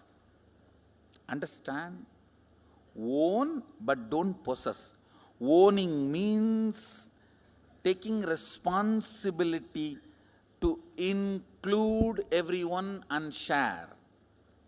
Possessing means owning it to exclude everyone else. The whole Indian village economy will be all about owning, not possessing. If your friends, family or brothers have money, you have a right to go and ask, hey, you have na, give, I have a problem. There is no such thing as, hey, it is yours. If you have, come on. Because our mental structure was all about owning, not possessing. Your idea about possession, your idea about people, your idea about wealth, your idea about your mission, your idea about your existence, all will go through a huge acid wash. If you just relax with this one cognition, life is continuous rhythm. How many of you already are feeling the effect and side effect of this one truth in you? Few minutes. Can you pen down whatever you want, you pen down about this truth. If this becomes your experience, what all will be the first changes you will find in your life? See, after power manifestation, it is going to make your experience, not now. But suddenly you manifest powers really. And this becomes your realization. What all the immediate effect going to happen in your day-to-day life and in your day-to-day thinking? Few minutes. What all you may want to do, or what is the changes you think will happen if you experience life is continuous rhythm? I tell you, this will give you such a tremendous grounded healing. You will make wealth like a ghost, and you will live peacefully like a saint. Your asa gets converted into pasa and collapsing your whole life. The desire becomes blind spot because you don't add awareness to it. If you have tremendous healing, trust on life, desire becomes Icha Shakti. Icha becomes Icha Shakti. I tell you, Icha is not wrong. Making blind spots out of Icha is wrong. Life is rhythmic continuum. If you avoid this boss in this life, it's not that you are going to be liberated. You will project the same boss in your life continuously till you come to completion with the pattern why you are projecting the same type of people in your life. Karma sabalyam is janma sabalyam. Not changing place, person, situation. No. Karma sabalyam is janma sabalyam. Means completion of the karma is completion of janma. But always what we think, somehow if I escape from this boss, I am saved. If I escape from this person, I am saved. If I escape from this situation, I am saved. Sometimes we say, okay, I need to escape from karma, but let me first escape from the situation, then I will plan. Listen, if you decide to change the karma and want to escape from the immediate problem, God will support you completely. Any man who decides for completion, the whole cosmos supports him. Cosmos is not interested in taking revenge on you. He assumes the body. That is when the Sati falls in love, when he was there in the Himalayas. And they elope and get married and all this whole mess that Daksha Prajapati opposes. And then finally Sati gives up the body. This whole mess has happened. Then Mahadeva withdraws Adi Shakti into himself. He sits as Sadashiva and Adi Shakti together. That is what is Dakshinamurti form. That is why in all Rajeshwari temples there will not be Shiva. In all Dakshinamurti temples there will not be Devi. Because in Dakshinamurti form he is both. In Rajeshwari form he is both. When the male component is sucked into the female component, he is Rajeshwari. When the female component is sucked into the male component, he is Dakshinamurti. In no Dakshinamurti temple, there will be Devi. So he sits as Dakshinamurti. Sapta Rishis come to Mahadeva with a complaint. Now, how can we follow something written by a person who is not respected, who has not respected you? See, Daksha evolves the Smriti. So all the Saptarishis say, we neither want Daksha's Smriti nor wants Manu's Smriti. You yourself give practical applied technology also from your own mouth. That is why The pure science Veda, he himself gives applied technology Agama.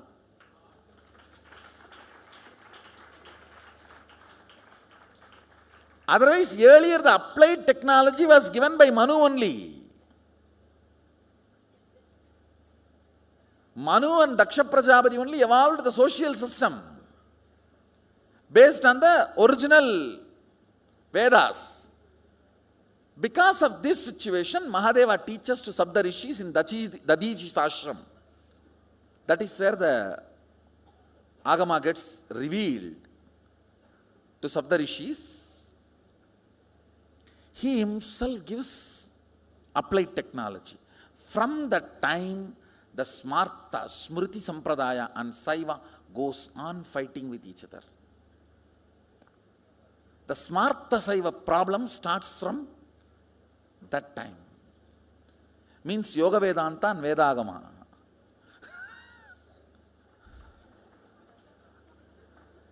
Started from there, till now it is continuing. Even though always Shaivism means end of the day, it is continuing. See, all of you know this tuning fork. One, if you just beat one and keep it near, other one also will start vibrating. And literally, like tuning fork hitting the space, hit your inner space with the thought current, life is continuous rhythm. And I tell you, just like how vibrating fork, if you bring this near, this also starts vibrating.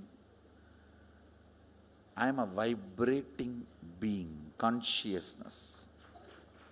When you come near, your space also starts vibrating with that very frequency. And I can comfortably vibrate all of you. Few minutes. Let's vibrate our brain with this one truth. Please understand. Most of your space is not here, it is here. Because 99% of you live in length. Shall we vibrate us few minutes with this truth? Life is continuous rhythm.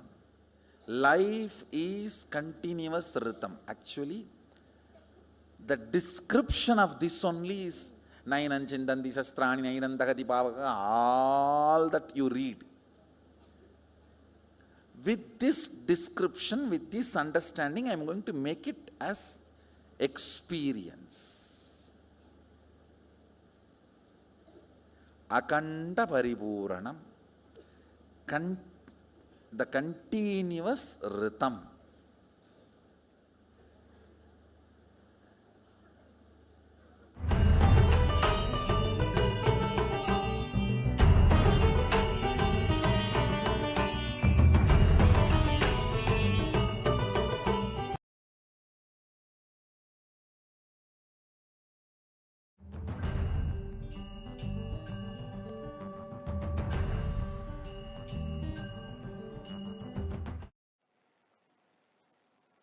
All of you know this deep sleep, Sushupti,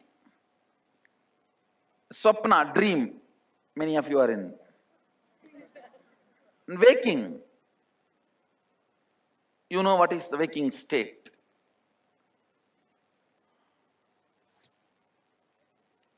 Listen. In the waking state, you constantly hurt yourself by impossible expectations or irreparable past failures. Please understand, you lost $1 million in the past. You can gain 2 million in the future, but you are not okay with it. Why did I lose? I want answer for that. Can that be repaired ever? It can't be. See this, hitting your head on impossible corner, you start enjoying it. Listen, listen. I want you to know, all the abusal you do in the waking state to yourself is the reason why you are afraid of higher awakened state. Listen, because in the waking state, you constantly hurt yourself. You try to bring impossible dreams or irreparable past failures. Either you are all the time hanging around irreparable past failures. Come on. Hanging around irreparable past failures means saying no to life. Looking at the future possibility means saying yes to life. That is what Isava's Upanishad says. The demon, the difference between demon and God, only one thing. If 51% of you is hanging on the irreparable past, or 51% of you is hanging on the possibility of the future. Person who is always looking about the possibility of the future will not collapse himself and others and the whole system. The fellow who is all the time hanging about the irreparable past will not bother to collapse the whole world. See, please understand, Isava's Upanishad elaborately describes the difference between the demon and God. If you are all the time looking about the future possibility, you are God.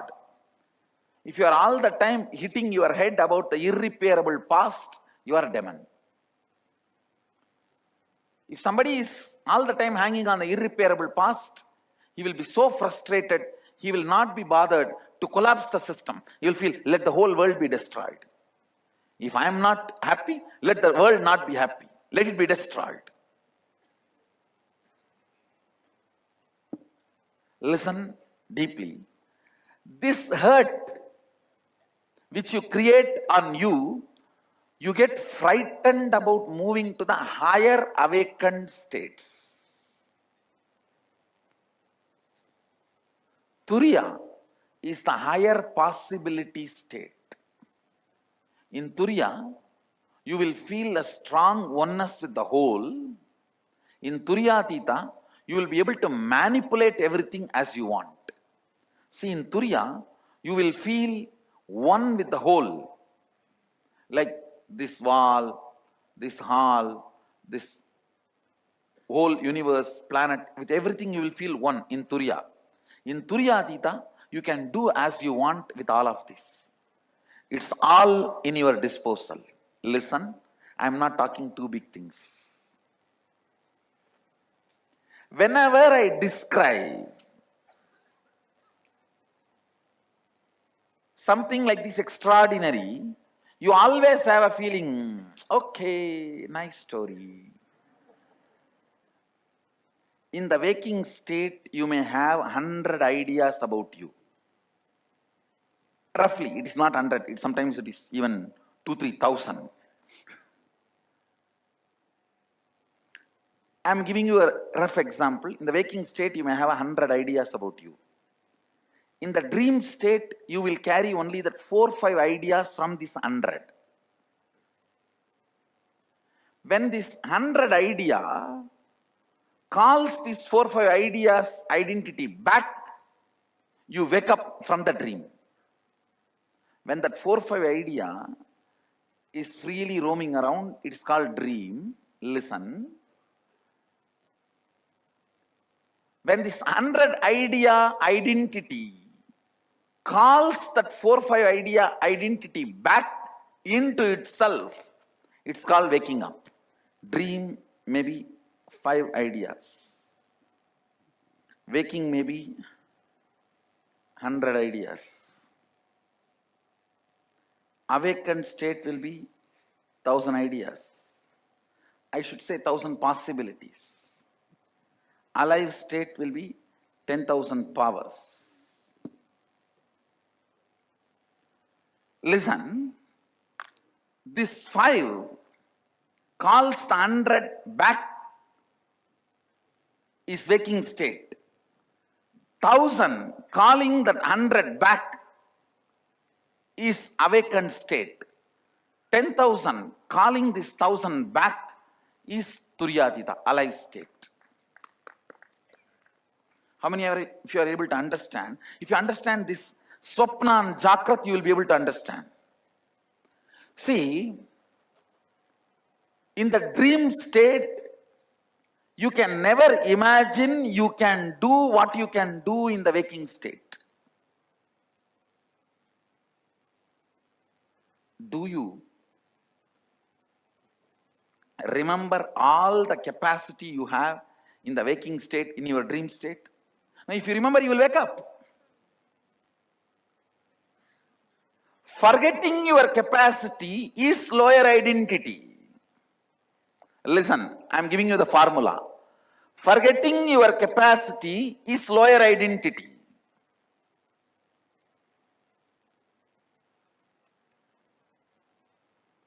In the dream state, if I tell you, you can do so much, you will never believe. Only if you wake up, you will believe. Same way, in the waking state, if I tell you, you have so much of possibility, you can manipulate, you can manifest, you can play with this whole, you will never believe. Only if you reach this awakened state, you will understand, yes. People who are manifesting powers, ask them, have they believed? When I told you will be able to do it? No, ask.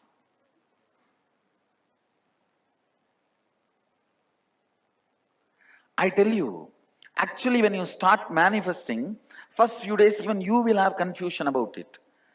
Is it happening placebo effect? In placebo effect, you may even win fight between you and your spouse, but not manifesting powers. The percentage of the placebo effect and the power manifestation is totally different space. Listen carefully. Even the people who manifest powers, first few days will have this doubt. But few more days of manifestation of powers, your very identity changes. I tell you. If you heard my lion cub story, how many of you heard it? How many of you have not heard it? Please don't miss. Go to YouTube and see.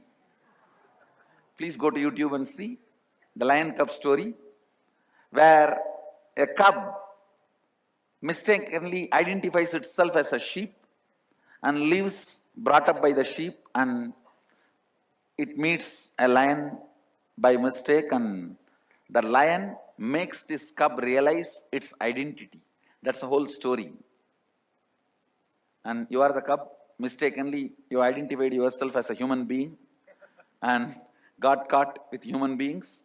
And by mistake, you see me and I catch you by the throat. And in that story, there's a beautiful part where the lion is trying to feed the cub the flesh, the animal flesh. Poor fellow had only grass along with the sheep, never tasted flesh. But when the lion is trying to push the flesh into the mouth, the blood goes inside, automatically it changes the identity of the cub and he starts roaring. Same way, when I feed you with powers, 2-3 powers, when it goes inside, you start roaring.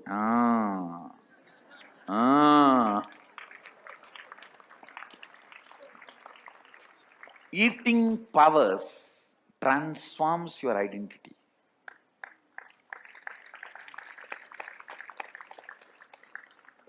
Actually, in the initial 1 or 2 days, it will look like a trial and error. Oh, I read one word properly, not second word. All that, you yourself deny you can do it. The whole game is that only. You can't handle, your third eye is open. No. For others, okay, they have done so much and They are with so that is what exactly I do when I call Kundalini. It is exactly the 10,000 calling. The 1,000, the 100, the 5 and 0. Lion calling the cub. Feeding. The flesh is what is the powers. When you eat powers, you will wake up to the higher realities. All I need to do is break this toxic mental setup that this is not for me. Sometimes the moment you see the hanging rope, you or the moment you see the Mallakamba, How many of you without even trying decided this is not for me? Raise your hand. That is what exactly I call toxic mental setup. I am not saying you should try. That is up to you. But I am saying that mental setup is wrong. The toxic mental setup. Before even trying, declaring to yourself, this is not for me.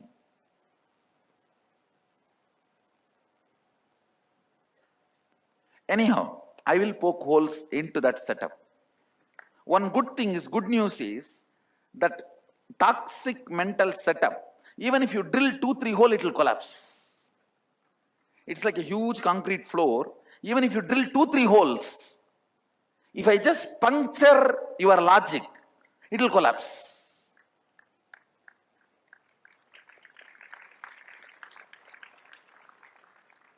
That puncturing is what is initiation.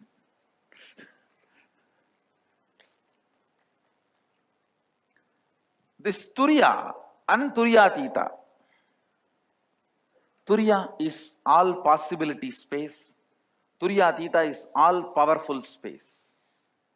Actually, this word awakened and alive is not equivalent word for Turiya and Turyatita. We can replace it with all possibility space and all powerful space. That can be the much better equivalent. Even then it is rough equivalent only. In Turiya, you will feel oneness with everything. Buddhist enlightenment is only that much. In Turyatita, not only you will feel oneness, you can play with it. In Turyatita, the space of all powerfulness, not only you experience the state of oneness, you can also manifest it through the system you are carrying. More understanding, more clarity you have about you, the higher the consciousness you experience. Listen. I'll repeat.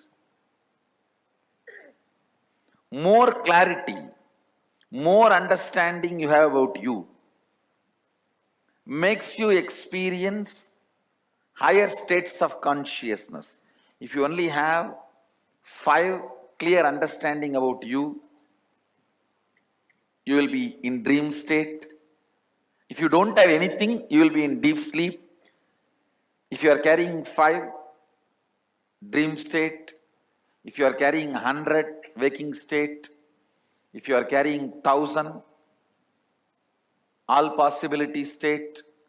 If you are carrying 10,000, all powerful state. I also want you to understand,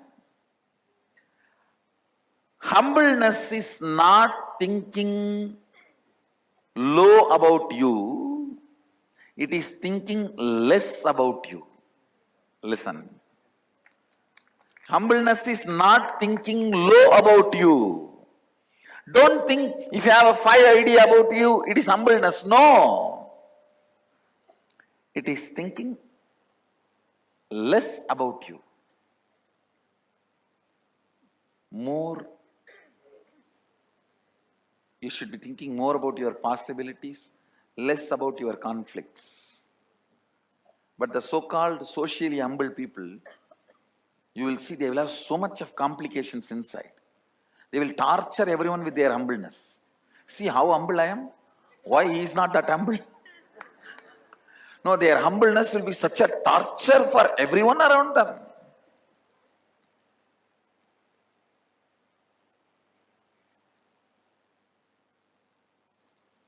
This whole Sadashivam is about making all the powerfulness as your inner space, so that Turyatita gets established in your system.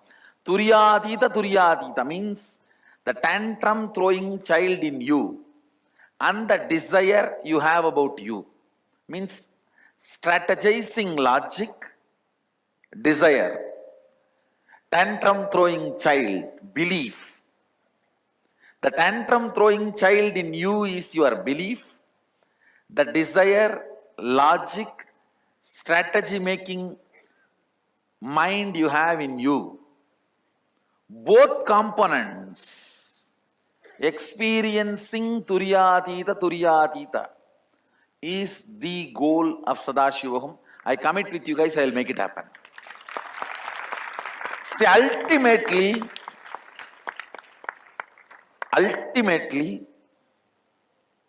all the incompletion you have, even if you have the incompletions to the level of Ravana, don't think you have a Guinness record in incompletions. No. Even if you think you have, it is nothing more than a betel leaf. So do not worry.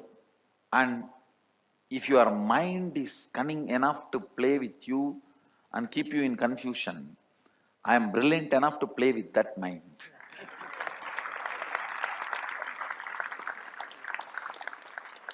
Basically,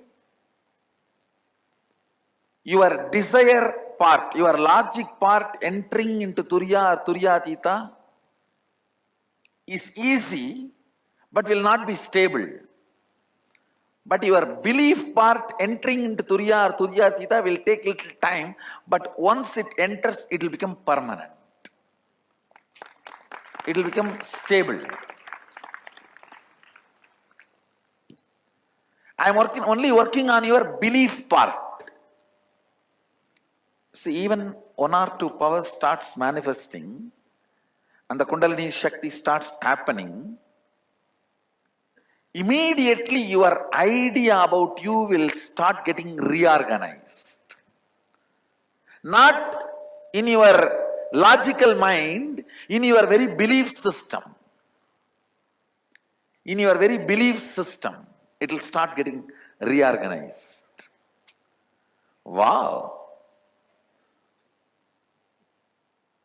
If this one or two powers are real means, then whatever he is talking, the whole thing is real. That reorganizing will start happening when your belief enters into Turiya. See, your belief is the area where you have anchored yourself. If your belief is in Turiya and your logic is in Swapna, you are anchored in Turiya. The ship goes to Swapna but will come back, will be pulled back to Turiya.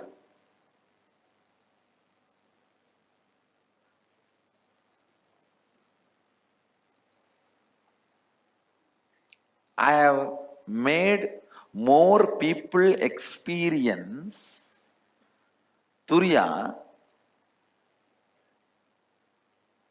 during the Kirtan's eye contact than number of people experience Turiya through unclutching or completion or mirror or everything. Understand? When you are ecstatically dancing in Kirtan and catching my eye contact, that moment, very casual, that eye contact, when you are in joy, see, joy is the receptor for bliss. That's a yes. I have made more people enter into Turiya. During the Kirtan, when you are jumping, you will see the casual look. That through that look, I have put more people in Turiya than you looking at the mirror.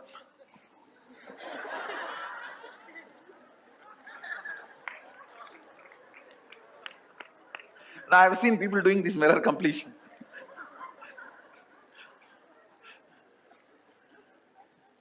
See, I know I'm not disrespecting the technique. It is I who taught you guys. So. But there, your desire, that logical, strategizing mind only is trying to enter into Turiya. But in Bhava Samadhi, your belief gets into Turiya. This Turiya becomes more stable than that Turiya. This Turiya becomes more stable than that Turiya. If you enter into Turiya through Bhava Samadhi, you get anchored in Turiya and go to any state and come back. But if you enter into Turiya through the logic, you may enter but you will be pulled out. Because where you are anchored, see, whether good or bad, right or wrong, you are anchored where your belief system is. If you strongly believe, nothing can be done. That is where you get anchored. Please understand. For one full life, if you believe, there is no rebirth. There is only one life.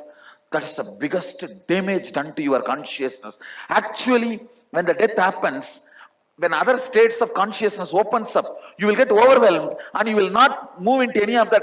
You will be just like a stone, get back to your body. And you will be hanging around like a ghost. Hindus don't become ghosts because they know there is a next Janma.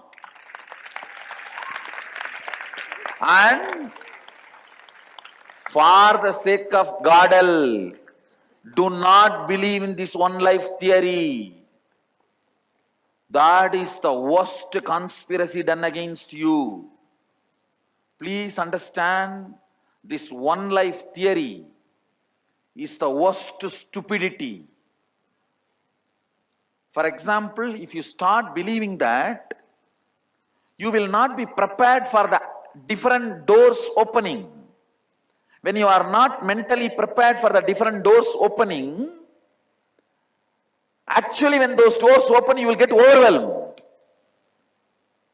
Then what will happen? You will just reject them and get back to your body.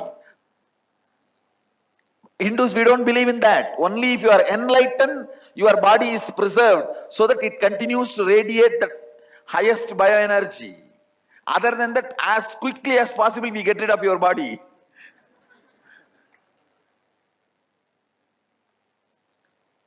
Understand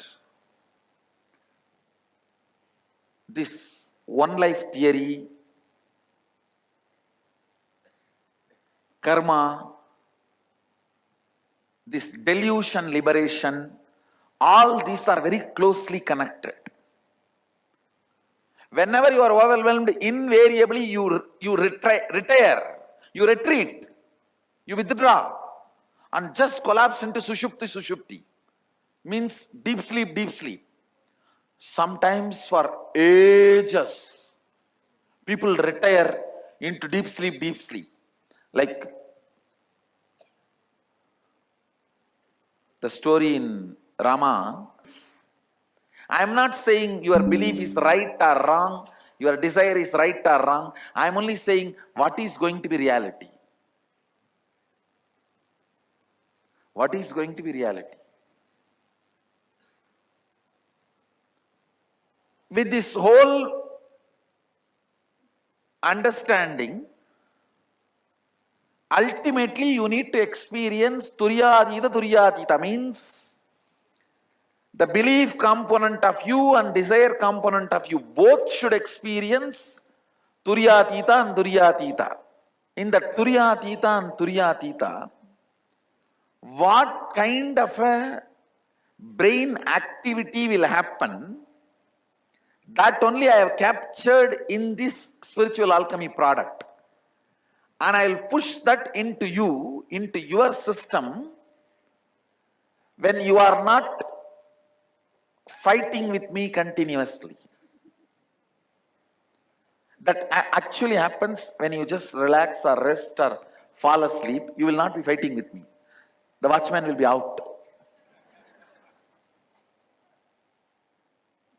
So this can just get into your system, and the same signals actually, maybe as early as possible, I can even establish, if the science evolves some system to study all the electrical signals happening in the brain, when a being is in Turyatita, exact this Meru is constructed in your brain through electrical signals.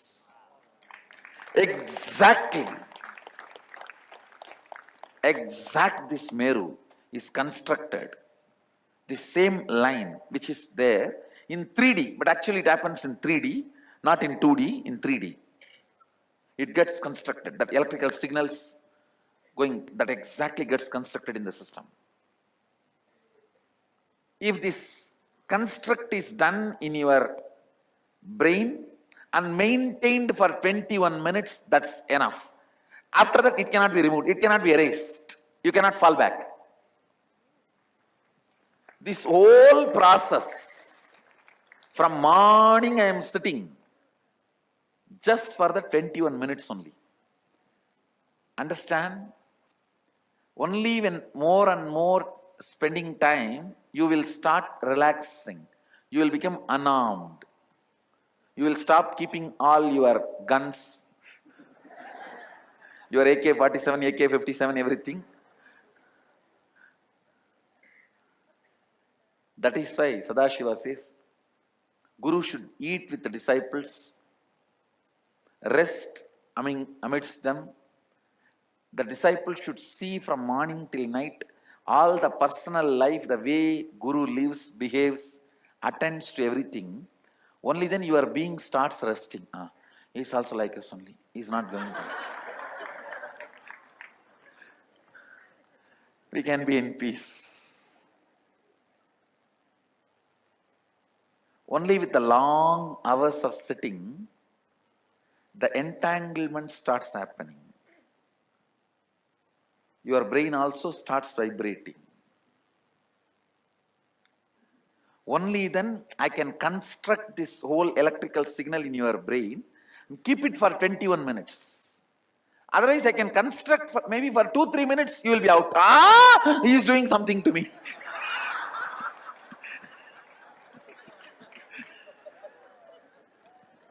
No, really.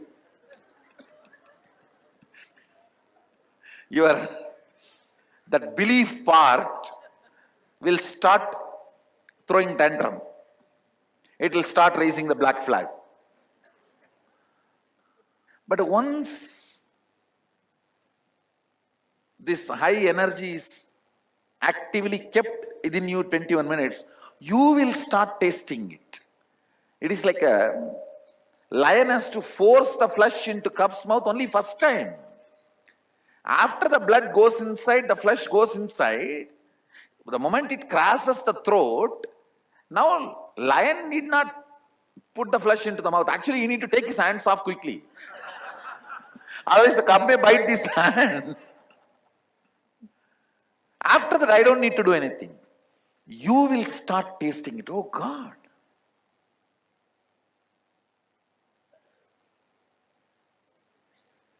No other tradition other than Agama works on your neurology. That is why Agama is able to make more people enlightened and manifest powers. Other traditions miss this one major component of you. Understand? Your psychology cannot create an independent reality and make you feel something exists completely independent of the external world. Your physiology cannot create a different reality and make you feel something exists completely independent of the outer world. But your neurology can do that. How many of you are understanding what I am saying? Your neurology can do independent, you see, externally everything can be great, best, smooth, but your neurology can make you believe everything is in conflict, all bogus, nothing is right. Prime Minister is wrong, President is wrong, country is wrong, army is wrong, and my wife is wrong, my husband is wrong, my brother is wrong. I think even I am wrong. No, neurology is capable. It can create a separate reality, independent of everything happening around you, good or bad, both. Good or bad, both. Same way, it can do good also. Everything can be bad around you, but it can continue to retain the good and manifest that good by attracting that good into you. Your neurology is the core magnet energy. Whatever that generates, that decides to generate, it can go on attracting that kind of a relationship, people, situation, power, energy, and it can go on manifesting that as your reality. Understand?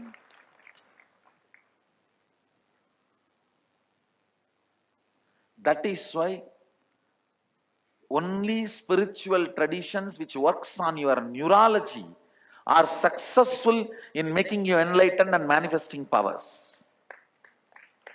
This whole Agama system addresses your physical, physiological, psychological and neurological. Neurological circuits are basically impacting your belief system, and your belief system is impacting your neurological system.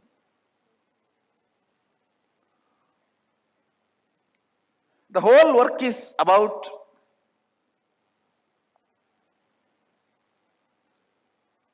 the final decision maker. You see, inside you, your neurological circuits only finally decides what kind of a space you are in, who you are, how your life is. Those final conclusions are supplied to you by your neurological circuits. And that statement to physiological and psychological circuits. So I saw they just moved out and body is just moving. I used to walk 60 kilometers a day. 60 kilometers a day. After reaching to the place where I am supposed to reach, I will just sit in samadhi. I will not fall asleep. I will sit in samadhi.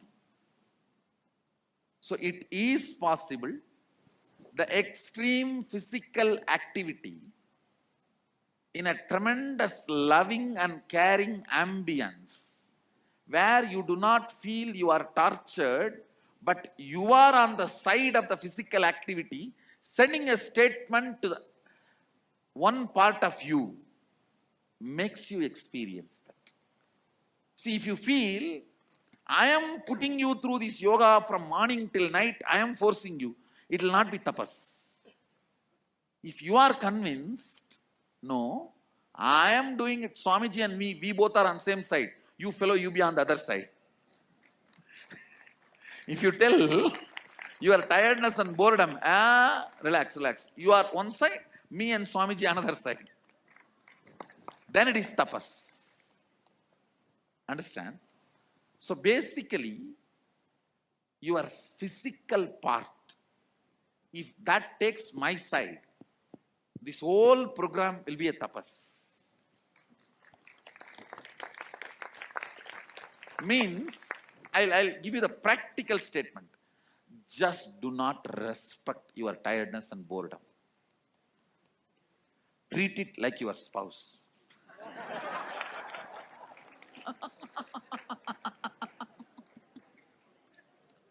How you secretly want to treat it.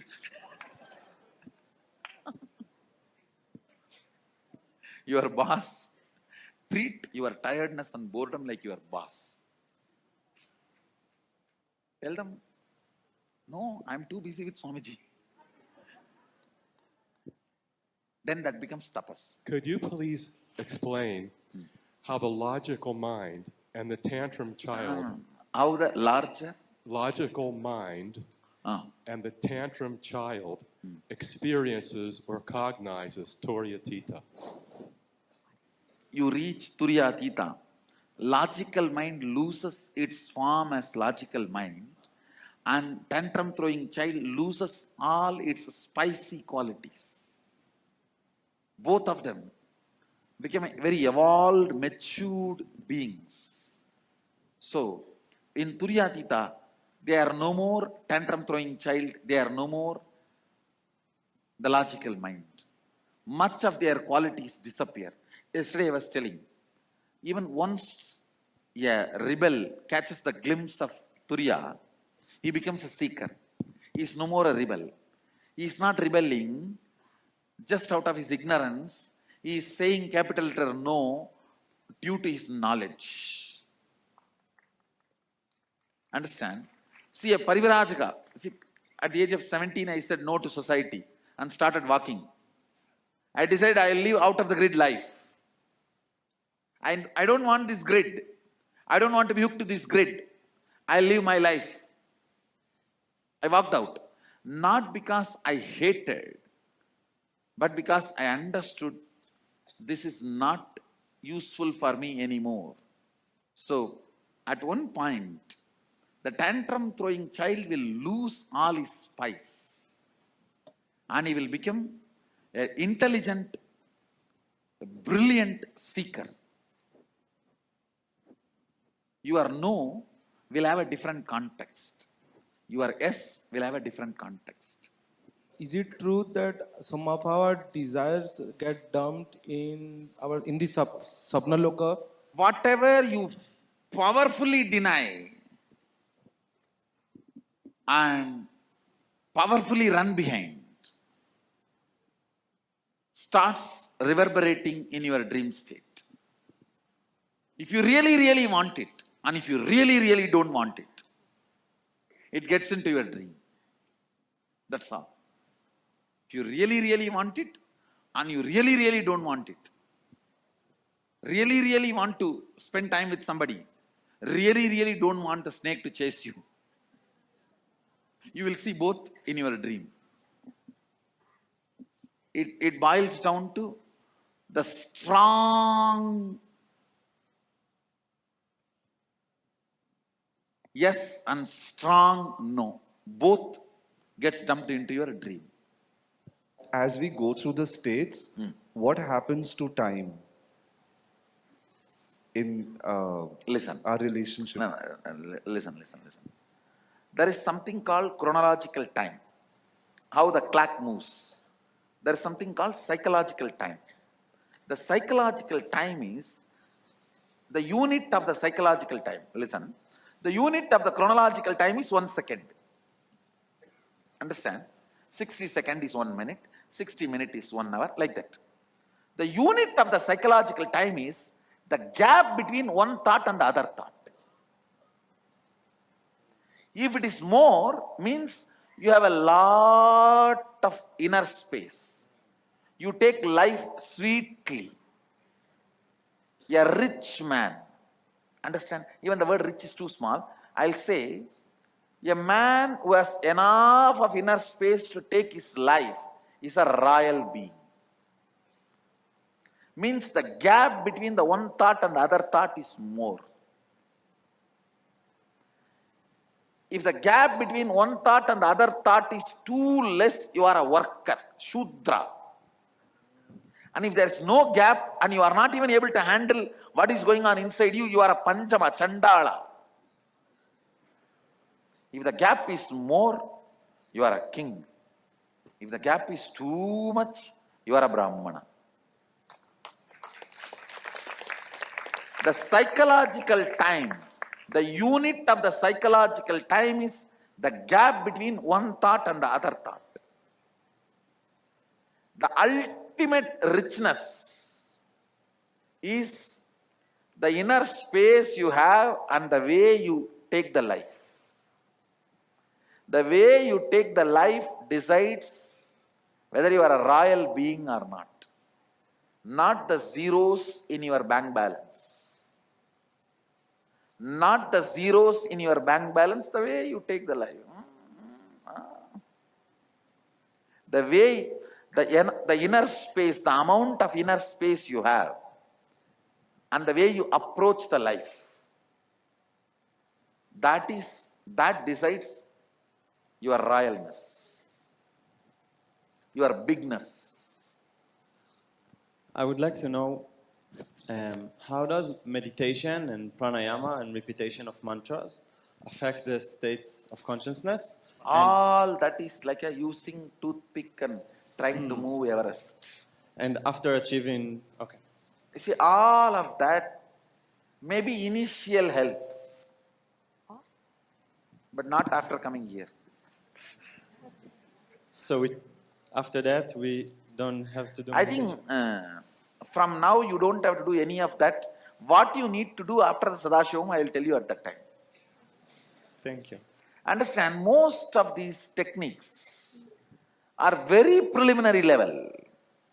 Very preliminary. I can show you the people who practiced pranayama for 25 years. They may be having good lungs. Nothing more than that. They may be having good physical heart. Nothing more than that. I am not saying that is wrong. I am saying that's not enough. A couple of questions, Swamiji. So when we see that flashing golden kind of light internally, is that the higher state sort of reaching down? Yes, I can say, whenever you see a flashing light which is like indescribable, I'll surely say it is moving, your being is moving towards Turiya. But it should not, it should be like uncomparable. Like million suns. What will you imagine when I say million suns? It should be like that. Overwhelming. Overwhelming light. Why does the lion, the cub, feel that it is sheep? What makes it... Actually, lion has to ask that question to cub, not the cub to the lion. I should be asking, why do you guys feel you are a sheep? When logically, as per the fact and truth and everything, when you are a lion, why will you feel you are a sheep? I have to ask you. You are asking me because I don't feel. Come on. See, it's like people come and tell me, Swamiji, I don't know why I am not listening to you. What do you mean? Arey, you are not listening to me. And I should be asking you, why are you not listening to me? And before I ask, you put the defense. I don't know why I am not listening to you. I know you are right. I know whatever you say is right. I don't know why I am not listening to you. I agree. Will. Swamiji, one other thing. I tell you, Yes. one thing. You hurt yourself too much in the waking state. In the waking state, you have beaten yourself too much. So you start hating this being conscious. And you feel, if I become more conscious, I'll become more aware of so many more things, so I may hurt myself more, which is not true. Understand? It is called killing the wrong person. It's like sometimes it happens in the media news comes now that somebody pays 1 crore to a professional killer and gives a photograph, and that fellow misidentifies and kills somebody else. Same way, with more awareness, you will only having less problem. But very unfortunately, you start believing, I am now aware, but how much I am hurting myself. If I become more aware, it will only be more tension, more stress on me. Why? understand, information undigested is a stress, information digested is consciousness, knowledge. Because of your earlier indigestion, you are afraid to eat more. But if you want energy, you need to eat and digest. It is all about stopping you hurting you. Stopping you hurting you. That can be a very important understanding for moving towards the higher states of consciousness. You will get more and more comfortable to manifest your possibilities and powers. I tell you, even third eye. Please listen. Consciousness. Yes, listen. Intuition is from this Turiya and Turiya, this state. All of you listen carefully. Whenever, whether swapna, dream or waking state, come near this Turiya and Turiya, the intuition is experienced. It is like a Turiya and Turiya is like a huge fire. And dream and waking, both states are made of the same wax. Dream state is little polluted wax. Waking state is little pure wax, but both are same wax. When that wax is brought near the Turiya, not only Turiya gives the information about your future, it gives you also the energy to change the wax as you want. Manipulate it as you want. Move it as you want. Please understand. Intuition means not just information about your future. Ability to change as you want and execute it without effort. All these three put together is intuition. For example, if you are having an information about some problem going to come in your business or some benefit going to come in your business, if it is a problem, you will have the intelligence to change. If it is a benefit, you will have the simple manifesting without you putting any effort. Understand? Along with intuition, intuition means jnana. Always the Icha. Icha Shakti means ability to change. Kriya Shakti means simply able to manifest. All these three always comes together, not as one. You cannot say, I just came to know the accident going to happen in my life and I went there in the car exactly in the time and got into the accident and broke my hands. No, that is not intuition. That is your fear assumption. Sometimes it may become right. Fear assumption, sometimes becoming right does not mean you have intuition. If you are having information as intuition that you are going to have a car accident, you will simply be able to change it. Same way, if you are having intuition, you are going to have $1 million. You will manifest it without any effort.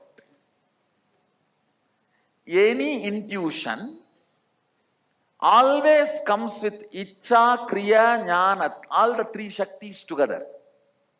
Jnana means knowledge about the future. Icha means ability, desire to change. Kriya means ability to manifest without effort.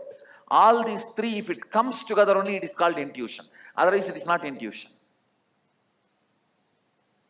So, a person that experiences epileptic seizures while sleeping, are they in sleep or dream state? I can say the dream state is being strongly attacked by the deep sleep state.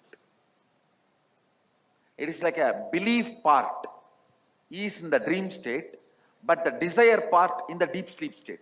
A war between these two. Yes. These 25 states have dependency on desire and belief system. Are this belief and desire are the byproducts of your biomemory and muscle memory? Yes, I can say it is a byproduct of your biomemory and muscle memory. So we And cannot these 25 states are not dependent on that. Actually, your desire and belief is dependent on the 25 states. The self-realization mentioned in Bhagavad Gita is in which state it falls? So the self-realization Bhagavan talks in Bhagavad Gita is Turiya Turiya. Nirvikalpa Samadhi he talks is Turyadita Turyadita. Self, when he uses the word Jivan Mukti, he talks more like a Turiya Turiya. When he says about Nirvikalpa Samadhi, he talks about Turyadita Turyadita. How are emotions like anger handled in in the higher state? In the higher states, you may be ferocious, but you will not be angry. Being ferocious does not mean angry. So anger makes you powerless. Ferociousness never puts you in powerlessness. My question is that currently when we manifest things in the Brahma Muhurtam, which state are we in? And once you put us in Turyatita, how will Brahma Muhurtam manifest itself? See, Brahma Muhurtam as on now is only used as a technique for you to manifest.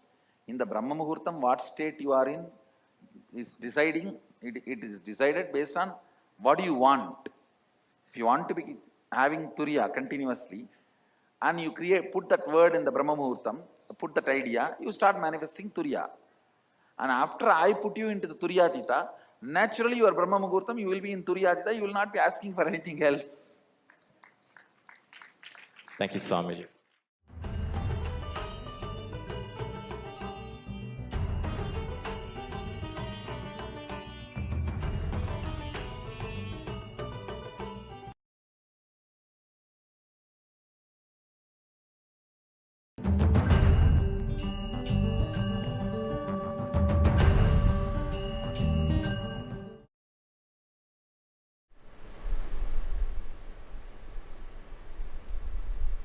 Nithyanandeshwara Sadashiva Samarambam Nithyanandeshwari Adishakti Madhyamam Asmadacharya Paryantam Vande Guru Paramparam.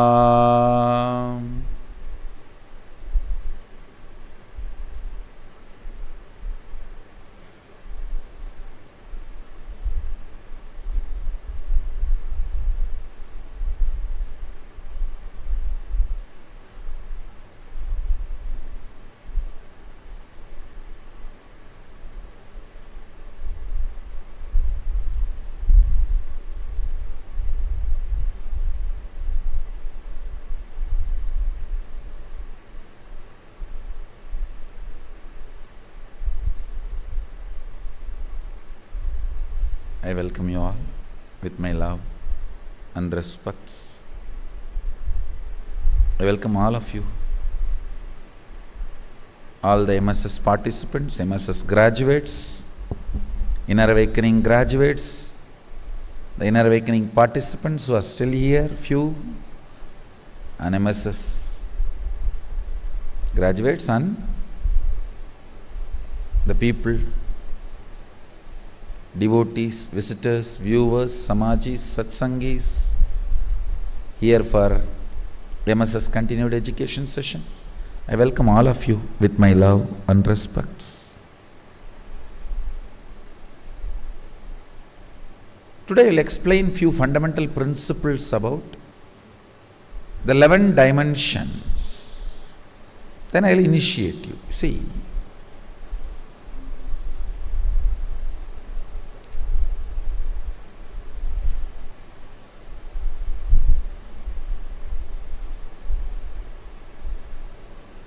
Vedas clearly describe how these multiple dimensions manifested. Ekoham bahushyamaha. Listen. Let my one become many to celebrate me. It actually goes further and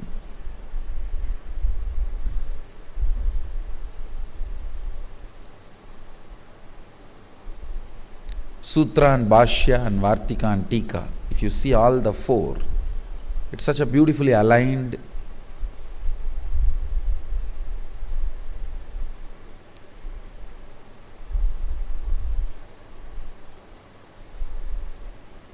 I should say, truth is revealed in a very beautiful way, where the logic of the listeners understands the truth. See, those days, the people's logic, it was intense but light. Understand, there is a difference. All the casual logic only will be long, like you talking to your spouse. Talk 10 hours, then again. But listen, she will start from the same point, or he will start from the same point. It means throughout, it was a casual logic. There was intense logic. Will be light, means the time need not be spent, or more words need not be spent to make an intense logic understand something. That is why the time of the sutra, Vedas, just few words only sutra, the truth is revealed.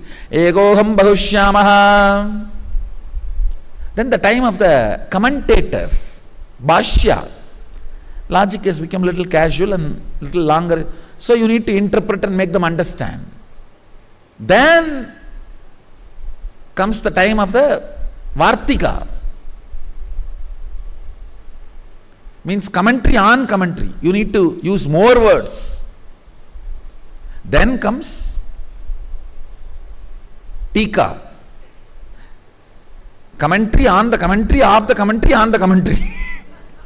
Then huge words. See, Sutra is like a call between boy and boy. Hey, come to the messenger, or we'll talk there. That's all.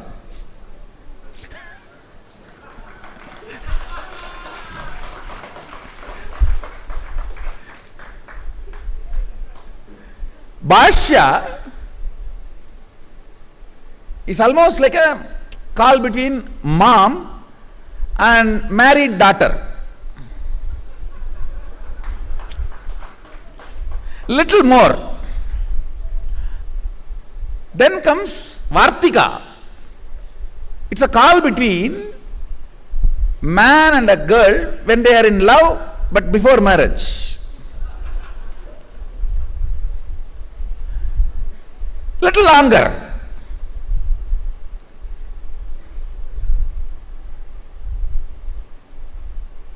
Then comes Tika. It's a call between two girls who are trying to catch the same boy.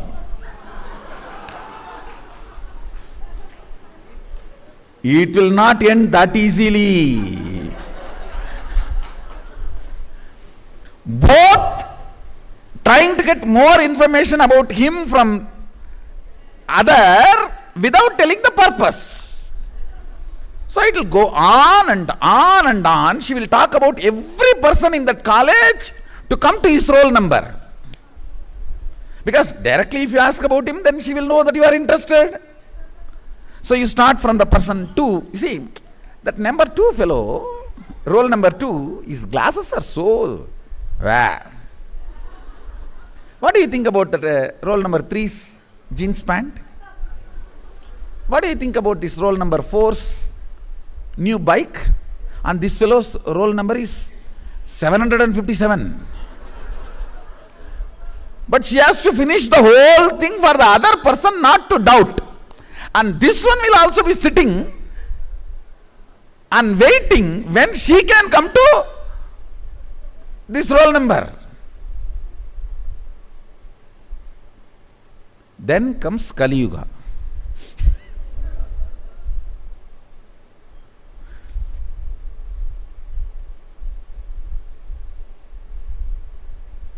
This one verse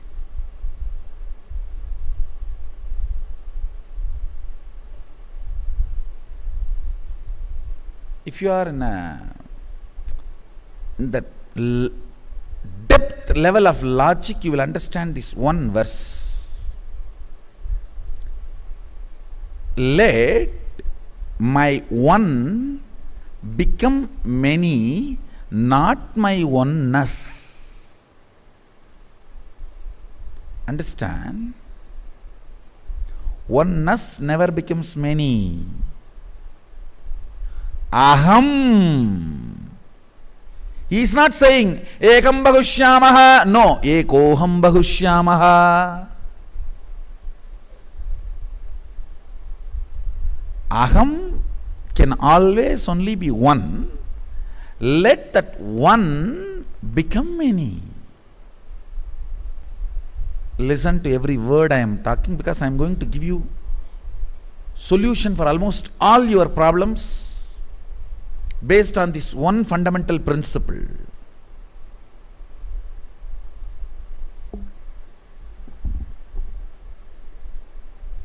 When he decided to become many, to celebrate himself, all the dimensions of this universe opened.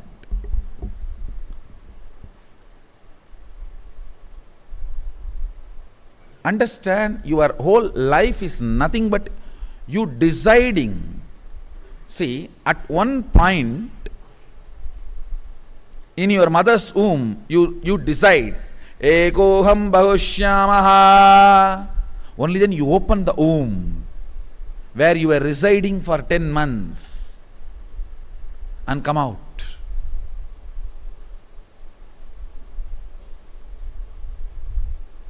But after that, everything is mess. That is different. Listen. Many times you will hear me saying, whenever you have a problem, always see how your ideal, your guru will handle this. I used this as a technique when I was young. I always used to connect. Whenever I have a problem, Annamalai Swamigal was ideal for me.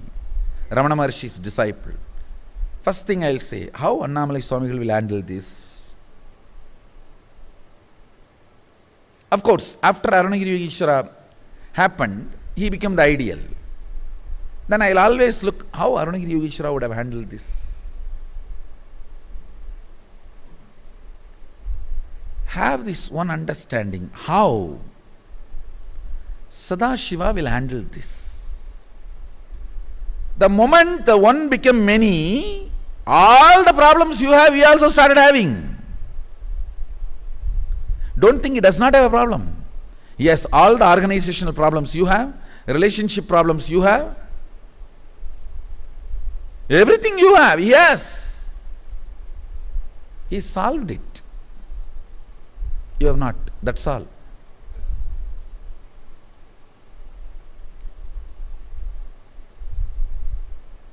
If you understand this one principle, let me repeat once more. For example, this cup. Inside this cup there is a space. That is aham.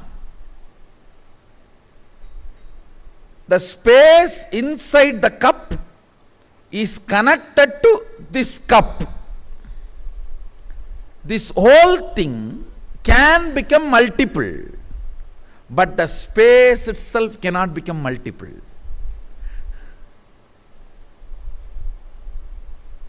Anything which has become multiple,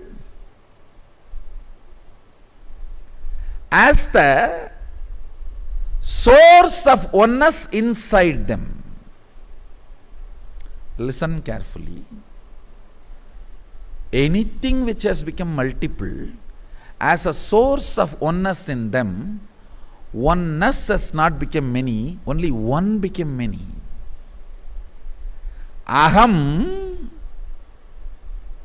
associated with oneness, one associated with oneness has become many, but continue to be filled by the oneness. Understand this fundamental cognition. If you spend little time on it and contemplate on it, many of the movements which will lead to diverse can be led to darling.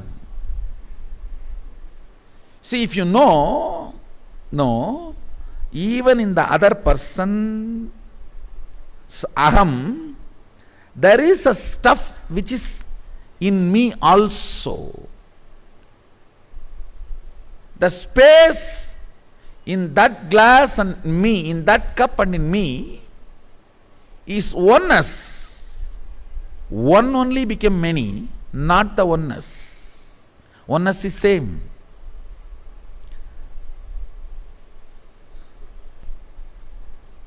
Understand?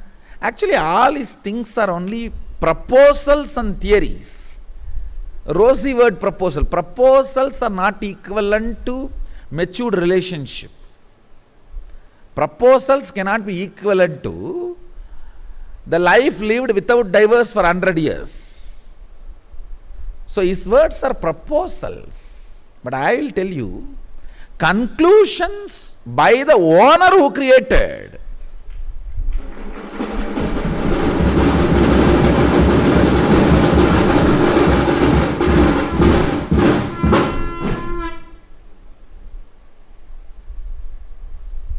Listen.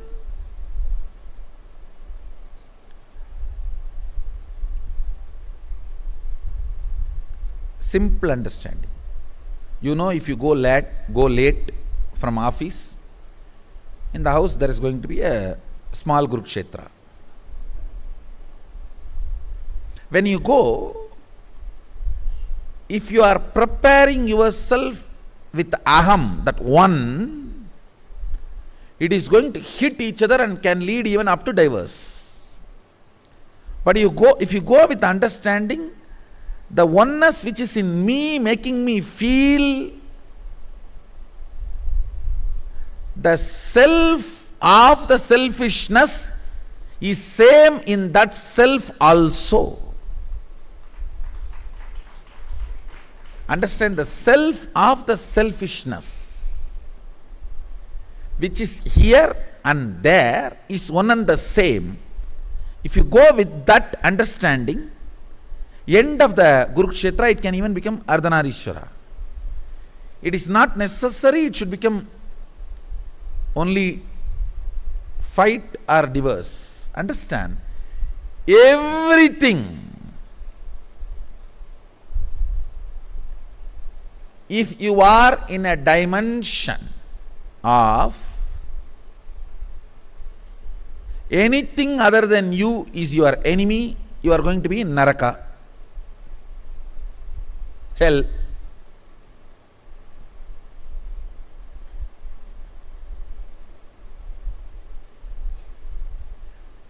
Anything which harms me is my enemy, then you are going to be in planet Earth. Come what may, I know how to convert the enmity into friendliness. You are going to be in heaven. Because end of the day, if you know how you develop enmity, you will know how to undevelop. If you know how to build, you know how to unbuild. Then you know how he has built, why he has built, and you can unbuild.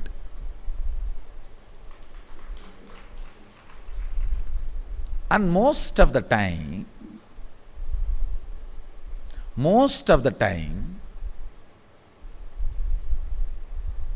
I should say not most, almost all of the time, even if you have ideological differences and make the other person understand, you have your space, I have my space, let's live our ideology, problem is solved.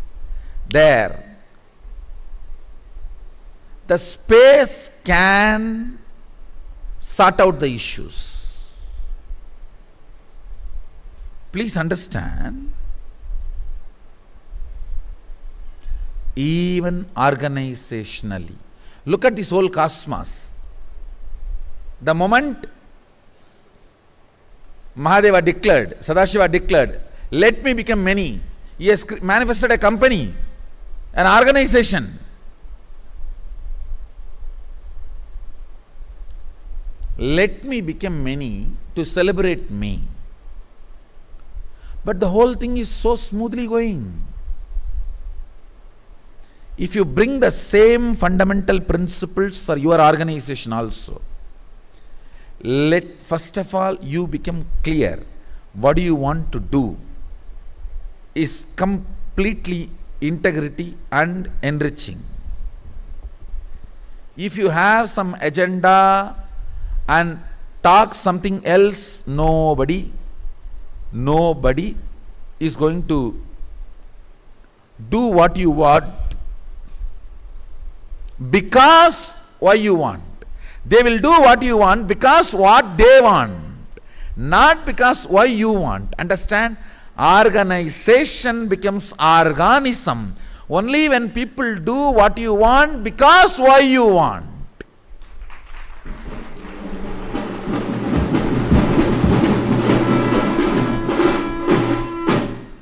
Many times they will do what you want because what they want, not because why you want. In an organic organization, you and your expansions should know why you want what you want and should work only why you want what you want, for why you want.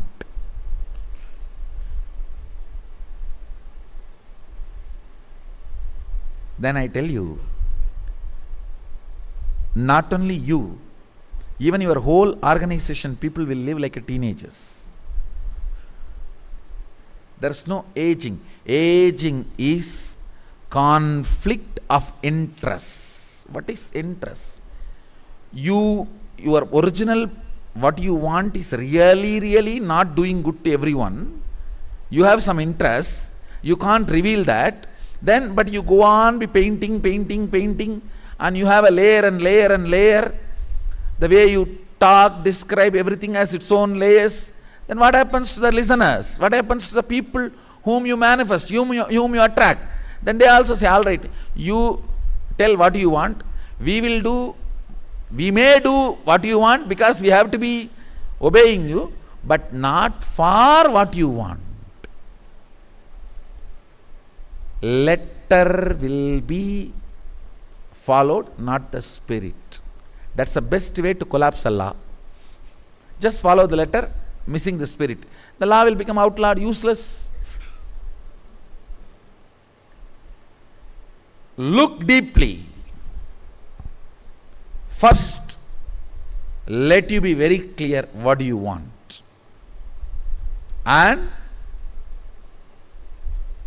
if you are convinced that is best for you and for others, you can manifest more and more people who can be sharing the same conviction. First, share the conviction before making them part of the organization. Appointments have to be done after appointment. Convictions need to be shared. Powerful cognitions need to be shared.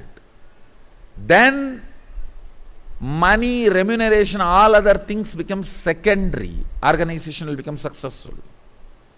If other reasons are primary, you may have an organization with a lot of friction and stress. You will also age, they will also age.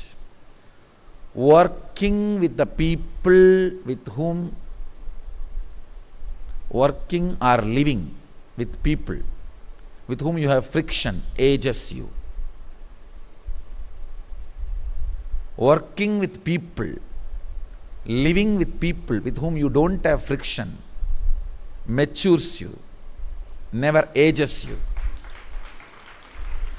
Working with people and living with people with whom not only you don't have friction, you have a overlapping boundary joy.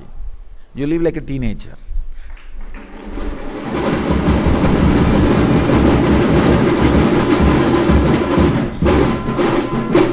Sadashiva describes himself as a teenager in his original Dhyana Sloka. He says, meditate on me as 16-year-old.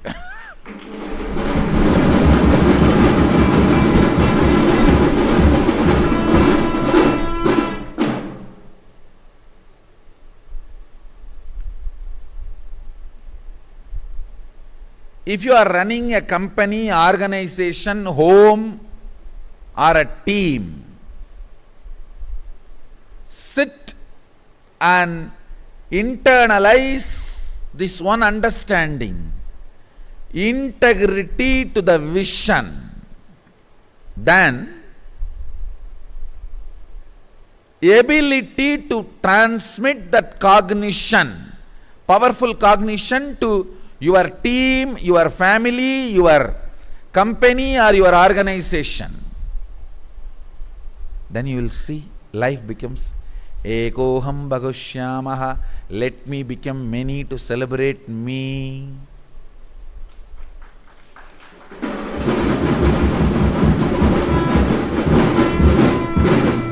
Understand carefully. There are multiple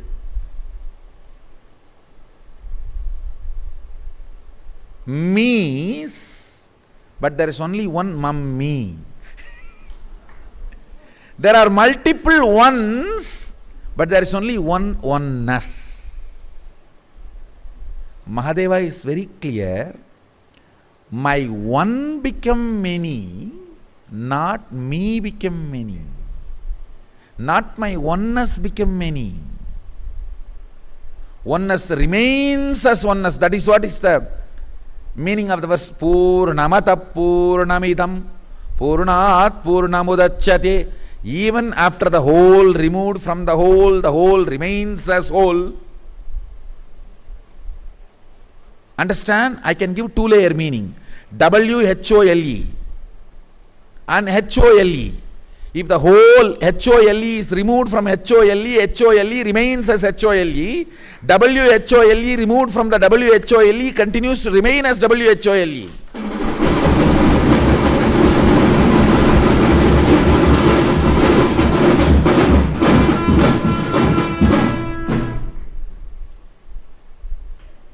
See, actually, through the Big Bang, matter manifests, through black hole, antimatter manifests.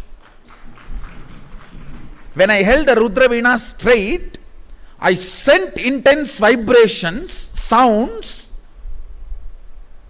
and raised you to the state of Shivoham by Kundalini awakening. When I held the Rudra Veena other side and played, I created an intense minus decibel and sucked your patterns out.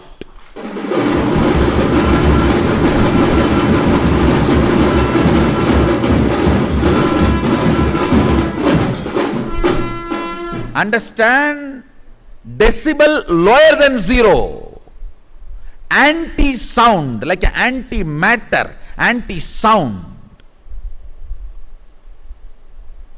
That vacuum just sucked all your patterns. All your patterns can be stitched into your consciousness only through sound. Either by higher decibel or by minus decibel. Higher decibel, your energy is awakened, so that stitch gets broken.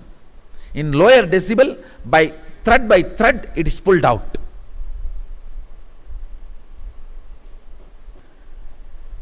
Understand? Listen carefully.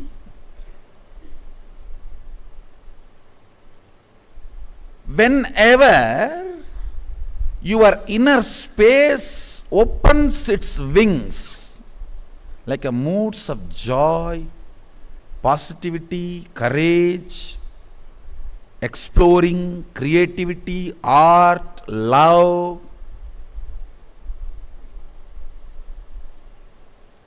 Go on moving forward. But remember one thing, fundamentally, till your brain is trained to continue to retain that state, it needs certain kind of a grounding. So it comes down, unable to maintain the same chemical and electrical structure of that experience. Listen, you don't come down because you are not qualified, you come down because your body is not ready. Listen carefully. Many times you think, oh, Swamiji gave me energy darshan, he gave me powers, I manifested, it was ecstatic. After a few days, it went away. Then, if you start having guilt about you, you are going to create so much of obstacles for you to reach it again. Be very clear, the system has too much of toxins, so not able to retain that electrical and chemical structure. If you put the blame on the right person, you will work on that problem and solve it. Do not put the blame on you, put it on the body which is holding the toxins, so you will work on detoxifying. If you put it on you, you will come to a conclusion, this is not for me, he is separate, I am separate, diverse. Guru diverse is the worst thing can happen to you in your life.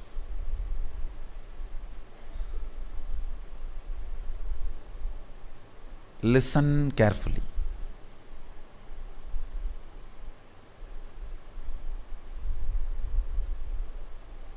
All these points are connected with one thought current.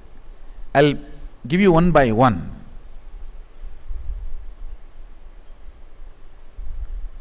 Whenever your brain is not able to retain the higher experiences, electrical structure and chemical structure, sometimes you read a beautiful book and you are in ecstasy and you declare that I am going to be the love of whole universe and life of the whole universe. No more agitation, irritation, disturbance. Just next ring, home.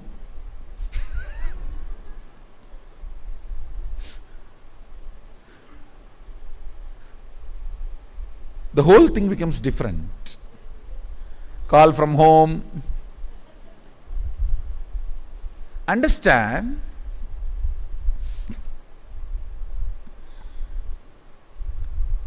I am giving you an example.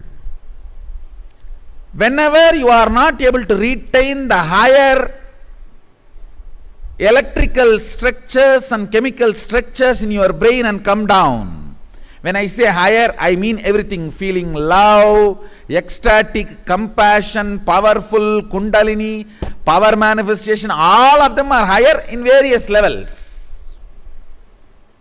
You come down, do not fall into powerlessness like a guilt or feeling powerless or depression, low mood, and worst thing, giving legitimacy to your confusion and start doing psychoanalysis and psychological, psychiatric solution analysis. Over.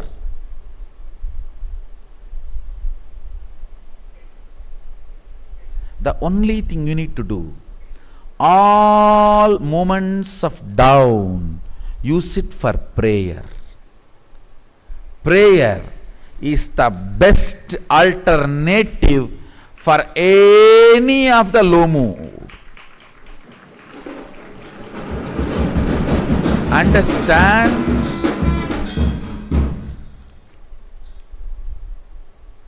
if you are not able to be here, fully expanded, that electrical structure, electrical signal structure, when the crown means your brain, it has 1,000 aura, means 1,000 petal, electrical structure.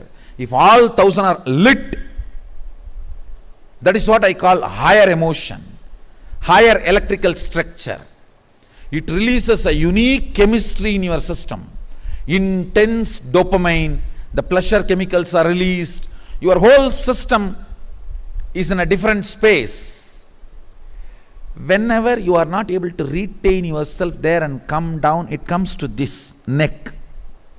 Immediately, don't start allowing any other emotion or logical analysis. Straight prayer. Straight prayer.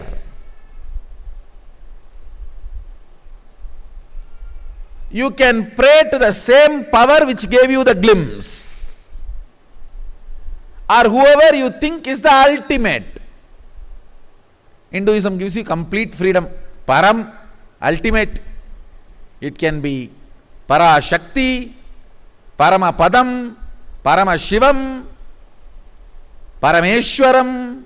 It can be Parabrahmam.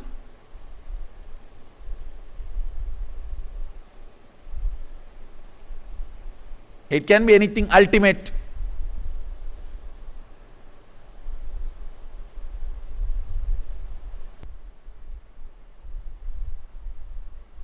Let this answer become once for all clear, because many times people try to ask me, when you are so generous to add all of this, why not that?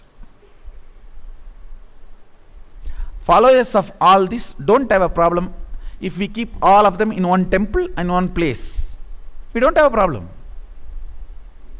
Actually, I don't know how many of you know, all the properties of Arunachaleshwara temple is in the name of Krishna. The Venugopala Swami just behind the Arunachaleshwara shrine.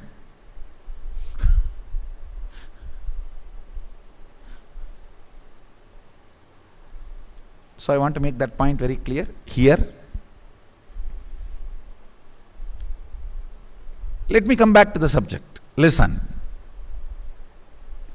Whenever you are not able to hold the lit up 1,000 lotus petals, that Sahasrara, and coming down, come down only with prayer. Prayer will grow roots and push you back to that same higher electrical structure and chemical structure in your brain, to the Sahasrara.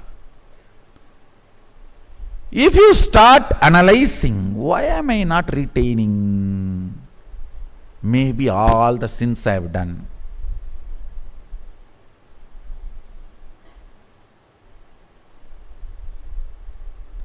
That is complete stupidity. Wrong diagnosis makes duplicate doctors.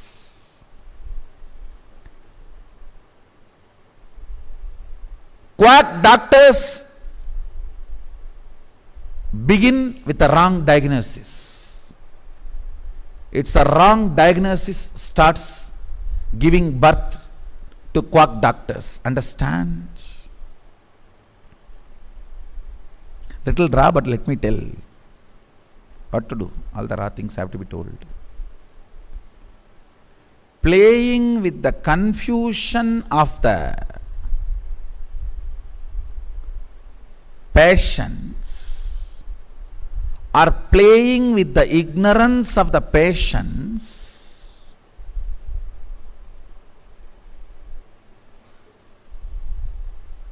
is one of the worst sin.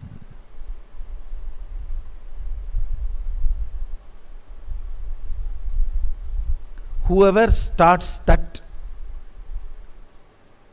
is a quack doctor.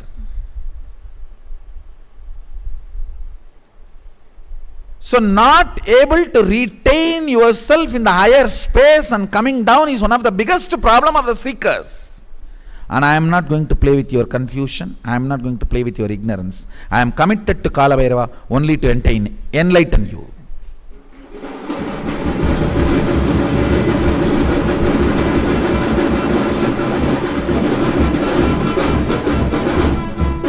I am committed to Kala Bhairava only to make you enter into, push you into enlightenment. I am telling you the truth.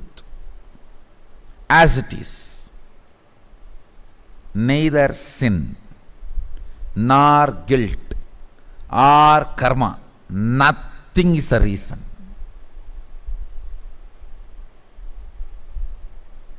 Let's go for straightforward, simple diagnosis. I tell you, I usually tell, whenever you define something, it should always be solution based. Definition. Death can be described in 2000 ways or million ways. End of life, getting married,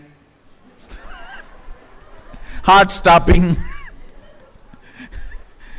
breathing stopping, body stops moving. Million ways you can define death. But if you define the possibility to restart many damages which cannot be repaired unless a complete restart happens is death.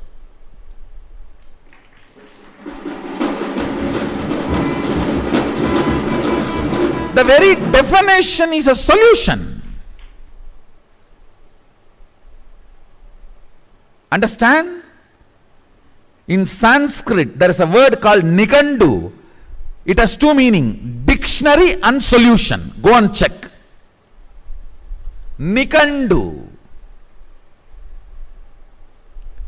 Any dictionary has to be solutionary.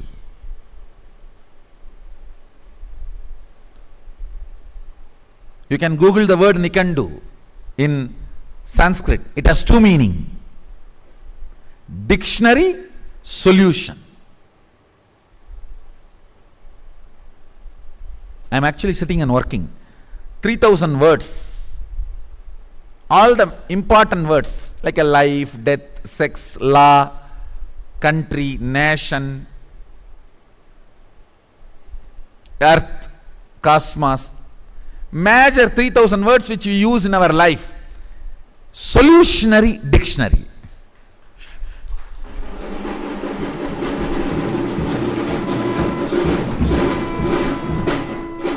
So let's look at this whole problem of solutionary from the angle of solutionary dictionary. This not able to retain the higher space and coming down. Understand?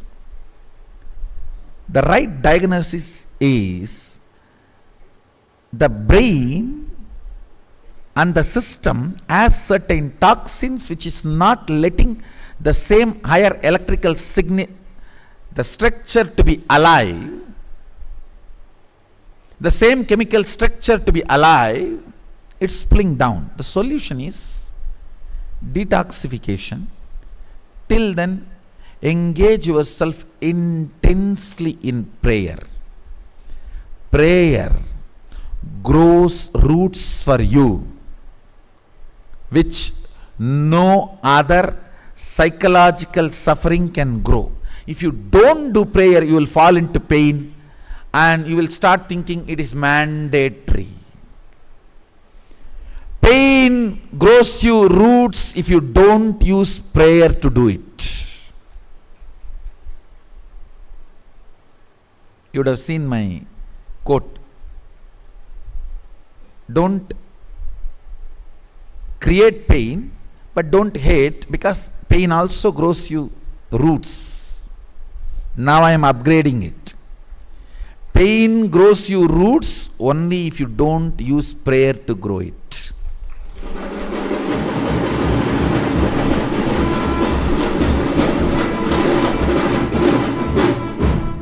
Whenever you are in ecstasy, you are Shiva. Shivoham. whenever you are in low mood, dasoham.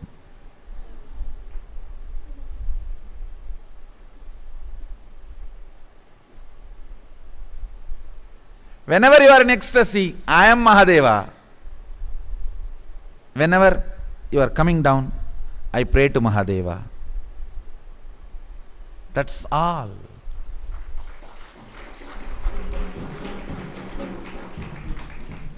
I tell you, the whole psychology is irrelevant and redundant. If you just catch these two attitudes, over. Whenever you are in ecstasy, I am Mahadeva, Sadashivoham.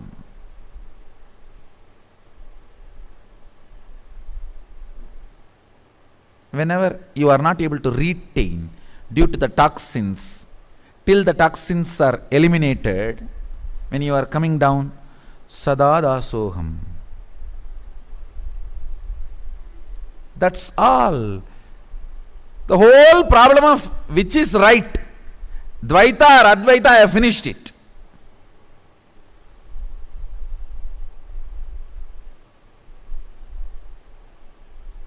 When all the 1,000 petals are lit, Advaita.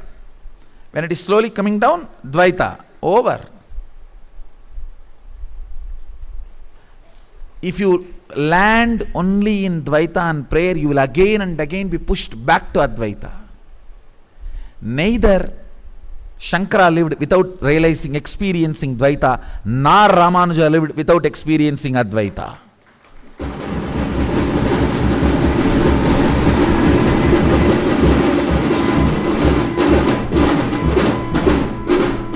Neither Shankara lived without experiencing Dvaita, nor Ramanuja lived without experiencing Advaita.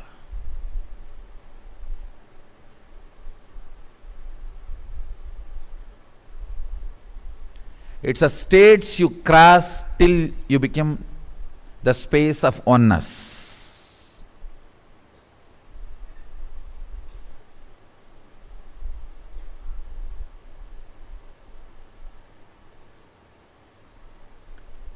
Understand now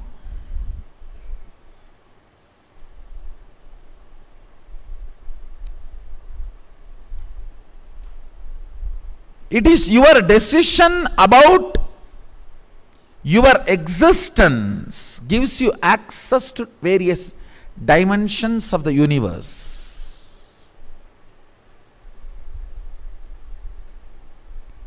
Now, why I want to give you access to the different dimensions of the universe is to make you feel powerful and understand all your problems are as silly as you. Even few solid experiential access, see, when I say experiential access, you should get into that plane, that dimension, see some object and bring that here. When you open your eyes, that object should be there with you. Only then it is called experiential access. Otherwise it is imaginary access. You had your stupid dream, and even if you see Kali in your fantasy, it will be only the another version of your wife. The voice will be almost like your wife's. Be very clear. So it has to be experiential access. An object of that plane should be mapped to this plane. Is only a confirmed experiential access.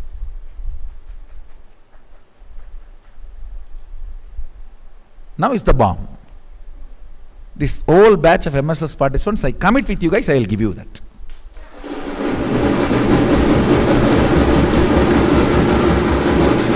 And understand, when I am making the word commitment, I am serious. I am really serious. The software is successful, that is why I am courageously talking. That is, you see, the moment you started materializing, that itself is actually the plane to the other dimensionally, but it is done through me. Now I have to give you individual visa, that's all. See, materialization is like having access to the other plane, sitting in my disk. Instead of you sitting in my disk, I am going to put you in my plane.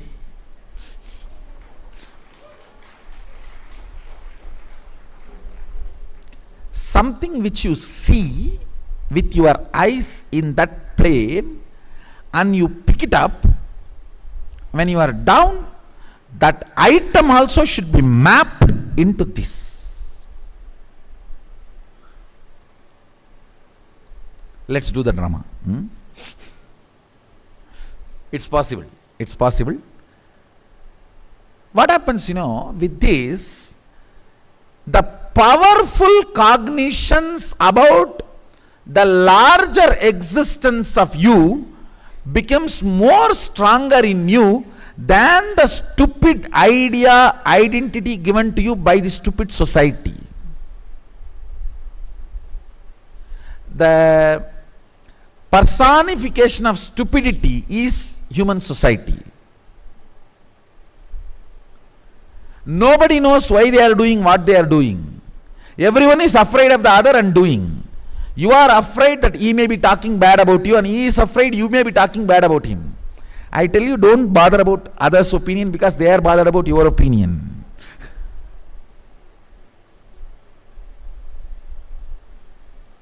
This collective bullying is media.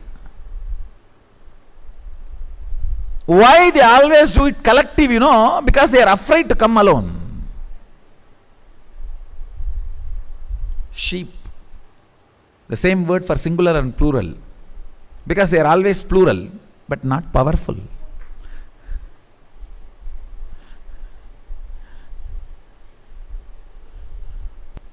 Through this collective bullying, society tries to put you into fear and create some identity for you. The only way to liberate you from that identity is to make you understand the existence of the multiple dimensions. Once that existence of the multiple dimensions become your powerful cognition, then the identity enforced on you. Pushing an identity on a human being is equivalent to conscious rape. Conscious gang raping done on an individual by the society, and that gang raped person getting pregnant is evolving an individual identity. You carry that for your whole life as a blame and destroy yourself.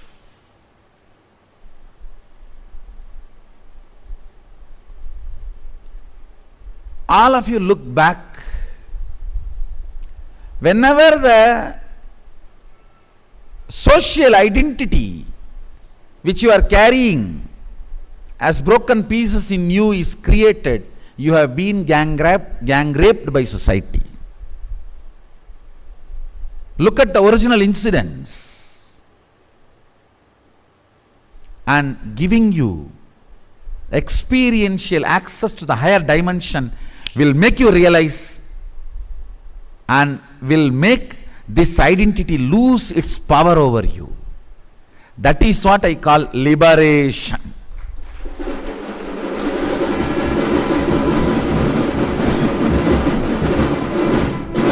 Swatantratva.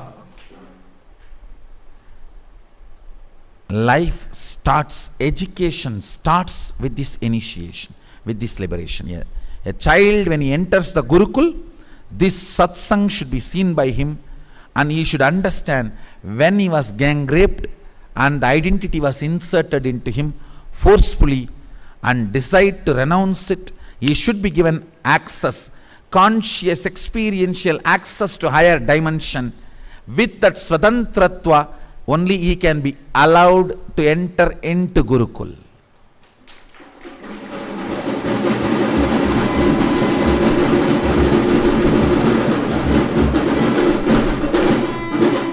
No, actually, that's the way I'm going to I'm going to build the Gurukul.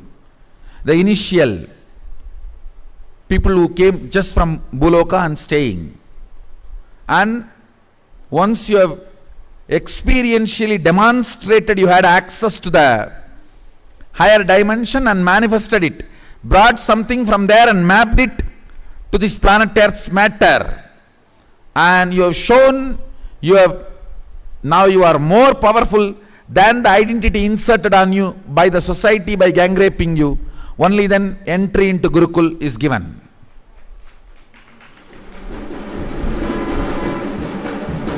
Actually, even the construction I am going to do it step by step like that. Then you stay there, you stay here, then after you have the next access, next success, you come here. That's the way it is going to be.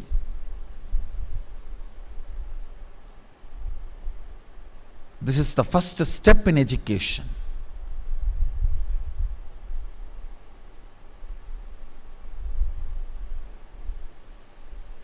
I am not telling you stories. I am giving you my vision and I will make it happen.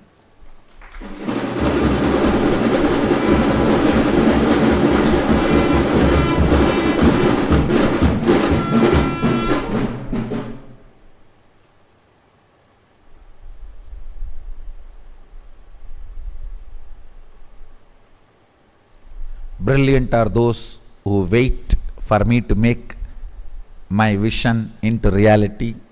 Fools are those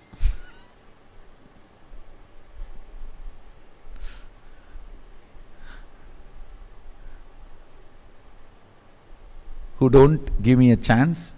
Stupid are those who leave halfway.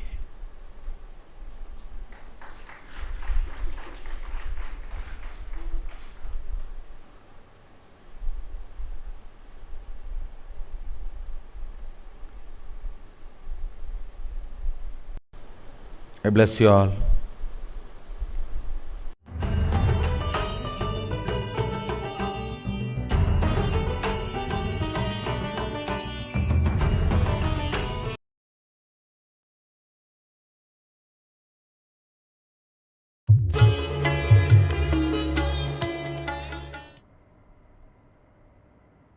Nithyanandeshwara Sadashivasamarambam Nithyanandeshwari Adishakti Madhyamam Asmadacharya Paryantam Vande Guru Paramparam.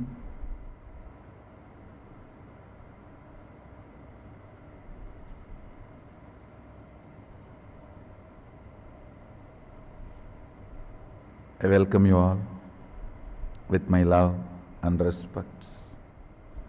I welcome all the devotees, disciples, samajis, satsangis, participants, visitors, viewers, sitting with us all over the world for this program. Experience Kailasa.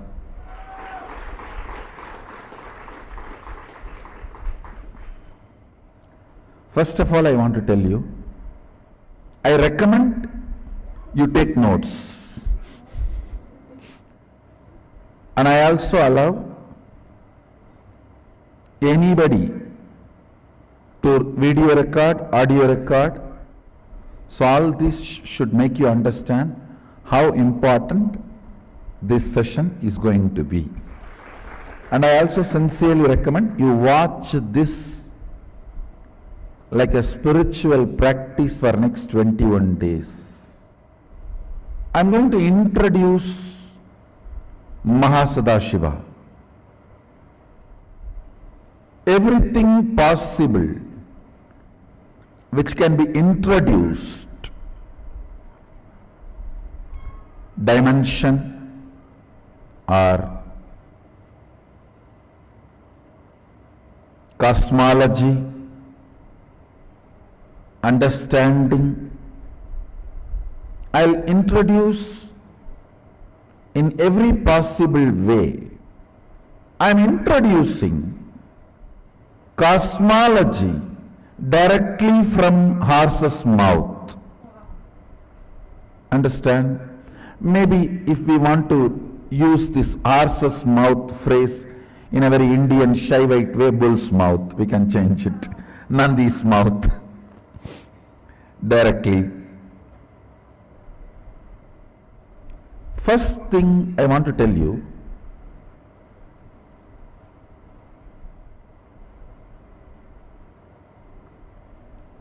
people feeling, oh, these big concepts, ideas, cosmology, all these are not for me. This idea is not cute. Please understand.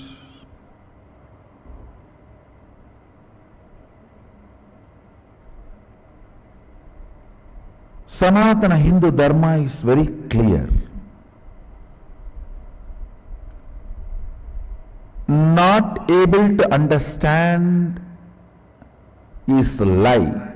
Not interested in understanding is the truth. Listen. The word not able to understand is lie. Not interested in understanding is the truth. So do not cherish with the cuteness. Oh, all these big concepts I don't understand. I don't care. I don't want all these big concepts. You just tell me what should I do. I am telling what you should do. Understand. Now people try to celebrate, feel cute about their decision not to put their listening and integrity together to understand life. Please understand.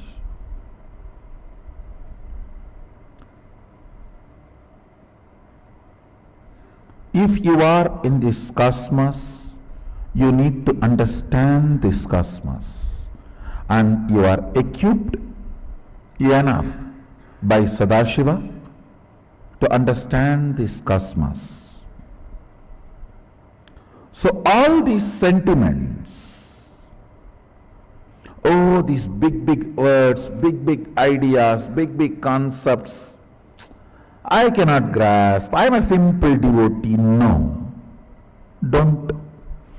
Being a simple devotee is not alternative to understanding. You will be a simple devotee only if you understand the cosmos, not otherwise. Ignorance is not celebrated in Hindu tradition. Ignorance cannot be the quality of a devotee. Many times I hear this argument, oh Swamiji, I am a simple devotee. You just tell me what should I do. I cannot understand these big words, cosmology, cosmos. No. If you are a simple devotee, sit with integrity and your simplicity, you will understand exactly what I am talking, and you will experience it now. I am introducing Mahasadashiva as he himself introduces himself in Vidyapada of Agamas, and I have some of the interesting articles by modern day researchers. In the modern day, some people are trying to research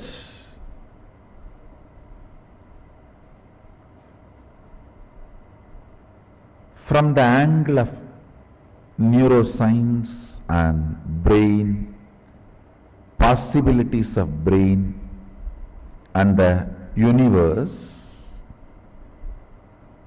I have a bunch of resource, a set of articles. I will highly recommend all of you read all these articles today after this session. So please read these articles which I am recommending. You will understand many things in the language you cognize. I am not saying these researchers have grasped everything of what Sadashiva talks about cosmology in the Agamas, what Sadashiva introduces.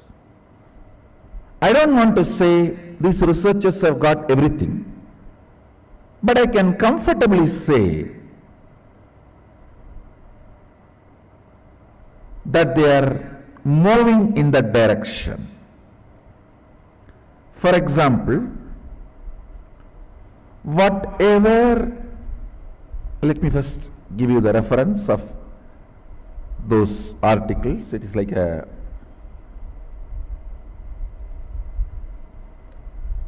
Science Daily, Science News, Multi-Dimensional Universe in Brain Networks. There's article name, and I have few more, maybe around 20 articles. This is the second article. The human brain can create structures up to 11 dimensions. And then I'm again projecting a sequence of article titles.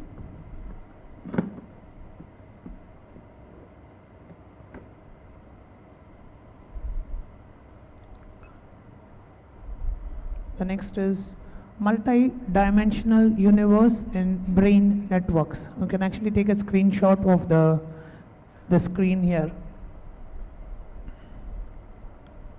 The next is new mathematical method reveals structure and neural activity in the brain.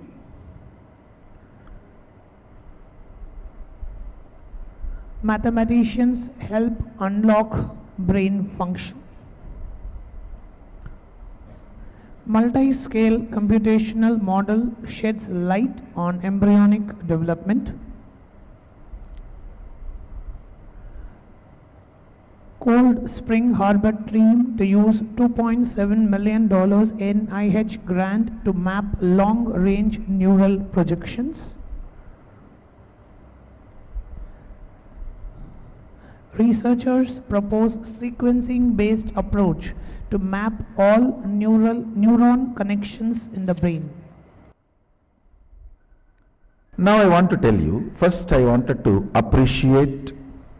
express my appreciation for these researchers putting their knowledge and intelligence, time, energy and integrity in this line.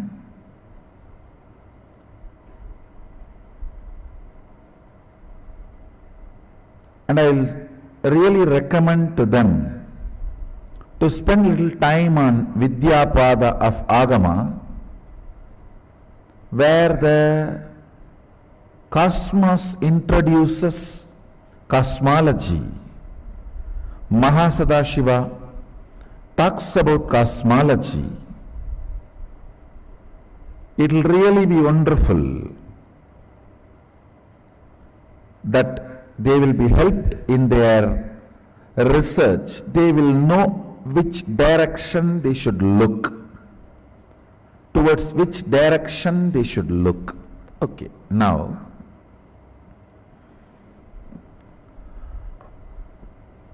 all this research is all about your brain. Understand, this is like a mirror.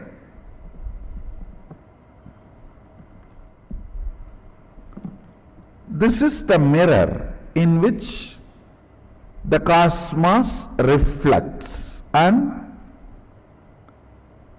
this is the organ. I can't even use the word organ, it is little more than organ. This is the system through which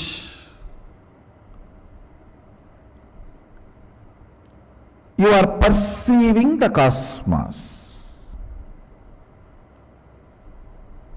universe, existence. These researchers have done research on what all is being perceived here, means in the reflection. Based on that, they are projecting, assuming, trying to understand what must be there. All of you are understanding? This, what is being perceived, reflected in this, is presumed as photograph or reflection of what is out there. So by studying this, what is going on in this, with a very evolved mathematics called algebraic topology. I don't know whether I pronounced the word properly, algebraic topology, whatever. So with that, they are trying to study, project, understand what is going on in this. With that, they are trying to understand what must be out there. Now, the good news I have for the researchers is, you are heading in right direction, because we have a description of what is out there already by the person who is out there.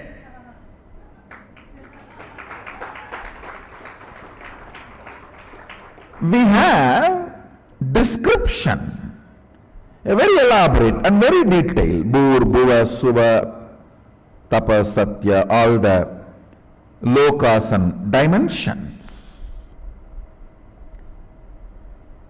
We have description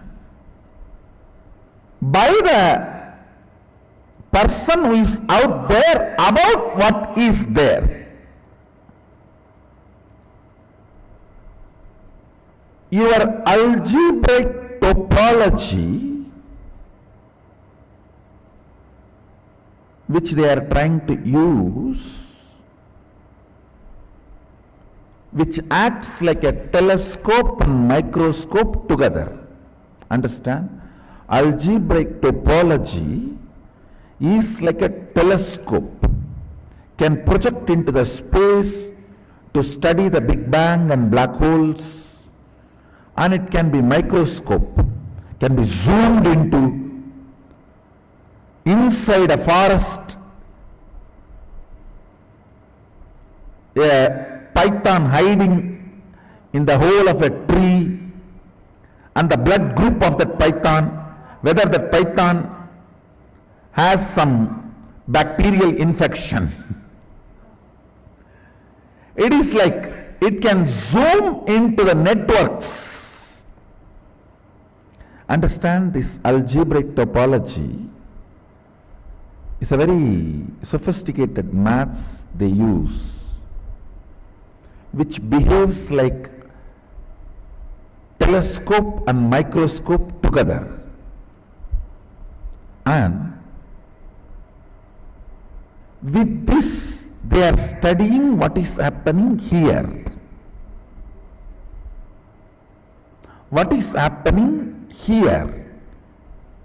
Roughly, I will equate this as a Pindanda. And what is happening there is Brahmanda. By studying the Pindanda with algebraic topology, scientists, researchers are trying to understand multi-dimensions of the universe. Listen.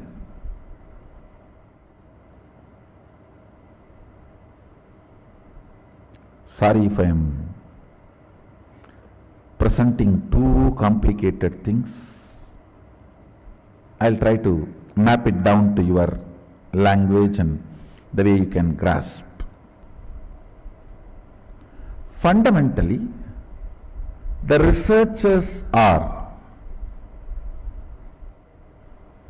trying to convey the various dimensions. 1D means rod, 2D means plank, 3D means cube, and the fourth D is the spatial dimension called time. The scientists are trying to explain,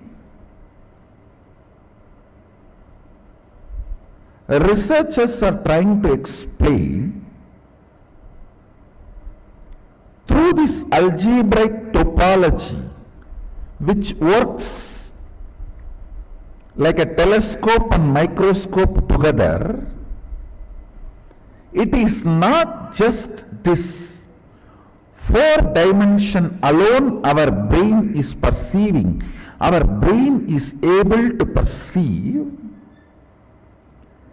higher dimensions, multiple dimensions. Because of that, they come to a conclusion, multiple dimensions exist because the reflection shows the multiple dimension perceptions, not only the possibility, but as a reality. They are saying that many of these algebraic topology data they have discovered, they try to map it and see its effect on the rat's brain, and the researchers are confirming many of this data is very realistic. Understand?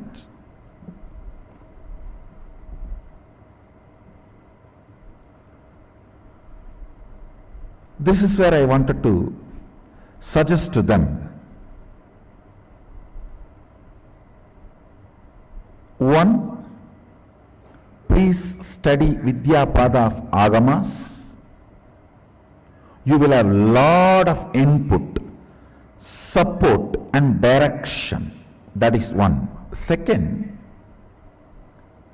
if you are really interested only in research, if you are not interested in any vested interests, come.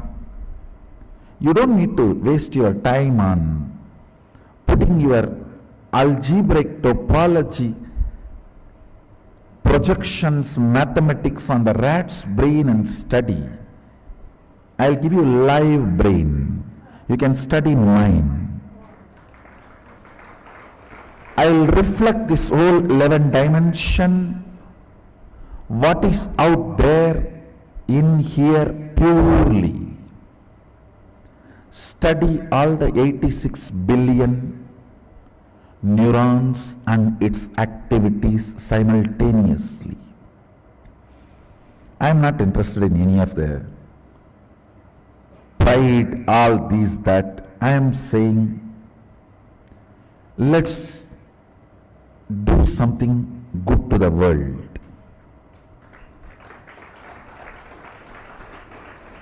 Not only me, I can recommend and request many of my disciples also to support you in your research. We can live reflect, understand? Scientists are equipped with a algebraical topology which functions like a telescope and microscope together for microcosm, brain, pindanda. We are equipped with third eye penetrated by oneness,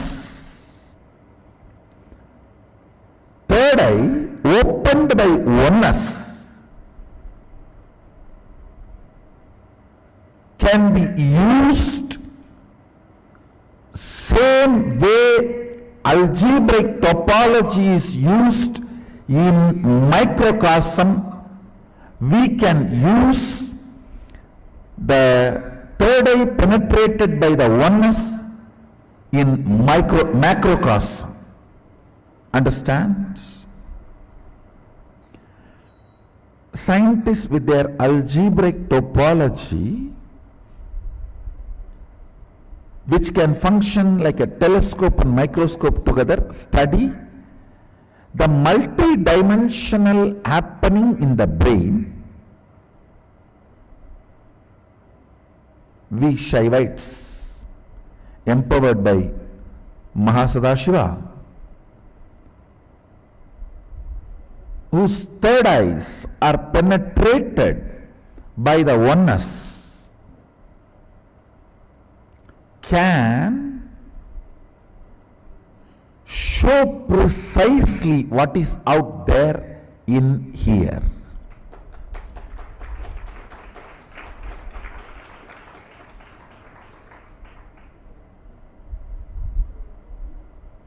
All of you are able to understand. In the macrocosm, brain,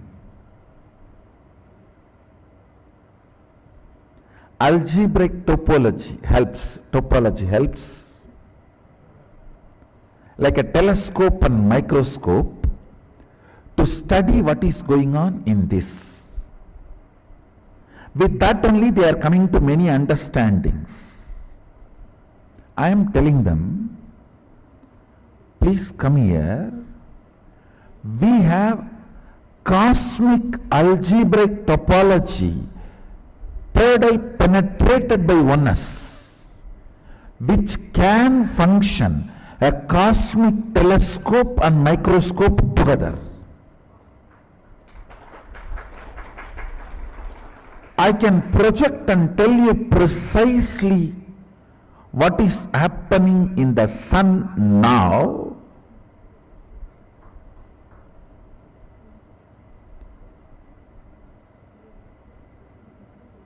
The precise temperature change or precise happenings of the sun, and precisely what is happening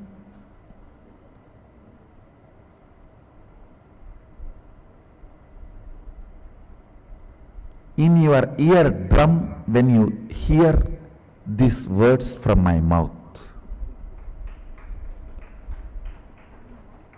Understand? Microcosm's telescope and microscope is algebraic topology. Macrocosm's telescope and microscope together is third eye penetrated by oneness. As long as third eye is not penetrated by oneness, it is not opened, it is not yet initiated. The moment it is initiated, if the third eye is penetrated by the oneness, it acts as telescope and microscope together for cosmos, Brahmanda, what is out there. I can provide true help to these scientists by giving the documentation about what is out there by the person who owns everything out there. It's an owner's document.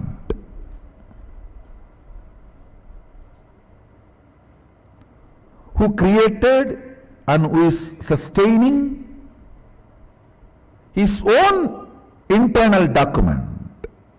That is one. Second,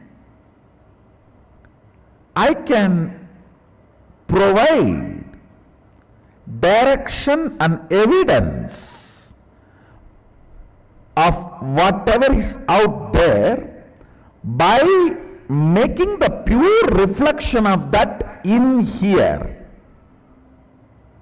Live human brain. You don't need a rat and rat's brain. We have now enough of powers, empowered human beings who can just through their brain show you precisely what's going on now in Kailasa, what's going on now in Tapoloka, what's going on now in Bur, Bhuva and Suva, in all the different lokas.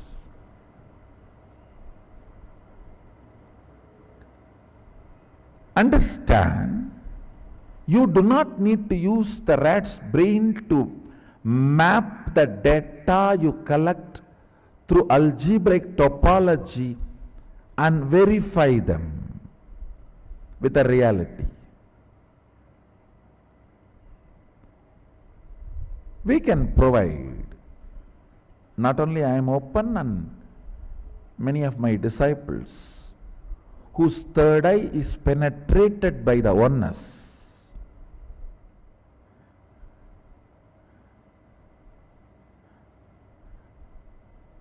I have not even entered into what I want, what I am supposed to share today. I am only introducing the fundamental understandings.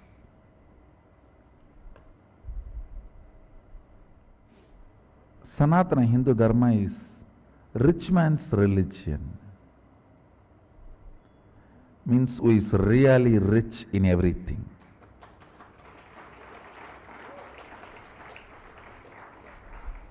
It is not created to control the mass with certain ideas and concepts and like a mental prison. No. This Dharma teaches you mind is a prison. So it never was generated. So whatever I shared now, I'll give you the essence in few lines. What is out there reflects here. Some of the scientists and researchers who are studying the reflection have found the reference. What is out there is not just 4 dimension, at least 11 dimension.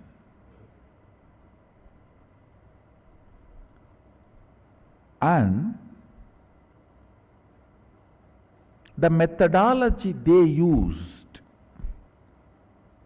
algebraic topology, and the informations they have, they even tried to map it down on the brain of the rat and confirming many of the informations they have makes sense. So I am giving them my support in two ways.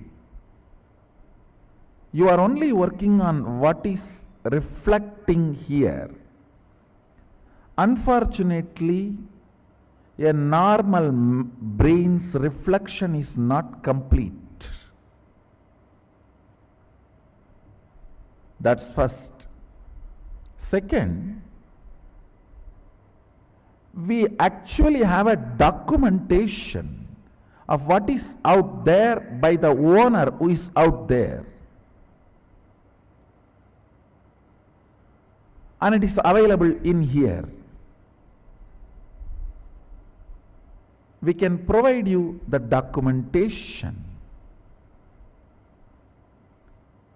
Next to the documentation, we can provide you a live laboratory where you can see the reflection, a pure reflection of what is out there in here, to take your researches further.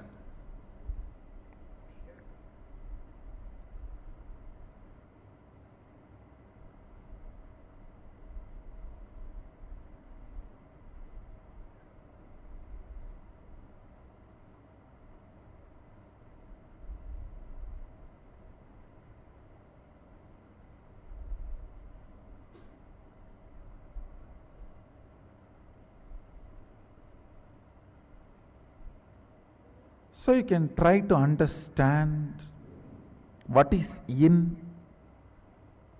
here and what is out there. Pindanda and Brahmanda. Like your algebraic topology, which can function as a telescope and microscope together for Pindanda, reflection. Our oneness filled third eye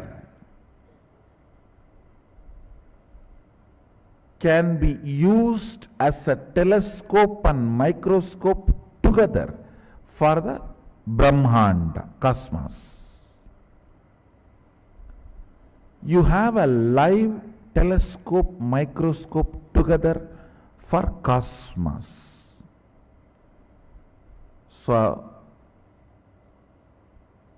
the live telescope, microscope together for cosmos is inviting you all to support you all in further researches you want to do on this 11 dimensions aspect. So with this, let me start the program. I started the program saying I am going to introduce Mahasadashiva.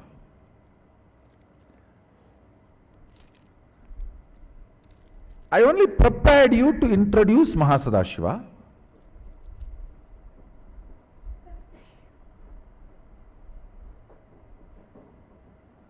I need to convince you why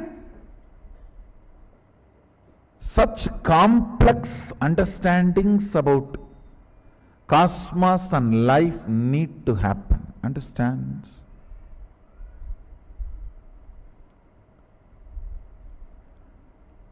If you have complex understandings, you will not have complex problems. If you don't have and if you are avoiding complex understandings, you will have complex problems. Decide whether to put your energy towards the understanding and problem-free life, or avoid putting energy towards understanding and live with problems. In any field, if you want to be successful, you need to put little your time and energy to understand